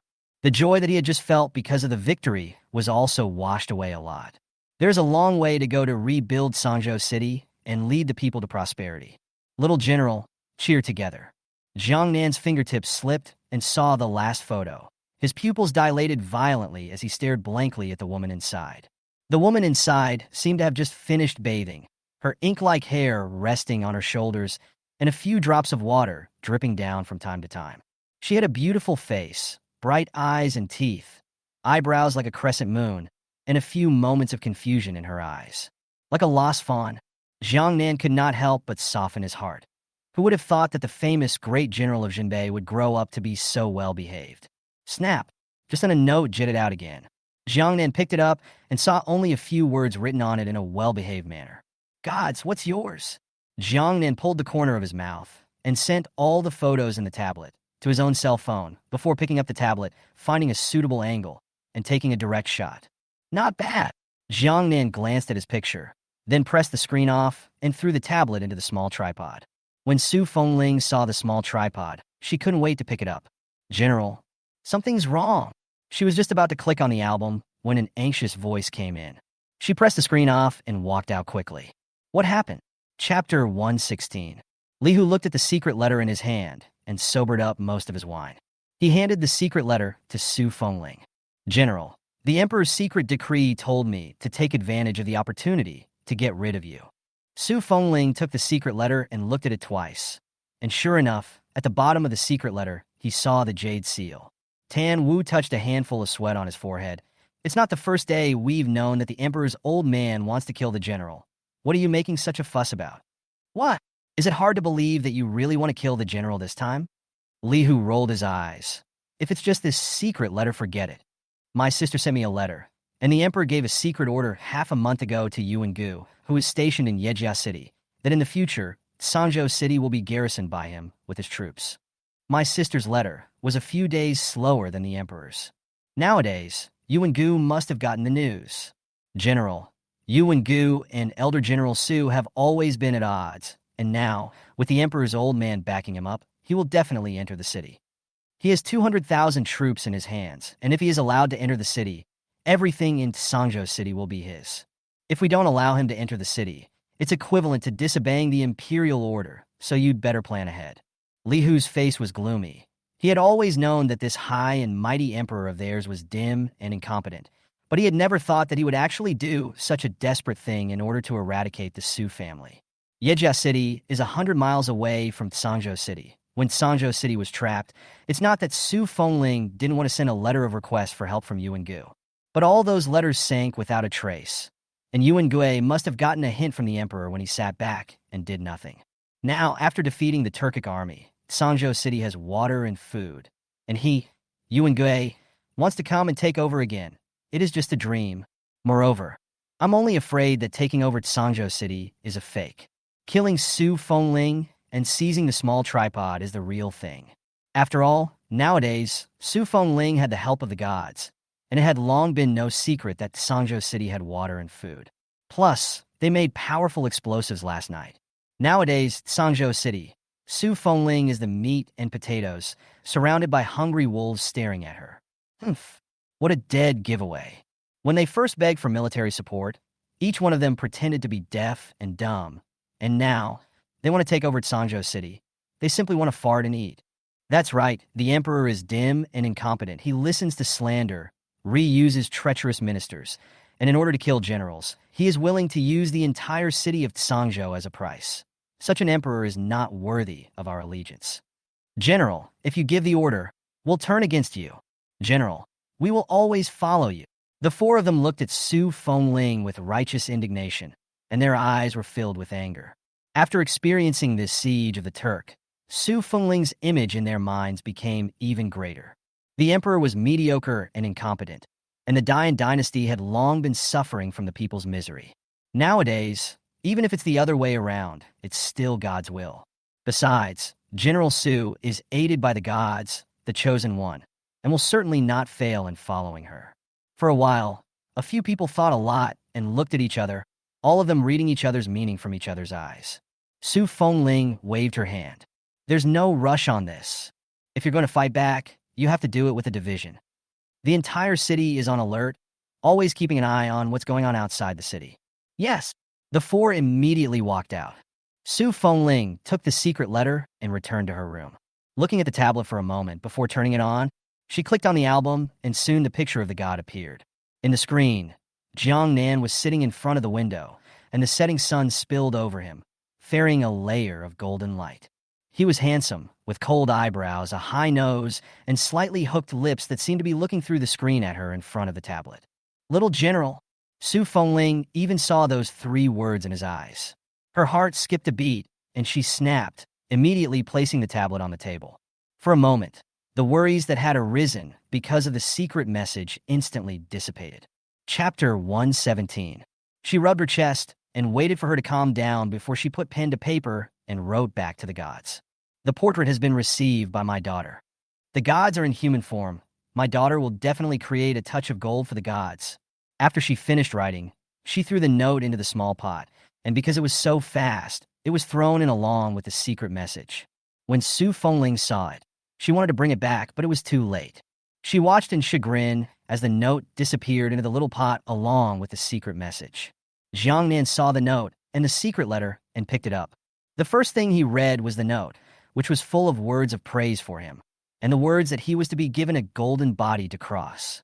Jiang Nan shook his head. The young general is so persistent.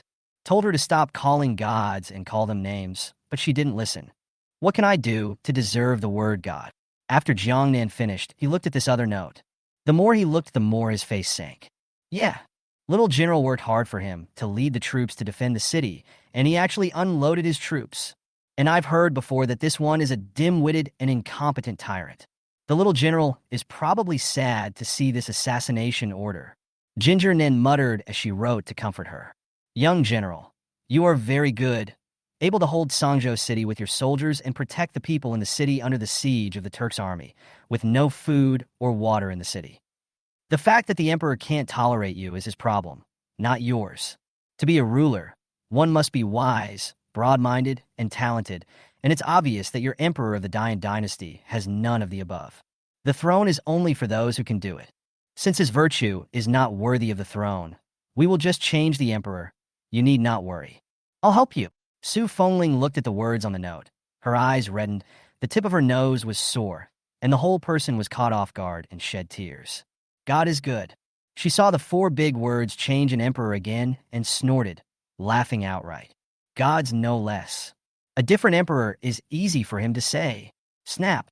A note hit her in the head again. She touched her head and picked it up. Well, little general, time to get to work. I'm bringing you a tablet, rechargeable battery, solar panels, sewing machine, and fabric. I'll give away the tablet, the rechargeable battery, and the solar panel first, and then after an incense burn, I'll give away the other stuff. The method of use is the same as the previous one. It's in the tablet, so you learn it well. After Su Fengling read the note, 10 flat panels, 200 rechargeables, and 50 solar panels were neatly placed in front of Xiaoding. Su Fengling took a deep breath, wiped the tears from her face, and resumed her usual cold and unfeeling appearance. She opened the door and called for a pawn. Have Tan Wu and the 4 of them come to me. Yes, the 4 of them came quickly, and as soon as they entered, they saw the flat table set up on the table. General, that's a lot of flats. I can't believe there are other colors. Each of the 4 took a tablet and watched it carefully. The password is 9520. The four press the numbers, and the screen unlocks successfully. Tap into the photo album, which contains videos recorded by the gods. Chapter 118. This is a rechargeable battery. This is a solar panel. And after you learn it, you'll be able to use it. By the way, in a few moments the gods will also send a sewing machine and fabric that is used to sew clothes. Li Liang, Tan Wu, you two have the junior soldiers take your wife to Yongren Hall. Let them learn how to use the sewing machine, and later, gather the women of the city together to sew clothes. Su Fengling arranged it in an organized manner. The four listened and watched the video carefully. As the progress bar continued to move backward, the expressions of the four people went from shock at the beginning to disbelief later, until finally, they were numb. Who would have thought that this palm-sized rechargeable treasure would have so much electricity in it? And this electricity, that's what sustains the plate. Then there's that solar panel that the gods say collects solar energy and then charges the flatbed and sewing machine. It was the first time they had heard that solar energy could still be collected. The four men couldn't look back for a long time after watching the video. Su Fengling tugged at the corner of her mouth. Her fingers curved and knocked on the desktop. Okay, back to God. Li Liang, Tan Wu, follow me. Zhao and Li, who are in charge of installing solar panels. After Su Fengling finished speaking, she carried the small tripod and went straight to Yongren Hall. Yongren Hall was located in the west of the city, covering a wide area, and it was a place for soldiers to drill on weekdays, but later, when the soldiers' drills were switched to the barracks, the place was left empty. Yongren Hall is surrounded by small houses with a large open space in the center. This is a great location. The open space can be used to dry clothes. Is your wife coming soon? Tan Wu and Li Liang nodded vigorously. Almost there, we just sent the pawns home to tell them to come over to Wingate. As soon as Li Liang finished speaking, his wife, Chun, hurriedly walked in. When Chun saw Su Fengling, she hurriedly saluted. My daughter has met General Su. Aha! There is no need to be polite, ma'am. I called you here today because I have something to trouble you with. It would be a blessing for the folk's daughter to share the general's worries. Chun finished her salute and stood beside Li Liang in a well-behaved manner. Her eyes fell on Xiao Ding beside Su Fengling. So this is the gods. It's what they eat and drink from. For a while, Chun stood in awe of the small tripod. Li Liang on the side knew his lady very well. Watching her face change and change, he knew that she had thought wrongly. He pulled the corner of his mouth, somewhat speechless. Tan Wu's wife, Li, arrived late, and when she did, she saluted as hastily as Chun did. Okay, no need to be polite. Tan Wu, Li Liang, you guys give the tablet to the two of them. Li and Chun were immediately stuffed with two tabletops in their hands. Icy and smooth to the touch, the two men looked at what they held in their hands in confusion. Everybody back up! The crowd instinctively stepped back, and soon 100 sewing machines appeared in the clearing, with 10,000 pieces of fabric piled up on one side. Li and Chun had known for a long time that General Su had the help of the gods, but it was the first time the two of them had seen the gods delivering something with their own eyes. As if in the blink of an eye, these things appeared out of nowhere in the clearing. Is this the divine power of the gods? Chapter 119. It's just amazing. Yeah, these things, it's like they came out of nowhere. Li Liang and Tan Wu arrogantly straightened their chests. Nowadays, they were considered people who had seen the world. Naturally, they wouldn't be as shocked as the two of them. Su Fengling looked at the four and shook his head helplessly. It's hard to believe that this is the love affair between husband and wife. Su Fengling didn't understand. She looked at Chun and Li. Both of you ladies, I invited you here today because I want you to learn how to use the sewing machine. This sewing machine was given to us by the gods to sew clothes. You two have always been great at embroidery in the city of Tsangzhou. Learning to use a sewing machine to sew clothes must be easy for you. Moreover, Li Liang and Tan Wu are still my beloved ones, and I trust them. So, naturally, I trust you as well. These two tablets, which are now given to you, contain videos on sewing machines. After you have finished studying them, Tan Wu and Li Liang will be responsible for gathering together the women in the city who can embroider. It is for you to teach them and then to sew together. Although the Turkic army was defeated, it is likely to make a comeback, and the other 6 countries are watching intently. While Tsangzhou City is not safe, and the demand for clothes for the soldiers and the people will grow, I'll leave you two in charge of these things. In the future, the two of you will receive 2 taels of monthly money and 10 pounds of rice each month, and the rest of the women involved in sewing will receive 1 or 2 taels of monthly money and 8 pounds of rice each month. After Su Fengling finished speaking, he clasped his hands and gave a salute to the two people. General, make it so, make it so. This is all my part. What's more, the general trusts me so much and gives me this God-given tablet. What can I do? Let alone sewing clothes. If I were asked to go to war, I would charge without saying a word. Li's eyes narrowed into slits with a smile as she hugged the tablet. That's a great mission. Again, you can have what the gods have given you and receive monthly money and rice. 10 pounds, enough to feed a family of 4 for a month. Su Fengling explained some more details to the two and left. Chen watched her leave before she boldly walked over to the sewing machine and touched it. Oh my goodness, this is the first time I've seen this. It's so beautiful. Yes, it's the first time I've seen it too, and the general said it was used for sewing clothes, and it's the first time I've ever known that sewing clothes could be done with something other than your hands. This fabric is so soft and smooth, better than any fabric in the capital. Not only is it nice and colorful, but look at the patterns on it. There are all kinds of flowers and animals. The two women touched the sewing machine and the fabric at once, excited and chattering. There! Hurry up and sit down. We'll teach you to use this tablet. The two were well behaved and sat down. There's a button here, see? Press it here. Wow, this sewing machine is amazing. Isn't it, to sew a dress so quickly? Did I get misty-eyed? No, I didn't see it. Come on, rewatch it. Holy crap, that's amazing. At this rate, won't we be able to make tens of thousands of dresses in 3 or 4 days? In the room, every now and then, there were exclamations of surprise from the two men. Su Fengling returned to the general's residence with Xiaoding. Just as he put the little tripod down, a note jetted out of it again. Su Fengling took a look. It turned out to be that the clothes she had procured earlier had arrived in large quantities, and she immediately took Xiaoding to a vacant lot. Just after putting down the small tripod, countless clothes were neatly stacked next to it. So many clothes. God gave us shoes before, and now he's giving us clothes. Ooh, God is so good. Chapter 120. The clothes were beautifully colored and seemed to smell faintly fresh as they were piled there. The subordinates in the mansion looked at the clothes, and their eyes couldn't roll. When have they ever seen such beautiful clothes? Sanzhou City has a special location, very close to the Turkic and more than adjacent to the White Elephant Country. More than 10 years ago, the merchants who came here to do business were endless, and Sanzhou City was also very prosperous. But nevertheless, they had never seen clothes with such bright colors. General, are these given to us by the gods? The subordinate in the mansion couldn't help but open his mouth and ask. Su Fengling nodded. Soldiers and people alike. Zhao and Li Hu, you take them in and distribute them. Yes. As soon as Su Fengling finished arranging, several people immediately got busy in an organized manner. Soon the clothes were distributed to every soldier and citizen. The people of the city were still a little reeling from touching the soft fabric in their hands. Is this really for us to wear? That's a great color too. It's not just the color, it's got flowers on it. Look, I've got this one that's a plum blossom, and this one's got a plum blossom on it, just like the real thing. This is the best dress I've ever worn in my life. No, I can't afford to wear a dress this good. I'm going to treasure it and use it as an heirloom later. Wear it quickly. The gods have given us more than 10,000 more pieces of fabric and more than 100 sewing machines to sew our clothes.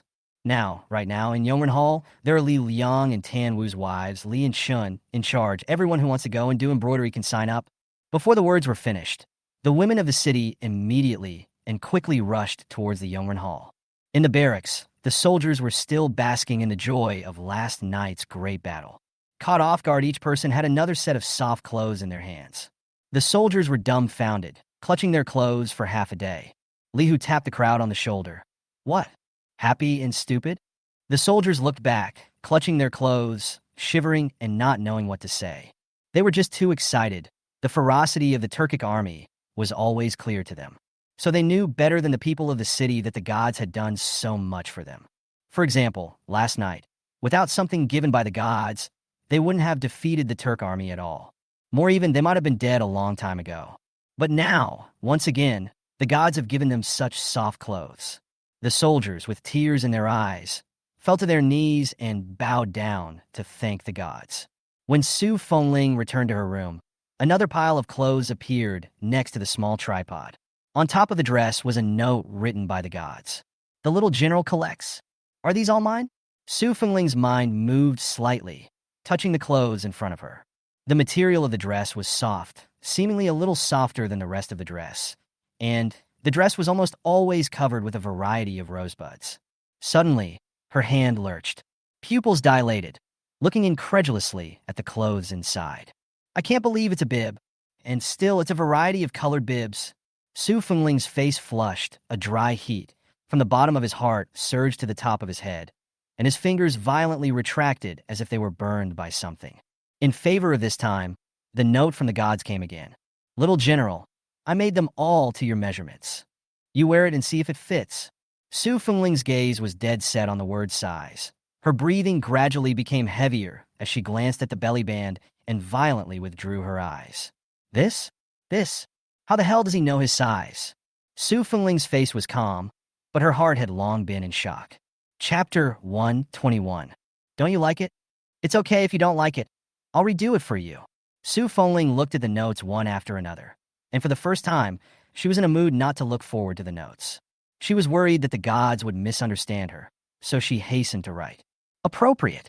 It fits, thank the gods. Daughter enough to wear. Jiang Nan was giggling at Su Fengling's picture after receiving the reply. You know, it's the original Apple camera that shoots people in the ugly direction. But despite this, Su Fengling in the photo is still beautiful. As you can imagine, in reality, Su Fengling is even more beautiful. Good looks are but one of the little general's mediocre virtues. When Ginger Nan finished, she slid the photo away and started looking at the others. He wanted to look through the photos and see what they were missing. Just then, a sound came from the side of the small tripod.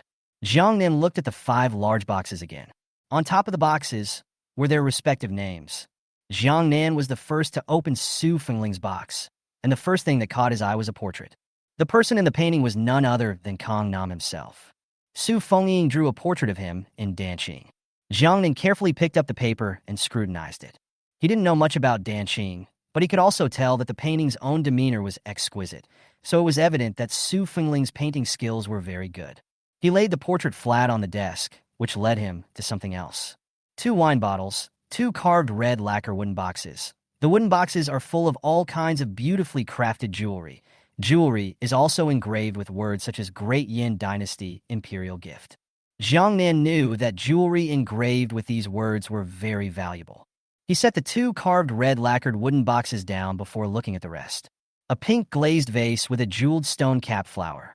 There was a small wooden box next to it, and when Jiang Nan opened it, he was directly shocked. This is a 100-year ginseng. Jiang Nan sucked in 2 breaths. This 100-year-old ginseng was thick and sturdy. At a glance, it was a treasure among treasures. That's too expensive. Jiang Nan carefully put the ginseng back into the box and looked at the other 4 boxes. Tan Wu, Li Liang, and Zhao, and sent still some porcelain, paintings, and calligraphy. Jiang Nan lingered in Zhao's box for a moment. What Zhao had sent was not the usual calligraphy and paintings, but also some books about the Dian dynasty. His whole body became more agitated. Didn't Wei Zigua and the others say that there were no records in the history books of the Dian dynasty, and that there were not many documents or channels of understanding? Wouldn't these books then make up for that? It's a good book for the Great Yin Dynasty people to live their lives like this. Great Yin Dynasty Folk Entertainment. This book is also good. Living in the Dian Dynasty. This book is not bad. Jiang Nan arranged the 3 books neatly and took a few pictures of each of them. Next time, have Zhao send more books from the Great Yin Dynasty. Jiang Nan muttered as she opened Li Hu's box. Once you open it up, it's all gold and glitter. 1, 2, 3, 50. Good guy, this Li Hu is a proper rich 2nd generation, Every time he sends gold dollars, every time he sends so much. Just then, a note appeared next to the small tripod. Jiang Nan opened it and saw that it was a prayer to procure explosives. He took a big swing and went straight back to his center. Nowadays, because of the need to procure explosives, cannons, and bombers, his resort is being methodically built. The amount of money needed was increasing, and he planned to get rid of all his existing antiques. Chapter 122. Jiang Nan put away the 100-year ginseng, and several more large boxes were placed in the living room. Only then did he pick up his cell phone and make a call to Wei Zigua. It seemed like they had been waiting to hear from him on that side, and the phone had just rung and was immediately answered by him. Little friend Jiang, you finally remembered me. Woohoo! Ginger Nan huffed at the sound of his choked voice. Boss Wei, I'm free today, come over. By the way, there are a bit too many antiques, so call a few more people. Jiang Nan hung up the phone after saying that he actually wanted to take it to the auction house. But the city's largest auction house, Wanbeige, auctions it off once every 6 months. The rest of the small auction houses once a month, but the small auction houses are too small the auction to give money. It is estimated that it is not as cool as Wei Zigua and Chengming. However, the provincial auction house can go, so Jiang Nan took back 3 antiques, intended to wait for the back to have time to go to the provincial city. After Wei Zigua hung up the phone, he hurriedly pulled his 2 old buddies and headed out. Guan was the first to react. Was that Big Brother's call just now? Xin Yuan Hao looked at him as well. Aha! That's him. Let's hurry. I've already sent a message to Chengming. We'll just go directly. Gu Him and Xin Yuan Hao also stopped talking nonsense and immediately got into his car. The bodyguard had already made light of the situation and drove to Jiang Nan's old mansion. Nowadays, the bodyguard didn't have a half-hearted contempt for Jiang Nan. After all, a random treasure fetched a high price of $3 billion. Moreover, he had countless such treasures. This is not a bankrupt negative second generation. It's clearly a deep-pocketed bigot. The speed of several people was fast, and just after getting off the bus, they saw Chengming, who was walking hurriedly. Go! Wei Zigua rang the doorbell, but in a moment, the door opened automatically. The 4 hurried inside. As soon as I entered, I saw antiques, paintings, and calligraphy all over the floor. The 4 were dumbfounded and shocked. Guhim pointed at the things all over the floor, shivering her fingers, and said only half a day later, Are these real? Or are they imitations? It looks like it's real. Xin Yuan Hao muttered and hurried over, impatiently picking up a porcelain vase and studying it. Coming. Just then, a cool voice came from upstairs. The 4 of them followed the sound and saw Jiang Nan slowly walking down. As he ate his instant noodles, he said, Sorry, a little hungry. Do you eat? Wei Zigua had dealt with Chengming and Jiang Nan several times, and he also knew a few things about him. This Jiang Nan is a low-key and grounded bigot. But when Gu Him and Xin Yuan Hao both saw Jiang Nan for the first time and watched him eating noodles in front of the antiques all over the place, the 2 of them suffered a small blow in their hearts. The 2 men are also big people who have seen the world, and they have countless collections of antiques at home and have met countless antique collectors. So, after just a few glances, I know these antiques are real. At this moment, and seeing Jiang Nan being so casual, the 2 instinctively shook their heads. What are you doing, Frozen? Hurry up and watch. It's all from the Great Yin dynasty. There's a lot more in there that's imperial. Jiang Nan found the closest seat and sat down, eating instant noodles while greeting a few people. Gu Him and Xin Yuan Hao stood in awe of Jiang Nan, but they were soon attracted to the antiques inside. What a royal gift. Look, guys, there are also the words Great Yin Dynasty at the bottom. This carved mahogany jewelry box is also so beautiful, well made in beautiful colors. Chapter 123. Gu Him saw the jewelry box, put it in his hand, and studied it carefully. Not long after, slowly opened the jewelry box, directly froze. Good, much better. So much jewelry. Just now when he picked up this jewelry box, he felt the weight. He knew there was jewelry inside, but he didn't expect there to be so much Cloud and Phoenix pattern gold hairpin, filigree gold dragon gold hairpin, plum blossom hairpin, begonia steps, peony gold steps, and juxtaposed golden lotus steps, green jade bracelet with cloud pattern, white jade bracelet with lotus pattern, and pink gold bracelet with fortune and longevity. This is too much. Little friend, I'll take this jewelry box and the jewelry inside. Gu Him carefully hugged the jewelry box, unable to let go of it at all. Jiang Nan didn't raise his head, burying his head in the instant noodles in his hand. Yes. Bid. 5 of each combined hairpin, ruffles, and bracelets, for a total of 15, plus this box. Little friend, I bid $20 million. Chengming had long coveted the item in his hands, and when he heard the price he set, he immediately said, Little friend, I'll bid $30 million. Upon hearing this, Gu Him clutched the jewelry box in her hands. I'll offer $40 million. Chengming skimmed his lips. The jewelry in here was absolutely beautiful in appearance. The workmanship was very fine. Just take it out. It could all be sold at a high price. $40 million to try and buy it is like trying to eat a fart.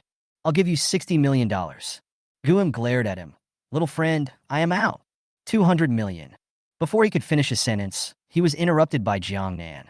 Jiang Nan took a sip of the bubbling noodle soup, put the bubbling noodle poke aside, and wiped his mouth with a piece of paper. This jewelry box, along with the 15 pieces of jewelry inside, is a total of $200 million. Yes, just 200 million. Guim looked at the jewelry box in his hand for a few moments and agreed after 3 seconds of thought. One hand to pay, one hand to deliver. Jiang Nan quickly arrived at $200 million.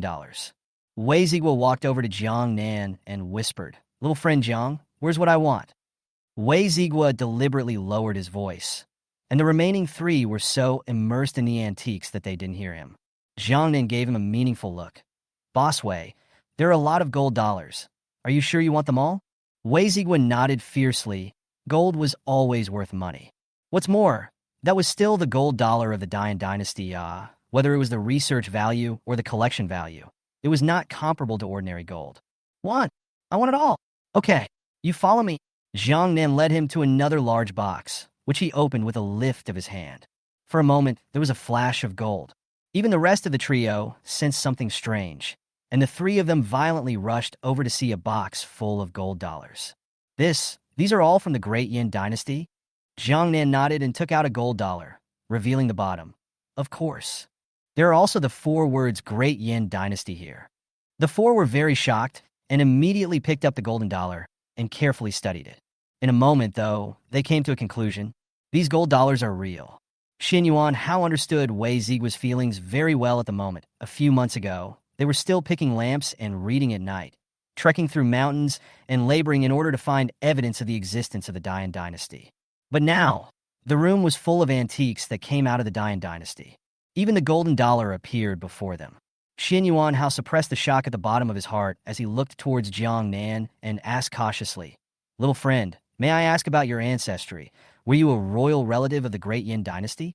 May I ask how much you know about the Great Yin dynasty?" "Not much is known. All I know is that there is an error in the wild history, and that the great general of Jinbei, Su Fengling, is a woman. She didn't die at the hands of the Turk army. She defeated the Turk in a big way." Chapter 124. Jiang Nan's lazy voice echoed in the living room. It wasn't the first time Wei Zigua had heard this, so he wasn't too surprised. On the other hand, it was the first time that Xin Yuan, Hao and Gu Him, and Cheng Ming had heard that the renowned great general of Jinbei was a woman. Jiang Nan swept a glance at a few people and hooked the corner of her mouth. "What? You guys don't believe me?" It was obviously a very calm tone, but the 3 felt a few chills. Xin Yuan Hao shook his head. "No, just too surprised. Who would have thought it was a woman? Little friend, do you have anything on her identity?" Jiang Nan's mind immediately recalled the set of clothes, the bibs, and the painting in the tablet. But he didn't want to take it out all the same. He lifted his chin. "No, that jewelry box and what's in it, it's hers." The remaining 3 looked at the jewelry box in Guhim's arms, thinking a lot, but more regret. Had they known that this great general of Jinbei's stuff, they would have spent as much money as they could to buy it over. Now it's cheaper for that old man, Guhim, instead. Wei Zigua dropped his eyes back to the box full of gold dollars. He counted a total of 86 golden dollars, each of which belonged to the Great Yin dynasty. "Little friend Jiang, I'll take all these golden treasures. You make an offer." "Old man Wei, such a good thing. You want to take it all by yourself?" "That's right. I'll take this gold dollar if I see it." "And me." The remaining 3 huddled in front of the large box, one holding down a corner and glaring at Wei Zigua. Wei Zigua clenched his back teeth. "There are so many other antiques. There's no need for you guys to grab these from me, right? Couldn't the rest of it have caught your eye?" As soon as the 3 of them heard this, they knew that he was in front of Jiang Nan, up to his eyeballs. Guhim snorted coldly. "I'll take the antique, and I'll take this gold treasure as well." "Exactly. There are 86 of these golden dollars, and there are 4 of us. So how about 20 for each of us 3, and 26 for you?" Wei Zigua's back teeth gritted when he heard this. Had he known that they were so shameless, he wouldn't have brought them here. Now it's good. More than 80 gold dollars suddenly turned into 26. His heart regret But these 3 looked like he wouldn't stop until he agreed. So he had no choice but to nod with hatred. "Yes. However, if there is an antique that I value next, none of you are allowed to compete with me." The 3 of them got their heart's desire for golden dollars and immediately agreed with alacrity. After the 4 of them discussed the matter, their eyes fell on Jiang Nan. "Little friend Jiang, this golden dollar treasure, what is your price?" Jiang Nan raised an eyebrow. a golden dollar, $100 million. Several people, despite knowing that it was worth a lot, couldn't help but suck in a breath of cold air when they heard this amount. The gold dollar is highly collectible, and it's still a gold dollar treasure of the Great Yin Dynasty. There's still research value. I want 100 million a gold dollar. It's not too much, right? If you can't pay that price, I can take it to auction too. As soon as I heard the auction, a few people immediately anxious. When the matter of that green jade, twining branch bottle is still fresh in our minds, this gold treasure to go to auction must be more expensive. Yes, just 100 million apiece, my 26. I'm transferring your 260 million right now. Wei Zigua's words fell, and he directly transferred $26 billion to Jiang Nan. The other three immediately transferred $2 billion as well. Jiang Nan looked at the balance in his cell phone, which was now only more than 9 billion, 1 billion short of 10 billion. He immediately opened the other boxes. There's a lot more antiques in there. You'll take a look. A few people put away the golden dollars and immediately looked at the other boxes. Fine china, scholars' objects, and swords are available. Chapter 125. And it's all from the Dian Dynasty. This is so pretty. This one's pretty too. All from the Great Yin Dynasty. I didn't expect to see so much of the Dian Dynasty in my lifetime. It seems that our history books will, before long, be completely rewritten. I want this. I'll take this one too. Jiang Nan just sat on the side, leisurely drinking tea, while leisurely watching the four people scrambling. Looking at the prices offered one by one, Jiang Nan knew that he had made the right decision today. On that day, although he didn't know who the honored guests in the Wanbao Pavilion's Box 1 were, he guessed that it must have something to do with the two friends Wei Zigua had introduced to him. The friend in box number 1 could have just auctioned off his green jade entwined vase for $3 billion. How could he let go of such a rich lord? So, when I called Wei Zigua to come over today, I incidentally asked him to bring these two friends as well. In hindsight, he made a very wise decision. The highest bidder wins. In just a few minutes, Jiang Nan scored more than $8 billion one after another. Until the money for the last antique was transferred, Jiang Nan already had more than $20 billion in his card.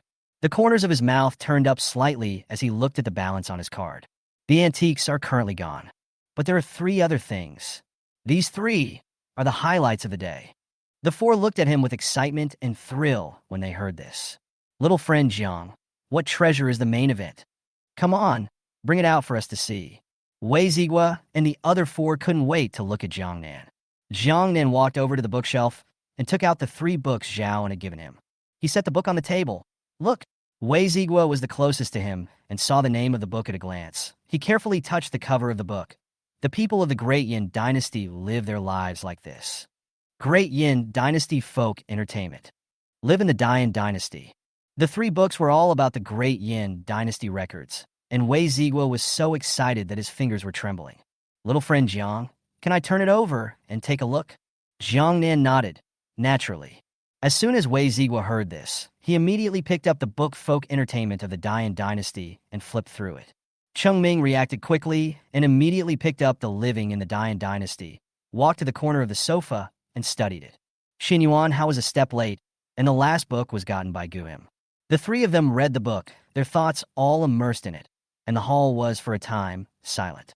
Xin Yuan Hao's sour-back teeth were about to fall out as he looked at the 3 people holding a book on the Great Yin Dynasty in each of their hands. They're clearly bullying the elderly. Xin Yuan Hao walked up to Jiang Nan and said with a big smile, Little friend Jiang, do you have any other books about the Great Yin Dynasty? Ginger Nan shook her head. Not right now. Xin Yuan Hao was a smart man and quickly captured the keywords. Just because it's not there now doesn't mean it won't be there later. He pulled out a business card from his pocket. Little friend Jiang, this is my business card. Next time there are books from the Great Yin Dynasty, please contact me first. I promise to offer a price that will satisfy you. All right. Please accept this jade pendant. With this jade pendant, you don't even need to spend a single cent when making purchases at businesses under the Xinyuan family name. Chapter 126. Jiang Nan looked at the jade pendant in his hand, which was ink black in color with 2 Regulus carved on it in Oracle bone script. Even though he hadn't touched the jade pendant yet, Jiang Nan knew that it was expensive. He wasn't one to take advantage of people, and just as he was about to refuse, Xin Yuan Hao directly shoved the jade pendant into his hand. Little friend Jiang, take what is given to you. Don't ever push your luck with me. After Xin Yuan Hao finished speaking, he hurried over to Cheng Ming's side and sat down. stretching his head and looking at the contents of the book with Cheng Ming. Jiang Nan touched the jade pendant in his hand, and the icy cool touch was very comfortable. Never mind, just keep it for now. It might be useful later. Jiang Nan is now transporting more and more things. Prohibited things are also more and more. The Xinyuan family is a huge force, black and white. Now to make good relations, perhaps in the future to facilitate their own actions. Just then, Wei Ziwa walked back with the book. He took off his glasses and wiped them on his clothes. Only then did Jiang Nan notice that Wei Ziwa's eyes were red, as if he had just cried. However, Wei Ziwa didn't say, and he didn't ask. Wei Ziwa said, "Little friend Jiang, I'll take this book. $10 million. Jiang Nan didn't expect a book to sell for such a high price, and was a bit confused for a while. Isn't this a very unusual book? As long as he wanted, he could have Su Fengling send dozens of boxes. The reason why he told the four that it was the highlight of the day was that he was thinking of completely surprising them at the time. After all, several people were interested in the Great Yin Dynasty, and these 3 books were books from the Great Yin Dynasty, so they would definitely like them. When Wei Ziwa saw that he didn't say anything, he thought that the price was too low. He pursed his lips. "Little friend Jiang, how about $20 million? Jiang Nan looked back and laughed softly. $10 million. These 3 books, $10 million each. After all, I made you guys a lot of money today, so this will come out cheap, just as a friend." When the 3 heard this, they immediately transferred $10 million to him, so fast that it was in the blink of an eye, as if a second later, the thing would be gone. It was already evening when the 4 of them came out of the old Jiang family house. Looking at box after box of antiques, a few people only felt a bit dazed. When they left, just like when they came, Wei Ziwa, Xinyuan Hao and Guim were in a car. Cheng Ming is alone in a car. Xinyuan Hao touched the antiques in the box, his gaze deep. "Old man Wei, what exactly is the origin of this Jiang Xiaoyu? I always feel that he has other great Yin dynasty antiques in his hands." Guim followed suit and nodded. Can it be that his ancestors were imperial relatives of the Great Yin Dynasty? Otherwise, how come there are so many imperial gifts in these antiques? Wei Ziwa had been studying the books in his hand since he got into the car. He didn't raise his head for a moment when he heard the two's question. "Little friend Jiang's connection with the Great Yin Dynasty is deeper than we thought. What are you doing worrying about these things when you're half buried in yellow earth? Anyway, it's just a matter of striking a good relationship with little friend Jiang." Wei Ziwa was also very curious about Jiang Nan's identity before, so he secretly sent someone to check it out. But check back the information. All clearly show that Jiang Nan is an ordinary person, Jiang family is an ordinary business family. Now, but also bankruptcy, and the Dian Dynasty or antique collection family has no relationship at all. There were only 2 reasons for this situation. Either it was the same as the information found, Jiang Nan was an ordinary person.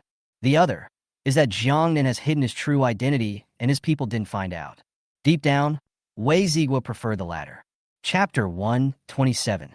When Xinyuan Hao and Guhim heard this, they also nodded deeply and didn't ask any more questions. After Jiang Nan sent the 4 away, he started checking the balance on his card. Over 20 billion. It should last a while for now. As he spoke, he transferred another $50 million to the person in charge of building the resort. And get the other side up to speed. He wants to open the resort up a year ago and then officially put it on trial at the end of the year. After contacting the person in charge, Jiang Nan found the owner of the veterinary pharmacy. "Boss, how's what I want?" The owner of the veterinary pharmacy seemed to be busy and never returned his messages. Jiang Nan waited for a few moments, then returned to the study. He took out his tablet and continued to look at the photos that Su Fengling had passed on. Yellow sand filled the sky, and as far as the eye could see, it was all dry, cracked earth. Today, there is still a shortage of water, and if you want to grow crops on a large scale, the current conditions certainly not. Artificial rain, it doesn't seem to be impossible. Jiang Nan bent his fingers and tapped the desktop, thinking for a split second before immediately starting to look up equipment about artificial rainfall on the internet. Rockets, planes, and artillery. Jiang Nan looked at the searched equipment and fell into deep thought. He could get his hands on all this equipment, but does anyone on Su Fengling's side know how to pilot? Especially airplanes. It's okay, train first. Let them drive a big truck and play with a drone first. Jiang Nan muttered while immediately placing an order for 20 DJI drones from a certain east, as well as 4 large trucks. Drones can be used to spy on enemy troops and spy on military intelligence. Big trucks can be used to transport goods, transport explosives, and in the back you can drive right out and crash into the enemy. The soldiers were armed with swords and knives that couldn't do a bit of damage to the big truck at all. 20 DJI drones cost a total of $50,000, and 4 large trucks cost $400,000. The drones get delivered in the morning. The big trucks don't arrive until the evening. After Jiang Nan ordered the drone and the big truck, he made another call to the supermarket owner. Just as soon as that side was connected, Jiang Nan said directly, "Boss, I want 1,000,000 pieces of soap, and 1,000,000 bags of washing powder, and a ton each of watermelon, apples, and bananas." Jiang Nan looked at the soldiers and people in the photos, their faces, hair and clothes covered in mud and dirt. Now that the weather is getting hotter and hotter, personal hygiene has to be good, otherwise in ancient times it would have been easy to have a massive outbreak of epidemics. "These things, bring them to the warehouse for me at 9 o'clock tomorrow morning. I'll transfer you $500,000 up front," Jiang Nan said, and immediately transferred $500,000 to the supermarket owner. "Okay, big guy, I'll stock up right away." Jiang Nan hung up the phone and found the owner of the meat seller again. The people and soldiers were just too thin. Everyone was skinny as a bone. Jiang Nan looked a little heartbroken to find the owner of the meat seller and directly ordered 5 tons of pork, 5 tons of beef, and 10,000 fish, and also ordered dry ice from him. When Jiang Nan finished all this, it was already late at night. He yawned and fell straight to sleep. It was probably because he had been too busy in the past few days and his spirit had been tense. Tonight, Jiang Nan slept extraordinarily deeply. Sangzhou City, general's residence. Originally repelled the Turk army. It should be a moment of excitement and thrill. But now, the entire general's residence, the air pressure is low. And in the study, the 4 vice generals are sinking a face. Chapter 128. Right now, Wild Sangzhou City is a big piece of fat meat, and everyone wants to come and take a bite. "I'll see who dares to come. Come one, I'll kill one. Come a pair, I'll kill a pair." Tan Wu grimaced, slapped the table, and roared. His grandmother. "It's not easy to repel the Turkic army. The emperor's old man coming to mess things up doesn't count. The White Elephant Kingdom and the Great Li Kingdom are coming to join in the fun again." "What? Think our Sangzhou City is easy to bully? Anyone wants to come and step on it." Tan Wu's face stank. One second he was celebrating his victory. The next second a secret agent came with a secret message that the Great Li Kingdom and the White Elephant Kingdom had each gathered 200,000 troops and were coming in the direction of Sangzhou City. With their speed, they would be able to reach the Sangzhou land border by noon the day after tomorrow at the earliest. Isn't it true that as soon as the Li and the White Elephant come, they will completely declare war on Great Yin? That emperor of ours, he can't wait for the general to die. He can't wait for Sangzhou City to become the city of another country. How could he possibly care about our deaths? Li Hu pulled the corner of his mouth, his words full of mockery. He hung his head low, his long lashes hiding the color of his eyes. "The emperor is dim and incompetent, it seems, so I have to let my sister make plans early. Although my sister is now the emperor's consort, but there is no child at the knee. The emperor and the emperor's lust, the emperor's favor, after all, is the pavilion in the air, the moon in the water, not for a long time." But if Li Hu's line of sight fell on Su Fengling, General Su is wise and valiant, as well as courageous and bold, and now, with the help of the gods. If he embraced her as the emperor, when the time came, he and the Li family would be the slave of the dragon. Wouldn't it have been better then than now? Li Hu already had an idea in his heart. It seemed he had to get his sister ready to prepare as soon as possible. The others present were so engrossed in their anger that they didn't even notice the difference in Li Hu. Su Fengling fiddled with the sand tray. The White Elephant Kingdom has 200,000 troops, the Great Li Kingdom has 200,000 troops, and there is also 200,000 troops in the hands of Yuan Gu, who is not far away from us in Yejia City. There are only 110,000 of us in the city today. The next thing that will be faced is an army of 600,000 men. Besides, the Turkic army is now fighting off. So will the Turkic king send troops to counterattack again? After all, nowadays, Howdy Sangzhou City has food, water, and most importantly, explosives.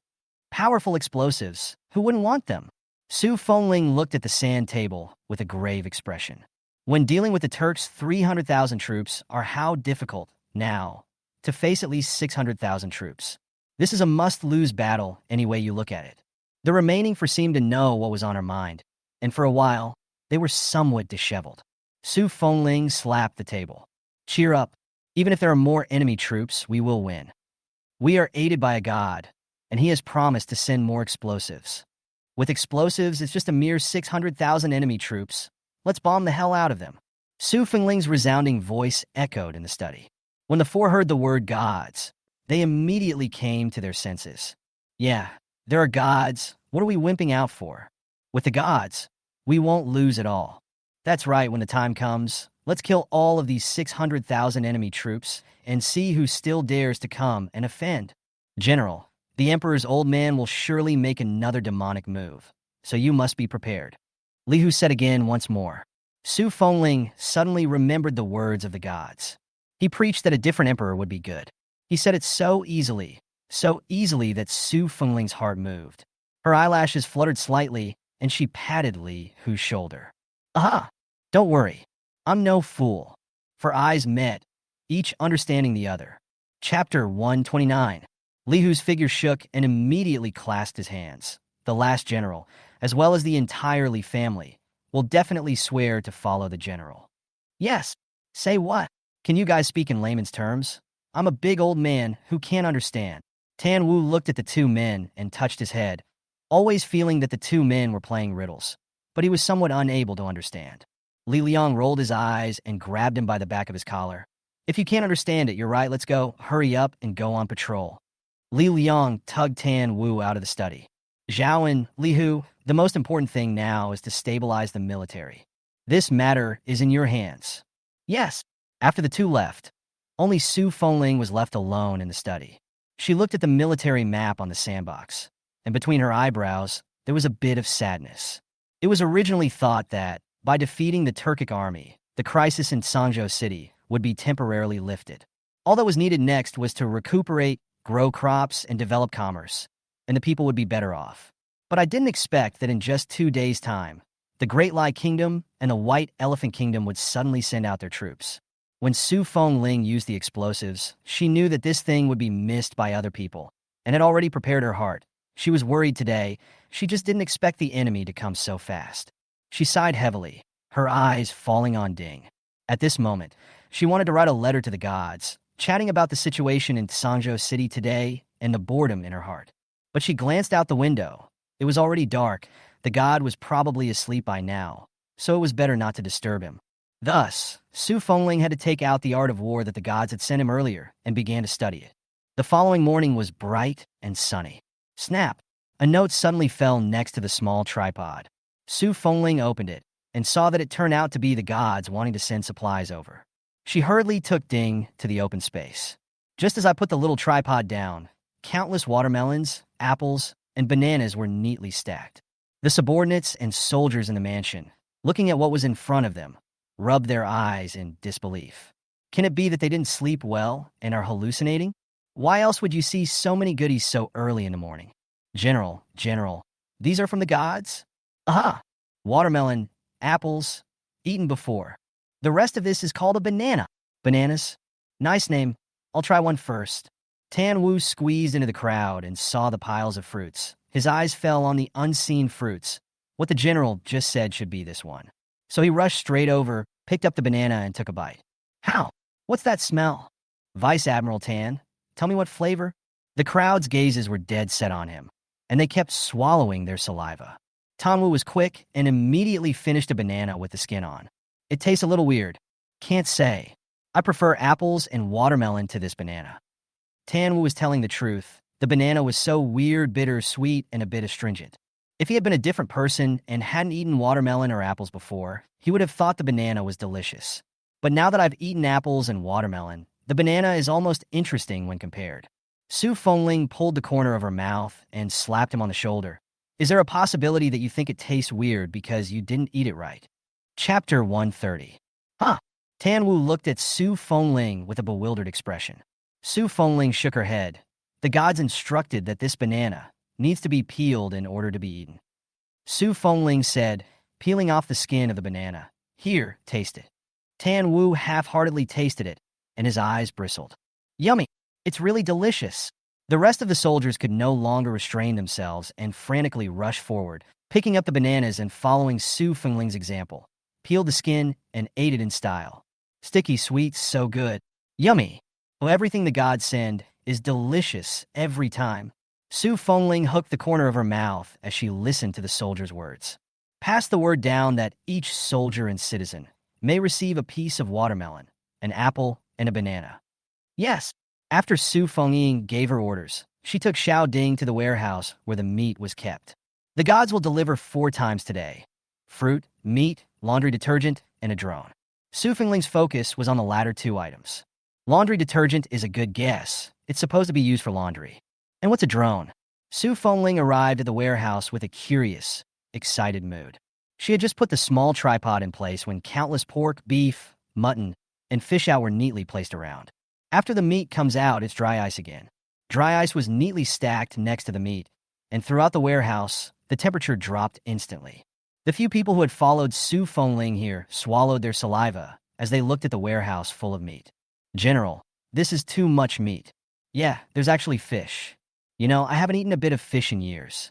Tan Wu, just blow it off. Is it possible that all the roasted fish sent by the gods yesterday were fed to the dogs? A few people were chattering away. The gods see that your bodies are too thin and weak and give you meat so that you can eat more to replenish yourselves. Distribute the meat in the same proportions as before. Yes, the soldiers were fast, and in but a few moments, the barracks and the people were given a portion of meat from the gods. The people looked at the meat and fruit in their hands with happy smiles on their faces. The gods have sent meat again. Great. I'll drink porridge with this meat tonight. It's fragrant and delicious.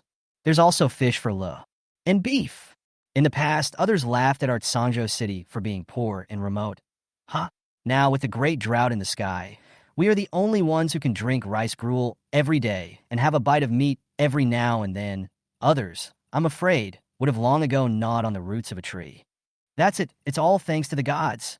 After the people received the meat and fruit, they remained on their knees, as usual, and thanked the gods.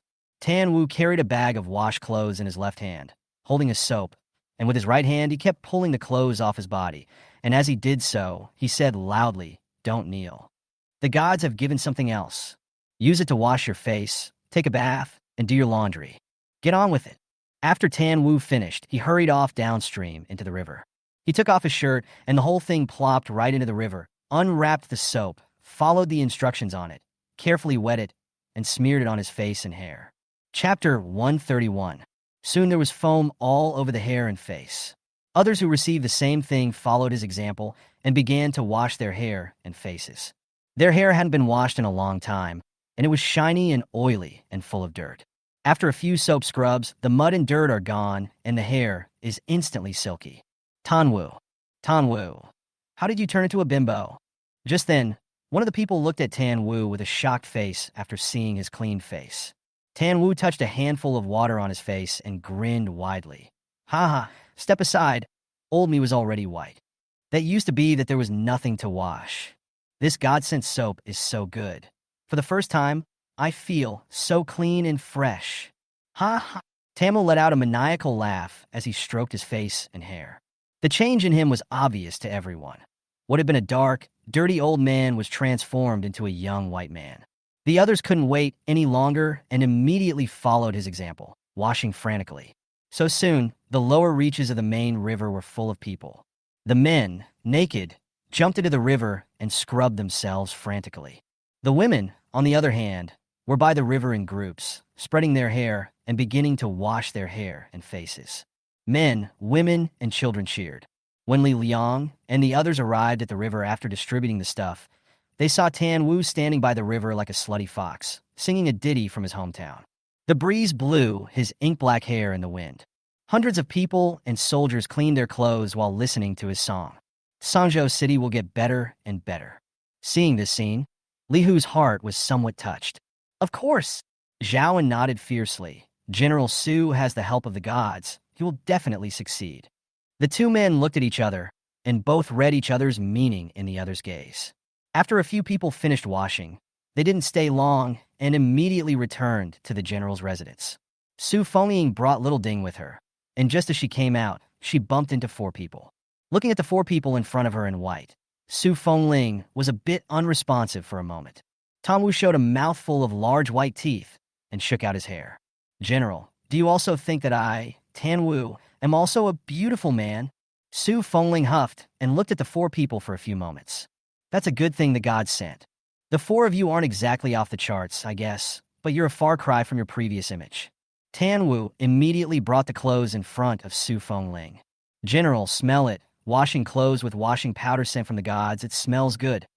I looked at the bag, and it said it was lemon-scented. General, could you talk to the gods next time and send a few lemons to try? I love the smell so much. Tan Wu said, burying his head into his shirt and taking a few deep breaths with an intoxicated look on his face. Li Liang rolled his eyes and gave him a direct kick. Tan Wu, be normal. What's the difference between you and a sick man when you look like this? Li Liang, you're shameless. I put up with you many times today. I know. You're just jealous of me because you see how handsome and attractive I've become. I'm jealous of you? I'm crazy. Li Liang looked at him in horror, as if he had heard something unimaginable. How dare you say otherwise?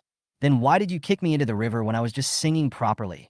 Su Fengling shook her head as she listened to the two's bickering and took Xiao Ding directly to the barracks.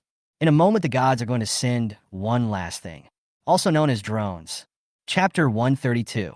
When Su Fengling arrived at the barracks, he had just put down the small tripod when 20 drones were neatly placed in the open space. General, what is this? Tan Wu and Li Liang also stopped arguing and looked at what was in the open space in surprise. This thing, it's like a bird and not a bird. So weird.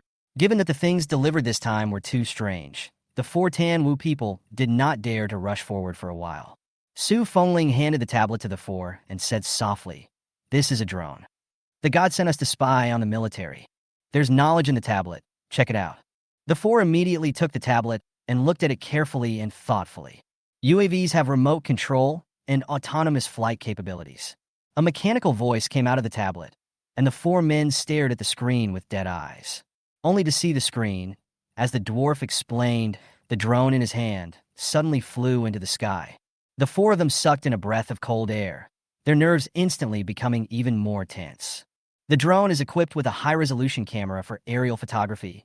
Along with the voice in the video, the four of them only saw the drone flying up into the sky and into various places under the control of the dwarf, while the images captured by the drone would appear in front of them at the right time. This is too much. Tan Wu swallowed hard, a look of shock and disbelief on his face.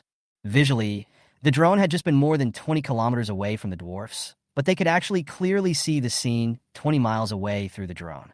Drones are flexible, convenient, and can be used to spy on the military. With the sound of machinery, the four saw the drone fly into the barracks again, and they could clearly see everything in the barracks. An incense stick later, the video finished playing. The four couldn't come back to their senses for a long time. Su Fengling looked at the four people's appearance and felt a bit of relief in her heart, because, just now, when she watched it for the first time, her expression was similar to theirs. What is the world of the gods really like? I can't believe it's possible to have something so amazing.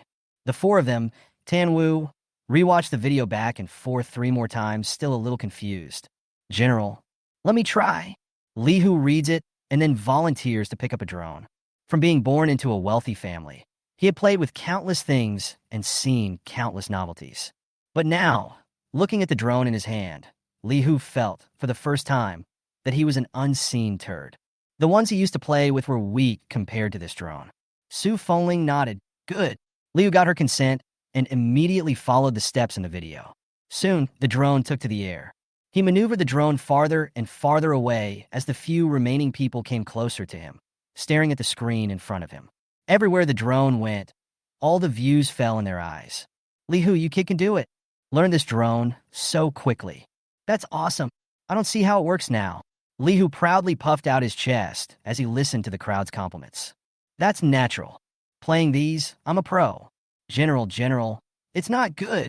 Just then, Li Hu's face changed when he saw the scene in front of him, and he exclaimed violently, "What's wrong?" Su Fengling sniffed and immediately looked over. Li Hu moved the drone controller in his hand towards Su Fengling. Chapter 133. "General, it seems to be a Turkic army." Su Fengling immediately looked at the screen, and as expected, an army was coming towards Sangzhou City, seeing that they are dressed precisely as Turkic people. "No." Su Fengling looked at it for a few moments, then said directly, "It's not the Turkic army. The Turks' army is rough-faced and tall. This army, although wearing the clothes and armor of the Turkic army, is much smaller in stature than the Turkic army. Moreover, the Turk army has only just been beaten away, and even if the Turk king were to come to avenge Anaru's death, he wouldn't come so quickly. After all, they've had their share of explosives, so they must be prepared for anything. Or maybe it will hide in the back and do a mantis catching cicada yellow bird. It's definitely not going to come rushing in like it is right now. And look, you see, these soldiers all excited. If it's a Turk army, how can they look excited? Anaru has only just died. Countless soldiers have died from explosives, and now they're coming back to attack the city and will only panic. Su Fengling's words calmed a few people down. And who is this army dressed as the Turks' army? How did they get the equipment of the Turkic army? Li Hu, quickly have the drone fly elsewhere to check out the White Elephant Kingdom and Dali's army. They had also learned that the White Elephant Kingdom and Dali had marched out to Tsangzhou City through the news that had been sent back by their secret agents. The scouts they had sent out to find out exactly where they were stationed had not yet sent back word. Good thing nowadays there are God-given drones.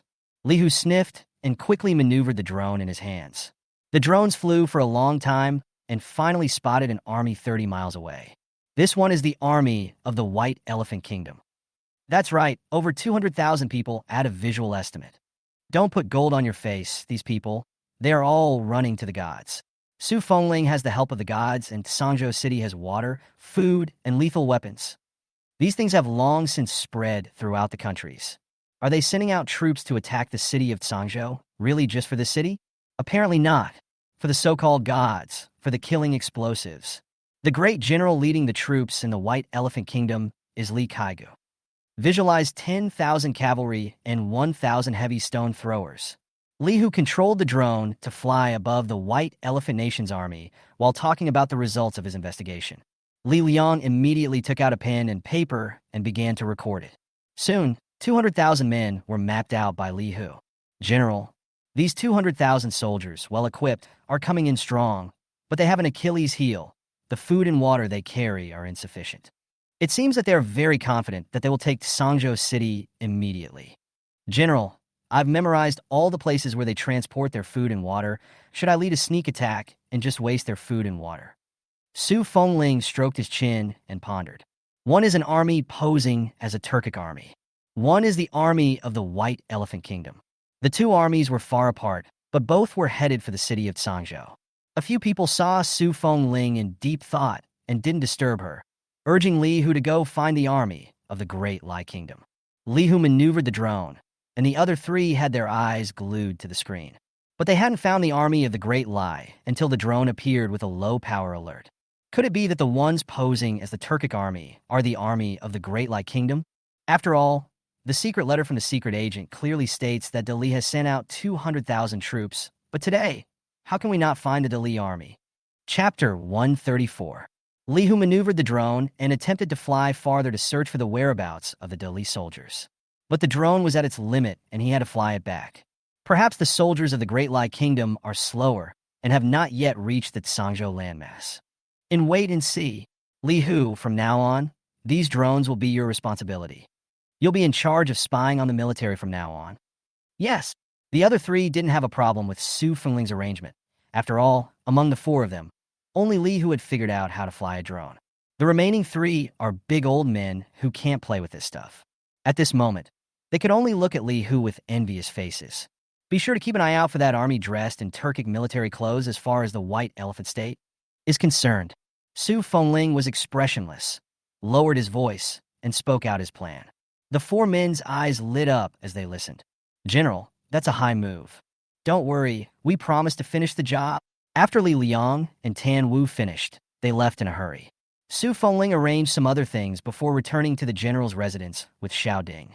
After she finished her meal, she took a seat next to the small tripod and thought about writing a note to the god. Now, 400,000 troops are pressing in, and the enemy is watching intently. The army of the Great Lai Kingdom was still nowhere to be found, plus the 200,000-strong army of Yuan Gui, who had to stab his back from time to time. Visually, the enemy army totaled more than 800,000 men. Tsangzhou City only has 110,000 soldiers, and the soldiers are so few that they are directly crushed. For now, she could only pin her hopes on the gods. Otherwise, if all of them attack the city, Tsangzhou City must be in danger. After Su Fengling wrote down the current situation, he prayed to the gods to give more explosives before throwing the note into the small tripod. Jiang Nan's brows furrowed when she received the note. I cite 800,000 enemy troops. No wonder Su Fengling is in urgent need of explosives. It is him who is looking at this number, but he is also very anxious. He immediately picked up his cell phone and called the owner of the veterinary pharmacy. The owner of the veterinary store was lost last night, and all the messages he sent were dropped stone dead. Now, Jiang Nan made 2 calls and didn't get through. But don't let anything happen. Jiang Nan had just finished speaking when the phone was connected. Hey, big guy? Boss, how's the preparation for what I want? Biggie, 20 tons of dynamite. See you tomorrow night at the usual place. The veterinary store owner hung up the phone immediately after he finished speaking. Jiang Nan glanced at the screen, and if it wasn't for the short duration of the call on it, he would have wondered if he was hallucinating. However, with the words of the veterinary store owner, his taut nerves were much loosened. But with 800,000 enemy troops, it's useless to rely entirely on explosives. You can't pin your hopes on explosives when you get too few at once, and they don't last. It would be nice to get a bomber, but does anyone on Su Fengling's side know how to fly it? Ginger Nan muttered as she searched the internet for information. There's no purchase channel for bombers at the moment, but he can buy drones for spraying pesticides. A bright light flashed under Jiang Nan's eyes. The pesticide-spraying drone is just as well handled as the one he just sent over. Moreover, in Su Fengling's reply letter, Li Hu could already operate a drone. Once the pesticide-spraying drone was delivered, Li Hu was sure to get on it immediately. Moreover, drones for both pesticides and pesticide spraying are very easy to purchase. Pesticides are not as deadly as explosives, but they can poison a large area. With this in mind, Jiang Nan directly ordered 20 pesticide spraying drones from a certain east. After ordering the drone, the city sold pesticides and looted them, and the shipping address was filled in with the warehouse. Chapter 135. After Jiang Nan ordered the stuff, he took Ding to the warehouse. The first to arrive were the 4 large trucks he had ordered. Jiang Nan looked at the 4 big trucks and was satisfied, and each driver was given $1,000 for his hard work. After the driver left, Jiang Nan drove the big truck into the warehouse. It didn't take long for the pesticide he ordered to arrive. Because they ordered so much, they pulled 3 big trucks full straight away. The owner pressed the navigation and pulled up in front of the warehouse, poking his head out and looking at the young man not far away. Little brother, did you buy the pesticide? The driver, who was the owner of the pesticide store, looked around, all deep forests and no crops. It's hard to believe that he's been punked. It's me. Just drive right in. Just then, Jiang Nan spoke up. The boss drove the car into the warehouse, directly jumped down. He touched his head. Little brother, so many pesticides. What do you used to do? Jiang Nan wore a smile on his face and said lightly, of course it's for spraying the crops. Hardly I drink. The boss tugged at the corner of his mouth. The sneer wasn't funny at all. Just as the owner was sizing up Jiang Nan was sizing up his car. Boss, discuss something. This pesticide is also troublesome to unload. You even sell the car together to me. How about $250,000 on the tail end of these pesticides and $100,000 on each of these 4 big trucks? The boss's words of refusal were in his throat, and when he heard $100,000 a car, he swallowed his words hard. Hey, I'm not greedy for money. It's just the hassle of putting this pesticide on and taking it off. $100,000 a car deal? The sky is falling for the 2 drivers on the sidelines. The owner can make money by selling the car, but they're screwed. Is it hard to make them walk back?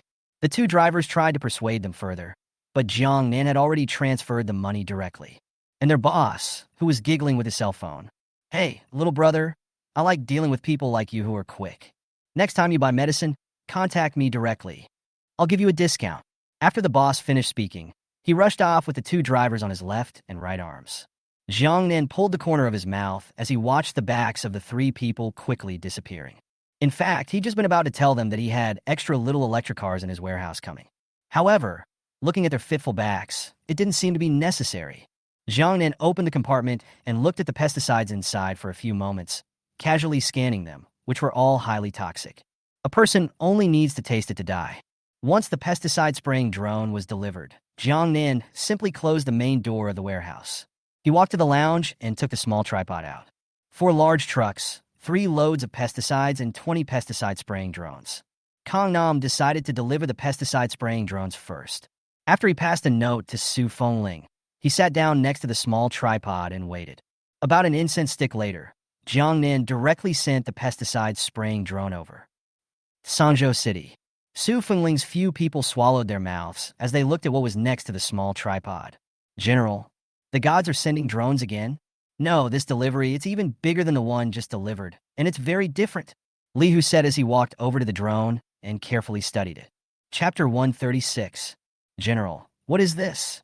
Tan Wu looked at the 20 behemoths on the ground, wanting to go forward, but somewhat afraid. His legs just stretched out, and then immediately retreated back, shrinking beside Su Fengling, looking at the things in front of him in amazement.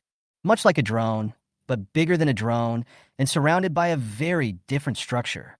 Zhaoan, who was at the side, couldn't help but swallow his saliva, even as he looked at what was in front of him. He also wanted to go up and touch it, but he was afraid that he might accidentally break what the gods had given him.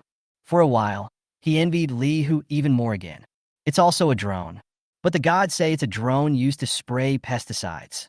Pesticides? What's that again? Agriculture? Medicine? Is it the medicine that farmers take? Tamu vaguely felt that he understood.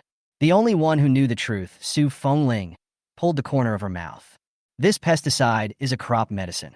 People can't eat it, it's highly toxic, and some of it is even more so that you can't even smell it. The gods meant to use this pesticide-spraying drone to spray pesticides over the enemy army. In layman's terms, it's mass drugging of enemy troops. Also, the ripple effect is so wide and utilizes drones that it doesn't hurt us one bit. Su Fengling's always cool voice carried a few points of excitement. Her words were like throwing a stone into a calm lake, instantly stirring up 1,000 waves. Everyone, their hearts fluttered. What in heaven's name? Wouldn't the enemy army die without even knowing how?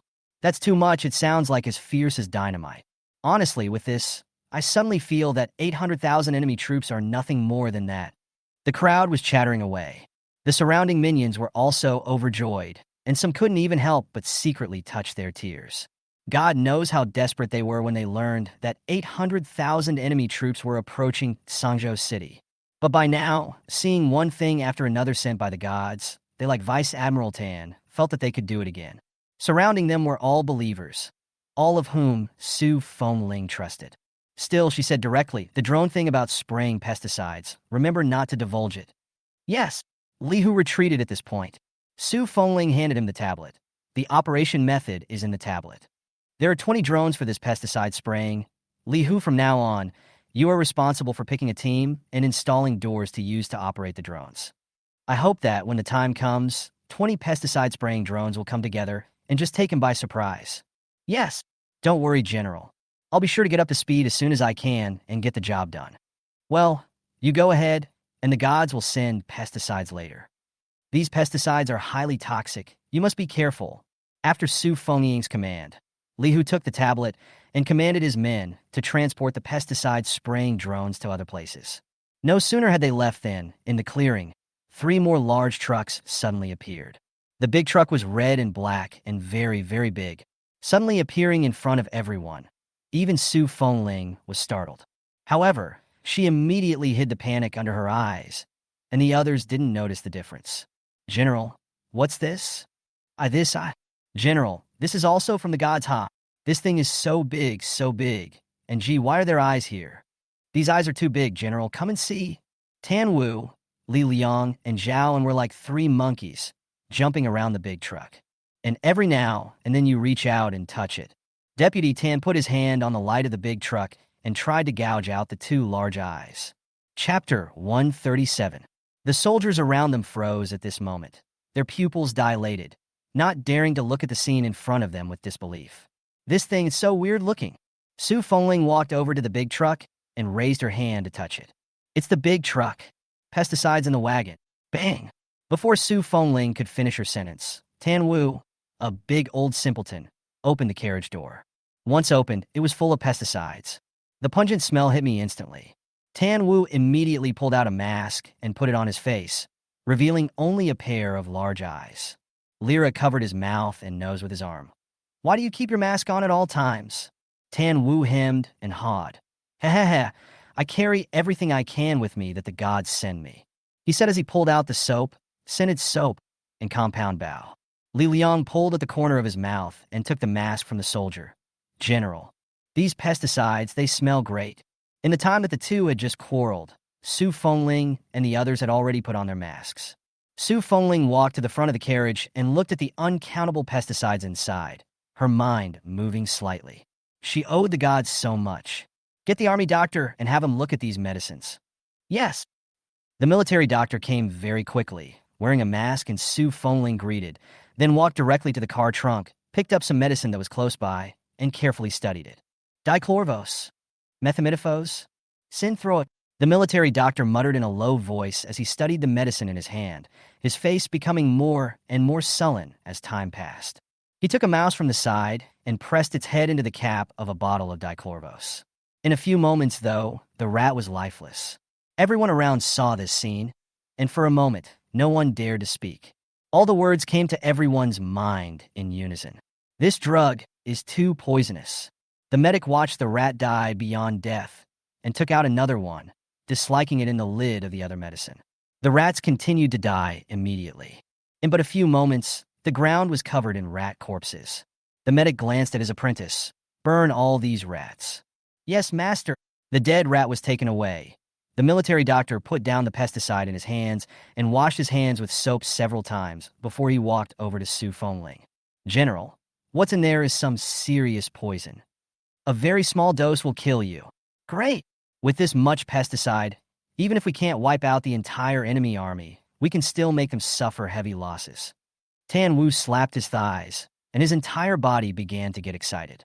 Exactly. Now we're just waiting for Li Hu. As soon as they learn how to maneuver the drones, they'll immediately be able to go and meet the White Elephant Kingdom's army. Su Fengling also had the exact same intention. It's better to destroy the enemy army before it's too late. Otherwise, the more they are outnumbered, the more dangerous Sangzhou City will be. Army doctor, for the next period of time, you guys cooperate with Li Hu. With the first sneak attack, the enemy army will definitely be unprepared, and their losses will be the heaviest, and will be able to annihilate the most enemy troops. Yes. The medic nodded and stepped aside obediently. The crowd, for a moment, looked at the big truck again with some bewilderment. General, what about the big truck? Chapter 138. Su Fengling took out her tablet and tapped on the video. There's a video up there. You guys learn it. Tan Wu excitedly took the video and watched it carefully. Li Liang and Zhao Nan also crowded around him, stretching their big heads and staring at the screen with dead eyes. Just see the screen appeared a little dwarf, opened the carriage door and sat on it. Then, after a series of operations, the big truck will move directly? No, I didn't see it. Why is it suddenly moving? Come on, rewatch it, I didn't get it. The three of them looked at their hands, and after 3 or 4 times, they were still a little confused. Su Fengling reset the small tripod to a new position and turned around to see the trio's dumbfounded appearance. She tugged at the corner of her mouth. Was that so hard to understand? She remembered that she had just watched the video for the first time, and it seemed to be the same thing. Su Fengling touched the tip of his nose awkwardly and walked over to the three. How was it? The three nodded and shook their heads. Su Fengling frowned. General, I think I could do it with my head, but I can't do it with my hands. General, I think I can. I want to try. Tamu was a big heart, and after watching it 3 times, every step was in his head, and he felt like he could do it again. Su Fengling looked deeply at him for a few moments and said uncertainly, Are you really good? Tamu nodded. I really can. That's fine. You wait. The gods will send 4 new big trucks later. There's pesticides in these 3. They're not safe. Tu nodded, closing his eyes as he began to recall the exact steps from the sidelines. Zhao Nan watched it a few times, only to feel more and more nauseous. He forced himself to endure the nausea and glanced at the screen again, a sour taste, instantly surging up his throat. He immediately backed away, shaking his hand. I can't. General, I really can't understand this thing. Why don't we find a couple in the barracks? Su Fengling thought the same thing. As for Tan Wu, Su Fengling didn't hold much hope. Yes, you're in charge of the selection. The sooner the better. As you can see, you can fit a lot of stuff in this big truck compartment. When the time comes, it will be easy for us to transport things. Also, the god said that this big truck could run right into the enemy crowd. Solid bodywork, knife and gun. But this car, it can run people over in an instant. Su Fengling's words caused Li Liang and Zhao, and to instantly suck in a breath. "General, I'm on my way." Zhao and finished shoving the tablet into Li Liang's hands and hurriedly left. Li Liang held the tablet, only to feel that today's tablet was as hot as a potato. He smiled awkwardly at Su Fengling. "Hey, General, I'll go look for it as well." After he finished speaking, he directly shoved the tablet into Su Fengling's hands and left after Zhaoan. Su Fengling pulled the corner of her mouth. Looking at the backs of the two people who fled, her heart was a little sad. Can it be that none of these several lieutenants of hers can do it? Why don't you try it yourself? The idea had just popped up when 4 large trucks suddenly appeared next to the small tripod. The 4 big trucks were even newer and bigger than the 3 that had just been there, and parked there, they all blocked out the blazing sun overhead.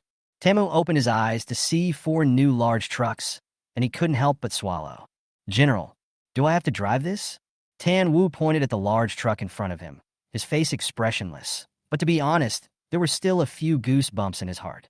These 4 in front of him were even bigger than the 3 just now, and he appeared very small in front of the cars. Su Fengling nodded. Drive these 4 first.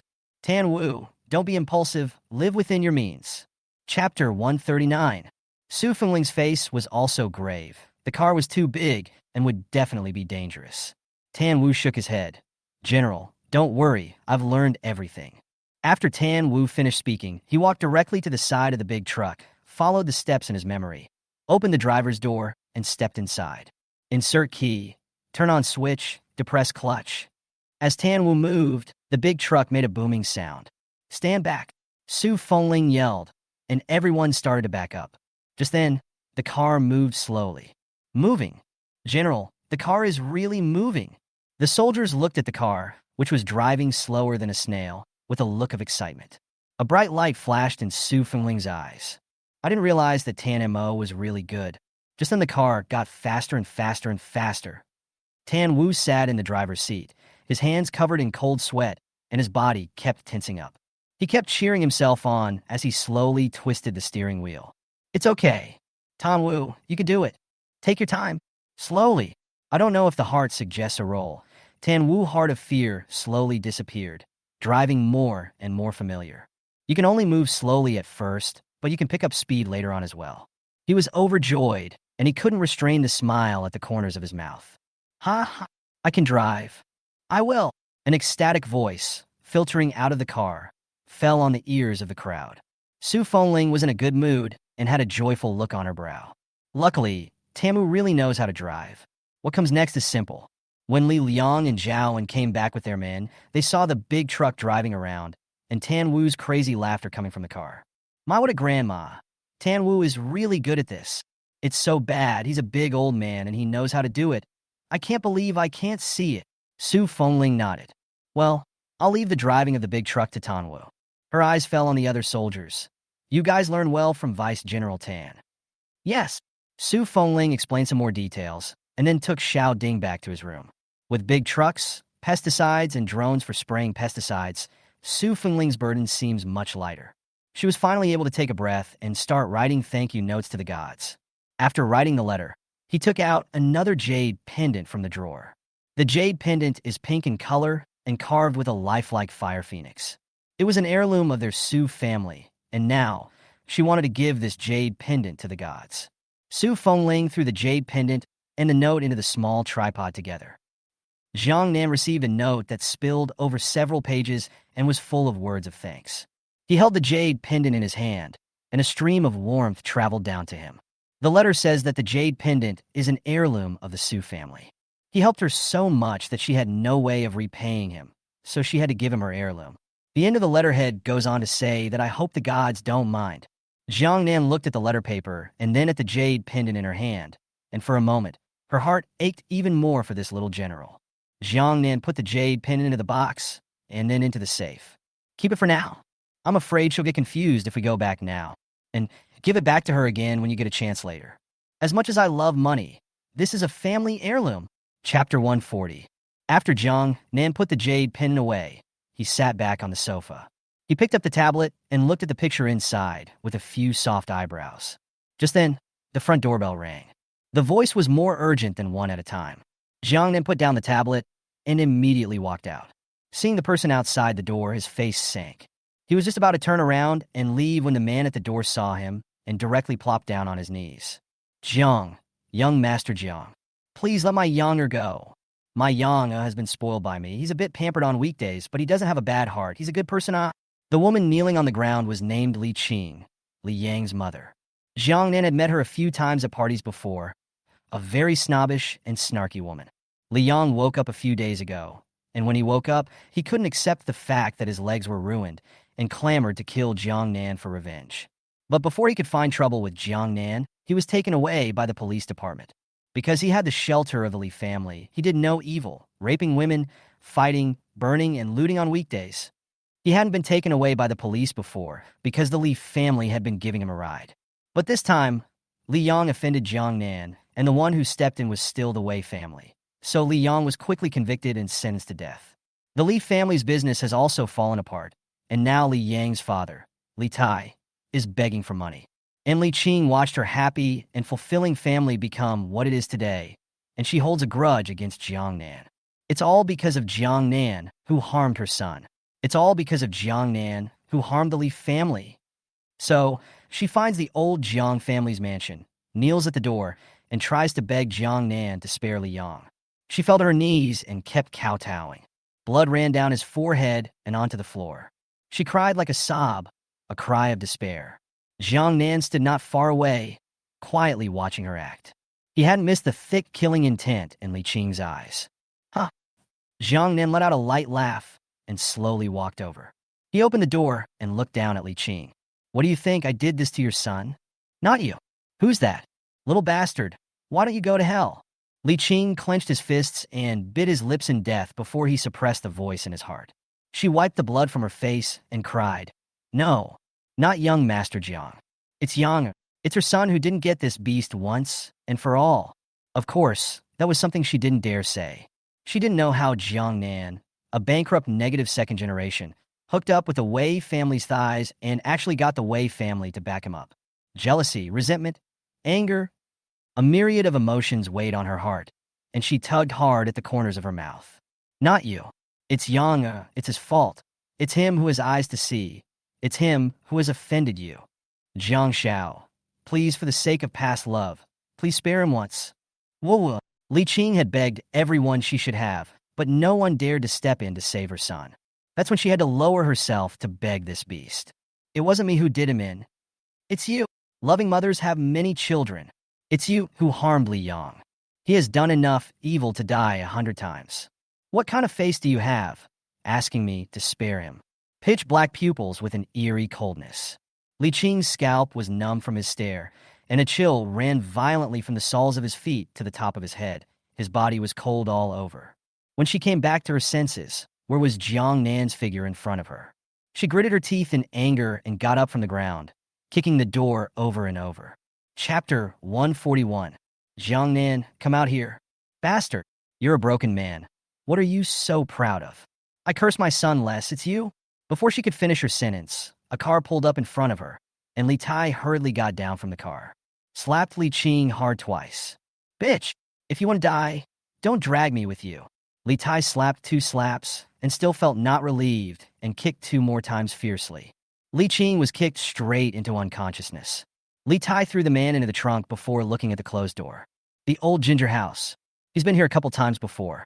He thought the Kong family was bankrupt, and this place would be auctioned off sooner or later. But he didn't expect that not only did he not get auctioned off, but Jiang Nan also became an honored guest of Master Wei. He couldn't afford to offend the Jiang family in the past. Now that Jiang Nan was involved with Elder Wei, he could not afford to offend him even more. The Li family is completely finished.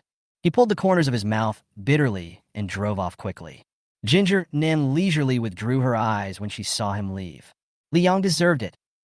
Sangzhou City. It worked. It's done. General, it's flying. Take flight. An exclamation of surprise came.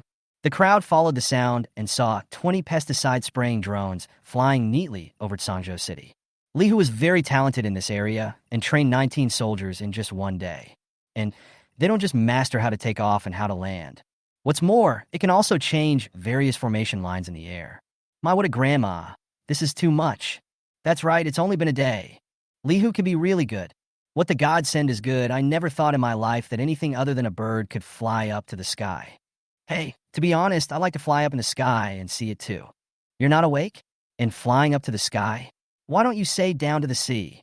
Don't you believe me? Look, the gods send things that are more powerful than once. Maybe in the future, they really send things that can make us go up to the sky and into the earth and the sea. It's still true. After all, before this, when did we ever see a big truck? The most you could do when you went out was to ride a horse. And the most those big families could do was to ride in a horse-drawn carriage. But now we can ride in a car, and in that big truck, we can fit 4 people in the front and hundreds more in the back. And that speed, swoosh, fast low, maybe in the future we can also swoosh on the sky. Soldiers gathered and watched the drones flying around in the sky, talking with their hands. Su Fengling stood at the very front, and the voices behind her naturally fell on her ears word for word. She was a little ashamed for a moment. Today's return gift seems to have been given too shabbily. I guess I'll have to send more next time, or I'll be sorry to the gods. General, we've become proficient with these 20 pesticide spraying drones. Tonight, we want to try. Let's take the White Elephant Kingdom. Li Hu ran to Su Fengling and looked at her with an excited, expectant face. Su Fengling nodded. Good. Could be. With Su Fengling's order, Li Hu immediately led his men and started to get busy. They and the medic poured the pesticide into a specific area, followed by slowly maneuvering the drone. The drones crossed the citadel and ran directly in the direction of the White Elephant Kingdom's army. Chapter 142. Late night. Pitch black. General, do we still have to move on? The adjutant general beside Li Kaigu looked back at the soldiers behind him, because the night was too dark to see the expressions on their faces, but he could also feel the tiredness coming from the soldiers. They had been marching fast for 2 days and 2 nights, and at this rate, even the best of bodies couldn't take it. How many miles to Tsangzhou City? Li Kaigu rode a sweat-blooded horse and wore silver-white armor and a helmet, revealing only a pair of eyes like those of an eagle. General, there are still 20 miles to Tsangzhou City. Aha! Then rest where you are tonight and speed up tomorrow. The adjutant general's face was delighted at these words. Then he turned and yelled, "Rest in place." As soon as the soldiers heard this, they immediately went limp in place. 200,000 troops sitting in the dark. The war horse, not far away, couldn't stand it either, and just plopped down on the ground, sticking out its tongue and spitting out hot air every now and then. So hot. I'm so thirsty. I want water so bad. Me too, my water. I ran out a long time ago. Who isn't? It's getting hotter and drier as we go along. Do you guys think there really are gods in Tsangzhou City? Whether there are gods or not, I don't know, but there must be water and food in Tsangzhou City. Everyone just hold on for a little while longer and wait until we capture Tsangzhou City tomorrow. I heard they have very powerful weapons. Can we win? When the soldier next to him heard this, he directly slapped him in the face and gritted his teeth. It can be won. How come we won't win? Having followed General Li in no less than 100 battles, which time have we lost? That's right. You're not allowed to grow others' ambition and destroy your own. Let me hear similar words again. I'll report to the general immediately. Got it, got it. When the soldiers were yelled at like that, for a moment, they didn't dare to say much, hugging their knees and curling up into a ball. Time passed, and slowly the tired soldiers drifted off to sleep. Just then, a light flickered in the sky. The sleepy soldier rubbed his eyes. What's that? How is it getting closer? The soldier aside opened his eyes slits, yawned, and said perfunctorily, "What can it be?" You're bleary-eyed. Just after the words were spoken, there was a coldness on his face, as if drops of water had fallen on it, and he instinctively opened his mouth. It's raining. Why does the rain smell funny? But despite this, he tilted his head and opened his mouth wide. The other soldiers also noticed and immediately began to tilt their heads and open their mouths. Rain! It's raining! Quick, I need some water. I want a drink. There was a flurry of commotion from the camp. The lieutenant general came out of the camp tent and caught a glimpse of something strange in midair. He immediately drew his long sword and roared, "On guard!" Ah! Ouch! It hurts! Well, my stomach! Plop, plop. Just then, one by one, the soldiers fell to the ground, some foaming at the mouth, some bleeding from the 7 orifices, some twitching. Hurry! Cover your mouth and nose, it's poison. It's poison. The lieutenant general quickly reacted, pulling out his shirt cloth, covering his mouth and nose, and roaring loudly and angrily. But soldiers fell one after another, and those who were not poisoned were in disarray. For a while, no one paid any attention to him. Chapter 143. The vice general looked at the situation and immediately rushed into Li Kaiku's camp. General, something's wrong. Li Kaiku had just fallen asleep when he was woken up, and with a dark face, he went out of the camp tent. As soon as he went out, he saw his soldiers dead and the living ones in disarray. He rushed out, snatched the sword of a soldier on the side, and hacked more than 10 soldiers to death in succession, roaring, "Whoever dares to move, kill without pardon." The soldiers were frightened and didn't dare to move for a while. "General, look!" The vice general's heart lifted as he noticed the bright lights in the sky, flying towards Sangzhou City. "General, what was that? It's hard to believe that it's really a god." He didn't dare to say this last sentence. Li Kaiku looked away from the bright light, his eyes dark. "Good for you, Su Fengling. How dare you sneak up on me? I'll make you pay for it in blood." He withdrew his eyes and landed on the dead soldier. The military doctor, at this time, rushed up and said with a look of horror, "General, it's poison. These poisons, unheard of, unseen. The toxicity is very powerful. I suggest, get out of here immediately." Li Kaiku walked over to the dead soldiers and looked at one after another. Every dead look is very creepy. The army advanced 5 miles at once and rested again.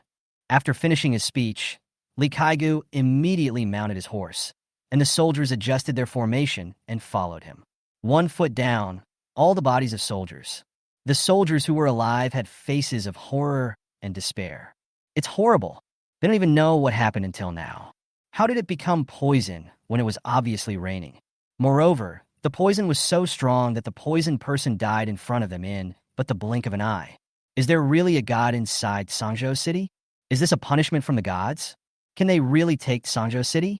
For a while, the soldiers were demoralized. Sangzhou City. All 20 drones flew back to the barracks intact. "General, it worked.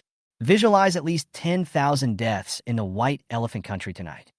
And I was purposely flying drones over their food and water, and I guarantee you, more than half of their food and water, all of it, is poisoned and unneedable and undrinkable. My drones flew over their warhorses, and the warhorses were conservatively lost by 1,000. What a shame. If only those warhorses could have been used for us. Don't worry, it's easy to want a warhorse. We've got so much horse feed now that when the time comes, it's just a matter of luring them in." Also, Su Fengling's few people had also just passed through the screen and saw the picture below the drone. And although it was rather blurry, they could still make out 1 or 2 things. This time, we were able to achieve such a big victory, partly because of the strong toxicity, and partly because they were unprepared and hadn't seen the drones. But from tonight onwards, they will definitely be more cautious and will take measures accordingly, and then it will be difficult for us to succeed in our sneak attack. "General, it's fine. When the time comes, we'll put the explosives on top of the drones and blow them up directly with them. That's right, we can still put halo grass and white wine." Every single one of the drone flight team, led by Li Hu, was demoralized and elated. Su Fengling nodded. "Okay. These things, then, are in your hands. Always be on the lookout for the enemy." "Yes." Li Hu showed a mouthful of big white teeth and answered, then added, "General, take advantage of the timing and the situation tonight to send a little bit of love to that other nameless and faceless army, too." "Yes, General, I'm getting an itchy hand. Let's do it again." The flight team jumped into action, looking at Su Fengling with an expectant and excited face. Chapter 144. Su Fengling's mind moved slightly, and her eyes fell on the large car containing pesticides not far away. The night attack on the White Elephant Kingdom's army just now had used a large truckload of pesticide, and now there were 2 large truckloads left. A big truckload of pesticide wipes out over 10,000 enemy troops. A good deal. She nodded. "Yes. Prepare at once." "Yes." As soon as Su Fengling's words fell, Li Hu immediately started operating with his own flight squad. The medic and others breezed through the pesticide into the device. And military doctors have also found that, like some pesticides, mixing some water into it doesn't make it any less toxic. With this discovery, the pesticide consumption this time around was a whole lot less than the last time. 20 pesticide spraying drones slowly took to the skies. Su Fengling and a group of others stood right on the city tower, watching them slowly disappear from sight. Li Hu and the others maneuvered the drone while staring at the screen in their hands. Even though it was at night and the screen was a bit dark, the ground was still visible. Su Fengling stood next to Li Hu, looking up at the screen in his hand. The drones flew farther and farther away, and finally, a short time later, saw the armies dressed as the Turks' army. Found it, just ahead. Flight's on command, spread out immediately, and start spraying from all sides. Flying Squad was the name he had given to the 20 of them during the day today. The other 19 readily agreed, and also found the name very overbearing. Focus on spraying on their food, water, and war horses. It would have been better to spray it on their generals. Mentioning this, Li Hu is angry, but also Li Kai Ku that guy's life is good. Actually sleep in the tent. Otherwise, he would have doused Li Kai Gu to the bone tonight and made him go to hell to meet his ancestors. Li Hu gathered his mind and immediately maneuvered the drone to burst towards the army. This army was different from the White Elephant Kingdoms. The White Elephant Kingdom was resting where it was, but this army, it was still advancing. Their drone had just flown past and was immediately spotted by them. Only, the other party didn't know what it was and just looked curiously at the sky above without any other action. In the army, the soldiers all looked up with curious faces at the sight of something buzzing overhead. What is this thing? I don't know, I've never seen it before. Is it some kind of big bird? A big bird? I haven't seen a bird that big in all my decades of living. This isn't supposed to be a mutation, is it? It's possible. It actually glows. It's amazing. The soldiers looked at the 20 giant birds that suddenly appeared above their heads with curiosity, chattering and talking. At the forefront of the army, the general in black and red armor and the vice general at the side also noticed the abnormality. General, what is this? The general looked up twice, revealing his cold face beneath his helmet. I don't know. When he finished, he took out his bow, strung it, drew it full, and the arrow dabbed into the air. But the thing was like it had eyes and immediately avoided the arrow he shot. The general's face sank, and he wanted to be knocking his bow, but just as the arrow was knocked on the bow, a blast of coldness came from the top of his head. Rain! It's rain! It's raining, it's raining! Behind them came the excited and thrilled voices of the soldiers.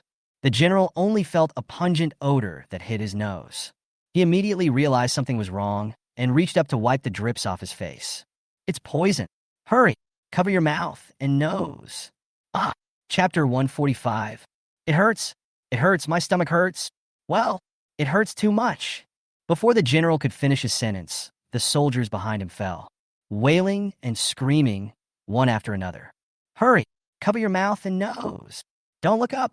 The general drove his horse, rushed among the soldiers, and cut down those who ran about and screamed directly under his horse. For a moment, the panicked soldiers calmed down and stood trembling in place. They covered their mouths and noses, following the general's example. But in spite of this, people were dying around them one after another. And it was fast, but in the blink of an eye, a large number of people had died. Hurry! Pull back! The ground is full of poison, and even if you cover your mouth and nose, staying where you are is still death. So the soldiers frantically retreated backward. The 200,000-strong army kept retreating backward, and some of those who didn't react at all were directly knocked down to the original spot. The other soldiers couldn't care less about them and simply stepped on their bodies to retreat. The big bird in the sky kept chasing them. They looked at the big bird that they couldn't get rid of, and their faces showed despair. What to do? There's no running away. We can't run away. Oh, what the hell is that thing? It's scary. Why does it keep chasing us? Can it be that this is the gods of Sangzhou City? Because we're going to attack Sangzhou City. Therefore, the gods are angry. I'm wrong. I'm not going to Sangzhou City. Spare me. I'm not going to be there either. Wailing sounds rose and fell, and the soldiers' military spirit was in chaos as they discarded their armor and equipment and fled in all directions desperately. 20 unknown things in the sky kept chasing them. The poison, cold as water, kept dripping down on them. They ran faster and faster, as if there were evil spirits chasing them behind them. The vice general's heart sank when he heard the soldiers wailing, and he immediately looked up into the sky. Could it be that this is really a god? It was in this daze that a drop of water fell into his eyes and nose.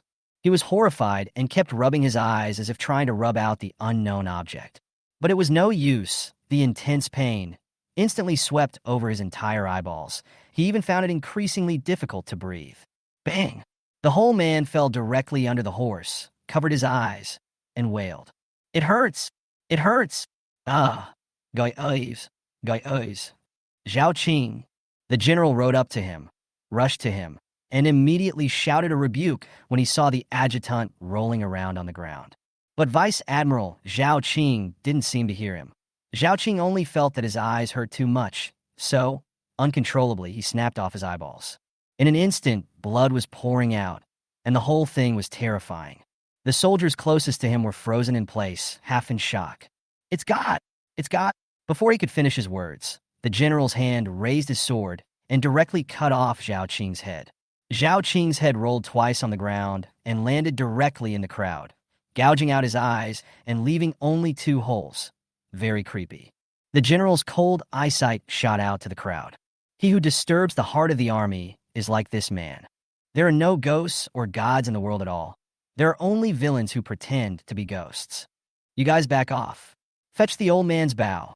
A loud, gruff voice echoed through the crowd, and his menders immediately handed him a huge bow and arrow.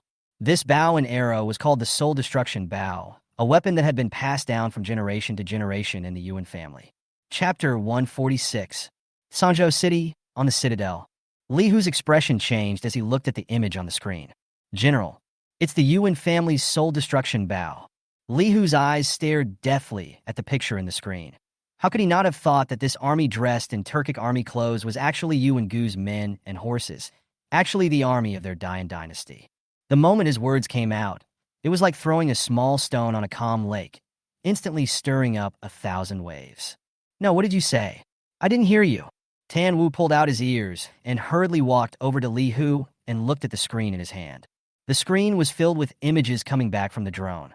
That great general who had wrapped himself up tightly was holding none other than the Soul Destruction Bow. I'm a dear mother. It's really Yuan Gu's Soul Destruction Bow. Why is he? Why are they wearing the clothes of the Turks army? This? Tan Wu felt that his already small brain was now even more inadequate. Li Liang and Zhao had active minds, and once they saw this, there was nothing they didn't understand. The 2 men blushed so badly that they wanted to rush into the screen and beat the hell out of someone. This person, Yuan Gu, is even more cunning and disgusting than Anaro. A few people looked at Su Feng Ling, who had an unchanged expression on the side, and their minds moved slightly. General, you've known for a long time that this is just Yuan Hu's army? The questioner was Tan Wu. Su Feng Ling nodded. Well, the first time I saw them, I guessed that this army was Yuan Gu's. Ah, but why the Turks' clothes? Tamu vaguely felt like he was on the verge of understanding, but there was something he didn't understand. Ushio knows me well. No, I should say no, the Su family. Even with the Emperor's imperial decree, at this juncture, I simply won't hand over Sangzhou City. So, he wore Turkic clothes and posed as a Turkic army. What will we do if we see the Turks' army coming again? Tan Wu immediately said, that must be a fight. That's right. Li Liang took his words, his dark pupils full of anger. As soon as we do, they immediately counterattack, and if they win, Sangzhou City is theirs. If they lose, take off the clothes of the Turks' army and reveal themselves as great Yin people. We in Sangzhou City will then be charged with killing our own people and plotting treason. At that time, Yuan Gu took out the imperial decree and sat on the fact that the Su family and the general were plotting a rebellion, and the city of Sangzhou still fell into his hands. Ushio is really good at calculating. Tanwu was no longer a big old man, but at the moment he understood. Whack clenched his fists to the side and squeezed them together, veins rippling across his face from anger. Bastard! Yuan Wu and the Emperor's old man are no good. Who says it isn't? But how could they not have imagined that we had the help of the gods? The gods and the heavens. The general is the chosen one. Zhaoan wasn't as angry as a few people, and on the contrary, felt a bit grateful. Fortunately, Yuan Gu and the Emperor's old man did too much otherwise in the future to send troops, but also some name is not right. Let's see if I don't poison this old piker. Li Hu gritted his back teeth and kept maneuvering the drone in his hands. The drone avoids the bow and arrow he shot. Chapter 147. The remaining 19 drones were also gathered above Ushio. The soldiers were all from Dian and did as they were told. The worst of all is still this old piker, Yuan Gu. And once he's dead, nothing else is enough to fear. Yu and Gu's face darkened even more when he saw that he had shot an empty arrow. He wanted to shoot again, but he realized that in the sky, the thing was actually flying all the way to his side. When he thought of Zhao Qing's tragic death, his heart trembled, and he didn't have time to think too much, immediately yelling, "Retreat! Retreat!" As soon as his words were out of his mouth, he rode his horse and quickly dashed away, looking from behind in a very lousy shape. 3 drones flew in unison behind him, spraying pesticides nonstop. Yu and Gua held his breath, not daring to breathe out. He even felt that his armor was drenched with these poisons. He pursed his lips in death, and poison seemed to be dripping from between his eyebrows. He could no longer think of anything else, and closing his eyes violently, he fell off his horse and covered his whole body into the yellow sand. The drone hovered above him for a long time, dousing the yellow sand directly until it ran out of pesticide, and only then did the drone fly away. The soldiers not far away took in the scene, all of them, terrified, their eyes full of fear. This thing, why is it chasing the general? I don't know. General, is the general still alive? The cold wind swept over them, and they couldn't help but shiver. For a while, no one took the soldiers' words. There are dead bodies all around, poisoned, trampled, dropped. The smell of blood mixed with an unknown odor was very pungent. Vice Admiral Cho is dead. Now, the general is also alive or dead. They looked at the clothes they were wearing, wriggled their mouths, and said only after half a minute, "As I recall, that's the direction of Tsangzhou City." They craned their heads in the direction the big bird had left, and even though it had been gone for a long time, they could still see a little bit of bright light. There really are gods in Tsangzhou City. This is the god's punishment for us. Yes, it must be. It must be. All of us are from Dian. Why are we posing as Turks, and why are we attacking Tsangzhou City? Yeah, why? If we don't fight Tsangzhou City, they won't die, and if we don't fight Tsangzhou City, we won't meet the gods. The soldiers have been running for so long that they had long since lost their strength. Plus, they saw the corpses all over the ground, and their mindset completely collapsed. And, most despairing of all, the number of dead soldiers continues to rise. Even though those big birds left, even though they ran out, one by one, the soldiers around them died. Cries and wails, one after another. All of Yu and Gu's beloved ones rushed over to check on Yu and Gu's condition, and there was no time to calm them down. It was the same moment that the soldiers took off all the Turks' clothes and equipment from their bodies, threw them on the ground, and destroyed them with swords, arrows, and ceaselessly. Li Hu and the other side with some pity. Just ran out of pesticide in the drone, and they had to pull back. Tan Wu patted his shoulder. "Don't lose heart. I watched that Yu and Gu get soaked all over. He's sure to die." "That's right. Even the yellow sand on him is drenched. He definitely won't survive." Li Hu's depressed mood dissipated quite a bit as he listened to the words of several people. "General, this time, Yu and Gu's army annihilated more than 10,000 soldiers. All of their food and water, too, is tainted with poison. They only have 3 choices now. Either attack immediately or take out the holy decree and go straight into the city. Last one, withdraw to Yega City. If Yu and Gu dies, this army will be so disorganized that it will definitely retreat back to Yejia City." Chapter 148. No matter which outcome, the one who suffers will be Yu and Wu. Okay, everyone go down and rest first. Despite the big win tonight, don't take it lightly. Li Hu, your flight team should still patrol at all times and keep a close eye on the enemy. Yes, General, this pesticide spraying drone is too fuel-intensive. Can you ask the gods to send a little more fuel? Also, the drones that spy on the military use electricity, so have the gods send a few more solar panels if they can. General, not for nothing. I'll buy it, Li Hu said, pulling out 2 gleaming gold dollars from his arms. Su Fengling took the golden treasure. Good, I'll send a message to the gods in a moment. After Su Fengling returned to her room, she didn't write to the gods first. She pulled out her personal tablet, found the photo album, tapped in, and what popped up just happened to be a picture of the god. The person in the photo was sitting by the window, the golden sunlight sprinkled on him, the whole person ferrying a layer of golden light. Despite being separated by the screen, Su Fengling's heart still speeds up every time she meets his eyes. She touched the photo with a gentle motion, the corners of her mouth quirking up slightly. Gods, thank you. If you hadn't sent these things, I'm afraid I wouldn't have had any confidence at all in defeating 800,000 enemy troops. Although we've only annihilated over 20,000 enemy troops now, It's a small victory. God, Ginger Nan, I'll cheer. The word ginger, Nan seemed to burn her mouth a little, and she actually stammered for a moment. She hastily pressed the screen to black, sat down at her desk, and began to write to the gods. Early the next morning, Jiang Nan had just gotten up when he realized that there were 5 or 6 notes piled up next to the small tripod. He was immediately startled, and without even putting on his clothes, he hurriedly opened the note. Nothing is going to happen to the young general, is it? Blame me for sleeping too much.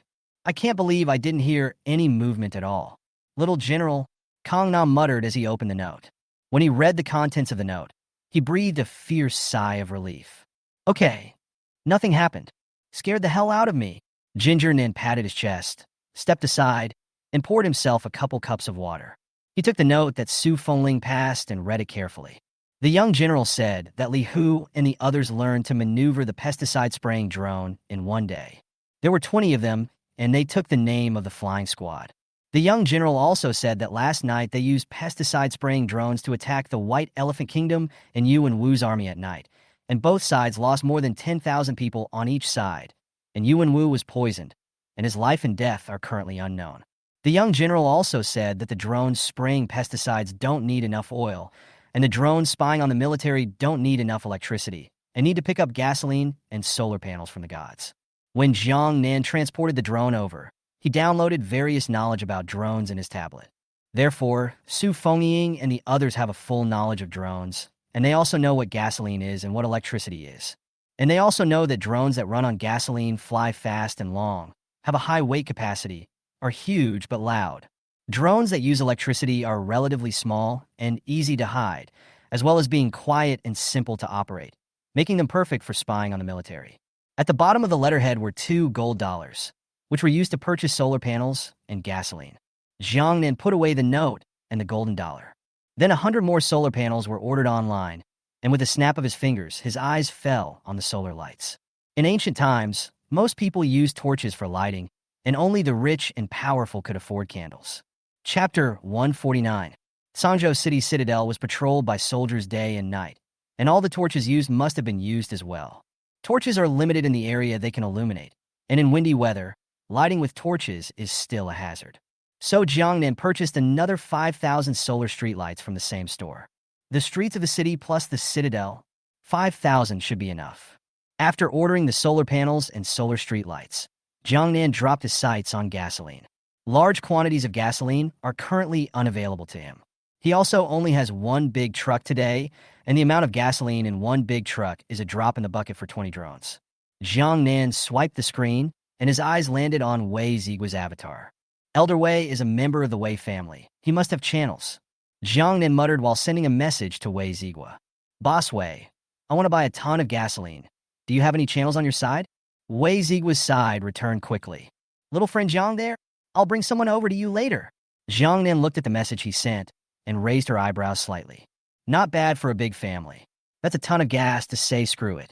Unlike ordinary people like him, you have to buy more gasoline and get checked. For a moment, Jiang Nan was a little envious. He returned the okay gesture and sourly exited the chat page. The resort was being built in full swing, and the owner gave him progress reports every week. Today, 1/3 of the building has been constructed and should be completed by the end of the year. It will be ready to open up directly after the year. When that time comes, he'll just live in the resort area, where it's close to the mountains and the water, so it's convenient to bring water to the little general. And it's still in the resort area, and the amount of food needed is so large that the big trucks frequent the area and won't be found to be different. As for the explosives and bombers purchased by the veterinary store owner, for the time being he had to deliver them himself. There's no way around it. That thing is too dangerous. If it's checked, it goes right in. The safest thing to do is to give it away before you even get out of the deep end. The solar panels and solar streetlights ordered by Jiang Nan arrived soon after, neatly stacked in the yard. When Wei Zigua came, he saw a field of solar street lights and solar panels in the yard. He huffed, and for a moment, he couldn't guess what was going on in this little friend's mind. Boss Wei, you're here. Jiang Nan was studying the solar panels, and when he saw the sudden extra person in the yard, he immediately raised his head and looked over. Ah, little friend Jiang, what are you doing? Jiang Nan was squatting there in big pants and a big undershirt, wearing an engineering cap, and when Wei Zigua came in, he thought it was a worker and didn't connect this person with Jiang Nan at all. Jiang Nan took off his hat and grinned. Just a hobby. Boss Wei, where's the stuff? Wei Ziguo pointed to the door, only to see a large van parked outside. What you want is in there. Yes. Boss Wei, I'll even buy this car together. Just have the driver drive it straight in. Wei Ziguo didn't ask many questions, nodded, and raised his hand at the big van. Soon the big van was parked in the yard. The bodyguard and the van driver stood consciously and respectfully outside the door and did not come in. Jiang Nan led Wei Ziguo to the living room. He arrives with a cup of tea for the man, then takes out a gold dollar and places it on the table. Boss Wei, here's the money for the gasoline and the car. Chapter 150.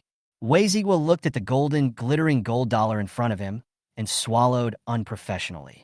He picked it up and looked at the bottom, and it was still engraved with the 4 words Great Yin Dynasty. It was only before that I sold more than 80 gold dollars. Today, another one was taken out. Moreover, as he looked at Jiang Nan's appearance, it was obvious that he had more golden dollars. Where the hell is this guy from? A gold dollar in your hand? Wei Ziguo felt that he had lived in vain for so many years. As much as he wanted it, he refused it, and he put the golden dollar back on the table. Little friend Jiang. All this gasoline, it's only worth a few dollars. This gold dollar is too expensive.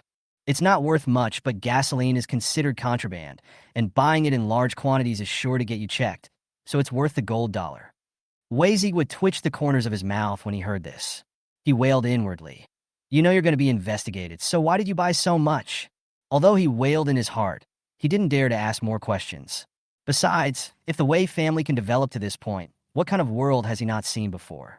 Even if Jiang Nan wants to buy explosives, he can still keep his face unchanged. Wei Ziguo collected his thoughts and said with a kind smile, ordinary people buying will definitely check.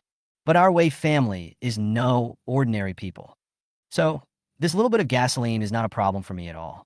If it was anyone else, it would have been a matter of words, but because it was Jiang Nan who wanted it, he followed him personally. Giving away gasoline is fake. Wanting to see if he has any other treasures here is real. But he didn't expect that Jiang Nan would give himself a golden dollar as soon as he arrived, and he was overwhelmed. Jiang Nan naturally knew what he was thinking and pushed the gold dollar collection in his direction. Boss Wei, just take it. I'll need this gasoline later, and when I do, I'll have to trouble you. Haha, the gasoline thing is fine. I'll give you a contact information. Next time you're short of gasoline, look for him directly. He'll be responsible for delivering it to you. Wei Ziguo said, then told Jiang Nan the number of Wei's housekeeper. Jiang Nan saved the number, and with the gasoline in his possession, his mind began to wander again. He touched his teacup and said in an uncertain manner, Boss Wei, your Wei family has a wide range of business. Can you get anything? Wei Ziguo looked at him twice and lowered his voice. Little friend Jiang, is it possible that you want to mess with explosives? No. Wei Ziguo was relieved to hear this. It's not that you can't get explosives, it's just that it's a bit of a hassle, and the Wei family hasn't been doing this business for many years, so it's definitely not as easy to get explosives as it is to get gasoline. Well, want a couple bombers? Wei Ziguo had just breathed a sigh of relief when he heard this, and his heart immediately jumped into his throat again. What did you say? Bombers? Jiang Nan nodded under his gaze. Wei Ziguo picked up the teacup and drank 2 mouthfuls of tea before his mood calmed down a little. You want a bomber? Want to get a couple more? Wei Ziguo swallowed and asked again.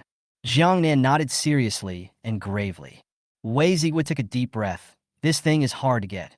If you had told me 50 years ago that you wanted a bomber, I could have gotten you one. But today, the Wei family has washed their hands of all that business. The bombers, it's hard. Jiang Nan quickly captured the key message.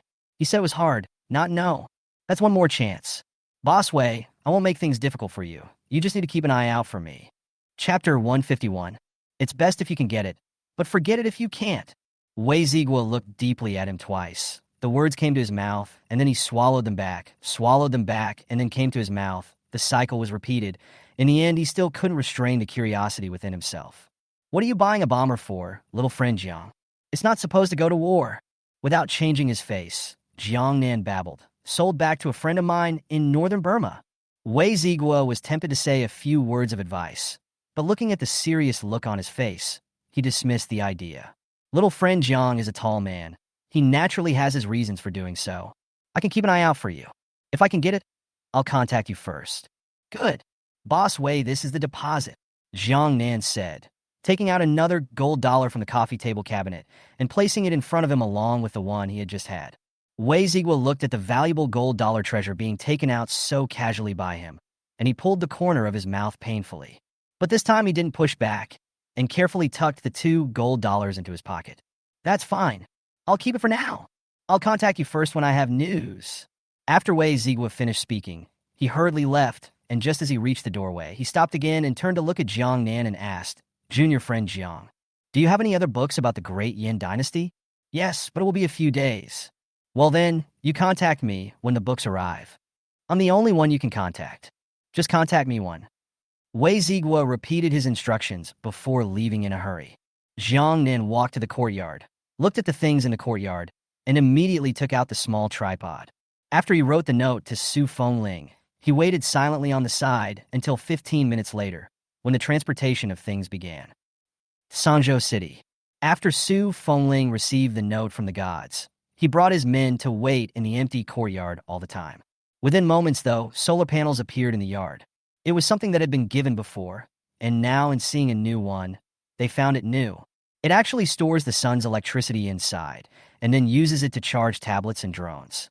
The electricity could not be seen, but it was powerful, and a soldier who did not follow the instructions of the gods before was directly bitten by the electricity. Luckily, Liu found it early and immediately saved the person according to the method of the Divine Light sect. Otherwise, the person would have died. Now, the crowd looks at the tiny solar panel with stony faces and carefully sets it aside. Just then, the little tripod moved again. This delivery came with solar street lights. This was the first time the guys had seen this thing, and for a moment, they were a little confused. "General, what is this thing, Liu?" "Yes, General. This is a strange-looking thing. You guys really don't say this thing. It looks like a backwoods mushroom. This thing is so tall, taller than even me." The crowd looked at the new outpouring and moved forward with curiosity and caution. Su Fengling had just learned from the note that the tall mushroom was called a solar street light. Su Fengling pulled out the tablet from her bosom and handed it to Zhao, and who was at the side. "These things are called solar street lights. It absorbs the sun's energy during the day and brightens at night, similar to a torch. But it's easier and safer than a torch. Zhao and the gods have already put the information for installing solar streetlights inside the tablet. You take the people to learn about it, and then immediately put solar streetlights on the city buildings and streets. If it's not enough, I'll pick it up from the gods again tomorrow."